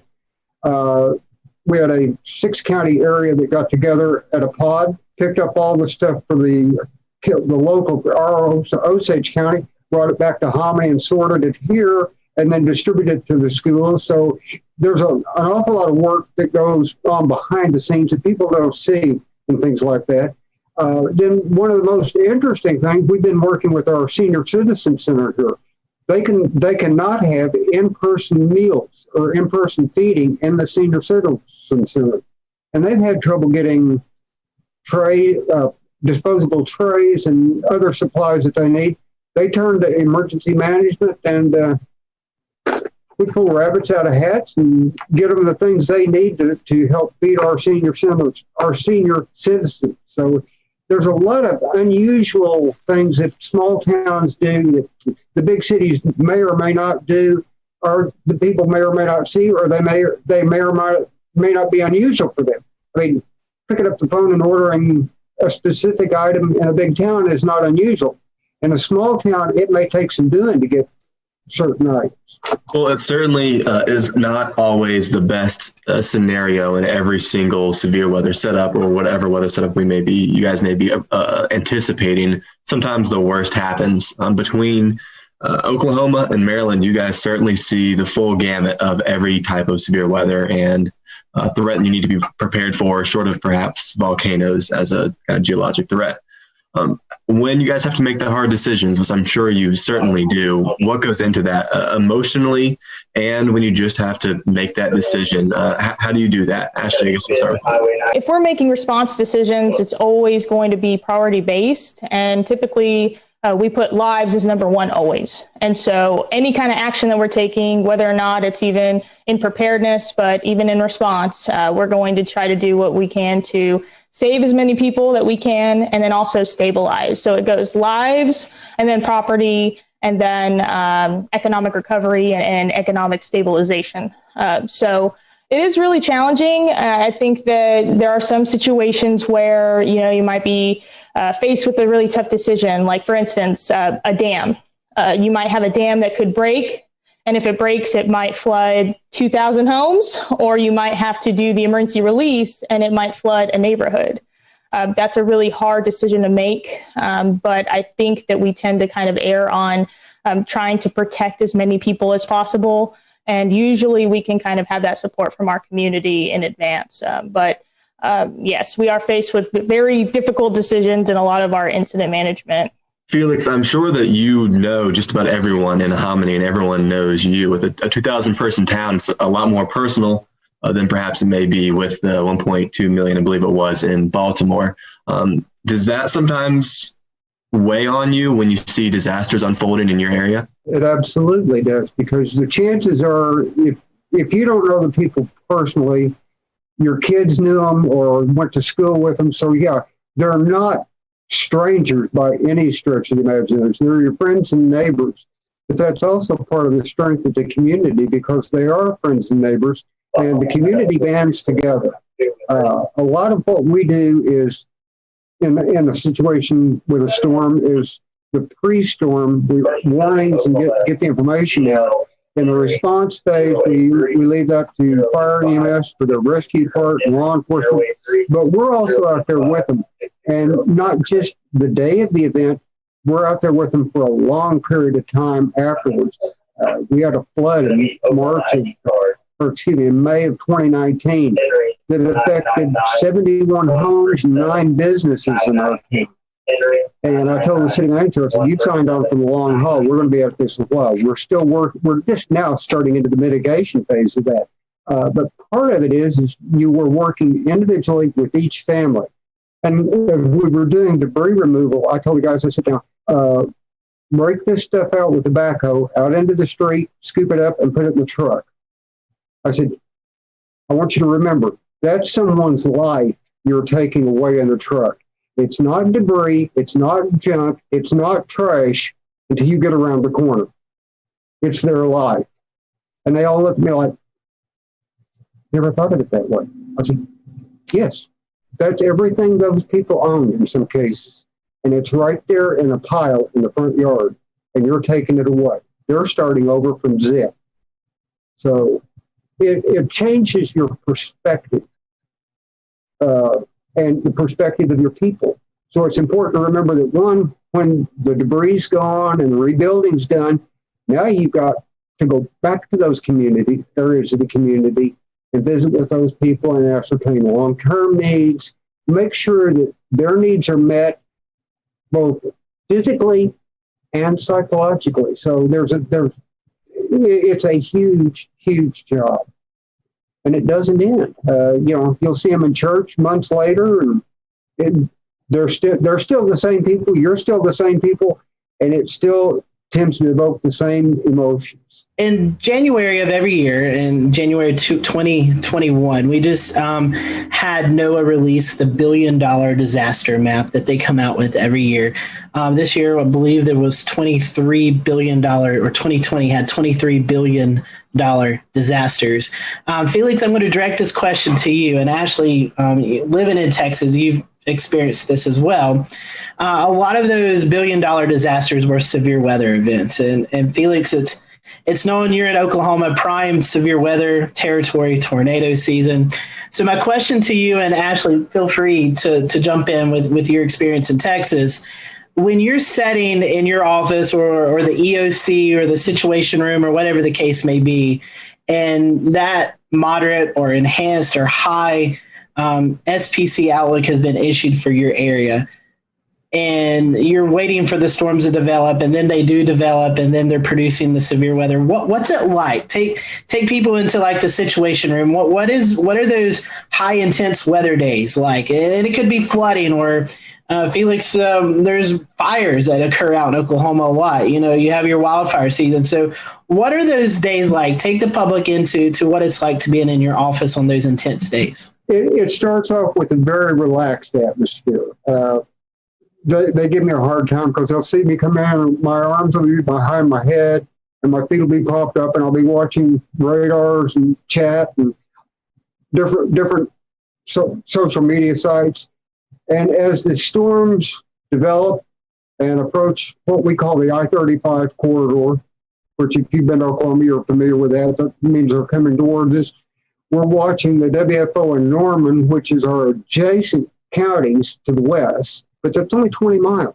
So I'm picking their brain by reading chat to see what they're seeing in the storms, plus the weather forecast office in Wichita, which borders their county's border is on the north, plus what my WFO in Tulsa is saying. So we're stirring all that together. The intensity level just starts to ramp up. The closer the storms get, the more information you get, the worse they get. The intensity kind of tends to ramp up to a point. Right now, all the fluorescent lighting's on and everything. As the situation gets worse, the radios kind of get turned down. The lights actually get turned down. We have a different lighting setup that we use when that happens to not have bright fluorescent lights. They're toned down on a dimmer, and the noise level goes down. The inversely, as the intensity level goes up, the light level goes down. It's kind of a marked change, and it's like hard to describe, but the quieter it gets, the higher the intensity level, and it kind of just peaks at that point. And it's one of those things where you're sitting there watching and waiting, expecting the absolute worst and praying that, this is one forecast you could bust, and I wouldn't mind. But you mentioned the high levels. That's kind of one of the keys. You're watching the SPC forecast days out to see what they're thinking. You're watching the local WFO stuff and their decision support page. It's a team effort. No one's sitting there making a decision on their own without a lot of base knowledge coming into them. Yeah, and We'll return to Best of the Carolina Weather Group in a moment. Now your Carolina weather forecast. Here are today's forecast high temperatures for North Carolina. Here are the forecast lows for tonight for North Carolina. Here are tomorrow's forecast high temperatures. And here's forecast rainfall across North Carolina tomorrow. Here are the forecast highs for the day after tomorrow.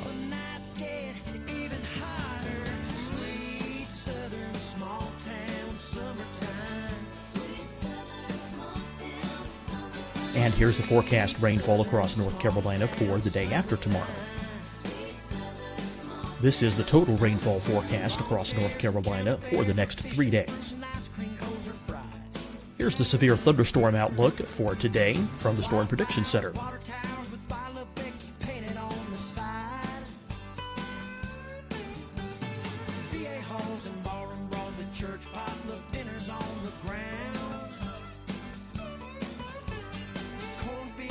Here are the forecast high temperatures for today for South Carolina. Here are the low temperatures for today for South Carolina. Here's the probability of precipitation forecast across South Carolina today. And here are the rain chances across South Carolina tonight.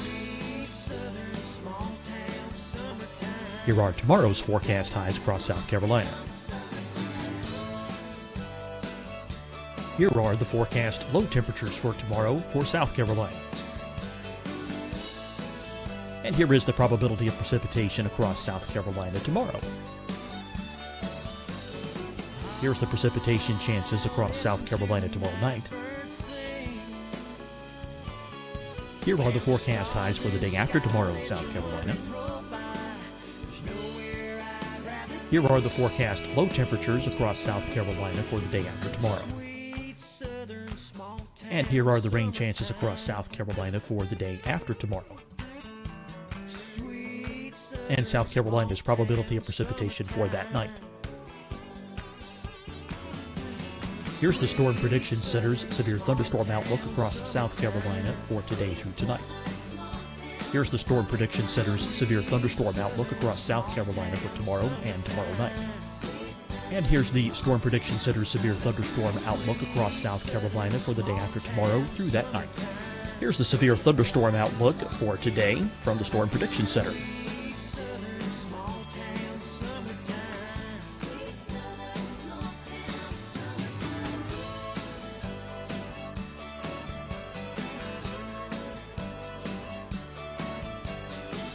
And now here's a live look at weather radar across the southeast. Deciding when to wear a mask isn't about who you know or how well you know them. Just ask yourself, will I be with anyone I don't live with? If the answer is yes, get behind the mask. Help slow the spread of COVID-19. Get behind the mask. Learn more at covid19.ncdhhs.gov. Hi, everyone. I'm Dr. Mandy Cohen, Secretary of the North Carolina Department of Health and Human Services. And when you follow the 3 W's, you protect your family and your neighbors from COVID-19. When you leave your home, practice your W's. Wear a cloth face covering, wait 6 feet apart, wash your hands often. Wear, wait, wash. We're in this together. Stay strong, North Carolina. Fight the spread and take a stand against coronavirus. Wear a mask in public. Stay at least 6 feet apart from others. And get tested. Join us and fight the spread. Visit scdhec.gov/COVID-19. Getting tested for COVID-19 helps you to take the steps needed to protect yourself, your loved ones, and your community. Find the testing location at scdhec.gov/COVID-19 testing. You'll see your Carolina weather forecast at 25 and 55 past. And now back to the best of the Carolina Weather Group on the all-new Carolina Weather Net.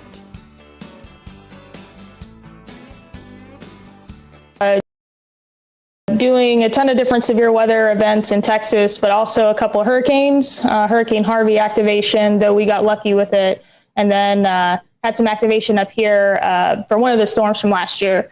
And so really it all kind of starts with a lot of briefings and a lot of meetings and a lot of conference calls. We're really trying to talk to our partners, our first responders and the entire county, getting people prepared and ready, trying to get us all on the same page. So in the event that we actually do have to spring forward on a decision, we're all there on the same page.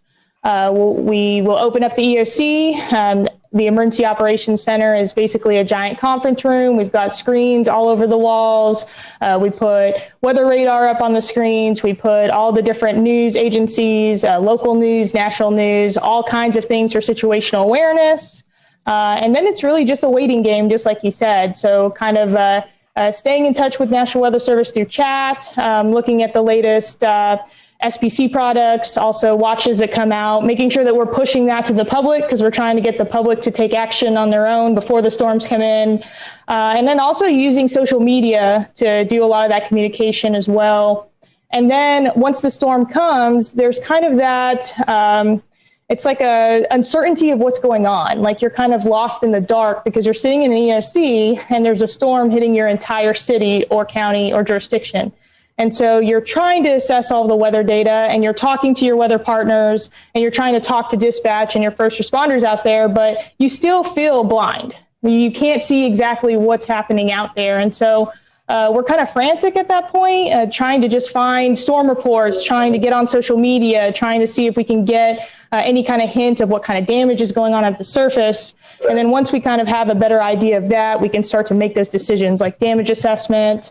But we had one storm that came in and we were able to collect all of those storm reports, but we had the media coming up from Austin. And so we had to peg our county PIO to get them prepared for interviews and different things like that.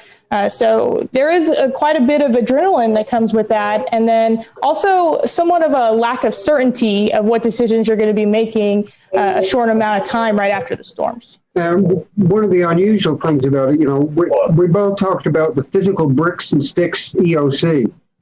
The other side of that coin is as you move into the response mode, someone wants to ask, where's the EOC? Like, wherever the emergency manager drops the tailgate of his pickup. because in fact, the EOC may, as a sticks and bricks facility, may turn out to be the tailgate of your pickup next to the incident command post. When you have limited resources and your supervisors are working supervisors dealing with the issue, it may be more beneficial to have the event run from the field for a period of time than off-site. So it's a kind of an unusual type situation, and it sometimes runs headlong into the incident command structure and doesn't always meld well at points with that for a while. But it's one of those things we've done for years and have tended to make it work pretty well because of the nature of the community. Emergency management, besides terrorism and pandemic-wise, I want to keep this kind of weather centered. What is the one weather scenario that you just dread seeing coming your way? One thing that scares me the worst is when SPC puts up an enhanced or high-risk day, and you're sitting there waiting because you know the watch is coming, and it will likely be one of the PDS types. Because if they have that high a confidence level, you know they're expecting the absolute worst. So, when you're talking tornadoes, severe thunderstorms, tornadoes, that's kind of, that issue always crops up. The other one that worries me are the ice storms. And we talked before the show a little bit about the Sperry-Cobb's Ice Index. That's an incredibly valuable tool because a quarter to half inch of ice on power lines can make an incredible difference. And if a rural area can lose power, and it may be out for days. The ice storm we had in October, which was much worse to our west, one small community, about 800 people, the line going to town and all the lines in the poles in town were down. They had 900 utility poles down. Now, I don't know if you know how long it takes to set a utility pole, but if you can get 4 of them set in a day, you've done real well. Wow. So you can imagine what it would take to get power restored to that town. I think they were out 32 or 33 days just in town. Now, there is a whole planning process to hold food for thought. What are you going to do if you have no water or no electricity for 33 days? Does your power plant have a backup generator? Do you have plans, your sewer? Can you keep your infrastructure working? Yeah, so mine's kind of along the same lines as that. I was going to say derecho because we've had them here in the DC area. We had one that was pretty bad, and it did that. It caused power outages for over a week. And then on top of that, we had a heat wave come in behind that. And so we had heat-related fatalities because people did not have power to cool off. And so you see those collapsing incidents that follow. And so that's always kind of a concern. But I would say a derecho, again, with widespread outages, just like he was saying, losing communications, because a lot of us are really used to using social media to communicate to the public, even warning systems and cell phones. If we lost that stuff, I'm not quite sure how we would get messaging out about shelters and other things. And then on top of that, I don't think that our general public is very prepared for power outages, especially for long-lasting ones. And I think that we would be very challenged with getting them the right resources and making sure that they were able to get the help that they needed, because I just don't think that we're accustomed to really thinking that way. So that would be my number one. Number two is that I did some research on Baltimore County, and I've noticed that we've had several federally declared disasters that were snowstorms, either blizzards or something of that nature. And while I'm from New Mexico up in the mountains and I've seen snow, I've never seen enough snow to cause a federally declared disaster. So I'm very concerned about what that's going to look like. And what's even worse is they're always in January and February. And so I'm sitting here looking at the upcoming month and some of the winter storms, hoping that I can avoid that. So some great information. Felix and Ashley, we certainly appreciate your time. I think our audience will really enjoy seeing the behind the scenes of what all you all are doing. to keep us safe on good weather days and bad weather days. So would hate to not give you the opportunity to promote any social media accounts that you all would like to. So Ashley, I'll let you go first. If there's anything you'd like to share or our followers would like to follow you, how can they do that? Sure. I am addicted to Twitter, so you can find me on Twitter as Ashley Morris or at Miss Ashes92. And I'm also on Twitter at Felix A. Nance. Very cool. Well, it's certainly been a great conversation. Felix, Ashley, thank you for joining us. And thank you all for who are watching tonight. We appreciate it. We will see you next time here on the Carolina Weather Group.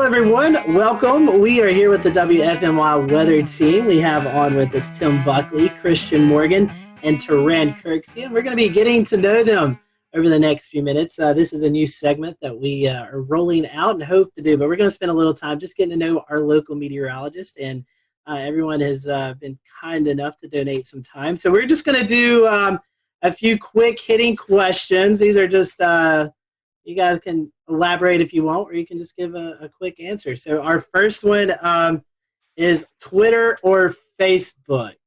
Which do you prefer more, Twitter or Facebook? I'll start with Tim. Twitter, as long as it's not bad Twitter. But I like weather Twitter. Okay. Christian? Definitely Twitter. Facebook has the ability to take something you posted 3 days ago and highlight it 3 days later, which makes the information very much out of date. So I feel like Twitter, if you can't say it in 140 characters, then you're saying too much. All right, here's one. I don't know if you guys have dabbled in these as much. TikTok or Snapchat? Oh, boy. I'm old. I can't have a TikTok. I don't even think that's allowed. So I do have a Snapchat, but it's not something I post weather stuff on.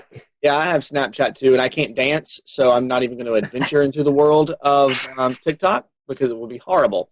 And I'll just let everybody else share the TikTok videos on Twitter, and then I'll watch them that way. You don't want to be lip syncing? No.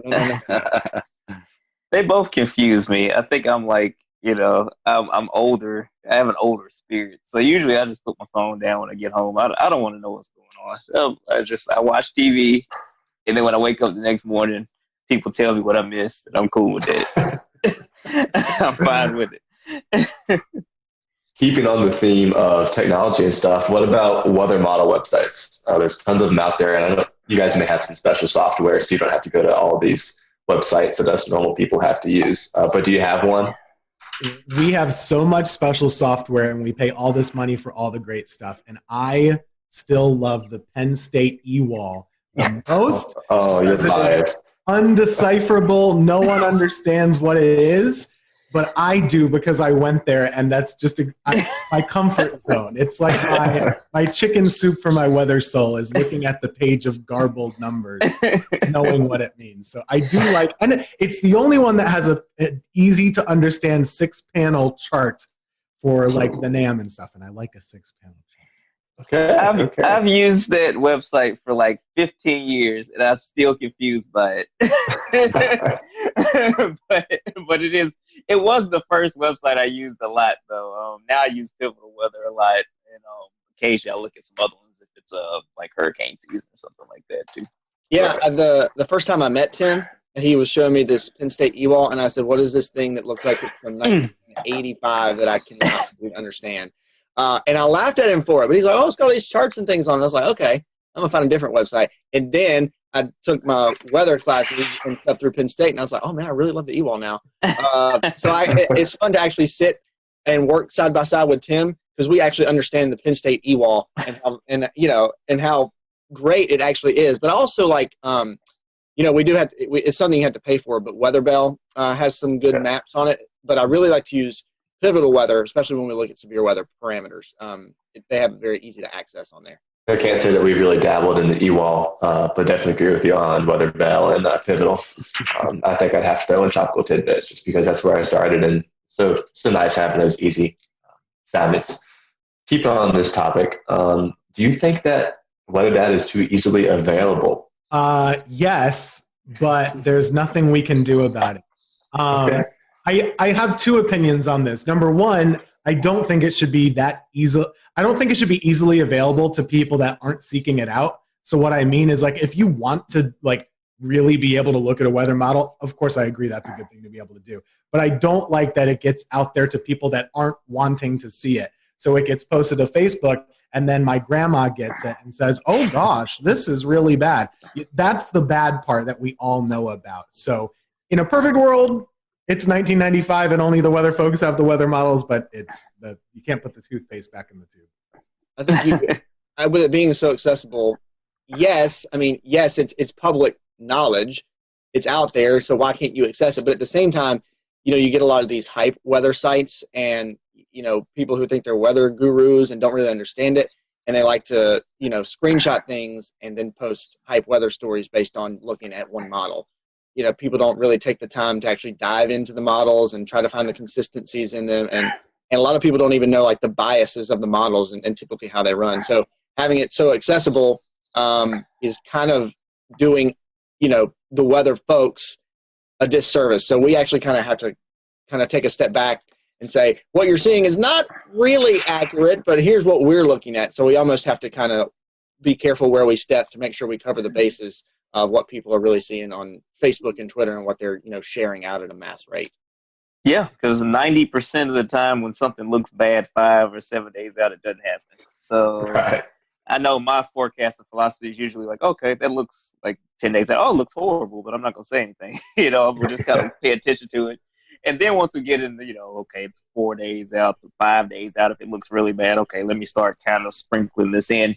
And then 3 days or less is when I'm more so okay, this is probably going to happen. But since it is out there and, the way that the models are visualized, some of the websites where it looks really, the color tables are really good, but you see something that looks terrible and then somebody will just Christian and Tim were saying, they'll see it and they'll put it out there and then it explodes and you have to do damage control the whole time. And then when it doesn't happen, people will say, well, you guys didn't know what you were doing.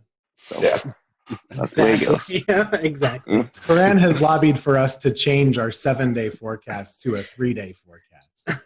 All my career, I've been 7-day forecasts. I don't like 7-day deterministic forecasts because most of the time the temperature 7 days out is going to be at least 5 or 8 degrees different, than what I said a week before. But that's just, again, my old man grumpiness. I've been complaining about that for my entire career, and it has not changed anywhere I've worked. So it's not going to happen.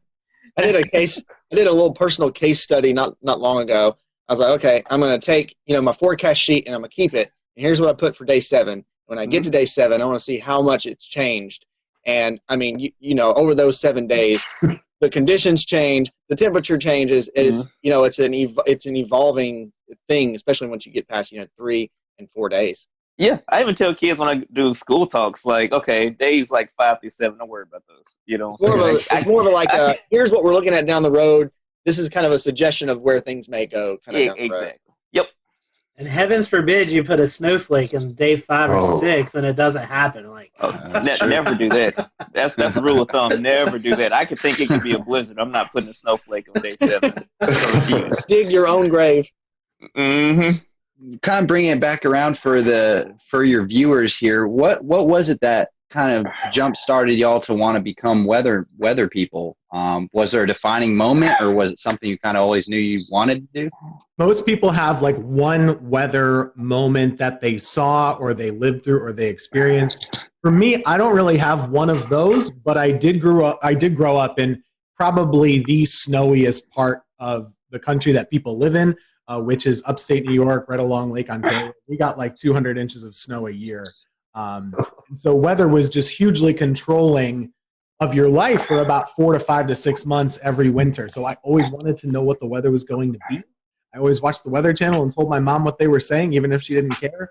And that's just what I was interested in. And the TV thing just kind of followed suit. I didn't know that was exactly what I wanted, but that kind of just worked itself out. So that was my spark, snowflakes. And I hate snow, by the way. So it's just, maybe that's why. Yeah, I'm going to catch heat for this from Tim and Taran. I really like snow. And see, look. They've unclaimed me. So always, that was my thing. And my birthday is in January. And for a while, there was a couple of years where it always snowed on my birthday or within a couple of days of my birthday. So that kind of, I've always, always was interested in weather. And actually, I never knew that's what I wanted to do as a career. I always wanted to do broadcasting, radio or TV of some sort, and work in radio for a while and then try to get my foot into TV and a couple different avenues. And then the weather thing just kind of popped up. That's where I was able to kind of get my foot in the door.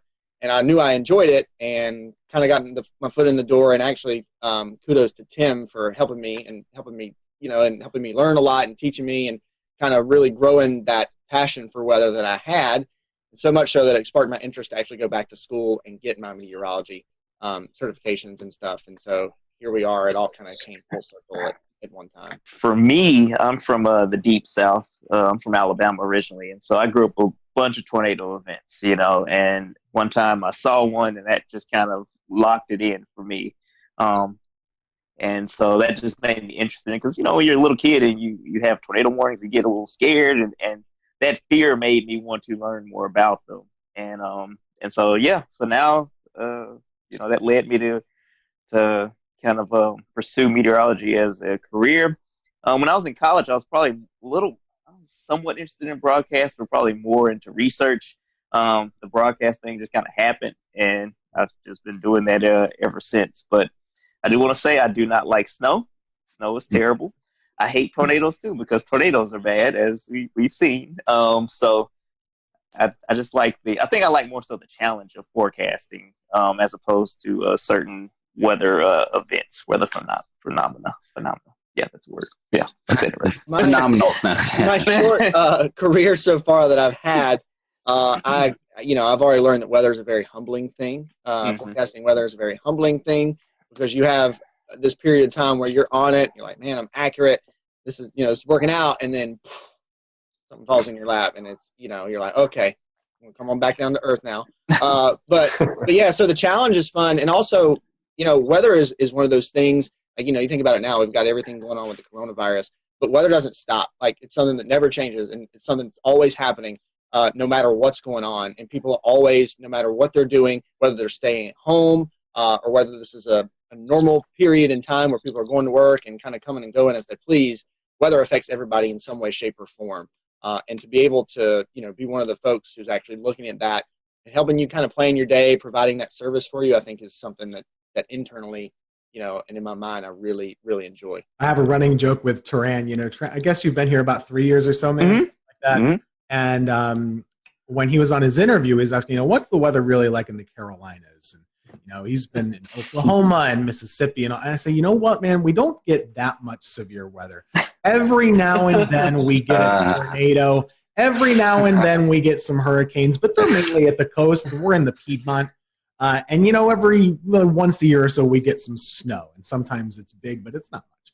And then weather just happened all the time, and we had lots of tornadoes. We had a Greensboro tornado. We had all these hurricanes that came right into the Piedmont, all this crazy snow. So it's transformed. So it is. Is it following you, Taran? Clearly, it must be. I'm sorry. I apologize to everyone. So now I'm connecting the dots, because first we blamed it on Grant Gilmore when he left. And so now it's actually Tim's fault, because he said we don't really get, and ever since then, all heck's jinxed us. Yeah. That's right. Everything was quiet when Grant was here. When he left, it just went crazy. No claims about North Carolina weather at all. A quick follow-up there, Taran. The tornado that you saw, you were younger and you had a clear kind of visible of that.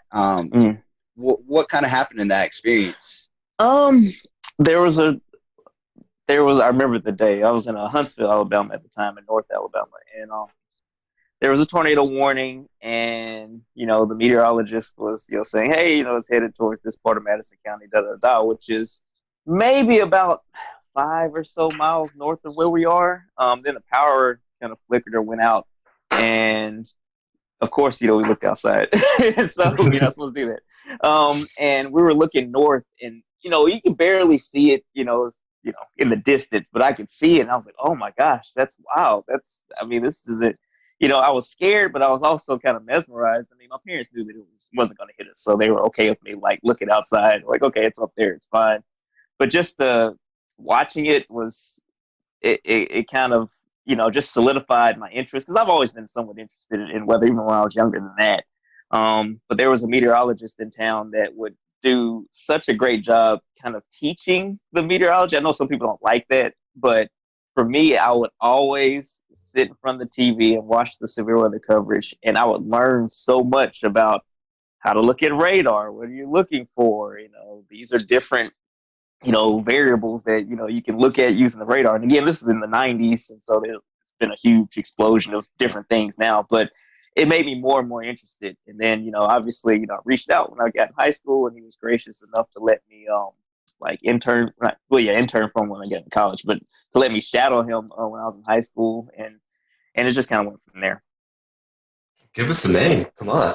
It was Dan Satterfield. Okay.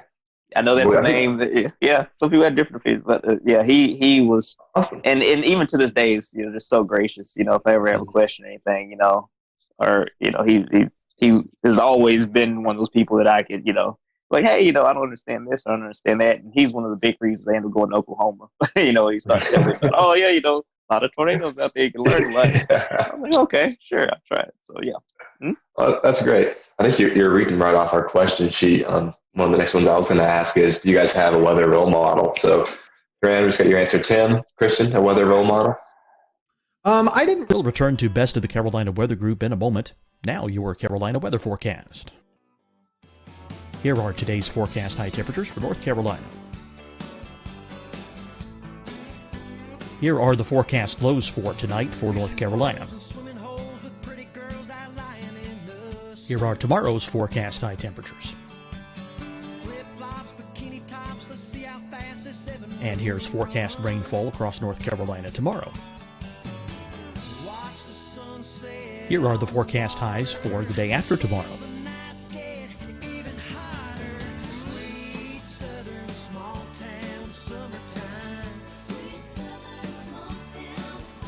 And here's the forecast rainfall across North Carolina for the day after tomorrow.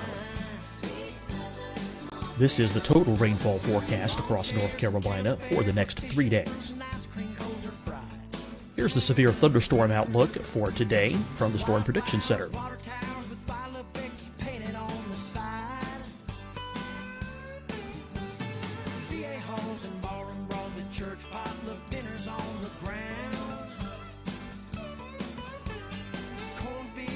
Here are the forecast high temperatures for today for South Carolina. Here are the low temperatures for today for South Carolina. Here's the probability of precipitation forecast across South Carolina today. And here are the rain chances across South Carolina tonight. Here are tomorrow's forecast highs across South Carolina. Here are the forecast low temperatures for tomorrow for South Carolina. And here is the probability of precipitation across South Carolina tomorrow. Here's the precipitation chances across South Carolina tomorrow night. Here are the forecast highs for the day after tomorrow in South Carolina. Here are the forecast low temperatures across South Carolina for the day after tomorrow. And here are the rain chances across South Carolina for the day after tomorrow. And South Carolina's probability of precipitation for that night. Here's the Storm Prediction Center's severe thunderstorm outlook across South Carolina for today through tonight. Here's the Storm Prediction Center's severe thunderstorm outlook across South Carolina for tomorrow and tomorrow night.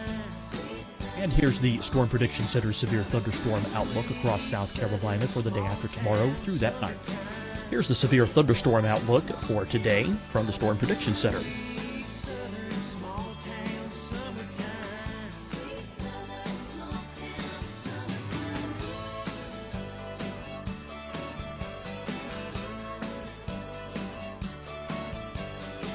And now here's a live look at weather radar across the southeast.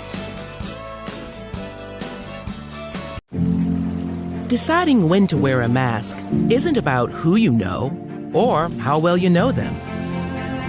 Just ask yourself, will I be with anyone I don't live with? If the answer is yes, get behind the mask. Help slow the spread of COVID-19. Get behind the mask. Learn more at covid19.ncdhhs.gov. Hi, everyone. I'm Dr. Mandy Cohen, Secretary of the North Carolina Department of Health and Human Services. And when you follow the 3 W's, you protect your family and your neighbors from COVID-19. When you leave your home, practice your W's.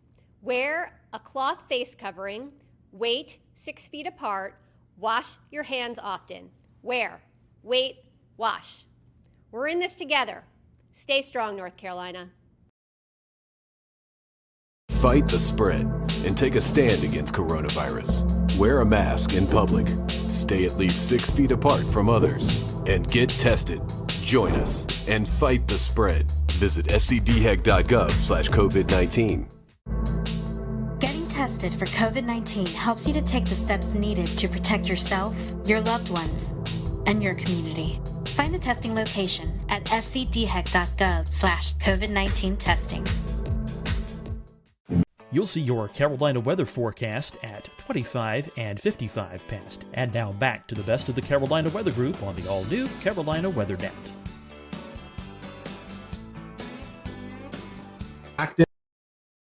I mean, it was hard. It seemed crazy back, when I was growing up, which is not that long ago in the 90s. It seemed crazy that you would actually be able to reach out and talk to your meteorologist locally. That is so accessible now with social media.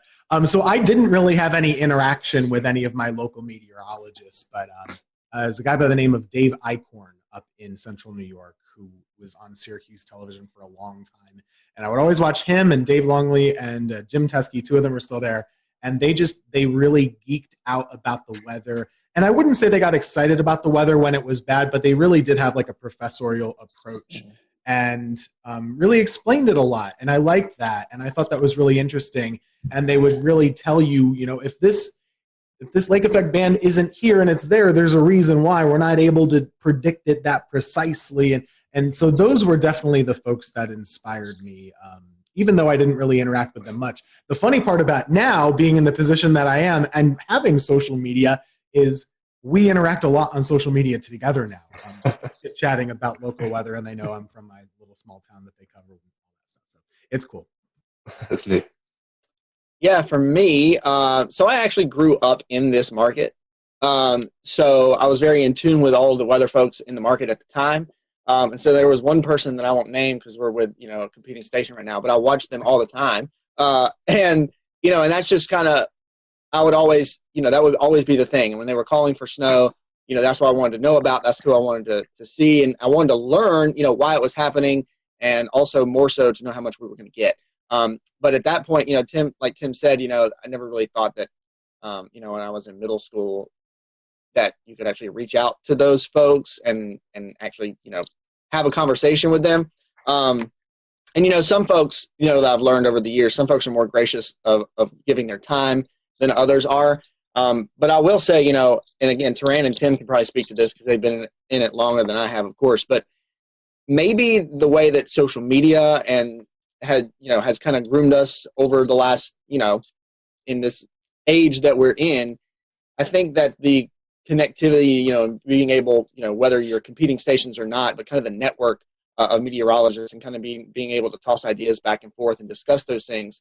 There's a more of an open line of communication, I think, than there used to be, which is definitely a good thing for not only the folks who are in it now, but the people who are aspiring to be meteorologists as well.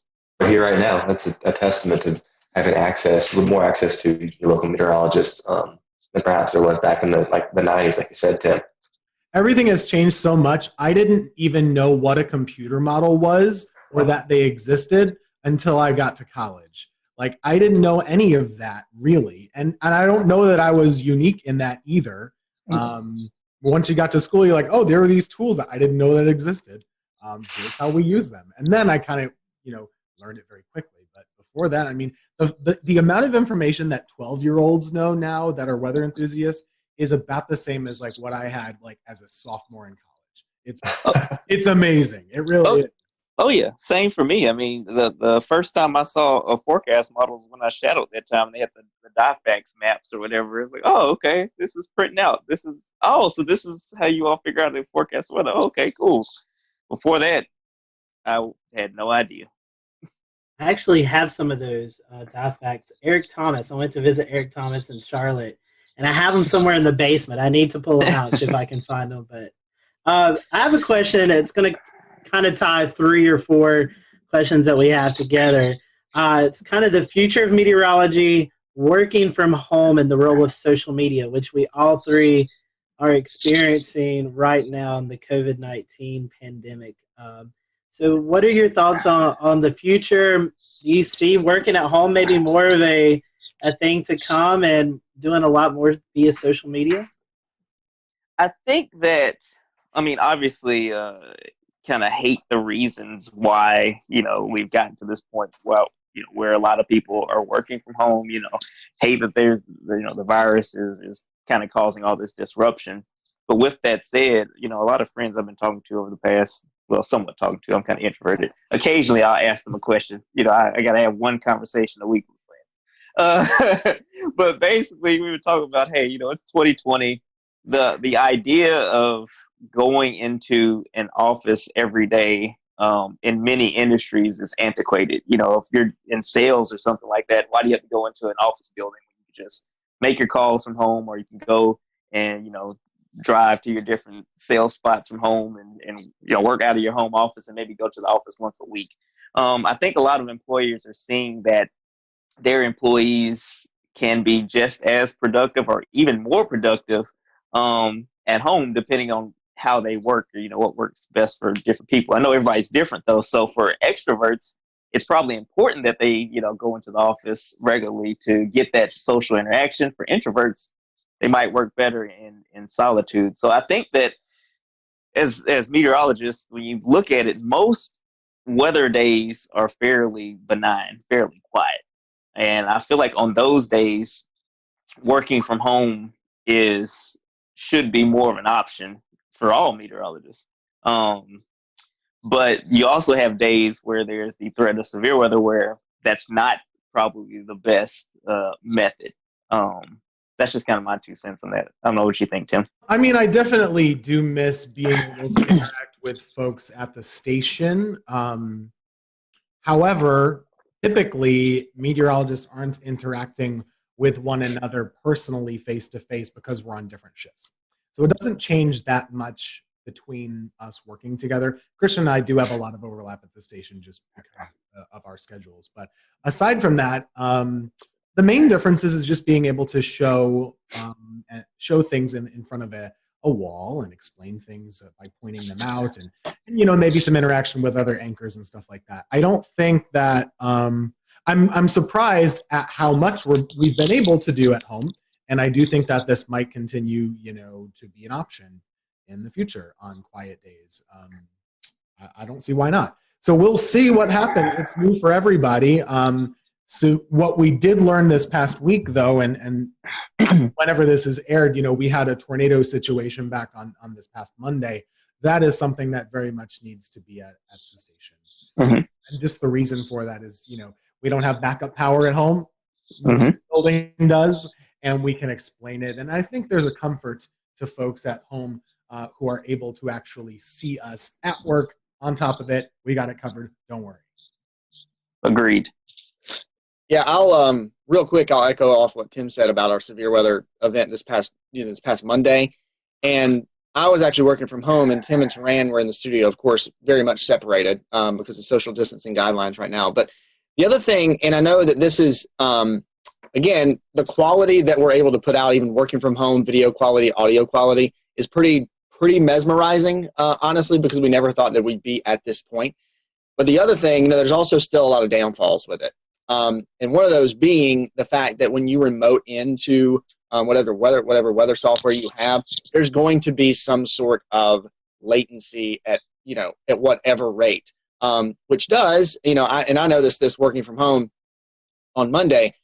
When you have that, it does make storm tracking, especially in like a severe weather event, it makes it more difficult because, you're trying to move the map around, and because of the latency you may have in some, like if you're remoting into a computer, well, you might have moved past it too much, and then you got to kind of scoot it back a little bit. There's just so many extra steps, and even extra seconds can be crucial in a severe weather event. But taking an overall approach to it, working from home is interesting. I've always been one of those folks who, all right, I have to get up and get ready and then go out the door to kind of get my, get my mind in the right place to do work. So working from home has been a challenge for me to kind of get into that groove. It's not so much a challenge anymore just because we've been doing it now, for a month at least. But having that interaction with folks in the building, even though, here's the weather center over here and here's the news people over here, and we come together at the newscast, just kind of having that interaction. The lines of communication are, of course, a whole lot better. Tim and Taran, and if you've been in a newsroom, like this, like you can just scoot the chair back and you yell something across the room or say something across the room.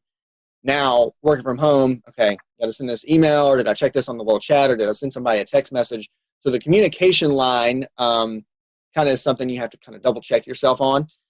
But I think there's something about, if the weather's nice, of course, we can forecast from anywhere. Yes, we have some tools at the station, but we can do a forecast from anywhere as long as we have internet. We can even look up stuff on our phone, if we need to do that.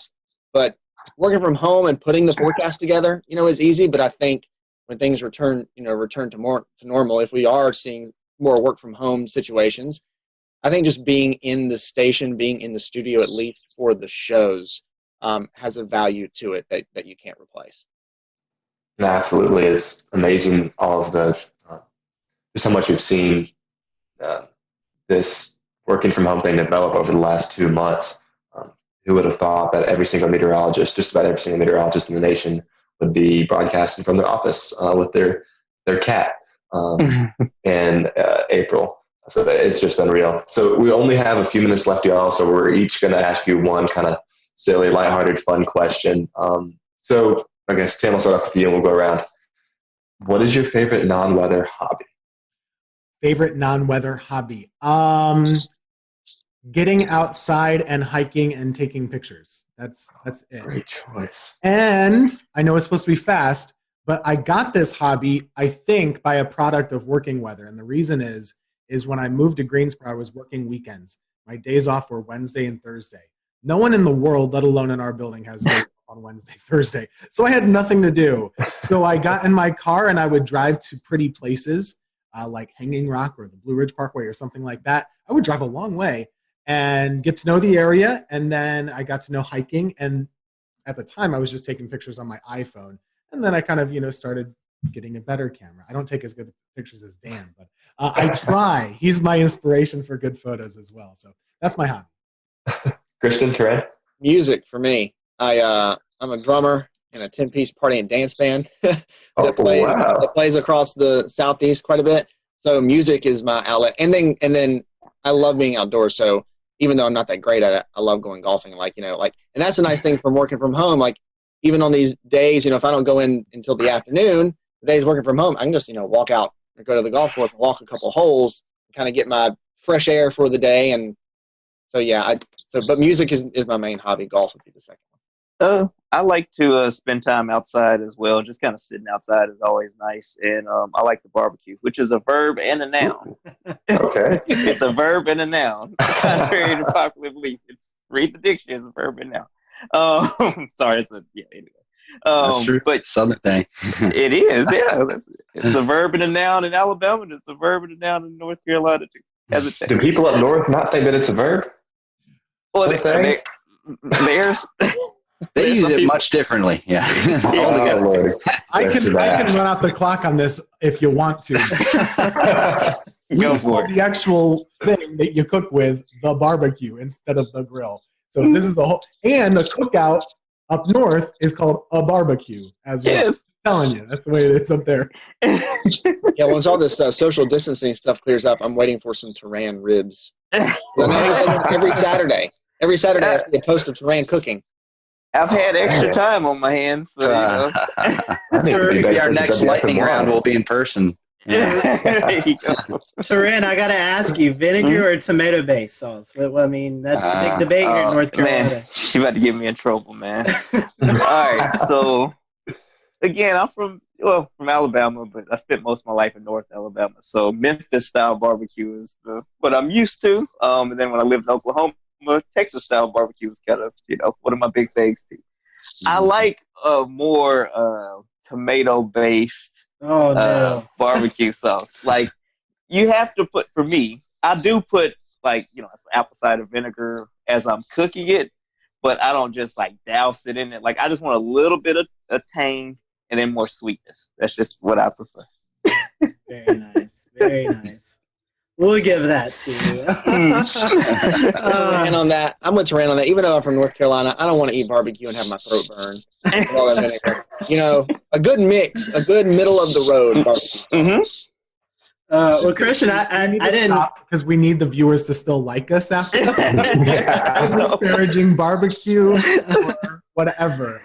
And these are the fun questions. Christian, I didn't know you golf, so next time I'm in the air. We'll have to go hit the course. We'll do it, absolutely. All right, so one last, question before we wrap. Do you have a favorite weather or disaster themed movie? And if you all three say Twister, Yahtzee. Yeah, that was what I was gonna say.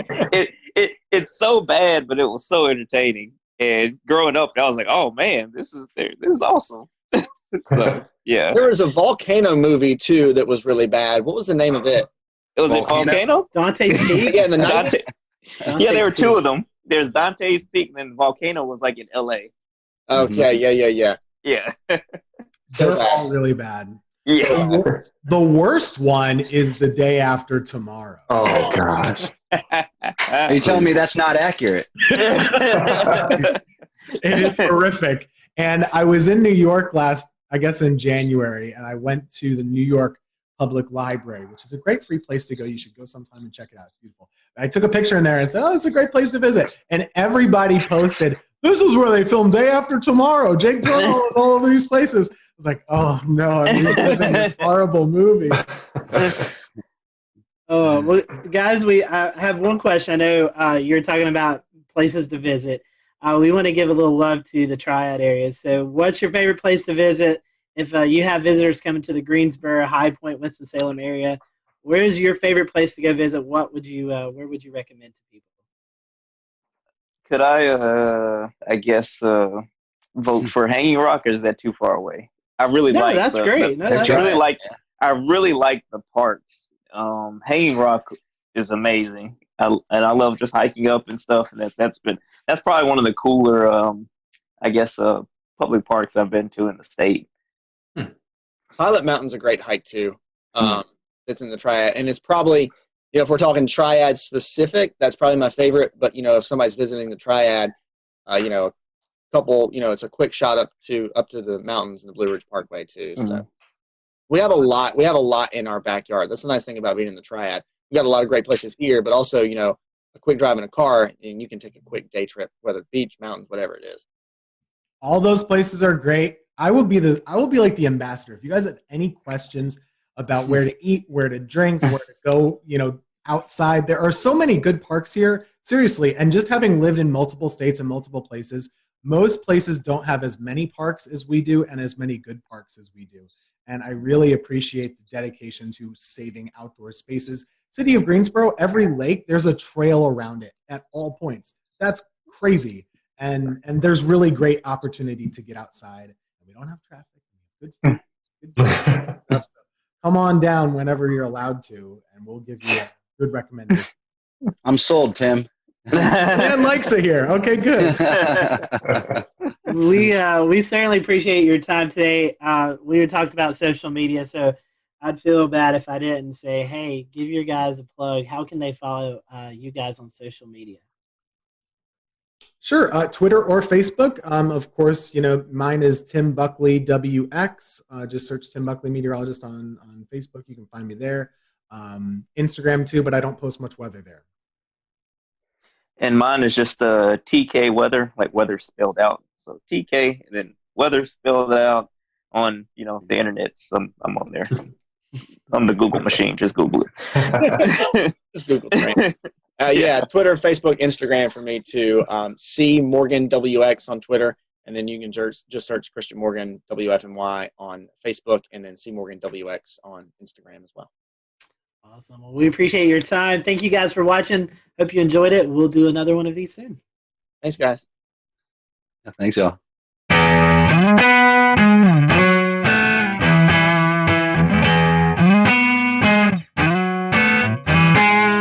Hello, everyone. Welcome to the Carolina Weather Group. We're happy to have you this evening, and we're going to be talking about winter weather.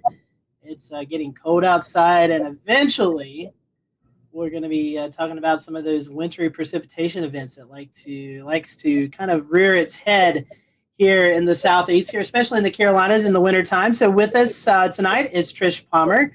She is the coordinating meteorologist at the National Weather Service in Greenville, Spartanburg. And if you've watched our show any, you probably remember Trish, but if you haven't, Trish, welcome back. I know recently you got a promotion there in the office to the WCM. So before we kind of get into winter weather, tell us about that position. It's I know it's kind of different from going from the forecast desk to doing a lot of more things, kind of juggling in the air with the new job promotion. Sure, and thank you guys for having me on again. As the warning coordination meteorologist, my job is that I'm now the primary liaison with our external partners, and that means the TV meteorologists, emergency managers, you guys out there in the other parts of media world. I'm also in charge of all of our outreach and preparedness programs.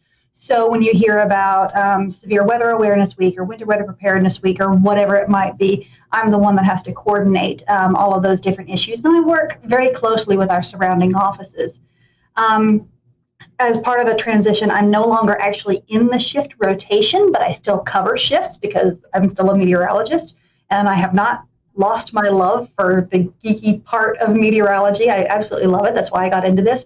But now with the promotion and my title as the warning coordination meteorologist, getting to work with the partners and establish those relationships and working with the media and helping to bridge the gap between what we do in the Weather Service and what you guys and the TV meteorologists do in taking the message to the public. It's the whole weather enterprise needs to work together really well in order to effect the proper response from the public. And I really enjoy being that liaison and working with all these different facets of the weather enterprise. Forecasting is a big deal, but communicating is another big deal. And you about put half and half now these days with the various ways that we can communicate. And one of those ways that we really want to communicate is winter weather. And it's one that we don't get a lot of storms here in the Carolinas, but when we do, they're pretty impactful. So Trish, talking about the winter weather products, we kind of start with a winter storm watch, and then it kind of builds from there. Talk to us about these different products and what each product, the criteria is for each of those. Okay, so for a watch, just like any other watch that we might issue, a severe thunderstorm watch, a tornado watch, tropical storm watch is what we had this year as well. A watch means that conditions are favorable for these hazardous weather types to occur, and you need to have a plan in place. You need to be thinking about what you would do or where you would go if that weather event were to impact you. So a watch is basically, we're keeping an eye to the sky, we're watching the weather. Again, have a plan, make sure you're prepared for whatever happens.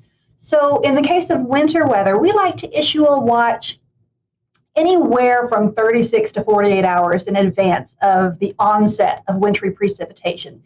And the watch timing with that, we're really looking at about a 50% confidence level, that we're 50% confident that this hazardous weather will occur. As we get closer to the event, we can transition the watch to a warning or an advisory. And the difference there is that with the warning, we're looking at 80% confidence that hazardous winter weather will occur. And with an advisory, it's still 80% confidence, but it's more like nuisance winter weather. So the difference would be if you consider snow. Right now, for the Piedmont of the Carolinas, our criterion for winter storm warnings for snow is 3 inches. So if it's below that, that would be more of a nuisance event, which would warrant an advisory. And if it's 3 inches or above, you'd get a warning. Now, we do have flexibility with our forecasters because we all know that, say, 2 inches of snow in Charlotte at 2 o'clock Sunday morning is very different from 2 inches of snow in Charlotte at 7 o'clock Monday morning, right? So we are able to take the societal impacts into account when we're issuing those warnings. So for 2 inches of snow at 2 o'clock Sunday morning, probably an advisory. 2 inches of snow at 7 o'clock Monday morning, you're talking about rush hour, school buses, that's where we would have that flexibility to go ahead and issue a warning, even though the objective, the number criteria isn't quite met.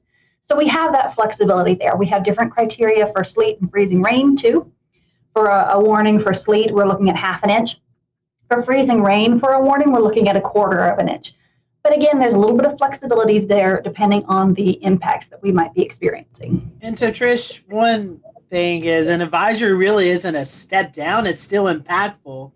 It just, the accumulations are different than what a warning is. And, you know, some folks may see advisory as, it'll be okay, when in fact it's still going to be impactful to people. Right, especially when you're talking bridges and overpasses. You could still have dangerous areas on the roads, dangerous travel conditions, even with an advisory. Again, going from a watch to either a warning or an advisory, we're going from 50% confidence to 80% confidence. So we're confident that something is going to happen. It's just the scale of whatever that is. So we don't want people to just take advisories lightly. We'll return to Best of the Carolina Weather Group in a moment. Now your Carolina weather forecast. Here are today's forecast high temperatures for North Carolina. Here are the forecast lows for tonight for North Carolina. Here are tomorrow's forecast high temperatures. And here's forecast rainfall across North Carolina tomorrow. Here are the forecast highs for the day after tomorrow.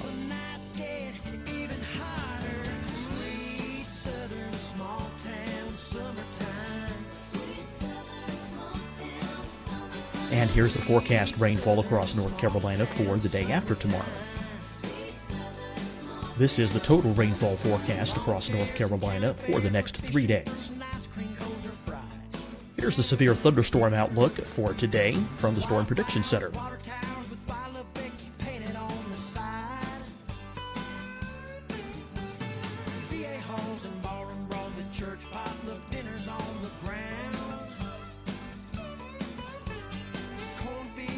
Here are the forecast high temperatures for today for South Carolina. Here are the low temperatures for today for South Carolina. Here's the probability of precipitation forecast across South Carolina today. And here are the rain chances across South Carolina tonight. Here are tomorrow's forecast highs across South Carolina. Here are the forecast low temperatures for tomorrow for South Carolina. And here is the probability of precipitation across South Carolina tomorrow. Here's the precipitation chances across South Carolina tomorrow night. Here are the forecast highs for the day after tomorrow in South Carolina.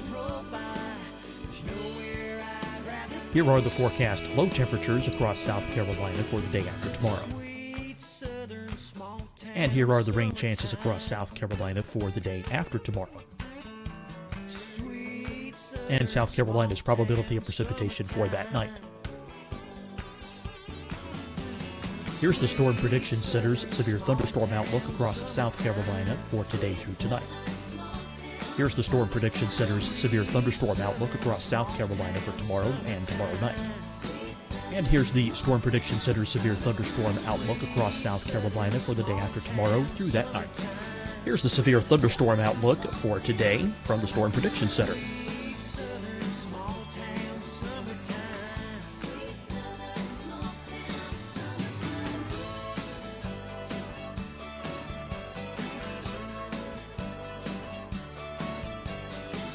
And now here's a live look at weather radar across the southeast. Deciding when to wear a mask isn't about who you know or how well you know them. Just ask yourself, will I be with anyone I don't live with? If the answer is yes, get behind the mask. Help slow the spread of COVID-19. Get behind the mask. Learn more at covid19.ncdhhs.gov. Hi, everyone. I'm Dr. Mandy Cohen, Secretary of the North Carolina Department of Health and Human Services.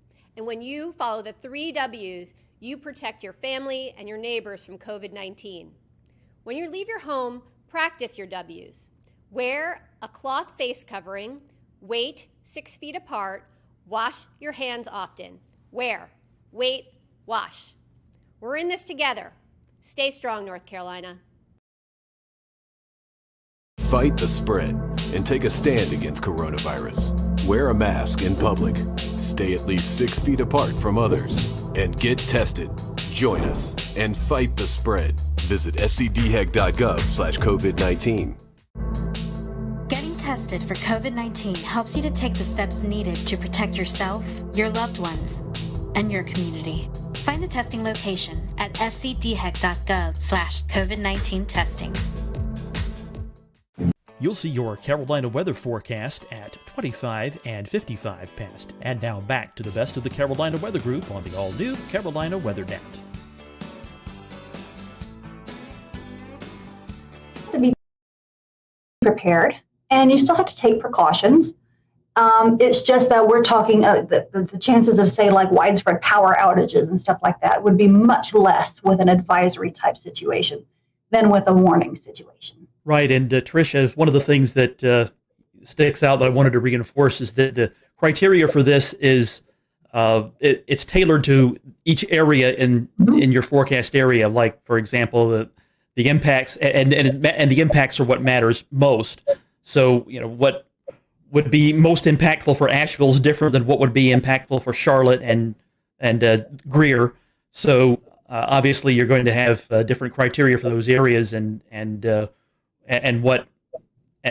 that's what matters, and that's the thing you need to be thinking about is whether you get this lower level advisory but still important, or the higher level warning, which is even more important, that would be issued for your area. Right, exactly. And we all know that the mountains get more snow than the Piedmont does, right? So our criteria for the mountains for snow is 4 inches, whereas the Piedmont gets 3 inches. And the further north you go, the higher that gets. You go for places like New York, you're looking at 6 or 7 inches, maybe even 8 inches before they get to a warning, because they know how to handle it. They have the resources. The impact isn't as great up there as it is down here. Again, just partially based on climatology. Right. And something else to think about if you're traveling outside this area is that criteria will be different elsewhere. If you go into Raleigh, if you go to Philadelphia, if you go to Chicago, those criteria are going to be different still. Think about the level of impact when you hear about these advisories or warnings being issued. It indicates how serious the event's going to be. Right, and we have the exact opposite in the summer. You know, down here we can handle the heat a little bit better than people can up north. So if somebody down here may go up north in the summer and that's a heat advisory, whereas down here we're expecting heat indices of 105 for a heat advisories, but up north it might be more like 95 or 100. And, you know, we Southerners are like, what, they can't handle 100 degrees? But it's different. It's based on climatology and what your body is acclimated to. Trish, the National Weather Service also issues wind products year-round, but during the wintertime, it gets especially breezy across the western half of the Carolinas, and specifically in NWS GSP's forecasting area. That's maybe not a winter weather type that most people think about, but it can definitely drive wind chills down and cause widespread power outages. So can you talk a little bit about the criteria for wind products in general? Sure. Well, we've got the wind aspect, and we've got the wind chill aspect. And then, of course, we have the winter weather aspect. So when we have a winter event, lots of times we roll them all into one product rather than issuing a whole bunch of different products, because as you guys are probably aware, a wind product is handled by one set of products. It's called a non-precipitation warning, whereas the winter storm and wind chill products are handled by the winter storm products. So it can get very confusing. So we often wrap these in together. And so we can sometimes tweak our criteria to make it match what the weather is looking like. And again, just to make more sense to the residents across the Western Carolinas and Northeast Georgia. So for example, when we issue a high wind warning, that's when we're expecting frequent gusts over 50 knots or 58 miles per hour. That's not uncommon in the northern mountains in the middle of the winter, because we have the jet stream coming down. We've got some really tight pressure gradients that set up often. And anybody who's watched the weather at Grandfather Mountain knows it can get very, very, very windy up there. So you'll see those products a lot. The step down from there is a wind advisory. And that's really when we're expecting winds, 30 to 39 miles per hour with frequent gusts over 40 to 45 miles per hour. Again, we have the flexibility to adjust that. It's been kind of a wet season, so maybe we might issue a wind advisory at wind speeds just a little bit lower. We also know that once we get to wind speeds that are over 35 miles per hour, school buses have a real hard time driving in that. So we're trying to line up our products a little bit more with what the schools are needing from us. And that's part of the communication between us and those decision makers. So they let us know what they need, and we tell them what the weather is going to be. And sometimes it's just easier for us to issue a product based on those more widespread impacts. So when we take the wind and the temperatures into account, then we get the wind chills on top of that too, right? So once we're looking at wind chills below 0 Fahrenheit, that's when we're going to start looking at wind chill advisories, wind chill warnings. Again, it's going to be a little bit lower in the mountains than it would be in the Piedmont. But again, we're not going to, during a winter weather event, we're not going to issue a winter storm warning for 4 inches of snow and then a separate product for -5 wind chills and then a separate product for 40 mile per hour winds. We're going to all roll them into one product and then just outline it there in the text. And so, Trish, one more thing, and we'll kind of transition out of the warnings. There is a few more that we've not talked about. That's the ice storm warning. And we've had those occasionally here in the Carolinas. Can you tell us a little bit about that product? Okay. Well, again, it gets kind of complicated with all these different types of products. But we have a winter storm warning and we have an ice storm warning. The difference is that a winter storm warning is considered, either a mix or a mostly sleet or snow event, whereas an ice storm warning is mostly freezing rain. The difference is, again, in the impacts. When we have snow, we don't have quite as many widespread power outages as we might with a freezing rain event, because the freezing rain is accumulating on the power lines, whereas snow doesn't always accumulate on the power lines. The difference is, like, if we could look back to December of 2018, that was pretty kind of an earlier snow event. So there were still some leaves on the trees that hadn't fallen off. And so we had more widespread and prolonged power outages just because, the leaves were brown, but they hadn't all fallen off. So there are some, again, impact-based issues that we're dealing with there. But freezing rain can often be a bigger hazard for travel than snow can, because if we can get the roads treated for snow, lots of times the road crews can keep up with it. But ice is a totally different beast, because you've got the power lines, you've got the tree issues, you've got bridges and overpasses. Sometimes you can't even walk. Whereas with snow, you get a little bit of traction just based on the snow itself. So ice storms are a slightly different beast. And we're happy we haven't had a big one in a while. NOAA released their winter weather outlook not too long ago. And it all it takes everything into consideration, the La Nina state that we're in currently, as well as other factors throughout the year, Can you tell us a little bit about that outlook and how it might impact the Carolinas? Well, the outlook, like you said, it takes a lot of big picture seasonal things into effect. And the outlook is developed by another branch of the National Weather Service called the Climate Prediction Center. And these are folks who are climatologists by training. They have a lot of experience in seasonal forecasting, and they look at all of this stuff and they produce this outlook. Now, for us, partially because we're looking at a La Nina year, we're looking at more likely we're going to have above average temperatures through the winter season and below average precipitation. Now, I want to be clear that that doesn't mean we're not going to get any big events. If anybody remembers back in 2011, January of 2011, I mean, here at GSP, we had 6.5 inches that year, and that was a strong La Nina year. So it doesn't mean we're not going to get any big events. We actually had somebody call the office and said, well, we're going into a La Nina winter. Does that mean we're not going to have any flooding? No, that doesn't mean that at all. It just means on a seasonal basis, the average temperatures will likely be above normal and the average precipitation will likely be below normal. But here on the local level, we look out 7 days and we're forecasting for these high impact weather events. And we're going to issue watches and warnings no matter what the seasonal outlook is, because you could still have an extreme event any time of year. Very important to consider when we live in the South here that one snowstorm can bring you double your normal snowfall in a year. So even though on average we're likely to see a warm and dry winter, it only takes a 1 week long cold pattern to give you above normal snowfall. So keep that in mind, because what's normal is actually not much. So you can actually get a lot well above normal snowfall for a year just because you got one big snowstorm. Yep. And it's really important for your viewers, your listeners to understand that they need to be prepared for all types of high impact weather. Don't take a seasonal outlook of, above normal temperatures, below normal precipitation and say, I can let my guard down. No. You always need to have an emergency kit ready. You always need to be prepared. And so, Trish, talking about that, the forecast, it seems like, with tropics, we get a little sector of that.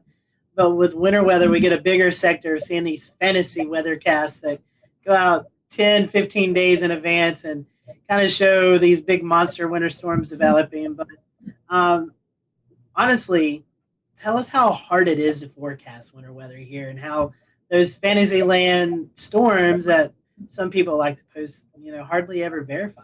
You can find a model run that'll say basically anything you want it to say. And what's the saying that even a broken clock is right twice a day, or even a blind squirrel catches a nut every now and then. So there may be some extreme forecasts out there, and maybe somebody gets lucky and it gets right.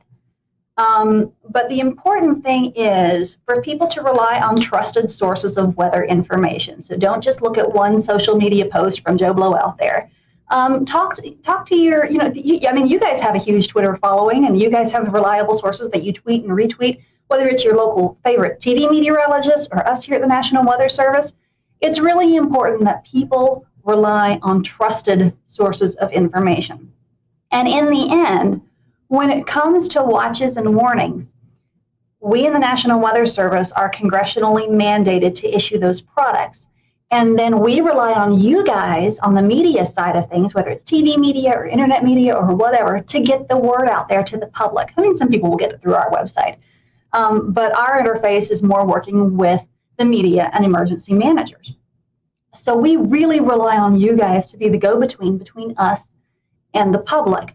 So again, we're the ones that are issuing the watches and warnings, but often it's you guys in the media that are communicating that to the public.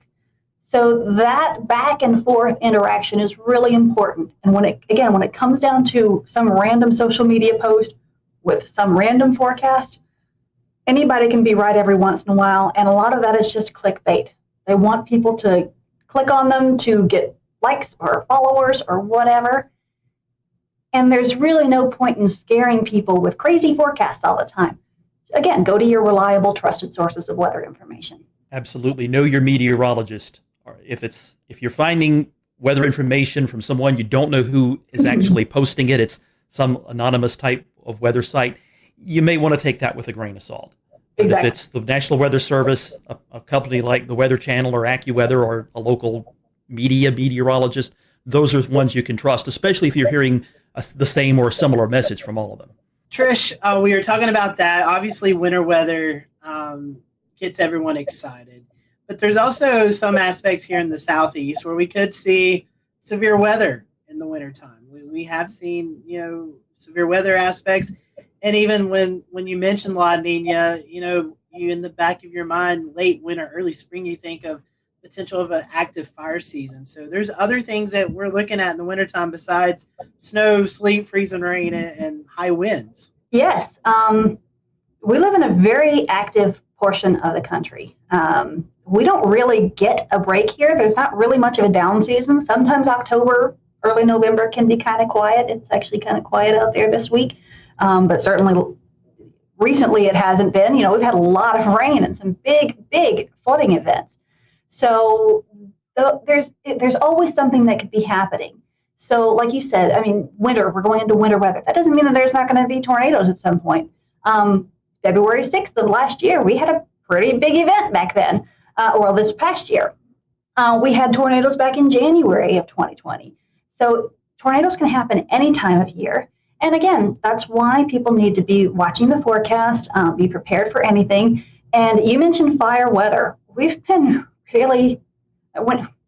lucky in the fire weather aspect, and that we haven't had much of a fire weather season in the past few years. It's been 2016 since we've had a really big one, and that was a bad one. So, to avoid fire weather, we've got to have a lot of water, right? So you get 6 of one, half dozen of the other. But that is certainly an issue before the leaves start greening up, the big spring green up. As we get into late winter, we still got leaves on the ground. It's not quite as wet anymore. We still got some big wind systems that are coming in that'll continue to dry us out. So yeah, fire weather in the early part of the spring is a big issue. This time of year also, in the late fall, it's also a big issue because all the leaves are falling down. So it's also always important to be monitoring fire weather conditions as well, especially if you need to do some outdoor burning. Check with your local officials to find out if there's a burn ban. Please do not burn a brush pile without checking the forecast. I have personal experience with this. A few years ago, our neighbors did not check the forecast and went to burn a brush pile. And they left, there was one guy there with a tractor to watch it, and it got out of control. And we noticed more and more smoke. We all happened to be home that day. There was more and more smoke coming by our windows. Our baby girl was up taking a nap. And so my husband goes, he looks, and there's a fire in our yard. So we actually had to call 911, and there were 2 different units that had to come out. We had a 2-alarm brush fire around our house. And then they're first concentrating on a propane tank. And, in the heat of the moment, you don't think about it. But looking back, if I had realized that if I had put the 2 and 2 together, fire, propane tank, I would have completely panicked. In that case, they got the fire out, but it could have been a devastating situation because our mulch was on fire. It was very scary. Our little boy was terrified. The little baby slept through it all, but you've just got to be careful. You've got to watch what you're doing and pay attention to the forecast. So Trish, what are some of the sensible safety precautions that the public can take? We talk about putting together a kit so that you can be prepared, but what would go into that and really tailored towards winter weather? Well, it'll depend on what you're doing and what you need to be doing and your life situation. So if you're at home and we have a winter storm warning and you don't need to be anywhere, and hopefully not, you're going to want to have your standard a gallon of water per person per day in case you lose power and can't get water, especially if you're on a well. You're going to want to have any medications. You're going to want to have non-perishable foods, and make sure you have a manual can opener for any cans that you have. You're going to want to have extra blankets and stuff nearby. If you're using something like a kerosene heater or something, or propane gas fireplace or something like that, you need to be aware of carbon monoxide issues. And always have a way to vent the carbon monoxide out. And if you've got the best thing is to have a carbon monoxide detector in your house, because that is truly a silent killer. Because people go to sleep and they never wake up. They have no idea, they don't know what happened. So again, have a way to stay warm, have a way to stay fed, and have plenty of water. If you have babies, make sure you have plenty of baby supplies with you. Again, your medications. If you need oxygen or something like that, maybe you need to have some extra supplies with you there. If you have pets, that's another thing. You need to have a way for your pets to have water and food and maybe bring them inside. Or if you have like farm pets, make sure that they're taken care of. If you need to be out on the road for any reason, if you must be out on the road, we've got a lot of first responders that have to be out on the road. Make sure you have a bag of kitty litter or ice melt or something like that in your vehicle. Make sure you have an ice scraper. Make sure you have a blanket in case you get stuck. Make sure you have some food and some water. Make sure you have a snow shovel maybe even. So there's a lot of different things that you can have with you to help you should the worst case situation arise. And it's important to do that in advance. Yes. When, like, for example, current times when the weather's relatively quiet, advanced planning is the key to being ready when things happen, be them a weather disaster or something else. Get ready in advance. That way, for one thing, you can actually secure the supplies. They might be in short supply when we're close to an event and something bad's going to happen, a big snowstorm or whatever. Be ready in advance. And ready.gov is a good place to go and look for other tips for not just weather emergencies, but also other kinds of disasters too, earthquakes and so forth. Exactly. And always have your phones charged up. Always have these charged. Even if the cell phone networks get clogged up, often text will still work. So if something were to happen and you get stranded, maybe you don't have a cell phone signal, you might be able to still send a text to a family member or something like that and ask them to ask for help for you. But always have your phones charged up. That's a big one too. Especially going into a big event, just keep it plugged in overnight and just have it there. There are lots of like manual battery chargers that you can get. You can get crank chargers, crank radios, and stuff like that. So there's lots of different options out there. Well, Trish, speaking of winter weather, we'll kind of close with this. For those folks who live in Western North Carolina, upstate South Carolina, and far northeast Georgia, how can they follow you guys? What's the best way for our followers and listeners to get information from the Weather Service there with winter weather coming up? I know your website, you've got social media. What's the different outlets they can check out? Well, like you said, our website, weather.gov/GSP for Greenville, Spartanburg, weather.gov/GSP. That's going to have all of our latest information, the most official information. We do have Facebook and Twitter at NWSGSP. Facebook and Twitter, social media is not an official source of warning information, okay? Because sometimes that can go down. Sometimes our meteorologists get overwhelmed and we can't always keep some of that updated. A lot of that auto posts. The other thing is that Facebook algorithms sometimes don't always show you the most recent posts. So we have stopped posting warning information on Facebook because we've had a lot of complaints from people getting old warning information instead of new warning information. So we'll use Facebook more to post precautionary and preparedness activities and actions. And we might use Twitter more for the actual warnings and advisories, those kinds of real-time, what's going on right now situations. We love to get reports from people. We don't know what's happening basically anywhere except outside our office. And we have these little bitty windows. We can't see very far. So it's really important for people to tell us what's going on out there. And that's not just winter. That's all year round. If you see a tree that comes down, let us know. If there's a thunderstorm out there and it's causing, there's flooding on your road, let us know because we don't always know what's going on at the ground. So get out there with a ruler, take a picture of the ruler. Those are the best. If you can take a picture of the ruler in the snow and then tweet it to us at NWSGSP, or if you go to our website, there are places that you can report your weather there. We really, really, really appreciate that information because that helps us to understand what's going on out there so that we can then adjust our thresholds. That's all good information. Trish, we certainly appreciate you joining us, and fingers crossed. I know I like winter weather. I believe you like winter weather. I know Evan loves winter weather. Frank, I know you've had your winter weather in Pennsylvania, so you might want a little bit of a break. But yeah, I'll take this La Nina winter. Hopefully it's at least 60 degrees every day for now through March. I'll be fine with that.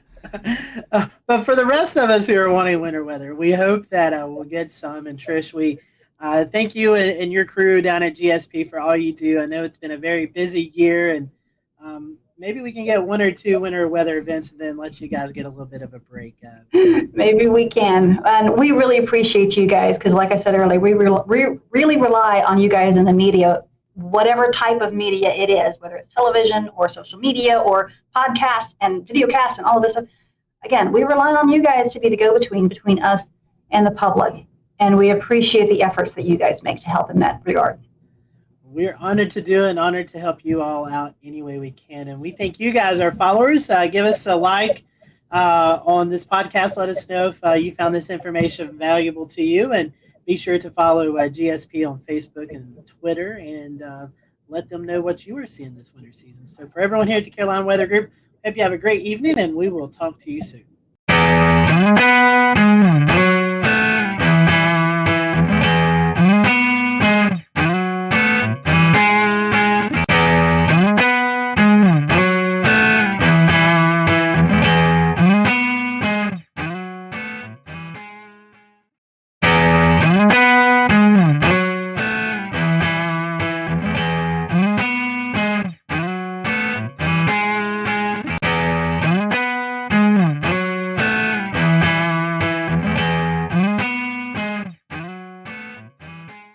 Hello, everyone. Welcome to the Carolina Weather Group. We're happy to have you on this Wednesday evening. We're going to be talking with Dr. Phil Klotzbach, meteorologist and professor out at Colorado State University, as well as Mr. Carl Schreck, who works for NC State University.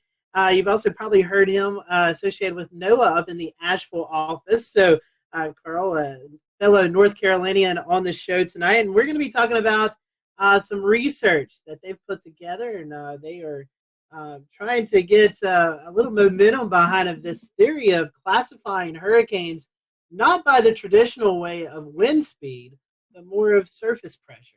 And that is something that we've seen over the past couple of years with, you guys know, living here in the Carolinas, we've had our fair share of tropical weather. So as always, we appreciate you following along. And if you have any comments throughout the show, feel free to drop them in the respective outlets that you're watching on tonight. So, Phil, we've had you on the show several times. We're happy to have you back. Carl, this is the first time for you, so I'll start with you first. Kind of give us the background of your weather history, and then Phil, I'll turn it back to you since and let you kind of give our audience a little bit of background behind you too. So, Carl, I'll let you go first.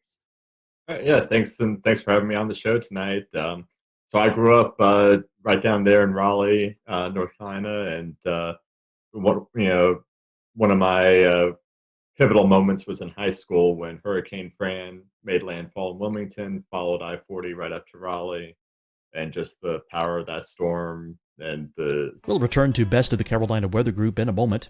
Now your Carolina weather forecast. Here are today's forecast high temperatures for North Carolina. Here are the forecast lows for tonight for North Carolina. Here are tomorrow's forecast high temperatures. And here's forecast rainfall across North Carolina tomorrow. Here are the forecast highs for the day after tomorrow.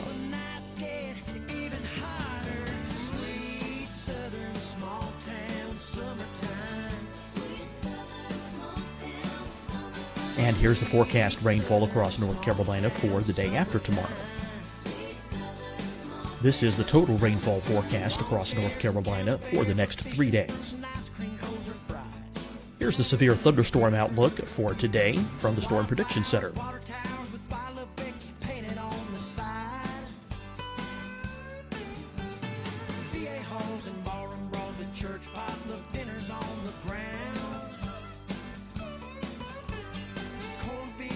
Here are the forecast high temperatures for today for South Carolina. Here are the low temperatures for today for South Carolina. Here's the probability of precipitation forecast across South Carolina today. And here are the rain chances across South Carolina tonight. Here are tomorrow's forecast highs across South Carolina. Here are the forecast low temperatures for tomorrow for South Carolina. And here is the probability of precipitation across South Carolina tomorrow. Here's the precipitation chances across South Carolina tomorrow night. Here are the forecast highs for the day after tomorrow in South Carolina. Here are the forecast low temperatures across South Carolina for the day after tomorrow. And here are the rain chances across South Carolina for the day after tomorrow. And South Carolina's probability of precipitation for that night. Here's the Storm Prediction Center's severe thunderstorm outlook across South Carolina for today through tonight. Here's the Storm Prediction Center's severe thunderstorm outlook across South Carolina for tomorrow and tomorrow night. And here's the Storm Prediction Center's severe thunderstorm outlook across South Carolina for the day after tomorrow through that night. Here's the severe thunderstorm outlook for today from the Storm Prediction Center.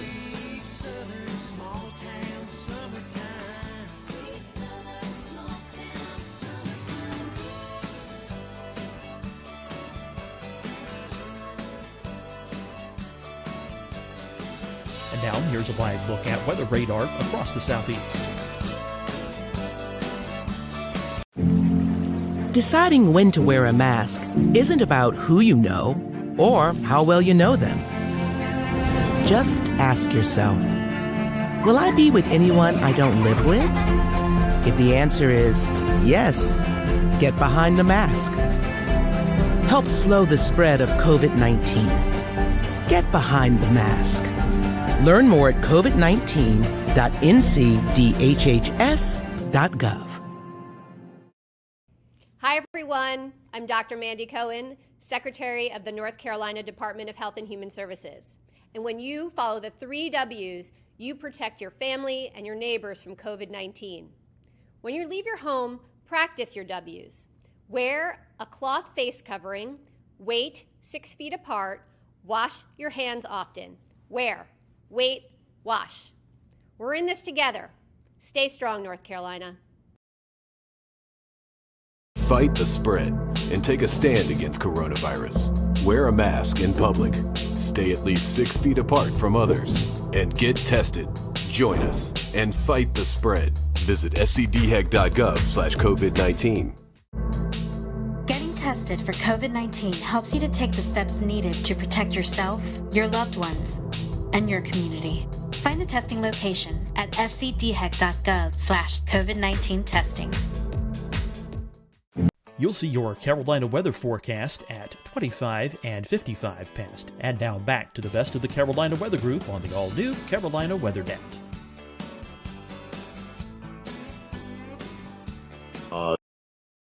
And the power outages and missing school for 2 weeks, which seems like nothing now, but back then that was a big deal. So decided to go on to grad school, and to this day, my parents don't understand why I went from North Carolina up to Albany, New York to study tropical weather. But Albany is actually kind of one of the hot spots for tropical meteorology. And I did my PhD, master's and PhD in tropical meteorology up there, mainly large scale things, equatorial waves and the Madden-Julian oscillation on subseasonal scales. And then managed to find my way back here to North Carolina, where I got a postdoc out here in beautiful Asheville, working for NC State University, but at the National Climate Data Center at that time, NCDC. It's since been renamed the National Centers for Environmental Information. Yeah, we're kind of like the research arm of NCEI, doing some of the more fun researchy stuff. And Phil, for those who may have not caught you on a program that you've been on with us before, you study hurricanes, but out in Colorado, so kind of tie all this together and let us know a little bit about you. Yeah, so I grew up in Massachusetts, right on the coast in Plymouth, and so when I was 5 years old, Hurricane Gloria came into Connecticut. But even though it was about 150 miles away from where I grew up, it still had pretty significant impacts there, and that was kind of, I've always been kind of really fascinated by the weather, but that's really what got me focused more on hurricanes. And then I did my undergraduate at Bridgewater State in Massachusetts in geography, and then I've done some research on seasonal prediction as an undergraduate, and so I applied to go to CSU, where Bill Gray was, and he accepted me, and I was very, very, very excited to go work with Bill Gray, because he's kind of a legend in the field of tropical meteorology and everything. And I went out to CSU in 2000, and I've been working at CSU ever since. So been doing seasonal forecasting, part of the team for 18 years now. And if you were to ask Bill Gray why I forecast hurricanes in Colorado, he would say it's because the storm surge can't get you at 5,000 feet. That is very true. That is very true. Well, Dan, I think you're going to kick off the topic, so go ahead. We want to talk a little bit about surface pressure in relation to how hurricane damage is assessed. Currently, hurricanes are based mostly on wind speed, but it would be great if you could tell us a little bit more about how the pressure is actually related to the hurricane damage assessments, or how that comes into play at all, other than just forecasting. Yeah, so this was some work, and some of this actually came a little bit motivated from me growing up in the Northeast U.S., where the Hurricane Center has been reanalyzing all those historical hurricanes, and all my major hurricanes from New England are gone. They're taking them away. They know they're only Category 2s by wind speed. And so, if you look at hurricanes hitting in the East Coast, especially from, say, like Georgia northward, the Carolinas, especially as you head up into New England, their structure is somewhat different from a canonical hurricane like the ones you normally see, like a hurricane hitting Texas or Florida. As these hurricanes move further up the coast, they tend to get somewhat elongated. They're a little less symmetric looking. Sometimes they're not particularly, you wouldn't have those on your wall behind you framed as a picture of what a hurricane looks like. But these kind of big sprawly hurricanes often have a significant amount of damage associated with them. And so basically, if you're thinking about a hurricane, and I think Sandy's probably the best example. I know Sandy was officially post-tropical when it made landfall, but up to about 2 or 3 hours before, it was still classified as tropical. It was a Category 1 by wind. Wind's only about 65, 70 knots, but the pressure was down around 942, 943 millibars, which is an incredibly low pressure. And so the reason the winds weren't that strong was because basically you had a very low pressure in the center, but Sandy, as you know, was an enormously large storm. And so that pressure gradient, the gradient in pressure was spread out over a very large area. And so basically we find that pressure is more of an integrated metric of the storm. So your max wind gives you the strongest wind anywhere in a hurricane, whereas pressure gives you kind of the overall broader intensity of the storm, how large the storm is, because size is very important when it comes to the storm surge. If you have a larger storm, it tends to have a larger storm surge associated with it. And in our paper, we kind of talk about both Charlie and Katrina, how you had Charlie, which was a Category 4 by wind, a tight little storm, very damaging, very devastating, but over a very small area, had very little storm surge, even though it went into one of the most storm surge prone parts of the US. Whereas Katrina, obviously we all know what it did in New Orleans, but even say the levees it held in New Orleans have been 100% fine, killed several hundred people on the Mississippi coastline with a storm surge that approached 28 feet. Because even though its winds were slightly lower, it had a low pressure, 920 millibars. So we argue from our pressure classification scale that Katrina actually would have been a Category 5 hurricane. And consequently, if you look at the damage from Katrina, even putting aside the New Orleans damage, certainly had the damage more you would expect with the Category 5, just basically complete devastation and surge going miles inland. And so, Carl, we're talking about categories. This is all based off of the Saffir-Simpson scale currently. Can you just give us a brief rundown? I know it's not all, not quite as complicated as perhaps the pressure categories you guys have produced. But can you just give us a rundown of the Saffir-Simpson scale? Yeah, so the Saffir-Simpson scale was developed back in the I think it was the 60s, based mainly on damage assessments, and it was tied very much to the wind speed. Originally, it was set for wind speed, pressure, and storm surge, but as the decades went on, they started to realize that those aren't always one-to-one. So the Hurricane Center is really narrowed in on using just the wind speed to define each level of the scale, going from 1 to 5. And it's convenient because it's an easy way to communicate to people how strong the storm is with just a single number, but it can also be misleading, and so, some of them are spaced closer together than others, and so there's a little bit of kind of statistical noise with it as well. And so that was all part of why a lot of folks have really been starting to turn away from this really simple, just based on the maximum wind speed. Folks have been trying to come up with better and better metrics to identify different hazards like the rainfall or the storm surge that aren't really well captured by the winds. And also it's the winds at the center of the storm or the strongest winds in the storm, and that doesn't really give you an idea of the size of the storm. And so one of the most popular alternatives to just using the wind speed is something called Ike, or integrated kinetic energy, that takes kind of the whole disk of the storm and kind of adds up all of the wind speeds throughout the size and really takes into account that size.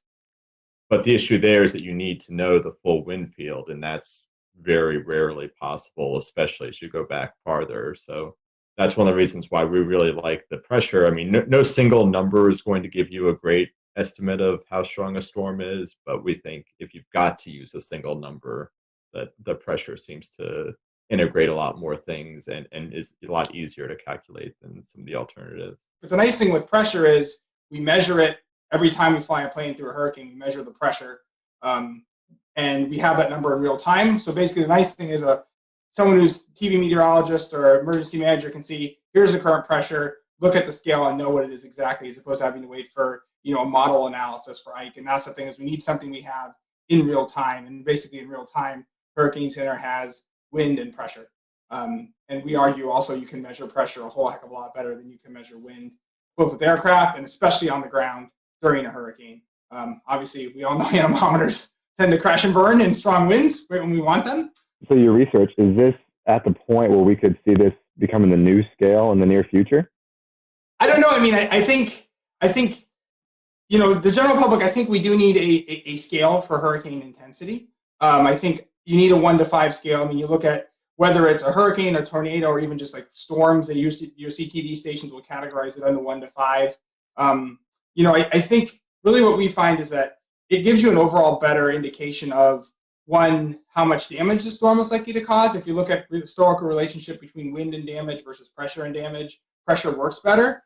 And we've seen that. You see it also with fatalities. The storms with lower pressures have higher fatalities compared with the storms with lower. I mean, higher winds cause more fatalities too, but the relationship is better with pressure than it is with wind.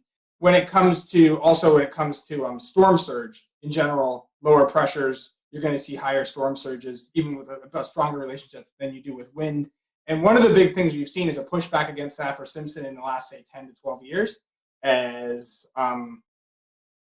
with these large storms like Ike and Sandy doing a lot more damage than we would expect from the category. But if we were categorizing them by pressure, we wouldn't necessarily have that strong pushback, because they've actually worked pretty well. When you look at the pressures, they correlate really well with the damage. And obviously, all we're looking at is the storm itself. We're not looking at where the storm is making landfall, because obviously if a storm makes landfall in a major metropolitan area like Miami or Houston, it's going to do more damage than if it makes landfall in a much sparsely populated area. So just simply looking at the pressure, we can explain about 55-60% of the variability in the damage, not even knowing where the storm is going to make landfall. So for a rapidly intensifying hurricane, would this provide any more any better communication tools, or how would this apply to a storm perhaps like Michael that was rapidly intensifying as it approached the Florida coastline? When it comes to rapidly intensifying storms, it should work about equally whether you're using wind or pressure. I would say typically your pressure is going to, you may see the pressure fall. The pressure often will fall just ahead of where the winds pick up, so it might give you a little bit of extra notice. I think a lot of what you find is that pressure works well for these storms. I would say that pressure is going to work a little more robustly than wind when you have an eye wall replacement cycle. Because when you have an eye wall replacement cycle, the storm grows in size, the winds come down, but the pressure will maybe go up a scooch, but it's not necessarily going to go up. You're not going to see as big a dramatic a variation in the pressure as you do the wind. And so often when these storms go through eye wall replacement cycles, it's like, oh good, the winds are coming down, but the pressure is staying the same or even going down at the same time. And so it's not, things are getting better, it's the storm's getting larger. And basically, kind of the way I always figure it is that the pressure's falling, there's other things that come into play, but in general, if the pressure's falling, the storm's either the winds are picking up, the storm's getting larger, or a combination of both, all of which is bad. We saw this a bit with Hurricane Dorian last year, is that once it emerged from the Bahamas, it was it had weakened, the winds had come down, and the pressure had gone up. But then we had a few hours where the winds were still coming down, and the pressure was actually dropping at the same time. And so you kind of see the wording that the Hurricane Center was using, where it's like, okay, the category may have come down, but the storm is growing in size, so it's not like the risk is getting is getting any lower. And so I think that's why we argue it's a smoother and more continuous function than is the wind overall. It's a lot less volatile. And again, I think really one of the key things is we measure it a whole heck of a lot better too. Well, and you touched on earlier how the winds were, they're always going to be concentrated kind of in a smaller area. The strongest winds, as were the wind field itself, can be a lot larger and still be very damaging. And how does, assigning a number to a hurricane, a category number, obviously, when it comes to research purposes, you're going to be able to look at a lot more factors. But when it comes to emergency management and assisting funds that are associated with these storms, can either of you speak to, how putting a number to that storm might affect that system if you have a 4 versus a 2, and how many funds you would be able to get from that, and why it would get better to have a better rating system? Yeah, so I'm not sure exactly how the numbers are used in that scenario. I know that like the Hurricane Center has been increasingly trying to kind of de-emphasize the Saffir-Simpson scale. So like if you look at the warning graphics, the cone of uncertainty, nowhere on there, you have to really dig pretty hard to find the Saffir-Simpson category. It may not actually be in there usually. They usually just give the wind speed and the pressure. They'll put, hurricane, major hurricane, which is category 3 or greater, but they don't really get beyond that because people seem to focus too much on the category, and they'll see, like Florence as it was approaching Wilmington, we've got downgraded from a category 4 to a category 2, but we all knew that the rain threat wasn't going away at all. And with pressure, the downgrade wouldn't have been as significant. So really where the Hurricane Center seems to be moving is, and I think this is similar to other parts of the Weather Service, where it's really worn on hazard instead of worn on the hurricane itself. So they're really more focused on having this custom suite of different storm surge products and wind products going farther inland, and the rainfall and the flooding, like having each individual component warned on. And that's really, I think that's what the emergency managers probably really need, because they really care about what's going to happen in their county, not necessarily what's happening at the coastline if you're not, right there on the beach. But if you're on the nightly news, going through all those details is going to take a lot longer than you probably have. And so that's why boiling things down to just one number still is valuable. It's just a matter of trying to figure out what one number is going to be the best for it. And we think this is a better solution, but we'll see how quickly people pick up on it. Have you guys looked at applying this to typhoons in the Pacific or any other basin? I would love to do that, but unfortunately we don't have really independent pressure measurements from wind. So in the Western Pacific, almost all the assessments are based on satellite. So they have basically what's known as the Dvorak scale, intensity estimation scale. And basically it and all its derivatives are based off of like satellite presentation, and then they assign a wind and a pressure based on that. So unfortunately, the Atlantic is really the only basin we have independent pressure measurements to actually be able to do this analysis. We actually do have aircraft recon that goes back from like 1950 to 1987 in the Western North Pacific.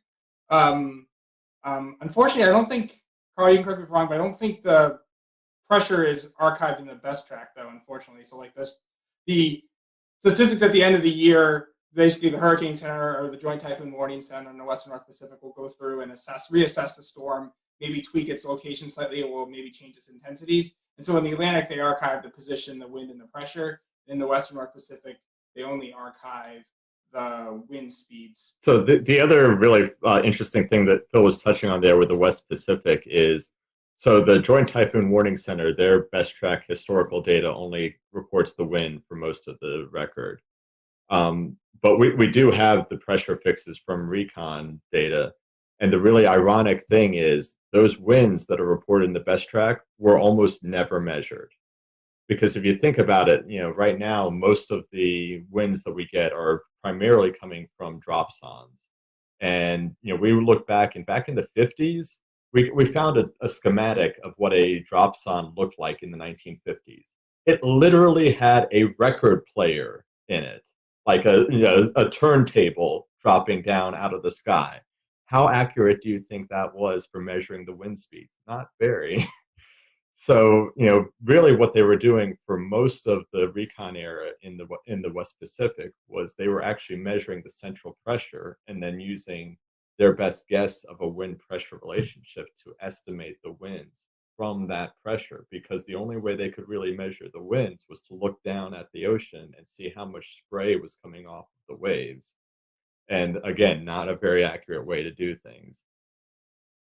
My, how the technology has changed. You guys have poured a lot of time and effort into this research. If some of our followers who are watching tonight, they want to kind of look at the research, where can they find that at? Where's the best spot?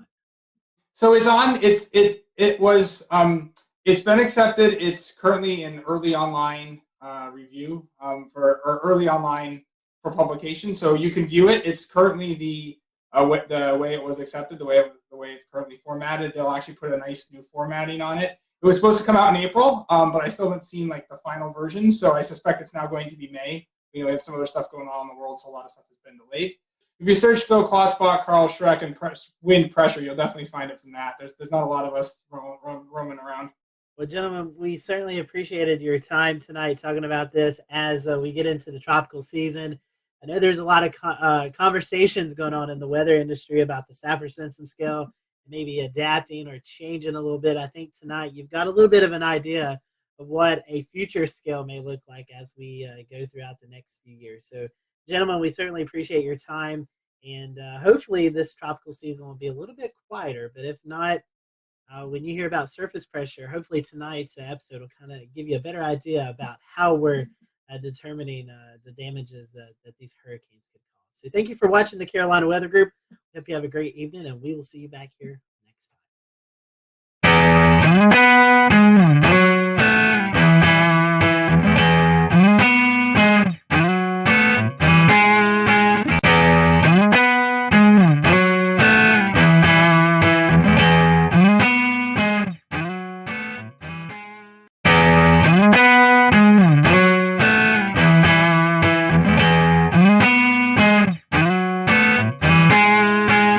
Everyone, welcome to the Carolina Weather Group. I'm Scotty Powell. We're happy to have you this evening. We have with us Stephen Paff. He is the warning coordinator meteorologist at the National Weather Service in Wilmington, North Carolina. And tonight we're going to be talking about ocean hazards.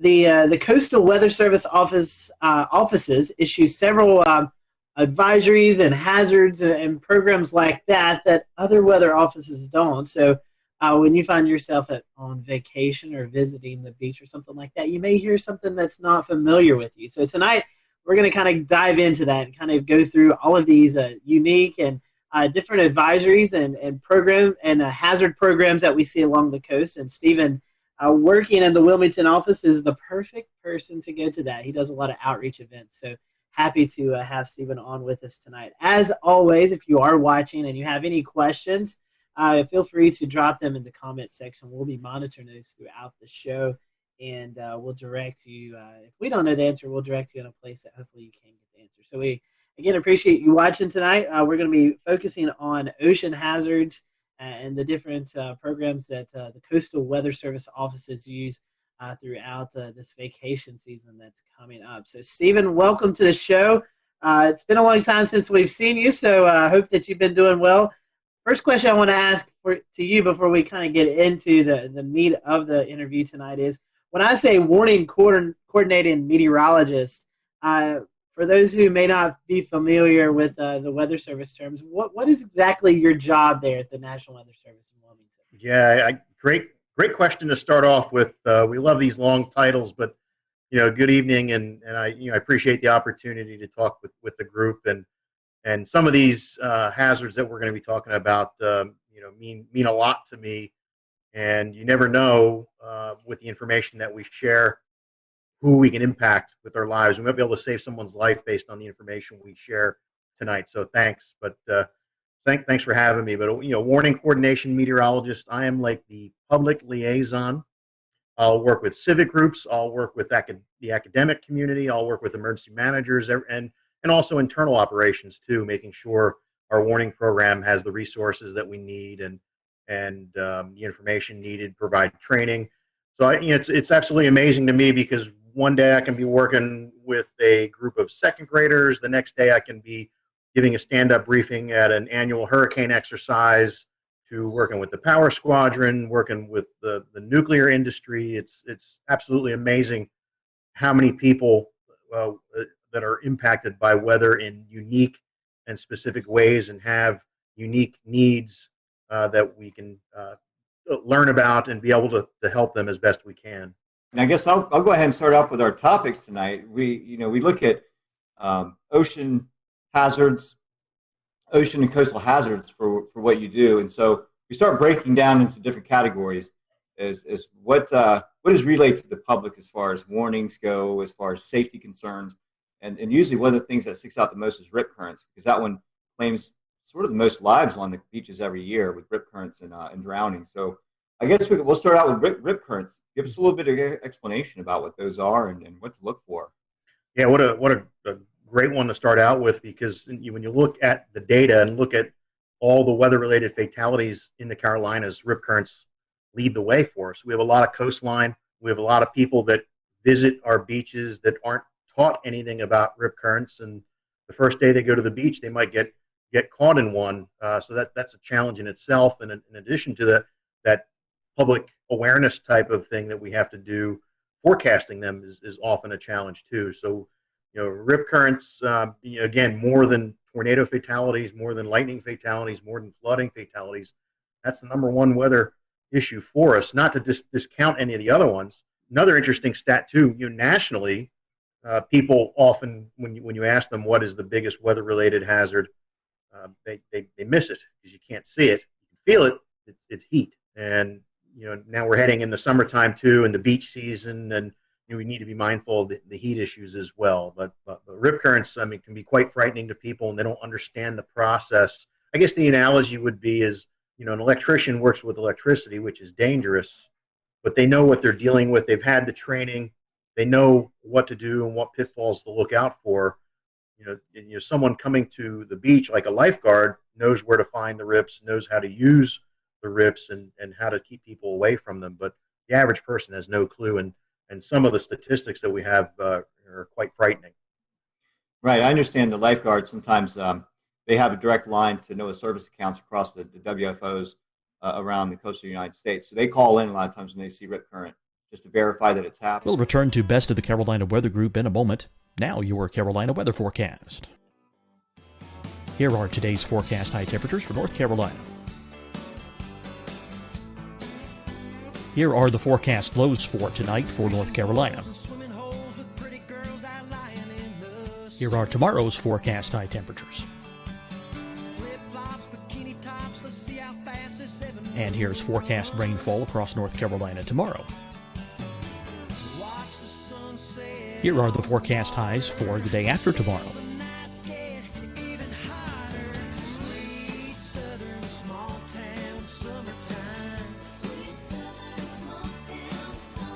And here's the forecast rainfall across North Carolina for the day after tomorrow.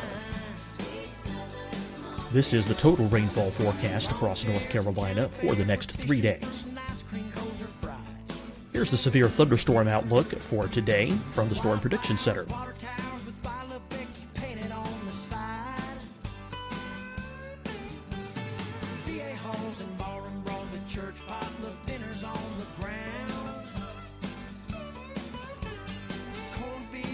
Here are the forecast high temperatures for today for South Carolina.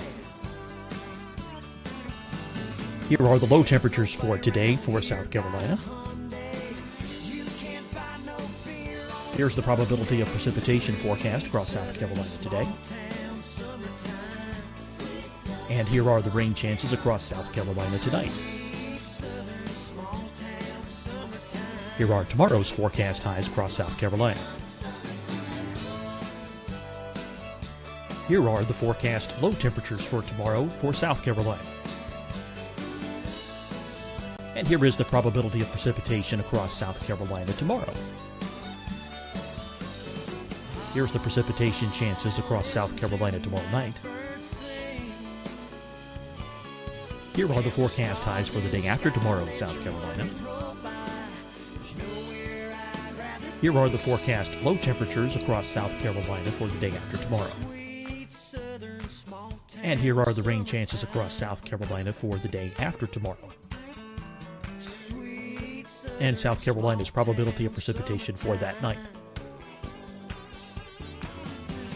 Here's the Storm Prediction Center's severe thunderstorm outlook across South Carolina for today through tonight.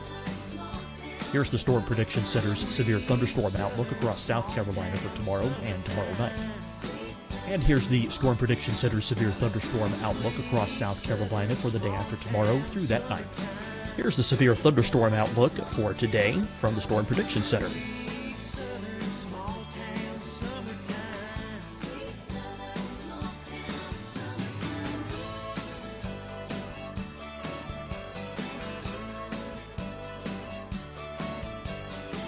And now here's a live look at weather radar across the southeast.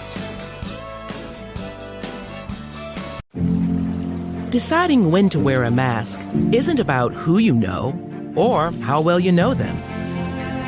Just ask yourself, will I be with anyone I don't live with? If the answer is yes, get behind the mask. Help slow the spread of COVID-19. Get behind the mask. Learn more at covid19.ncdhhs.gov. Hi, everyone. I'm Dr. Mandy Cohen, Secretary of the North Carolina Department of Health and Human Services. And when you follow the 3 W's, you protect your family and your neighbors from COVID-19. When you leave your home, practice your W's. Wear a cloth face covering, wait 6 feet apart, wash your hands often. Wear, wait, wash. We're in this together. Stay strong, North Carolina. Fight the spread and take a stand against coronavirus. Wear a mask in public. Stay at least 6 feet apart from others. And get tested. Join us and fight the spread. Visit scdhec.gov/COVID-19. Getting tested for COVID-19 helps you to take the steps needed to protect yourself, your loved ones, and your community. Find the testing location at scdhec.gov/COVID-19 testing. You'll see your Carolina weather forecast at 25 and 55 past. And now back to the best of the Carolina Weather Group on the all-new Carolina Weather Net.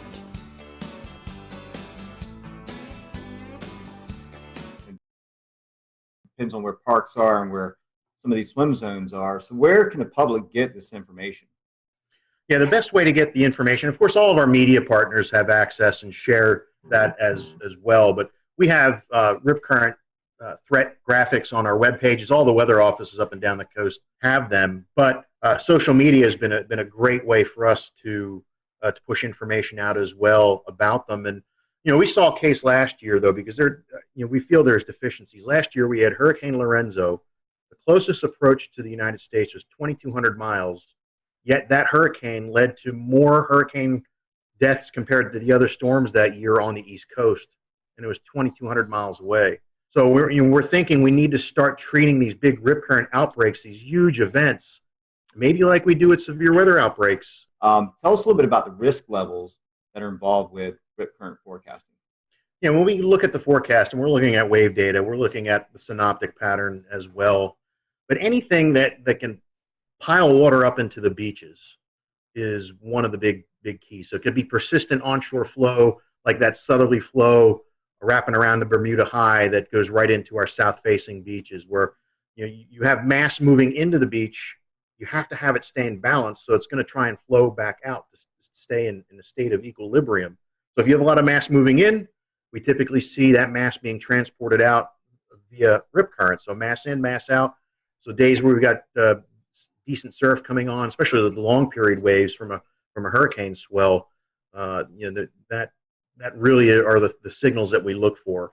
And when you think about the longer the wave period, the farther offshore that wave is feeling bottom. So in particular, hurricane swell is very dangerous because now your surf zone, instead of maybe being 20 yards, these longer period waves are feeling the bottom 40, 50 yards out. So if a rip current forms in that surf, it's going to be, it could be as long as a football field, the rip current length.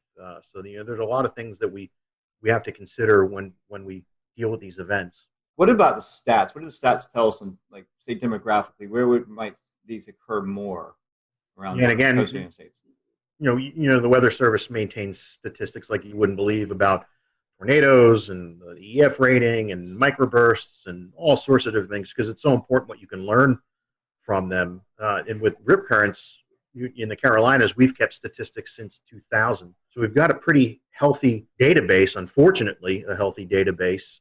And we've had, since that time, 143 people drown from rip currents in the Carolinas. And when we start breaking the data down a little bit more, what's really interesting is that 25% of the drownings are people that are bystander trying to be the good Samaritan. They see someone in trouble with a rip current, have no training whatsoever, go rushing in, and they end up drowning in that. So, I mean, a lot of times, a classic call to action information that we've given has been about the person in the rip current, and we need to do a better job of messaging that risk to someone who's on the beach watching someone in a rip current. The other interesting statistics that we see are the demographics that are hardest hit are males between 31 and 50 years old. And, I'm in that demographic now, and mentally I might think I'm a little more physically capable than I am, but the reality is that I'm not.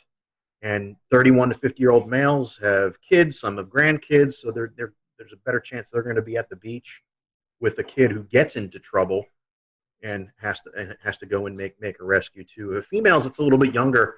It's 31 to 40 is the biggest group there. And if I break down the males, it's really 41 to 50, but that big group there. But males are 5 times more likely to drown based on our statistics.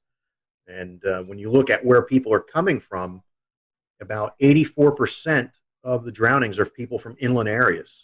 That's exactly right. A lot of folks come here, they have no idea that there's several factors in play. In fact, another topic to bring up is longshore currents. We know that we have tidal swings here in the Carolinas up to 6 feet for South Carolina, even 8 feet down into Jekyll Island, Georgia. So that's about the highest tidal swing on the southeast coast. But it makes for some pretty nasty currents along the beaches, along with waves and the potential for the riptides. We talk about currents, right, and how strong these currents are, and how does that factor into what your forecast goes? That's a great point too, because every year it seems, especially when there's more of a lunar influence, the higher high tides, lower low tides, a lot of our inlets, you can walk across them during low tide during these more of these lunar astronomical ranges. So you got people walk across to an island and they're having a great time, not paying attention. The tide's coming in, it's going to come in quick in that type of situation, and then they can't swim back, or even if they can swim, they get caught up in that tidal current and become a victim that way. I mean, I've been at the Wilmington office 20 years, and I'd say there's been at least 20 of them that easily 20 of them where it's a function of the tidal current in inlets where water is being forced through narrow areas and catching people off guard. Couple more topics for me, and I'll pass it on to Dan.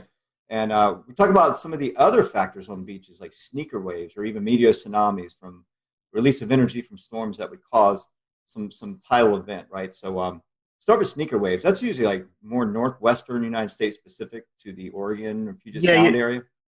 We do get them. We have records of them, and even video of some sneaker waves. I think when Hurricane Irene, with off Daytona Beach with the pier getting swamped, the phasing of different wave energy or the spectral distribution of waves, and when they have constructive interference, if you can get a couple of them where they phase up just right, you might get an anomalously higher wave, the 1 in 1,000 wave, based on wave distribution versus what your average wave that's out there, and if the timing of these sneaker waves is just right, you might if it happens on 4th of July versus December, the impacts are, it doesn't matter. It's like the F5 tornado going through open field versus an F0 going through a city. You have different results, even though it's the same impact but different magnitude. But we've had fatalities from sneaker waves. In Myrtle, I think it was Myrtle Beach several years ago, guy caught off guard. wave knocked him down and actually gave him a spinal injury as he was hit by that. It was just very powerful, sudden wave. But yes, I mean, they're mainly West Coast. And when you think about the West Coast, just the distribution of waves is phenomenal compared to what we see in the Atlantic Ocean. There's so many different wave swell systems that are out there, and you have a better chance for having that interference come into play. And you hear stories people fishing out like on a ledge on the West Coast on a rocky shoreline, and you look over at them again a little bit later, and they're swept away and they're never found again. So it certainly is more of an issue there. The meteor tsunamis, we've had record of them, especially mid-Atlantic. Northward, you hear of some. You hear of the one down in Daytona, I think in 1992, associated with the collapse of a tropical squall line.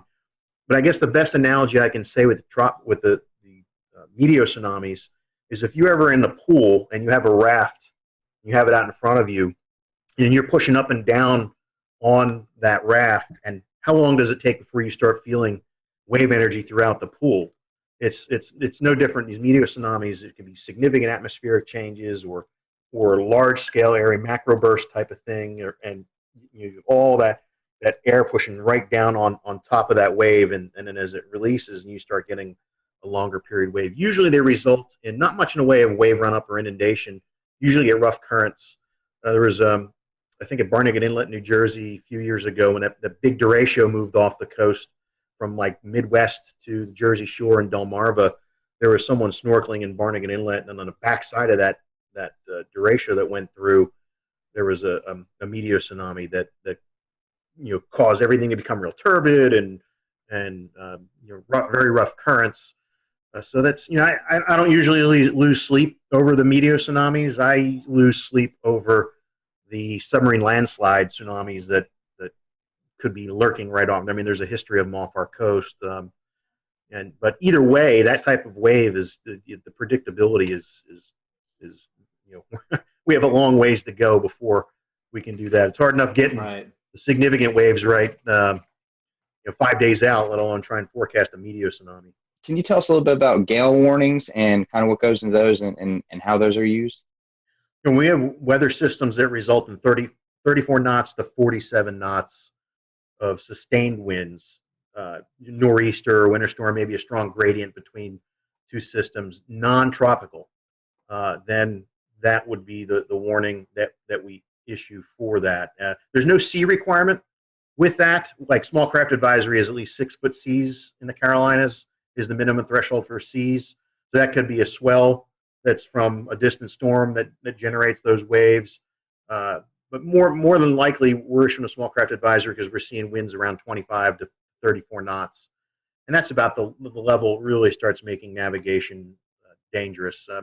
A 6 foot swell wave in the open ocean versus a 6 foot 4 second wave, a locally generated wind wave, big difference. You can have boats roll over with the higher frequency waves. They're very steep. We call them steep waves.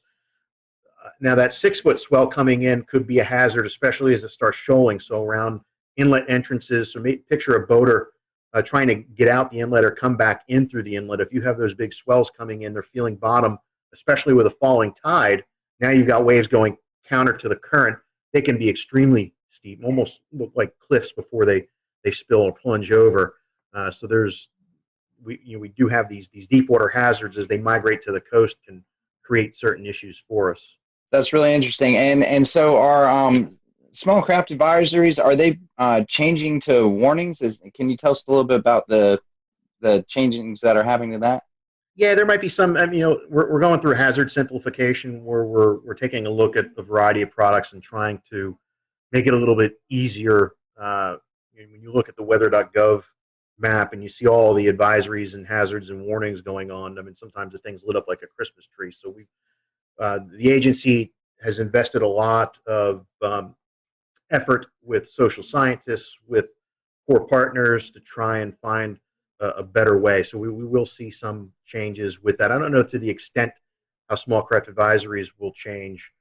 Gale warnings, I don't think we're going to have any changes. And of course, storm warning, when you have over 47 knots sustained, we would have that. As we all know, with any sort of simplification of hazards or anything weather related, it has impacts on a lot of sides. So that's great to hear that the social outreach there's happening to try and figure out how that will impact everything. One more thing that I have to talk about as far as open water hazards are concerned, as far as the special marine warnings, what's the best way if I'm a boater, if I'm going to be impacted by these special marine warnings, what's the best way? Well, first of all, what is that, and how does that warning get established, and then how is a person that might be impacted by it, how do I find that and look for it and know that it's happening? Yeah, it's a great point, and it is a challenge just because of limitations of coastal weather radio, cell phone connectivity, access to apps. When you're further out and you're farther offshore, you're losing a lot of the ability to receive this information. So it's always important to know before you go. If there's a day that we're calling for all these thunderstorms, it's not worth it.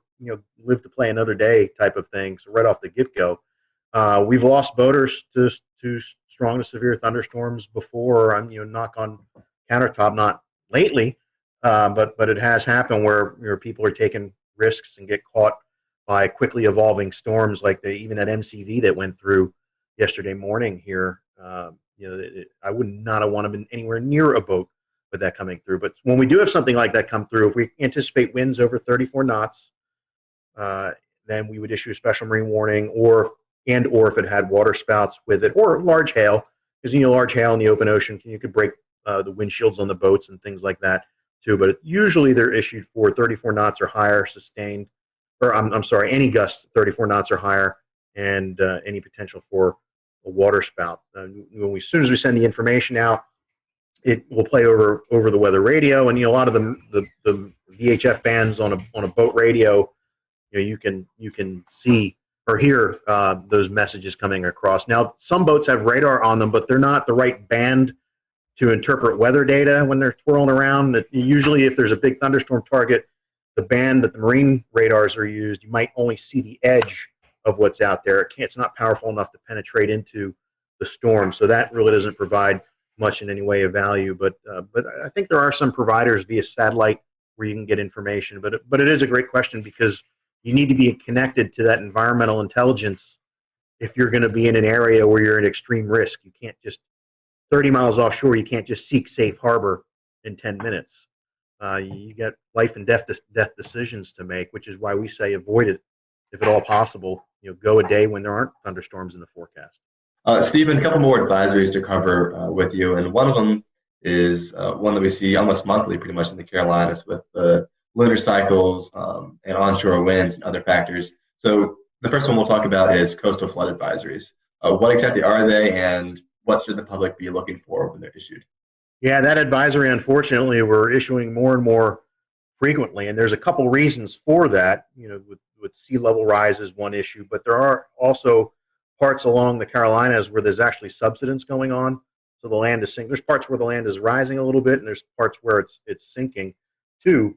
You can also have changes to the local hydrology, like they did a lot of dredging in the Cape Fear River. So between the subsidence, sea level rise, and the dredging, our number of coastal flood advisories has gone up incredibly. Now, the thresholds for where we before we decide to issue one or not vary based on the datum that's related to that location. So you can't apply 5.5 feet mean low or low water at every coastal station, because their datum varies. So what we have done, worked with a hydrologist, we've done coastal flood surveys, get out there when there is flooding going on and observe the impacts.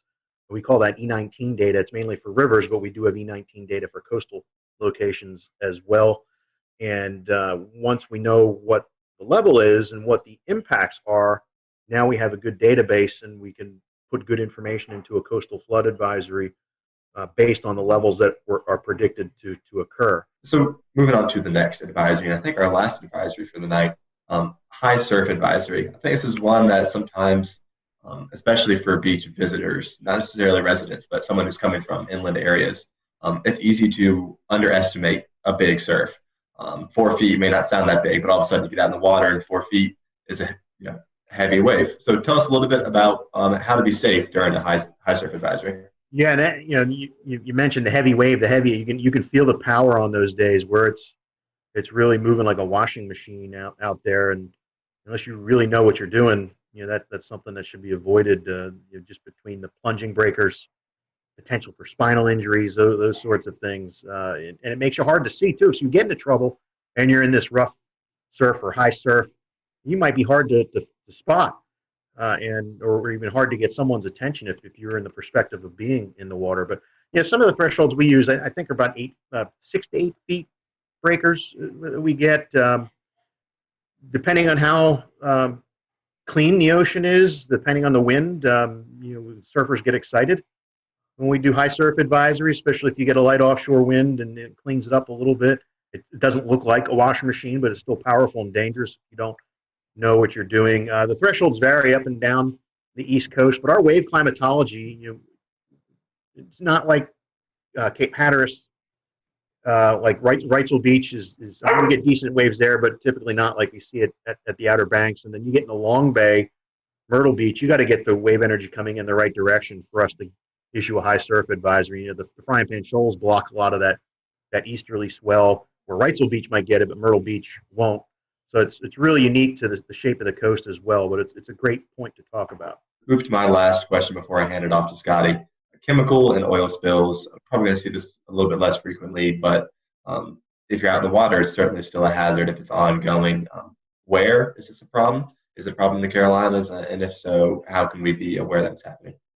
Well, it's frightening how many tankers bring all sorts of scary things just off the coast. And in the 21 years I've been in Wilmington, there have been a couple close calls, especially I think one time a barge with maybe number 6 broke loose off of Cape Fear, and luckily in a storm, and luckily they were able to get a hold of it and make sure it didn't cause any problems. But with oil rigs, it isn't a big issue for us because we don't deal with any. I mean, more for the Gulf Coast. I mean, I'm more concerned with maybe a ship with hitting a shoal or a collision, sea fog event, and you got ships carrying xylene or some other terrible chemical that collides with another one, and now we have to deal with the decision support thing, working with emergency managers. And that's why, I mean, it doesn't matter. I mean, it could be severe clear weather. We always have to be ready, and most of these events are a result of some mistake.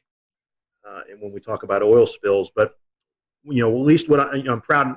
Part of NOAA is the National Ocean Service, and they have scientific service coordinators that have responsibility for each part of the coast. So it's important for us to have a good relationship with the coordinators in our area, which we do. So we've exercised with the Coast Guard, going through their incident command training, doing their oil spill exercises, and working with the scientific services coordinator, because it's all about knowing who the players are, not just showing up going, okay, what do I do? How can I help you? These are hazards that have come about from out in the water. What about any of the hazards that have originated from within inland? I think one of the biggest examples we've all seen is after, I believe it was Hurricane Matthew and maybe Florence as well, seeing a lot of stuff being carried out from the rivers and satellite imagery showing it making its way into the water. Was there any sort of response to that as far as keeping people off the beaches for a period of time, or any sort of hazards associated with that might happen again the next time we get a big hurricane? It's a great point too. There's the debris hazards too for boaters. There's the biological type of hazards too. There's a lot of things washing down pollutants that, I think the rule of thumb is, I mean, you really don't want to be messing with the water after a hurricane or a huge flood event. Bacterial counts are high. The other pollutants that are out there, give time for it to flush out. And what's amazing is that after a hurricane, the fishing is usually tremendous along the waterways and just offshore for that month or two afterwards. One thing that very photogenic around the Carolina coast, and we see these events happen, are water spouts. So can you talk to us about maybe the conditions that warrant to these water spouts? And I know you guys monitor these and you give out surf hazards. It's kind of like a beach day forecast, and you give out water spout threat, lightning threat. So talk a little bit about that forecast you give out, but also the conditions that are really able to produce these waterspouts off the coast. Yeah, and I got to give props to our one of our lead forecasters, Tim Armstrong, who developed this waterspout risk, where he went back and looked at a catalog of events that we've had over the years and found some really interesting information about instability and actually lack of shear type of environment, but with the boundary in the area like a land breeze or some other boundary that might be stalled up there. So that was, we think, people see a waterspout and they might think it's it's the classic tornado, and some of them are, like the big Myrtle Beach tornado, July 6th, 2001, somewhere around there, was actually like a classic tornado that just happened to ride down the beach and move into the water. So some are classic tornadoes, like even the tropical cyclone tornadoes are more of the classic type versus your regular waterspout. So, but every summer we get the right instability in place. We get light winds through the atmosphere with that boundary there, and we get you get funnels that come out, and some of them can be in absence of any rain. And just lollygag around. On occasion, maybe once every 3 years, we have to issue a tornado warning for one that's moving closer to shore. The last one we had move ashore was near Myrtle Beach, near the Ferris wheel, a couple of years ago. We had one at Carolina Beach back in 2011, the week before Hurricane Irene, I think it was. We had to do a tornado warning for that. And they don't show up on radar all that great. We use some products like Spectrum to really see some of that smaller scale turbulence that's going on associated with the funnels. They're usually very narrow, so with the beam spreading out from the radar after a distance, the circulations sometimes are too small and they don't get captured by the beam all that well. So it's important for us to have partnerships with the Coast Guard and the boating community and lifeguards as well, to see them and get that information back to us so we can take action, unless it's a little bit bigger one that shows up on radar. Stephen, we've certainly appreciated this all useful information as our listeners and followers head out to the beach for some relaxation time, and we hope tonight's program will help you all who are listening and watching to know these hazards, that on a sunny beach day there's still things that we need to pay attention to. For folks who may be coming into the Wilmington, Myrtle Beach, the southern North Carolina coast, the forecast area that you cover, Stephen, what's the best way to follow this information? Do you have a section on your website? I know you mentioned social media. Where can our followers and listeners find that info at? Yeah, each office on their webpage, like wilmingtonweather.gov/. We'll return to Best of the Carolina Weather Group in a moment.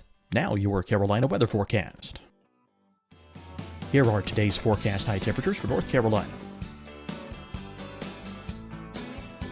Here are the forecast lows for tonight for North Carolina. Here are tomorrow's forecast high temperatures. And here's forecast rainfall across North Carolina tomorrow. Here are the forecast highs for the day after tomorrow.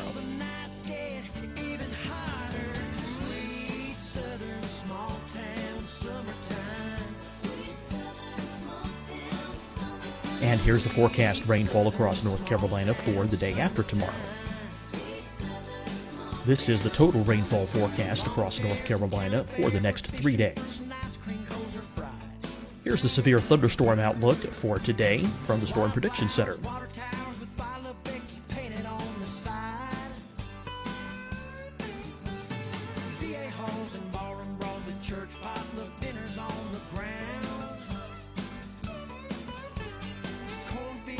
Here are the forecast high temperatures for today for South Carolina.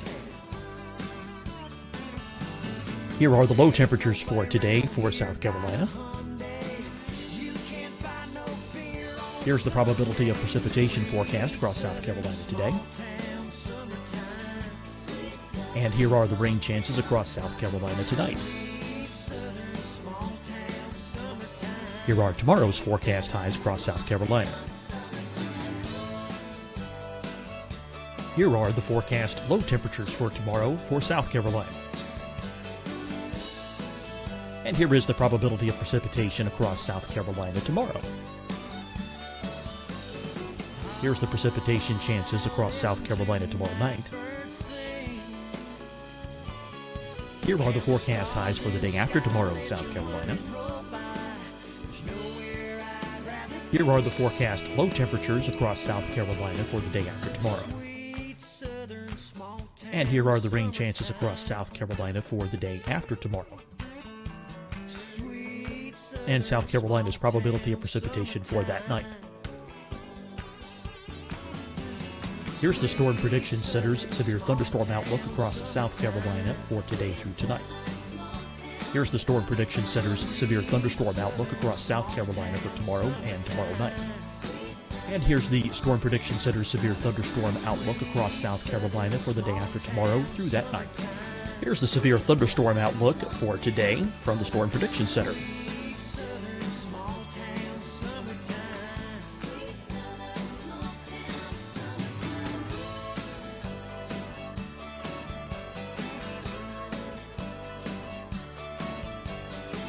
And now here's a live look at weather radar across the southeast.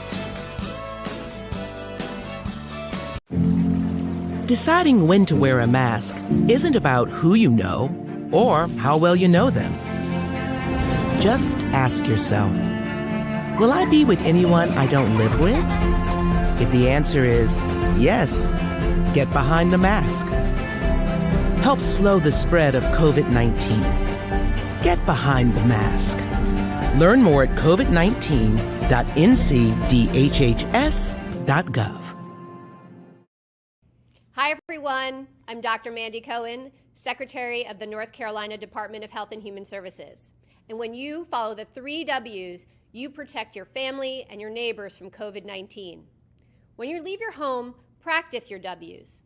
Wear a cloth face covering, wait 6 feet apart, wash your hands often. Wear, wait, wash. We're in this together. Stay strong, North Carolina. Fight the spread and take a stand against coronavirus.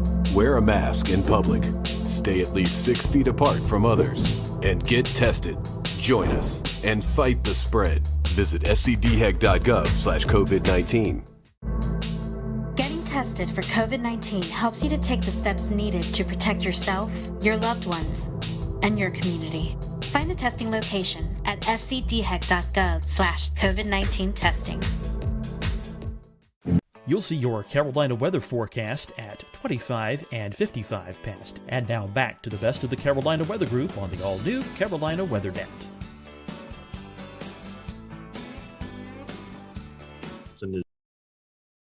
weather.gov/CHS. We have a surf zone forecast link on the webpage there. It's not as pronounced as we'd like to be. It's usually towards the bottom, but there's good information there. But I would recommend tapping into us on Twitter or on Facebook, and especially with Twitter, because some of these beach hazard statements that we issue for when the risk is moderate or high for rip currents, you would get that information that way, and you might learn about some other things too. So if you're heading to the beach, make sure you follow National Weather Service Wilmington, Charleston, Moorhead City, I think, and those I think are that's the 3. Yeah. Greenfield, Virginia has a little bit of North Carolina. Yeah, so follow those accounts if you're heading to the beach. That way you're up to date on all that's going on along the ocean. So Stephen, thank you for your time. We hope that you have a great rest of the summer. I know hurricane season is lurking and around the corner, and you're getting prepared for that. So hopefully it'll be a quiet season for you. We appreciate you joining us tonight.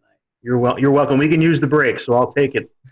Definitely. So thank you guys for watching the Carolina Weather Group. We'll see you next time. Have a great evening.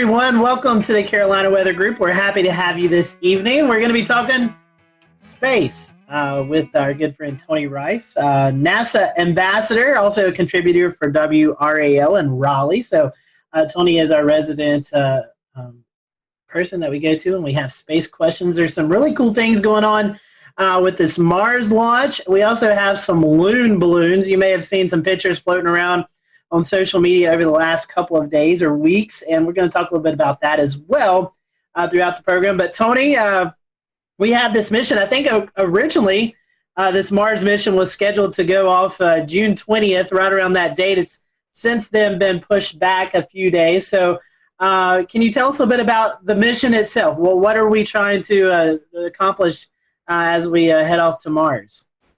So this is was originally called the Mars 2020 rover, and it's a follow-on to the Mars rover you would know as Curiosity.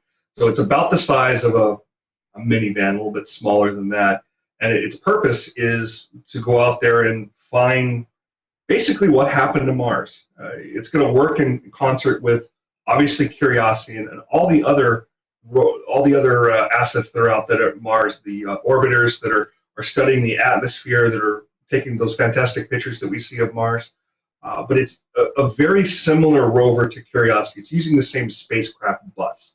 And that's the body of the spacecraft, the wheels, the mobility system, all the computers, all the communication systems.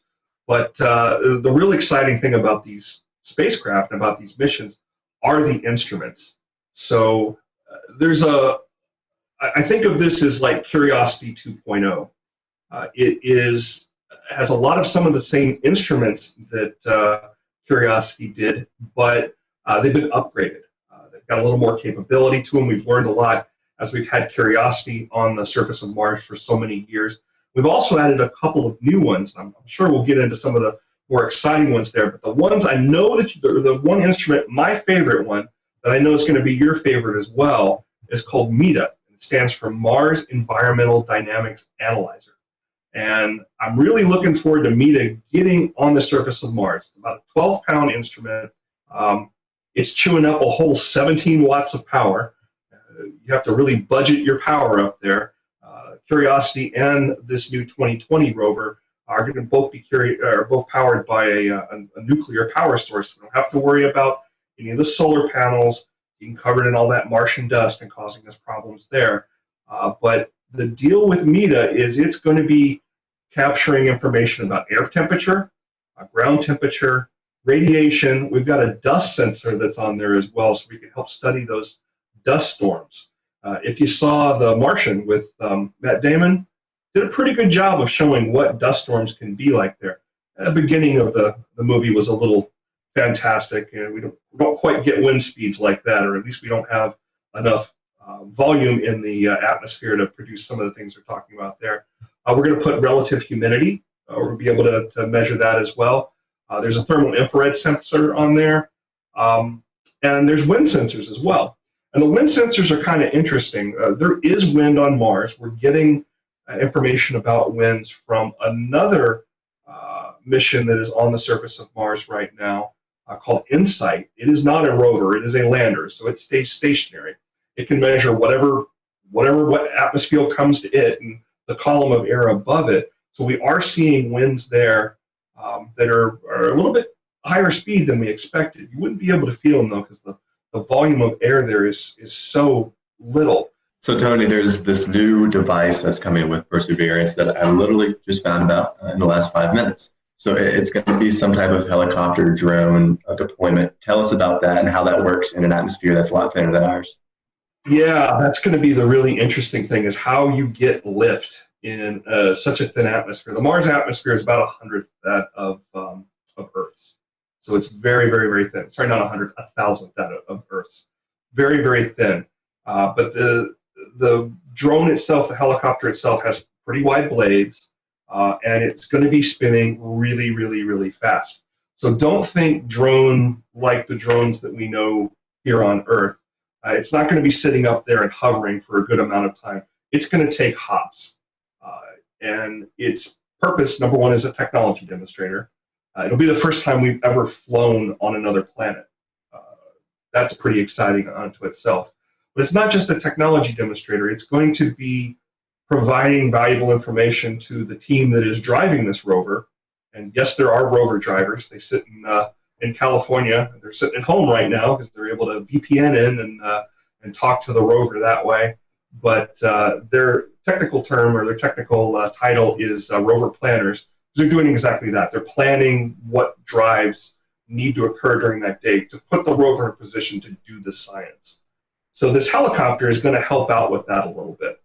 It's mounted on the underside of the rover. So after the rover lands and everything's checked out, the rover will deploy the helicopter, we'll drive off of it, and then we'll be able to take the helicopter off and move it about. It's going to serve as a form of scout for the geologists. It's going to help us move ahead and make some good decisions about where to move the rover to in order to do some good science. Now, Tony, I have a question as far as I've always wondered the signal, right? So these are being operated remote control a lot of the times. I know there's some automated processes on site that the rovers would do to correct maybe a rock in the way or something. But how long does the signal take to get to the rover as you're steering it? Now, the radio waves travel at the same speed of light, or what's the difference in right at light speed? How much time? Mm-hmm. So it varies throughout our year and the Mars year. Mars year is roughly about 18 months. So it's anywhere from about 10 minutes to more than 30 minutes. So when I mentioned somebody that's driving the rover, you might have this picture in your head of a steering wheel and a gas and a brake. Absolutely not that. It's sending commands for the rover to act on at a later date.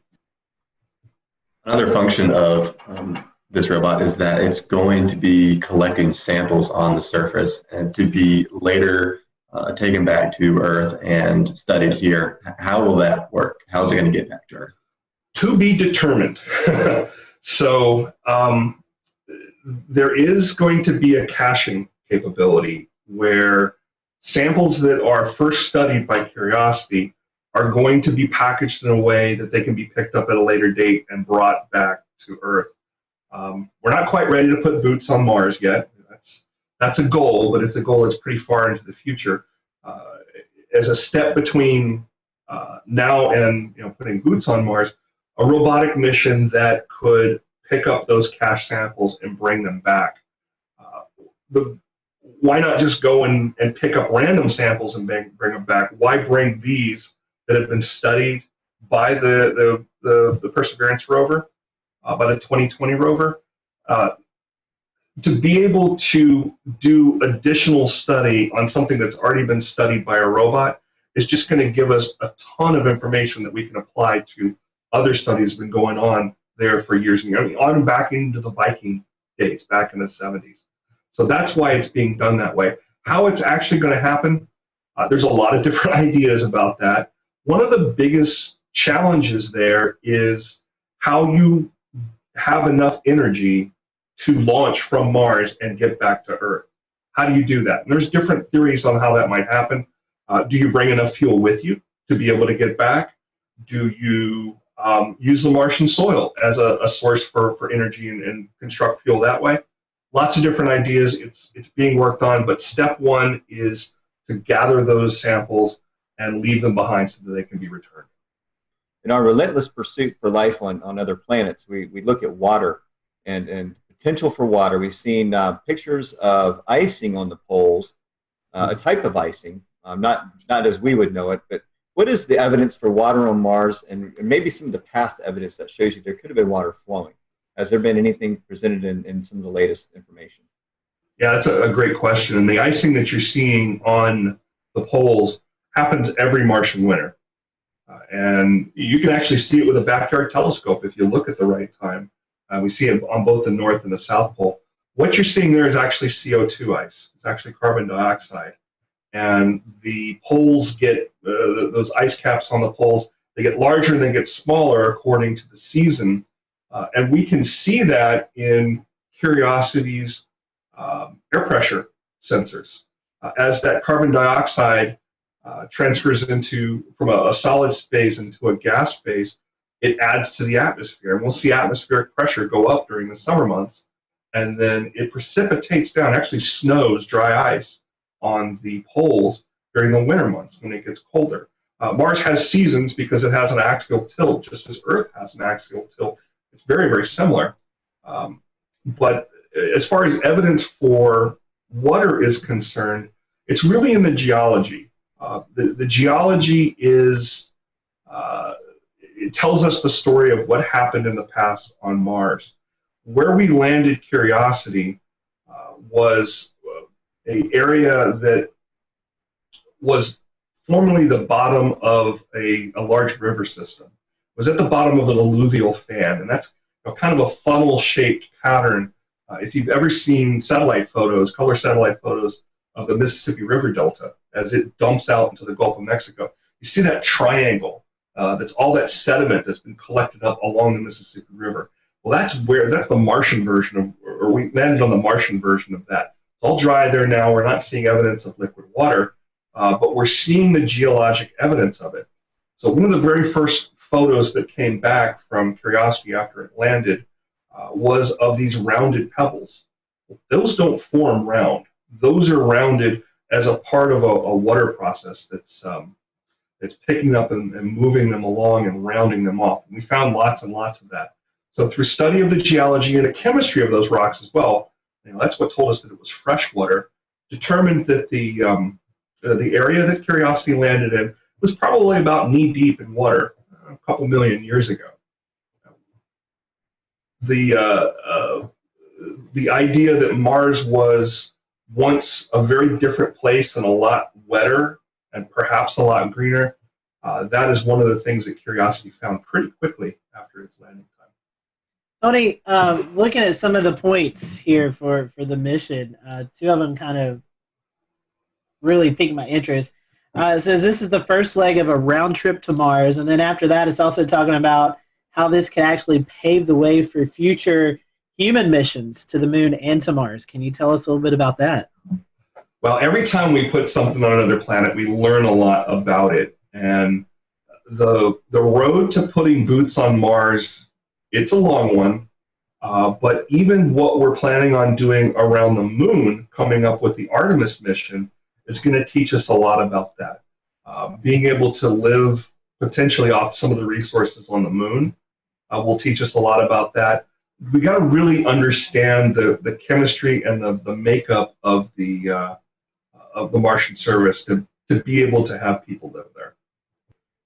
I think that's really interesting. We've always heard about people going to Mars, but this actually could be some small steps for that. And also seeing there's going to be like 19 cameras on this that we're going to be able to kind of follow along with the mission. Yeah, there's a bunch of HD cameras on Curiosity. We got even more on Perseverance. I've mentioned the name a couple of times. I need to tell you the story about Perseverance. So for the longest time, it was called the Mars 2020 rover. NASA's really terrible at naming things.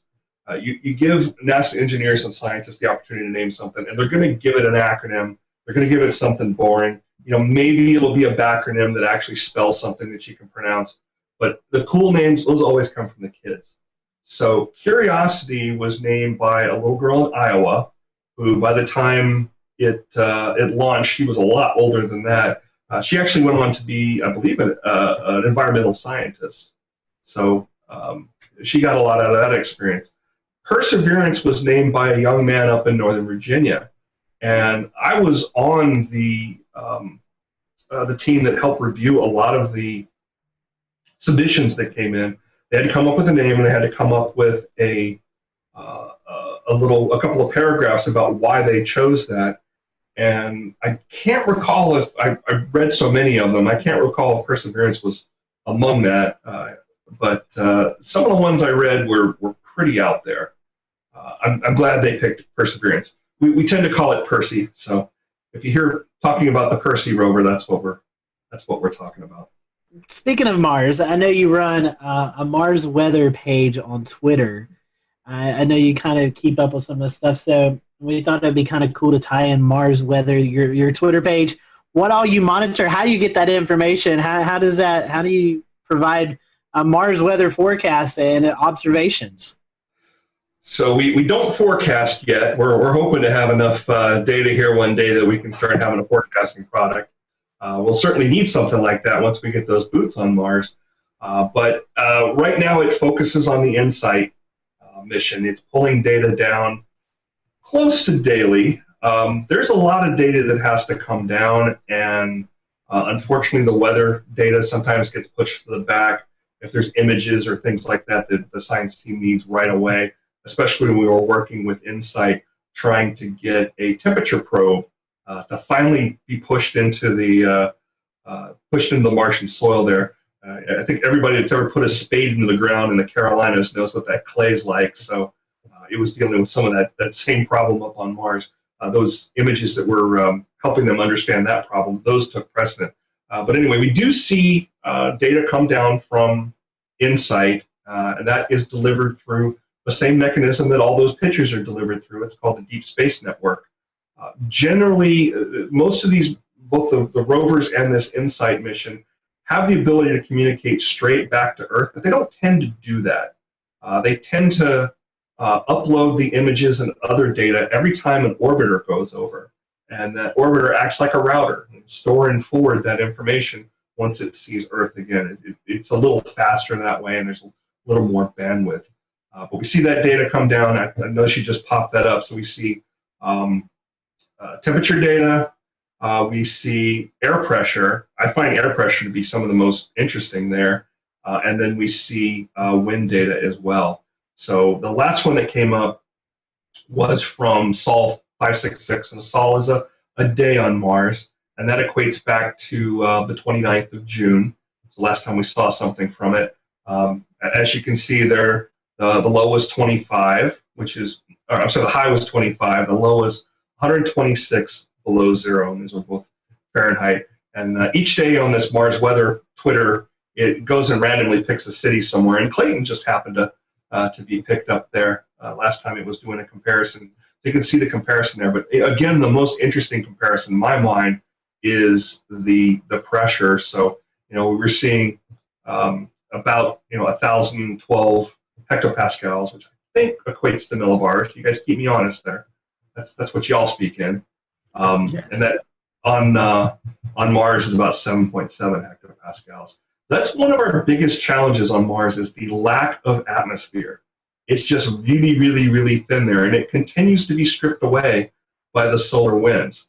And that's not something that we're going to be able to correct anytime soon, perhaps ever. So I guess there's really no wind chill there. I mean, I'm looking 25 degrees with 37 mile per hour wind gusts. That's not really a wind chill there then.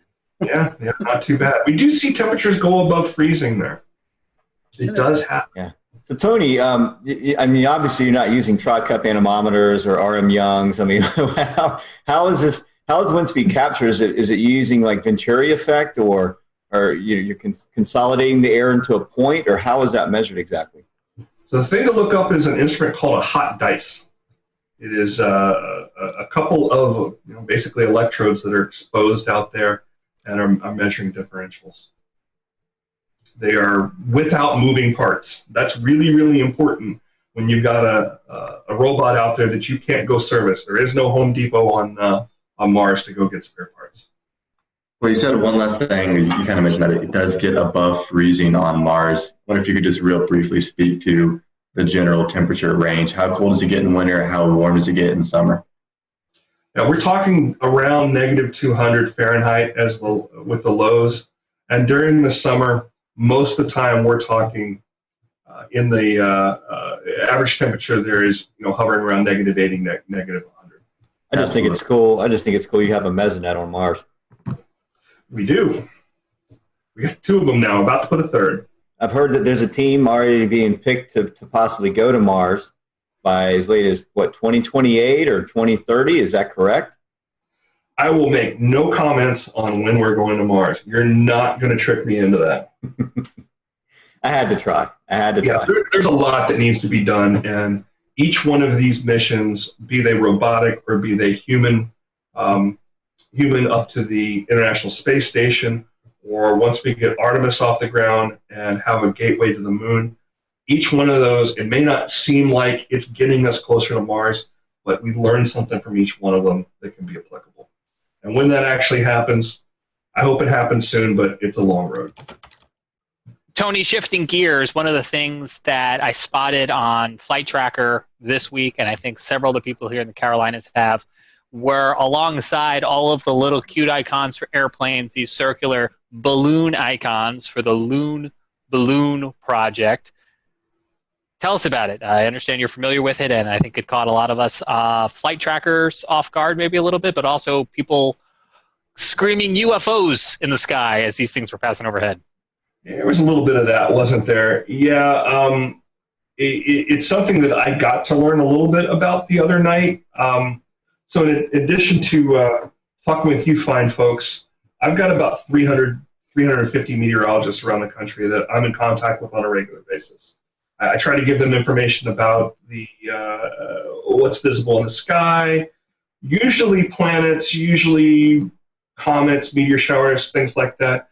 But I am perfectly happy to get a "what's this thing in the sky" question when it's something in our atmosphere. And that's what happened. I forget what day was it. Was it Tuesday night? Yeah, that sounds maybe Monday. I mean, depending on where you were, right? These things went right over Greensboro, down towards Fayetteville, then out towards Charleston. So it was kind of a separate day. I first got looking at these things. It was Tim Buckley at WFMY in Greensboro. I get a text from him and it says, "There's this white dot in the sky. What do you know about it?" What? And I looked at it and immediately thought it was a balloon. Unmoving white dot in the sky, especially that high up, is going to tend to be a balloon. It's so high up it doesn't appear to be moving at all. These balloons are operating with between 50,000 and 60,000 feet. So as you mentioned, as part of Project Loon, we came to understand, which is a project that is, I want to make sure I get the relationship correct here. Google and Loon are subsidiaries of the same parent company, which is called Alphabet. It's all business spin-off nonsense, but anyway, they're looking to provide, as I understand it, internet connectivity in areas that don't get it, which I think is great. I think they're pushing to have like 1 megabit ability. There's an antenna that you have to have outside, and it's going to be a network of balloons, not unlike SpaceX's Starlink project, that talk to each other and serve as an uplink downlink network. But as I understand it, they're in a testing phase. I think their launch site is up in northern Arizona somewhere. I'm sorry, northern Nevada. And these particular balloons that floated over the Carolinas, there was 4 that were visible here around the Triangle area, and up in the Triad around Greensboro, they were visible there as well. If you think about 50,000 feet, you think about that circle that you draw around something like that. We'll return to Best of the Carolina Weather Group in a moment. Now your Carolina weather forecast. Here are today's forecast high temperatures for North Carolina. Here are the forecast lows for tonight for North Carolina. Here are tomorrow's forecast high temperatures. And here's forecast rainfall across North Carolina tomorrow. Here are the forecast highs for the day after tomorrow.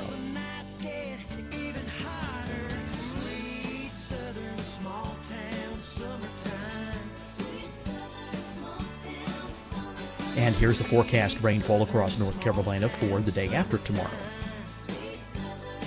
This is the total rainfall forecast across North Carolina for the next 3 days. Here's the severe thunderstorm outlook for today from the Storm Prediction Center.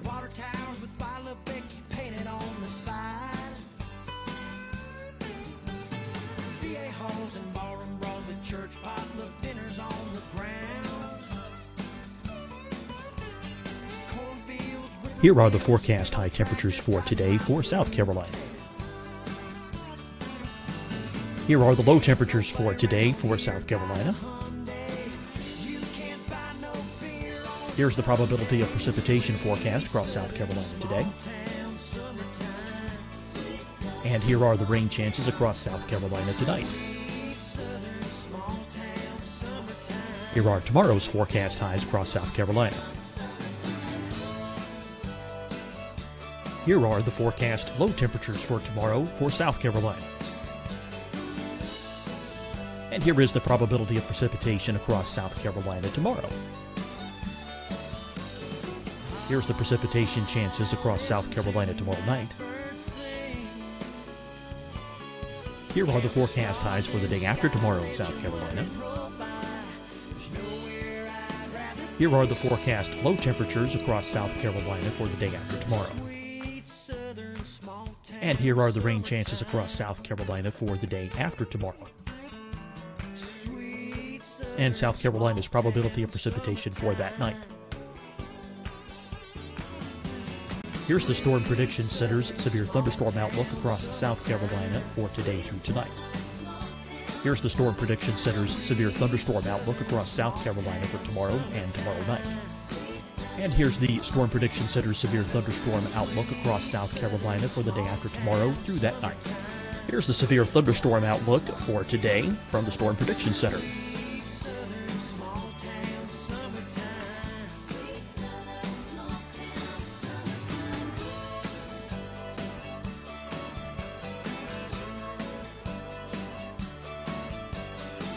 And now here's a live look at weather radar across the southeast. Deciding when to wear a mask isn't about who you know or how well you know them. Just ask yourself, will I be with anyone I don't live with? If the answer is yes, get behind the mask. Help slow the spread of COVID-19. Get behind the mask. Learn more at covid19.ncdhhs.gov. Hi, everyone. I'm Dr. Mandy Cohen, Secretary of the North Carolina Department of Health and Human Services. And when you follow the 3 W's, you protect your family and your neighbors from COVID-19. When you leave your home, practice your W's. Wear a cloth face covering, wait 6 feet apart, wash your hands often. Wear, wait, wash. We're in this together. Stay strong, North Carolina. Fight the spread and take a stand against coronavirus. Wear a mask in public. Stay at least 6 feet apart from others. And get tested. Join us and fight the spread. Visit scdhec.gov/COVID-19. Getting tested for COVID-19 helps you to take the steps needed to protect yourself, your loved ones, and your community. Find the testing location at scdhec.gov/COVID-19 testing. You'll see your Carolina weather forecast at 25 and 55 past. And now back to the best of the Carolina Weather Group on the all-new Carolina Weather Net. A good amount of space. So we dug into it. It's funny that you saw it on flight radar first, because everybody else saw it in the sky first. You know, we go outside from time to time. We didn't get the direct overhead pass here in Charlotte. Yeah, you did have one float a little bit near you. There was one that went on out over Asheville, out over Cherokee, and ended up in Alabama the last time I saw it. The ones that we saw around Greensboro, as I understand them, they floated out directly south off the coast of Charleston and ultimately Jacksonville. But I went and looked just out of curiosity. Once I found out that they were trackable through flight radar, wrote a little script that went up to use one of the APIs of one of those radar tracking sites, or those flight tracking sites. I found 32 of them around the world. Wow. I found actually 33 over Australia, the Congo, Kenya, Zambia, Peru. I'm looking at my list here right now. There's a bunch out east of Madagascar and one off Peru. And then we had the couple here that had floated down from Canada, down across Ohio, West Virginia, and into the Carolinas. Hey, they could be pretty scary if you don't know what they are. I had one other question, and then it sounds like Shay has one too. I'm curious, Tony, in your reading, besides the application of using them to provide internet to rural places that maybe aren't tethered on the ground, have you seen any discussion of an application to use them in storm response when a network might be wiped out due to a natural disaster? I believe they actually used them for that purpose. after, I want to say it was in 2017, but with that pair of storms that went over Puerto Rico. They did some releases from Puerto Rico. If you go on one of the flight tracking websites, I think it might have been Flight Radar 24, don't quote me on that, but there's a blog post on there about them tracking many of these things during some of those storm responses. And providing that kind of connectivity to folks that, they may not have power, but they probably have a way to charge phones, to figure out how to do that. It takes a little while to get that infrastructure back up for cellular service. So being able to do that with a balloon is pretty incredible. Yeah, I would agree with that, Tony. I know that when some of our Mets with WeatherFlow, we met and talked about it several years ago when Google was partnering with them. Now they're partnered with HAPS Mobile, and they provide LTE connectivity to these countries, these third world countries. There are other countries that lose connectivity during natural disasters. Peru, 2019 was a prime example of where Project Loon was utilized to get LTE connectivity for authorities to get their internet settings back up and for folks to get some LTE receptions on their phones and whatnot. So it's pretty interesting. I didn't know that there were that many balloons, but I know that they started this off back in 2013 where they did their first test flight around the world. So things have kind of progressed over time. Do you see this as being a permanent solution? I don't know. Not my area of expertise, but I think it's great that we're able to provide that kind of functionality there. One concern I've got, though, is that these things are helium-based. And helium is something that is in short supply right now. I mean, if you were to go to one of the party stores and try to get helium balloons, you probably couldn't do it. Helium is a very important gas in the space industry. It's used for cleanly purging cylinders and spheres and things like that. So we need it for lots of different things. I hope they can find another lifting gas other than helium, because it is a neat and useful project. But I hope they don't use up too much helium doing it. One other thought on it too is, while we're up there hanging around for days and days at a time at 50, 60,000 feet, sure would be nice to get some weather instruments up there too, some atmospheric instruments, and be able to send some of that data down from that close to the stratosphere.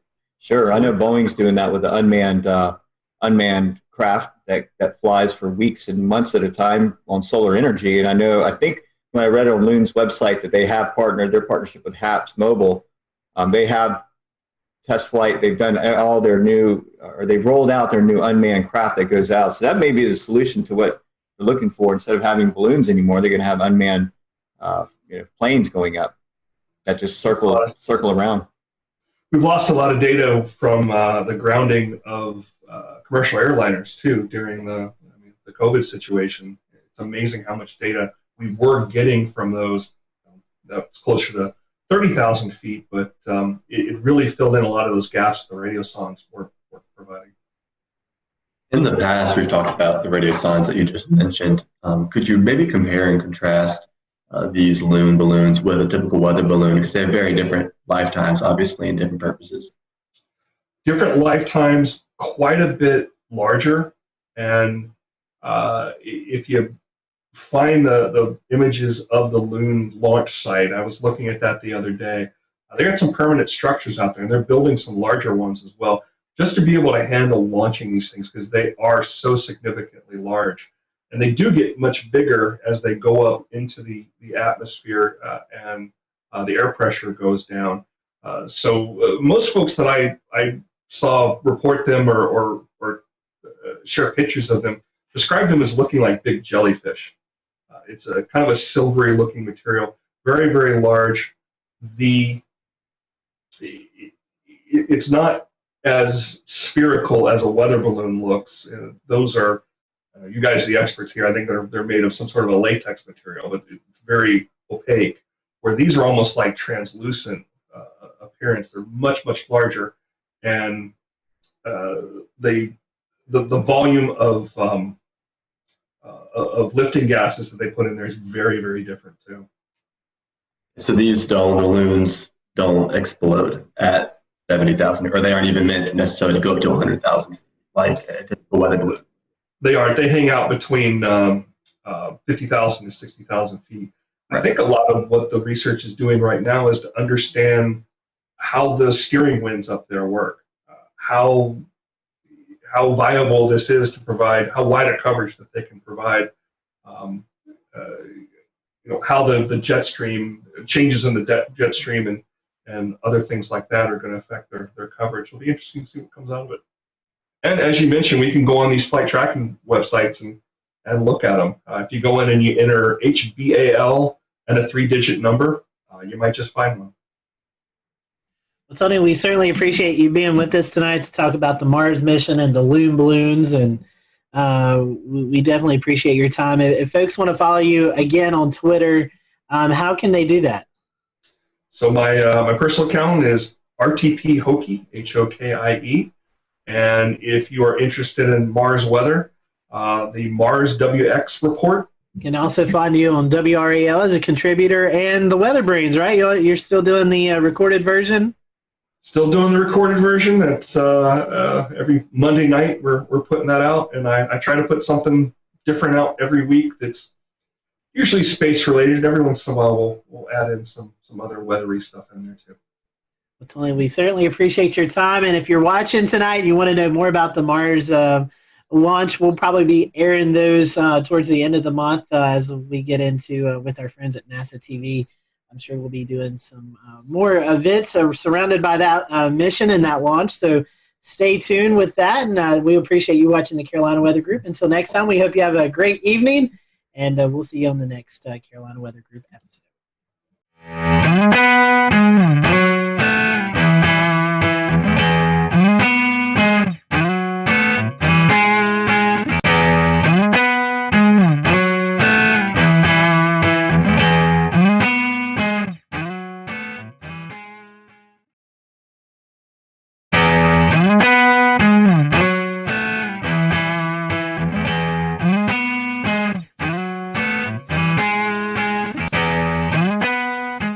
And good evening from Charlotte. We are live with you on this Wednesday night. What a very busy day in the science and weather community here on May the 27th, 2020. We have a great show for you. It wasn't exactly the celebration that we were hoping for, as you probably know by now. SpaceX Demo 2's launch from the Kennedy Space Center in Florida scrubbed today due to weather, so we were going to talk a lot about the weather. We also had a surprise appearance by a tropical storm named Bertha, who suddenly came together off the coast of South Carolina, came ashore, and then brought flooding rains here to Charlotte. So we'll have Chief Meteorologist from WCNC, Brad Panovich, on to talk about that, and also geek out with us about space. And we're also joined by Tony Rice, our go-to friend of the show and space expert, and we're so happy that you all are here. Let's get right on into it. If you're joining us live tonight on Facebook, on Twitch, on YouTube, or Periscope, you can comment along with our show. If you're listening to the audio podcast, or you're happy to catch this replay on the new Looping Carolina WeatherNet, hello to you as well, too. Tony, let's just start with the elephant in the room. Not the day we were necessarily hoping for. But not the day that came unexpectedly either. If you ever had the opportunity to go down and see a launch, if you haven't, do. Once all this current situation is over with and we're back to whatever normal looks like, you get the opportunity to go down to Florida and see a launch, do it. It's just an incredible situation. We were talking about that a little bit before we started here, and it doesn't capture what it's like if you're watching it on TV or on YouTube or whatever, what the experience is like down there. So that out of the way. If you have ever been down there, you know that Florida weather is Florida weather, and we kind of expect these things to happen. I think there's one or two other places on the planet where there is more lightning activity. So we scrubbed today because of weather, but we scrubbed today mostly because of the potential of lightning. And that's something that we learned back during Apollo 12 even, when the Saturn V was hit by lightning on its fin and basically rebooted the rocket several hundred feet above the pad. We learned more about that through subsequent launches, so there's some very specific weather launch criteria. We can get into that, but basically what happened today is we violated one, maybe more, and definitely know of one, of those launch weather criteria that has to be met before we're going to go fly. I just pulled a Scotty. I forgot to unmute myself. We're certainly going to get into some of that weather criteria, and we're going to break it all down because we got some really interesting information. I don't want to get too far into the program for anyone who doesn't know, Tony. Let me have you explain it. What is the significance of this mission? So this is the first time in basically 9 years that we attempted to launch astronauts from U.S. soil. So at the end of basically construction of the International Space Station, we retired the space shuttle. Space shuttle, the best way to compare it, and the reason that we didn't continue flying the space shuttle to take astronauts back and forth, astronauts stay about 6 months on board station before they come on back home. So we're continually rotating people through there. The best way to compare it is you wouldn't take a tractor trailer to go get groceries. And that's about the volume of space that was in the back of the shuttle's payload bay. If you're just taking supplies, well, we can send an uncrewed mission up there. SpaceX has been doing that for a while. We've got some other ways of getting cargo up there. But to take people back and forth, we've been buying seats on the Soyuz, launching them from Baikonur Cosmodrome out in Russia, actually in Kazakhstan. But we really wanted to get that capability back onto U.S. soil. So several years ago, NASA, as a part of the commercial program that includes cargo as well, we want to hand over basically low Earth orbit to commercial agencies. SpaceX is one of them. Boeing's also working on getting some capability there.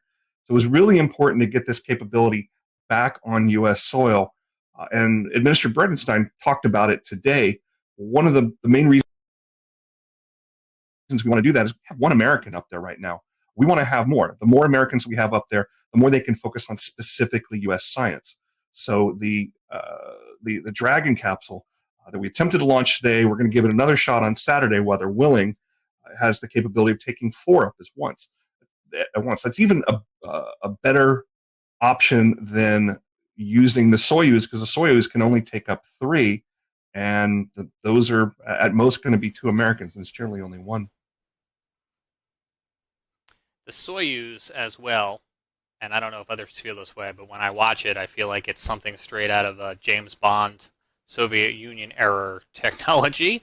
And that is like the complete opposite of what SpaceX has developed here, because they not only did hopefully a very efficient rocket based on what we've seen with the uncrewed missions, but also, and Brad, you were touching on this before the show, there's a little bit of style that they incorporated into not only the spacecraft, but also the suits we're seeing here. Yeah, they're very interesting. I love the helmets. The rest of it, I don't know. It almost looks like some kind of weird like leisure suit, and then they've got like shrimping boots on or something. Those were actually designed by a Hollywood costume designer. Elon Musk went out and specifically got one of the costume designers that was working on Marvel films and said, you go sketch this up something, you tell us what these are supposed to look like. Then they handed it over to the geeks who actually made it work and made it functional so it can protect the astronauts when it needs to protect them. But yeah, the helmets are cool. Those cool helmets, I love. They do look pretty cool, don't they? I will say one thing about the Soyuz, though. If you've ever seen pictures of the outside of the space station, you can pick those Russian elements out really, really easy. They're bulbous. And the reason they're bulbous is because a sphere is a very strong thing and can hold pressure really well. But the thing about Soyuz and the thing about those older rockets and those older capsules is the thing that you really want to have underneath of you and around you when you're in space is something that is well tested.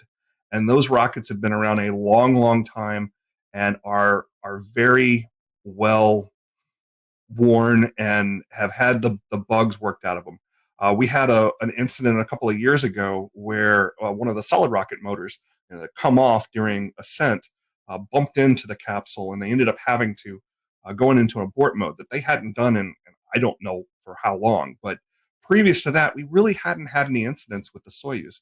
The Soyuz is old-fashioned, and it doesn't look that great. It certainly isn't as sexy as what SpaceX is doing out there with their nice, clean cockpit and reverse lighting, much like you have over your shoulder there, Brad. You've got some style there as well. But it's very functional and it's very reliable. Can you talk to us? We know you've been following this SpaceX progress probably a lot closer than most. Can you talk to us about what SpaceX has had to overcome to get to be the first commercial operator to take astronauts back, and what are some of the challenges that they may still face as somebody who's not as well seasoned? Yeah, well, they're still going to have to face some challenges there, simply because you got to have the first flight sometime. And it's kind of a first flight, and it kind of isn't. It's on a well-proven rocket. The Falcon 9 has a pretty good safety record. We've only lost a couple of them. But what they really have going for them is iterations. They've flown these things over and over and over, so they had an opportunity to perfect it. Does that mean that it's perfect? Certainly not. But it is sufficient to the point where not only SpaceX is comfortable with it, but if you listen to the NASA administrator and the folks that are involved in these kind of decisions, particularly during flight readiness reviews that have been going on for the last couple of weeks, they're confident. They have enough confidence to put those two astronauts on top of them. So what they have ahead of them is they'll learn something on this flight. Hopefully it'll go off without a hitch on Saturday. Hopefully the weather will cooperate. But they're going to learn some things. There's going to be something that didn't go quite right. There'll be something that can be improved upon. When you listen to the call during the launch, one of the last people you hear from is a flight test director. And that may seem a little odd that, we got two people on top of this rocket and we're about to send it off into orbit and we're still testing. But this is absolutely a test. The name of this mission is Demo 2. It's a follow-on Demo 1. Demo 1 was pretty much what you're going to see on Saturday, but without the astronauts. Every one of these things is a test, and it's a way to gather more data and to improve on things. The setback that SpaceX had, I don't even remember how long ago, it was sometime last year or maybe even the year before that, where they lost one of the Crew Dragon capsules on the pad because of some of the hypergolic fuels that are used on orbit. They're fuels that basically, if you put part A and part B together, you create an explosion. You point that explosion in the right direction, you got thrust. There was, I believe it was a leak that they basically lost that capsule. That capsule was all but pulverized. So that was a bit of a setback to them because they didn't get as much data as they would have hoped from something like that. You learn more from your failures than you do from your successes. So this is some of the most instrumented spacecraft ever. They're gathering tons and tons of data from it. So once we do get this launch off, they're going to be gathering lots of information and improving things. So, Tony, what's the relationship between NASA and SpaceX? Who's kind of responsible for what? NASA is the customer. They put out the requirements, and SpaceX is the contractor fulfilling those requirements. It's kind of a similar relationship as the DoD would have with any of their contractors, if you're familiar with that world at all. That being said, though, there's a fair amount of oversight that NASA still has in this, particularly because of the human spaceflight aspect here. There are people on board this thing. There are former astronauts that are involved in all of those reviews. And somebody asked during one of the press conferences this week, who in NASA, if anybody, can raise their hand and say, no, something's not right, something's not safe. And the answer that was given by the administrator was anybody involved in the review panels. And SpaceX reiterated that they have a culture that they're trying to promote there where anybody that's involved in building something can and should raise concerns as well. How much that actually happens, that remains to be seen. Don't know of any specific reports of it, but that's at least the story that they're telling. Tony, in a moment, we're going to listen to some of that audio communication today as they came to the realization that the weather was going to be a no-go. Set this up for us. Who's doing the talking here? Is it NASA or is it SpaceX? If it's the clip I think you're talking about, you're actually hearing an Air Force officer. So there is a wing of a part of the 45th Space Wing down at the Cape Canaveral Air Force Station that is responsible for forecasting weather all along the Cape Canaveral Air Force Station where there's additional launch pads. SpaceX is using one of the launch pads there in addition to the one that was in use today, the historic 39A launch pad. That's actually on the Kennedy Space Center side of things.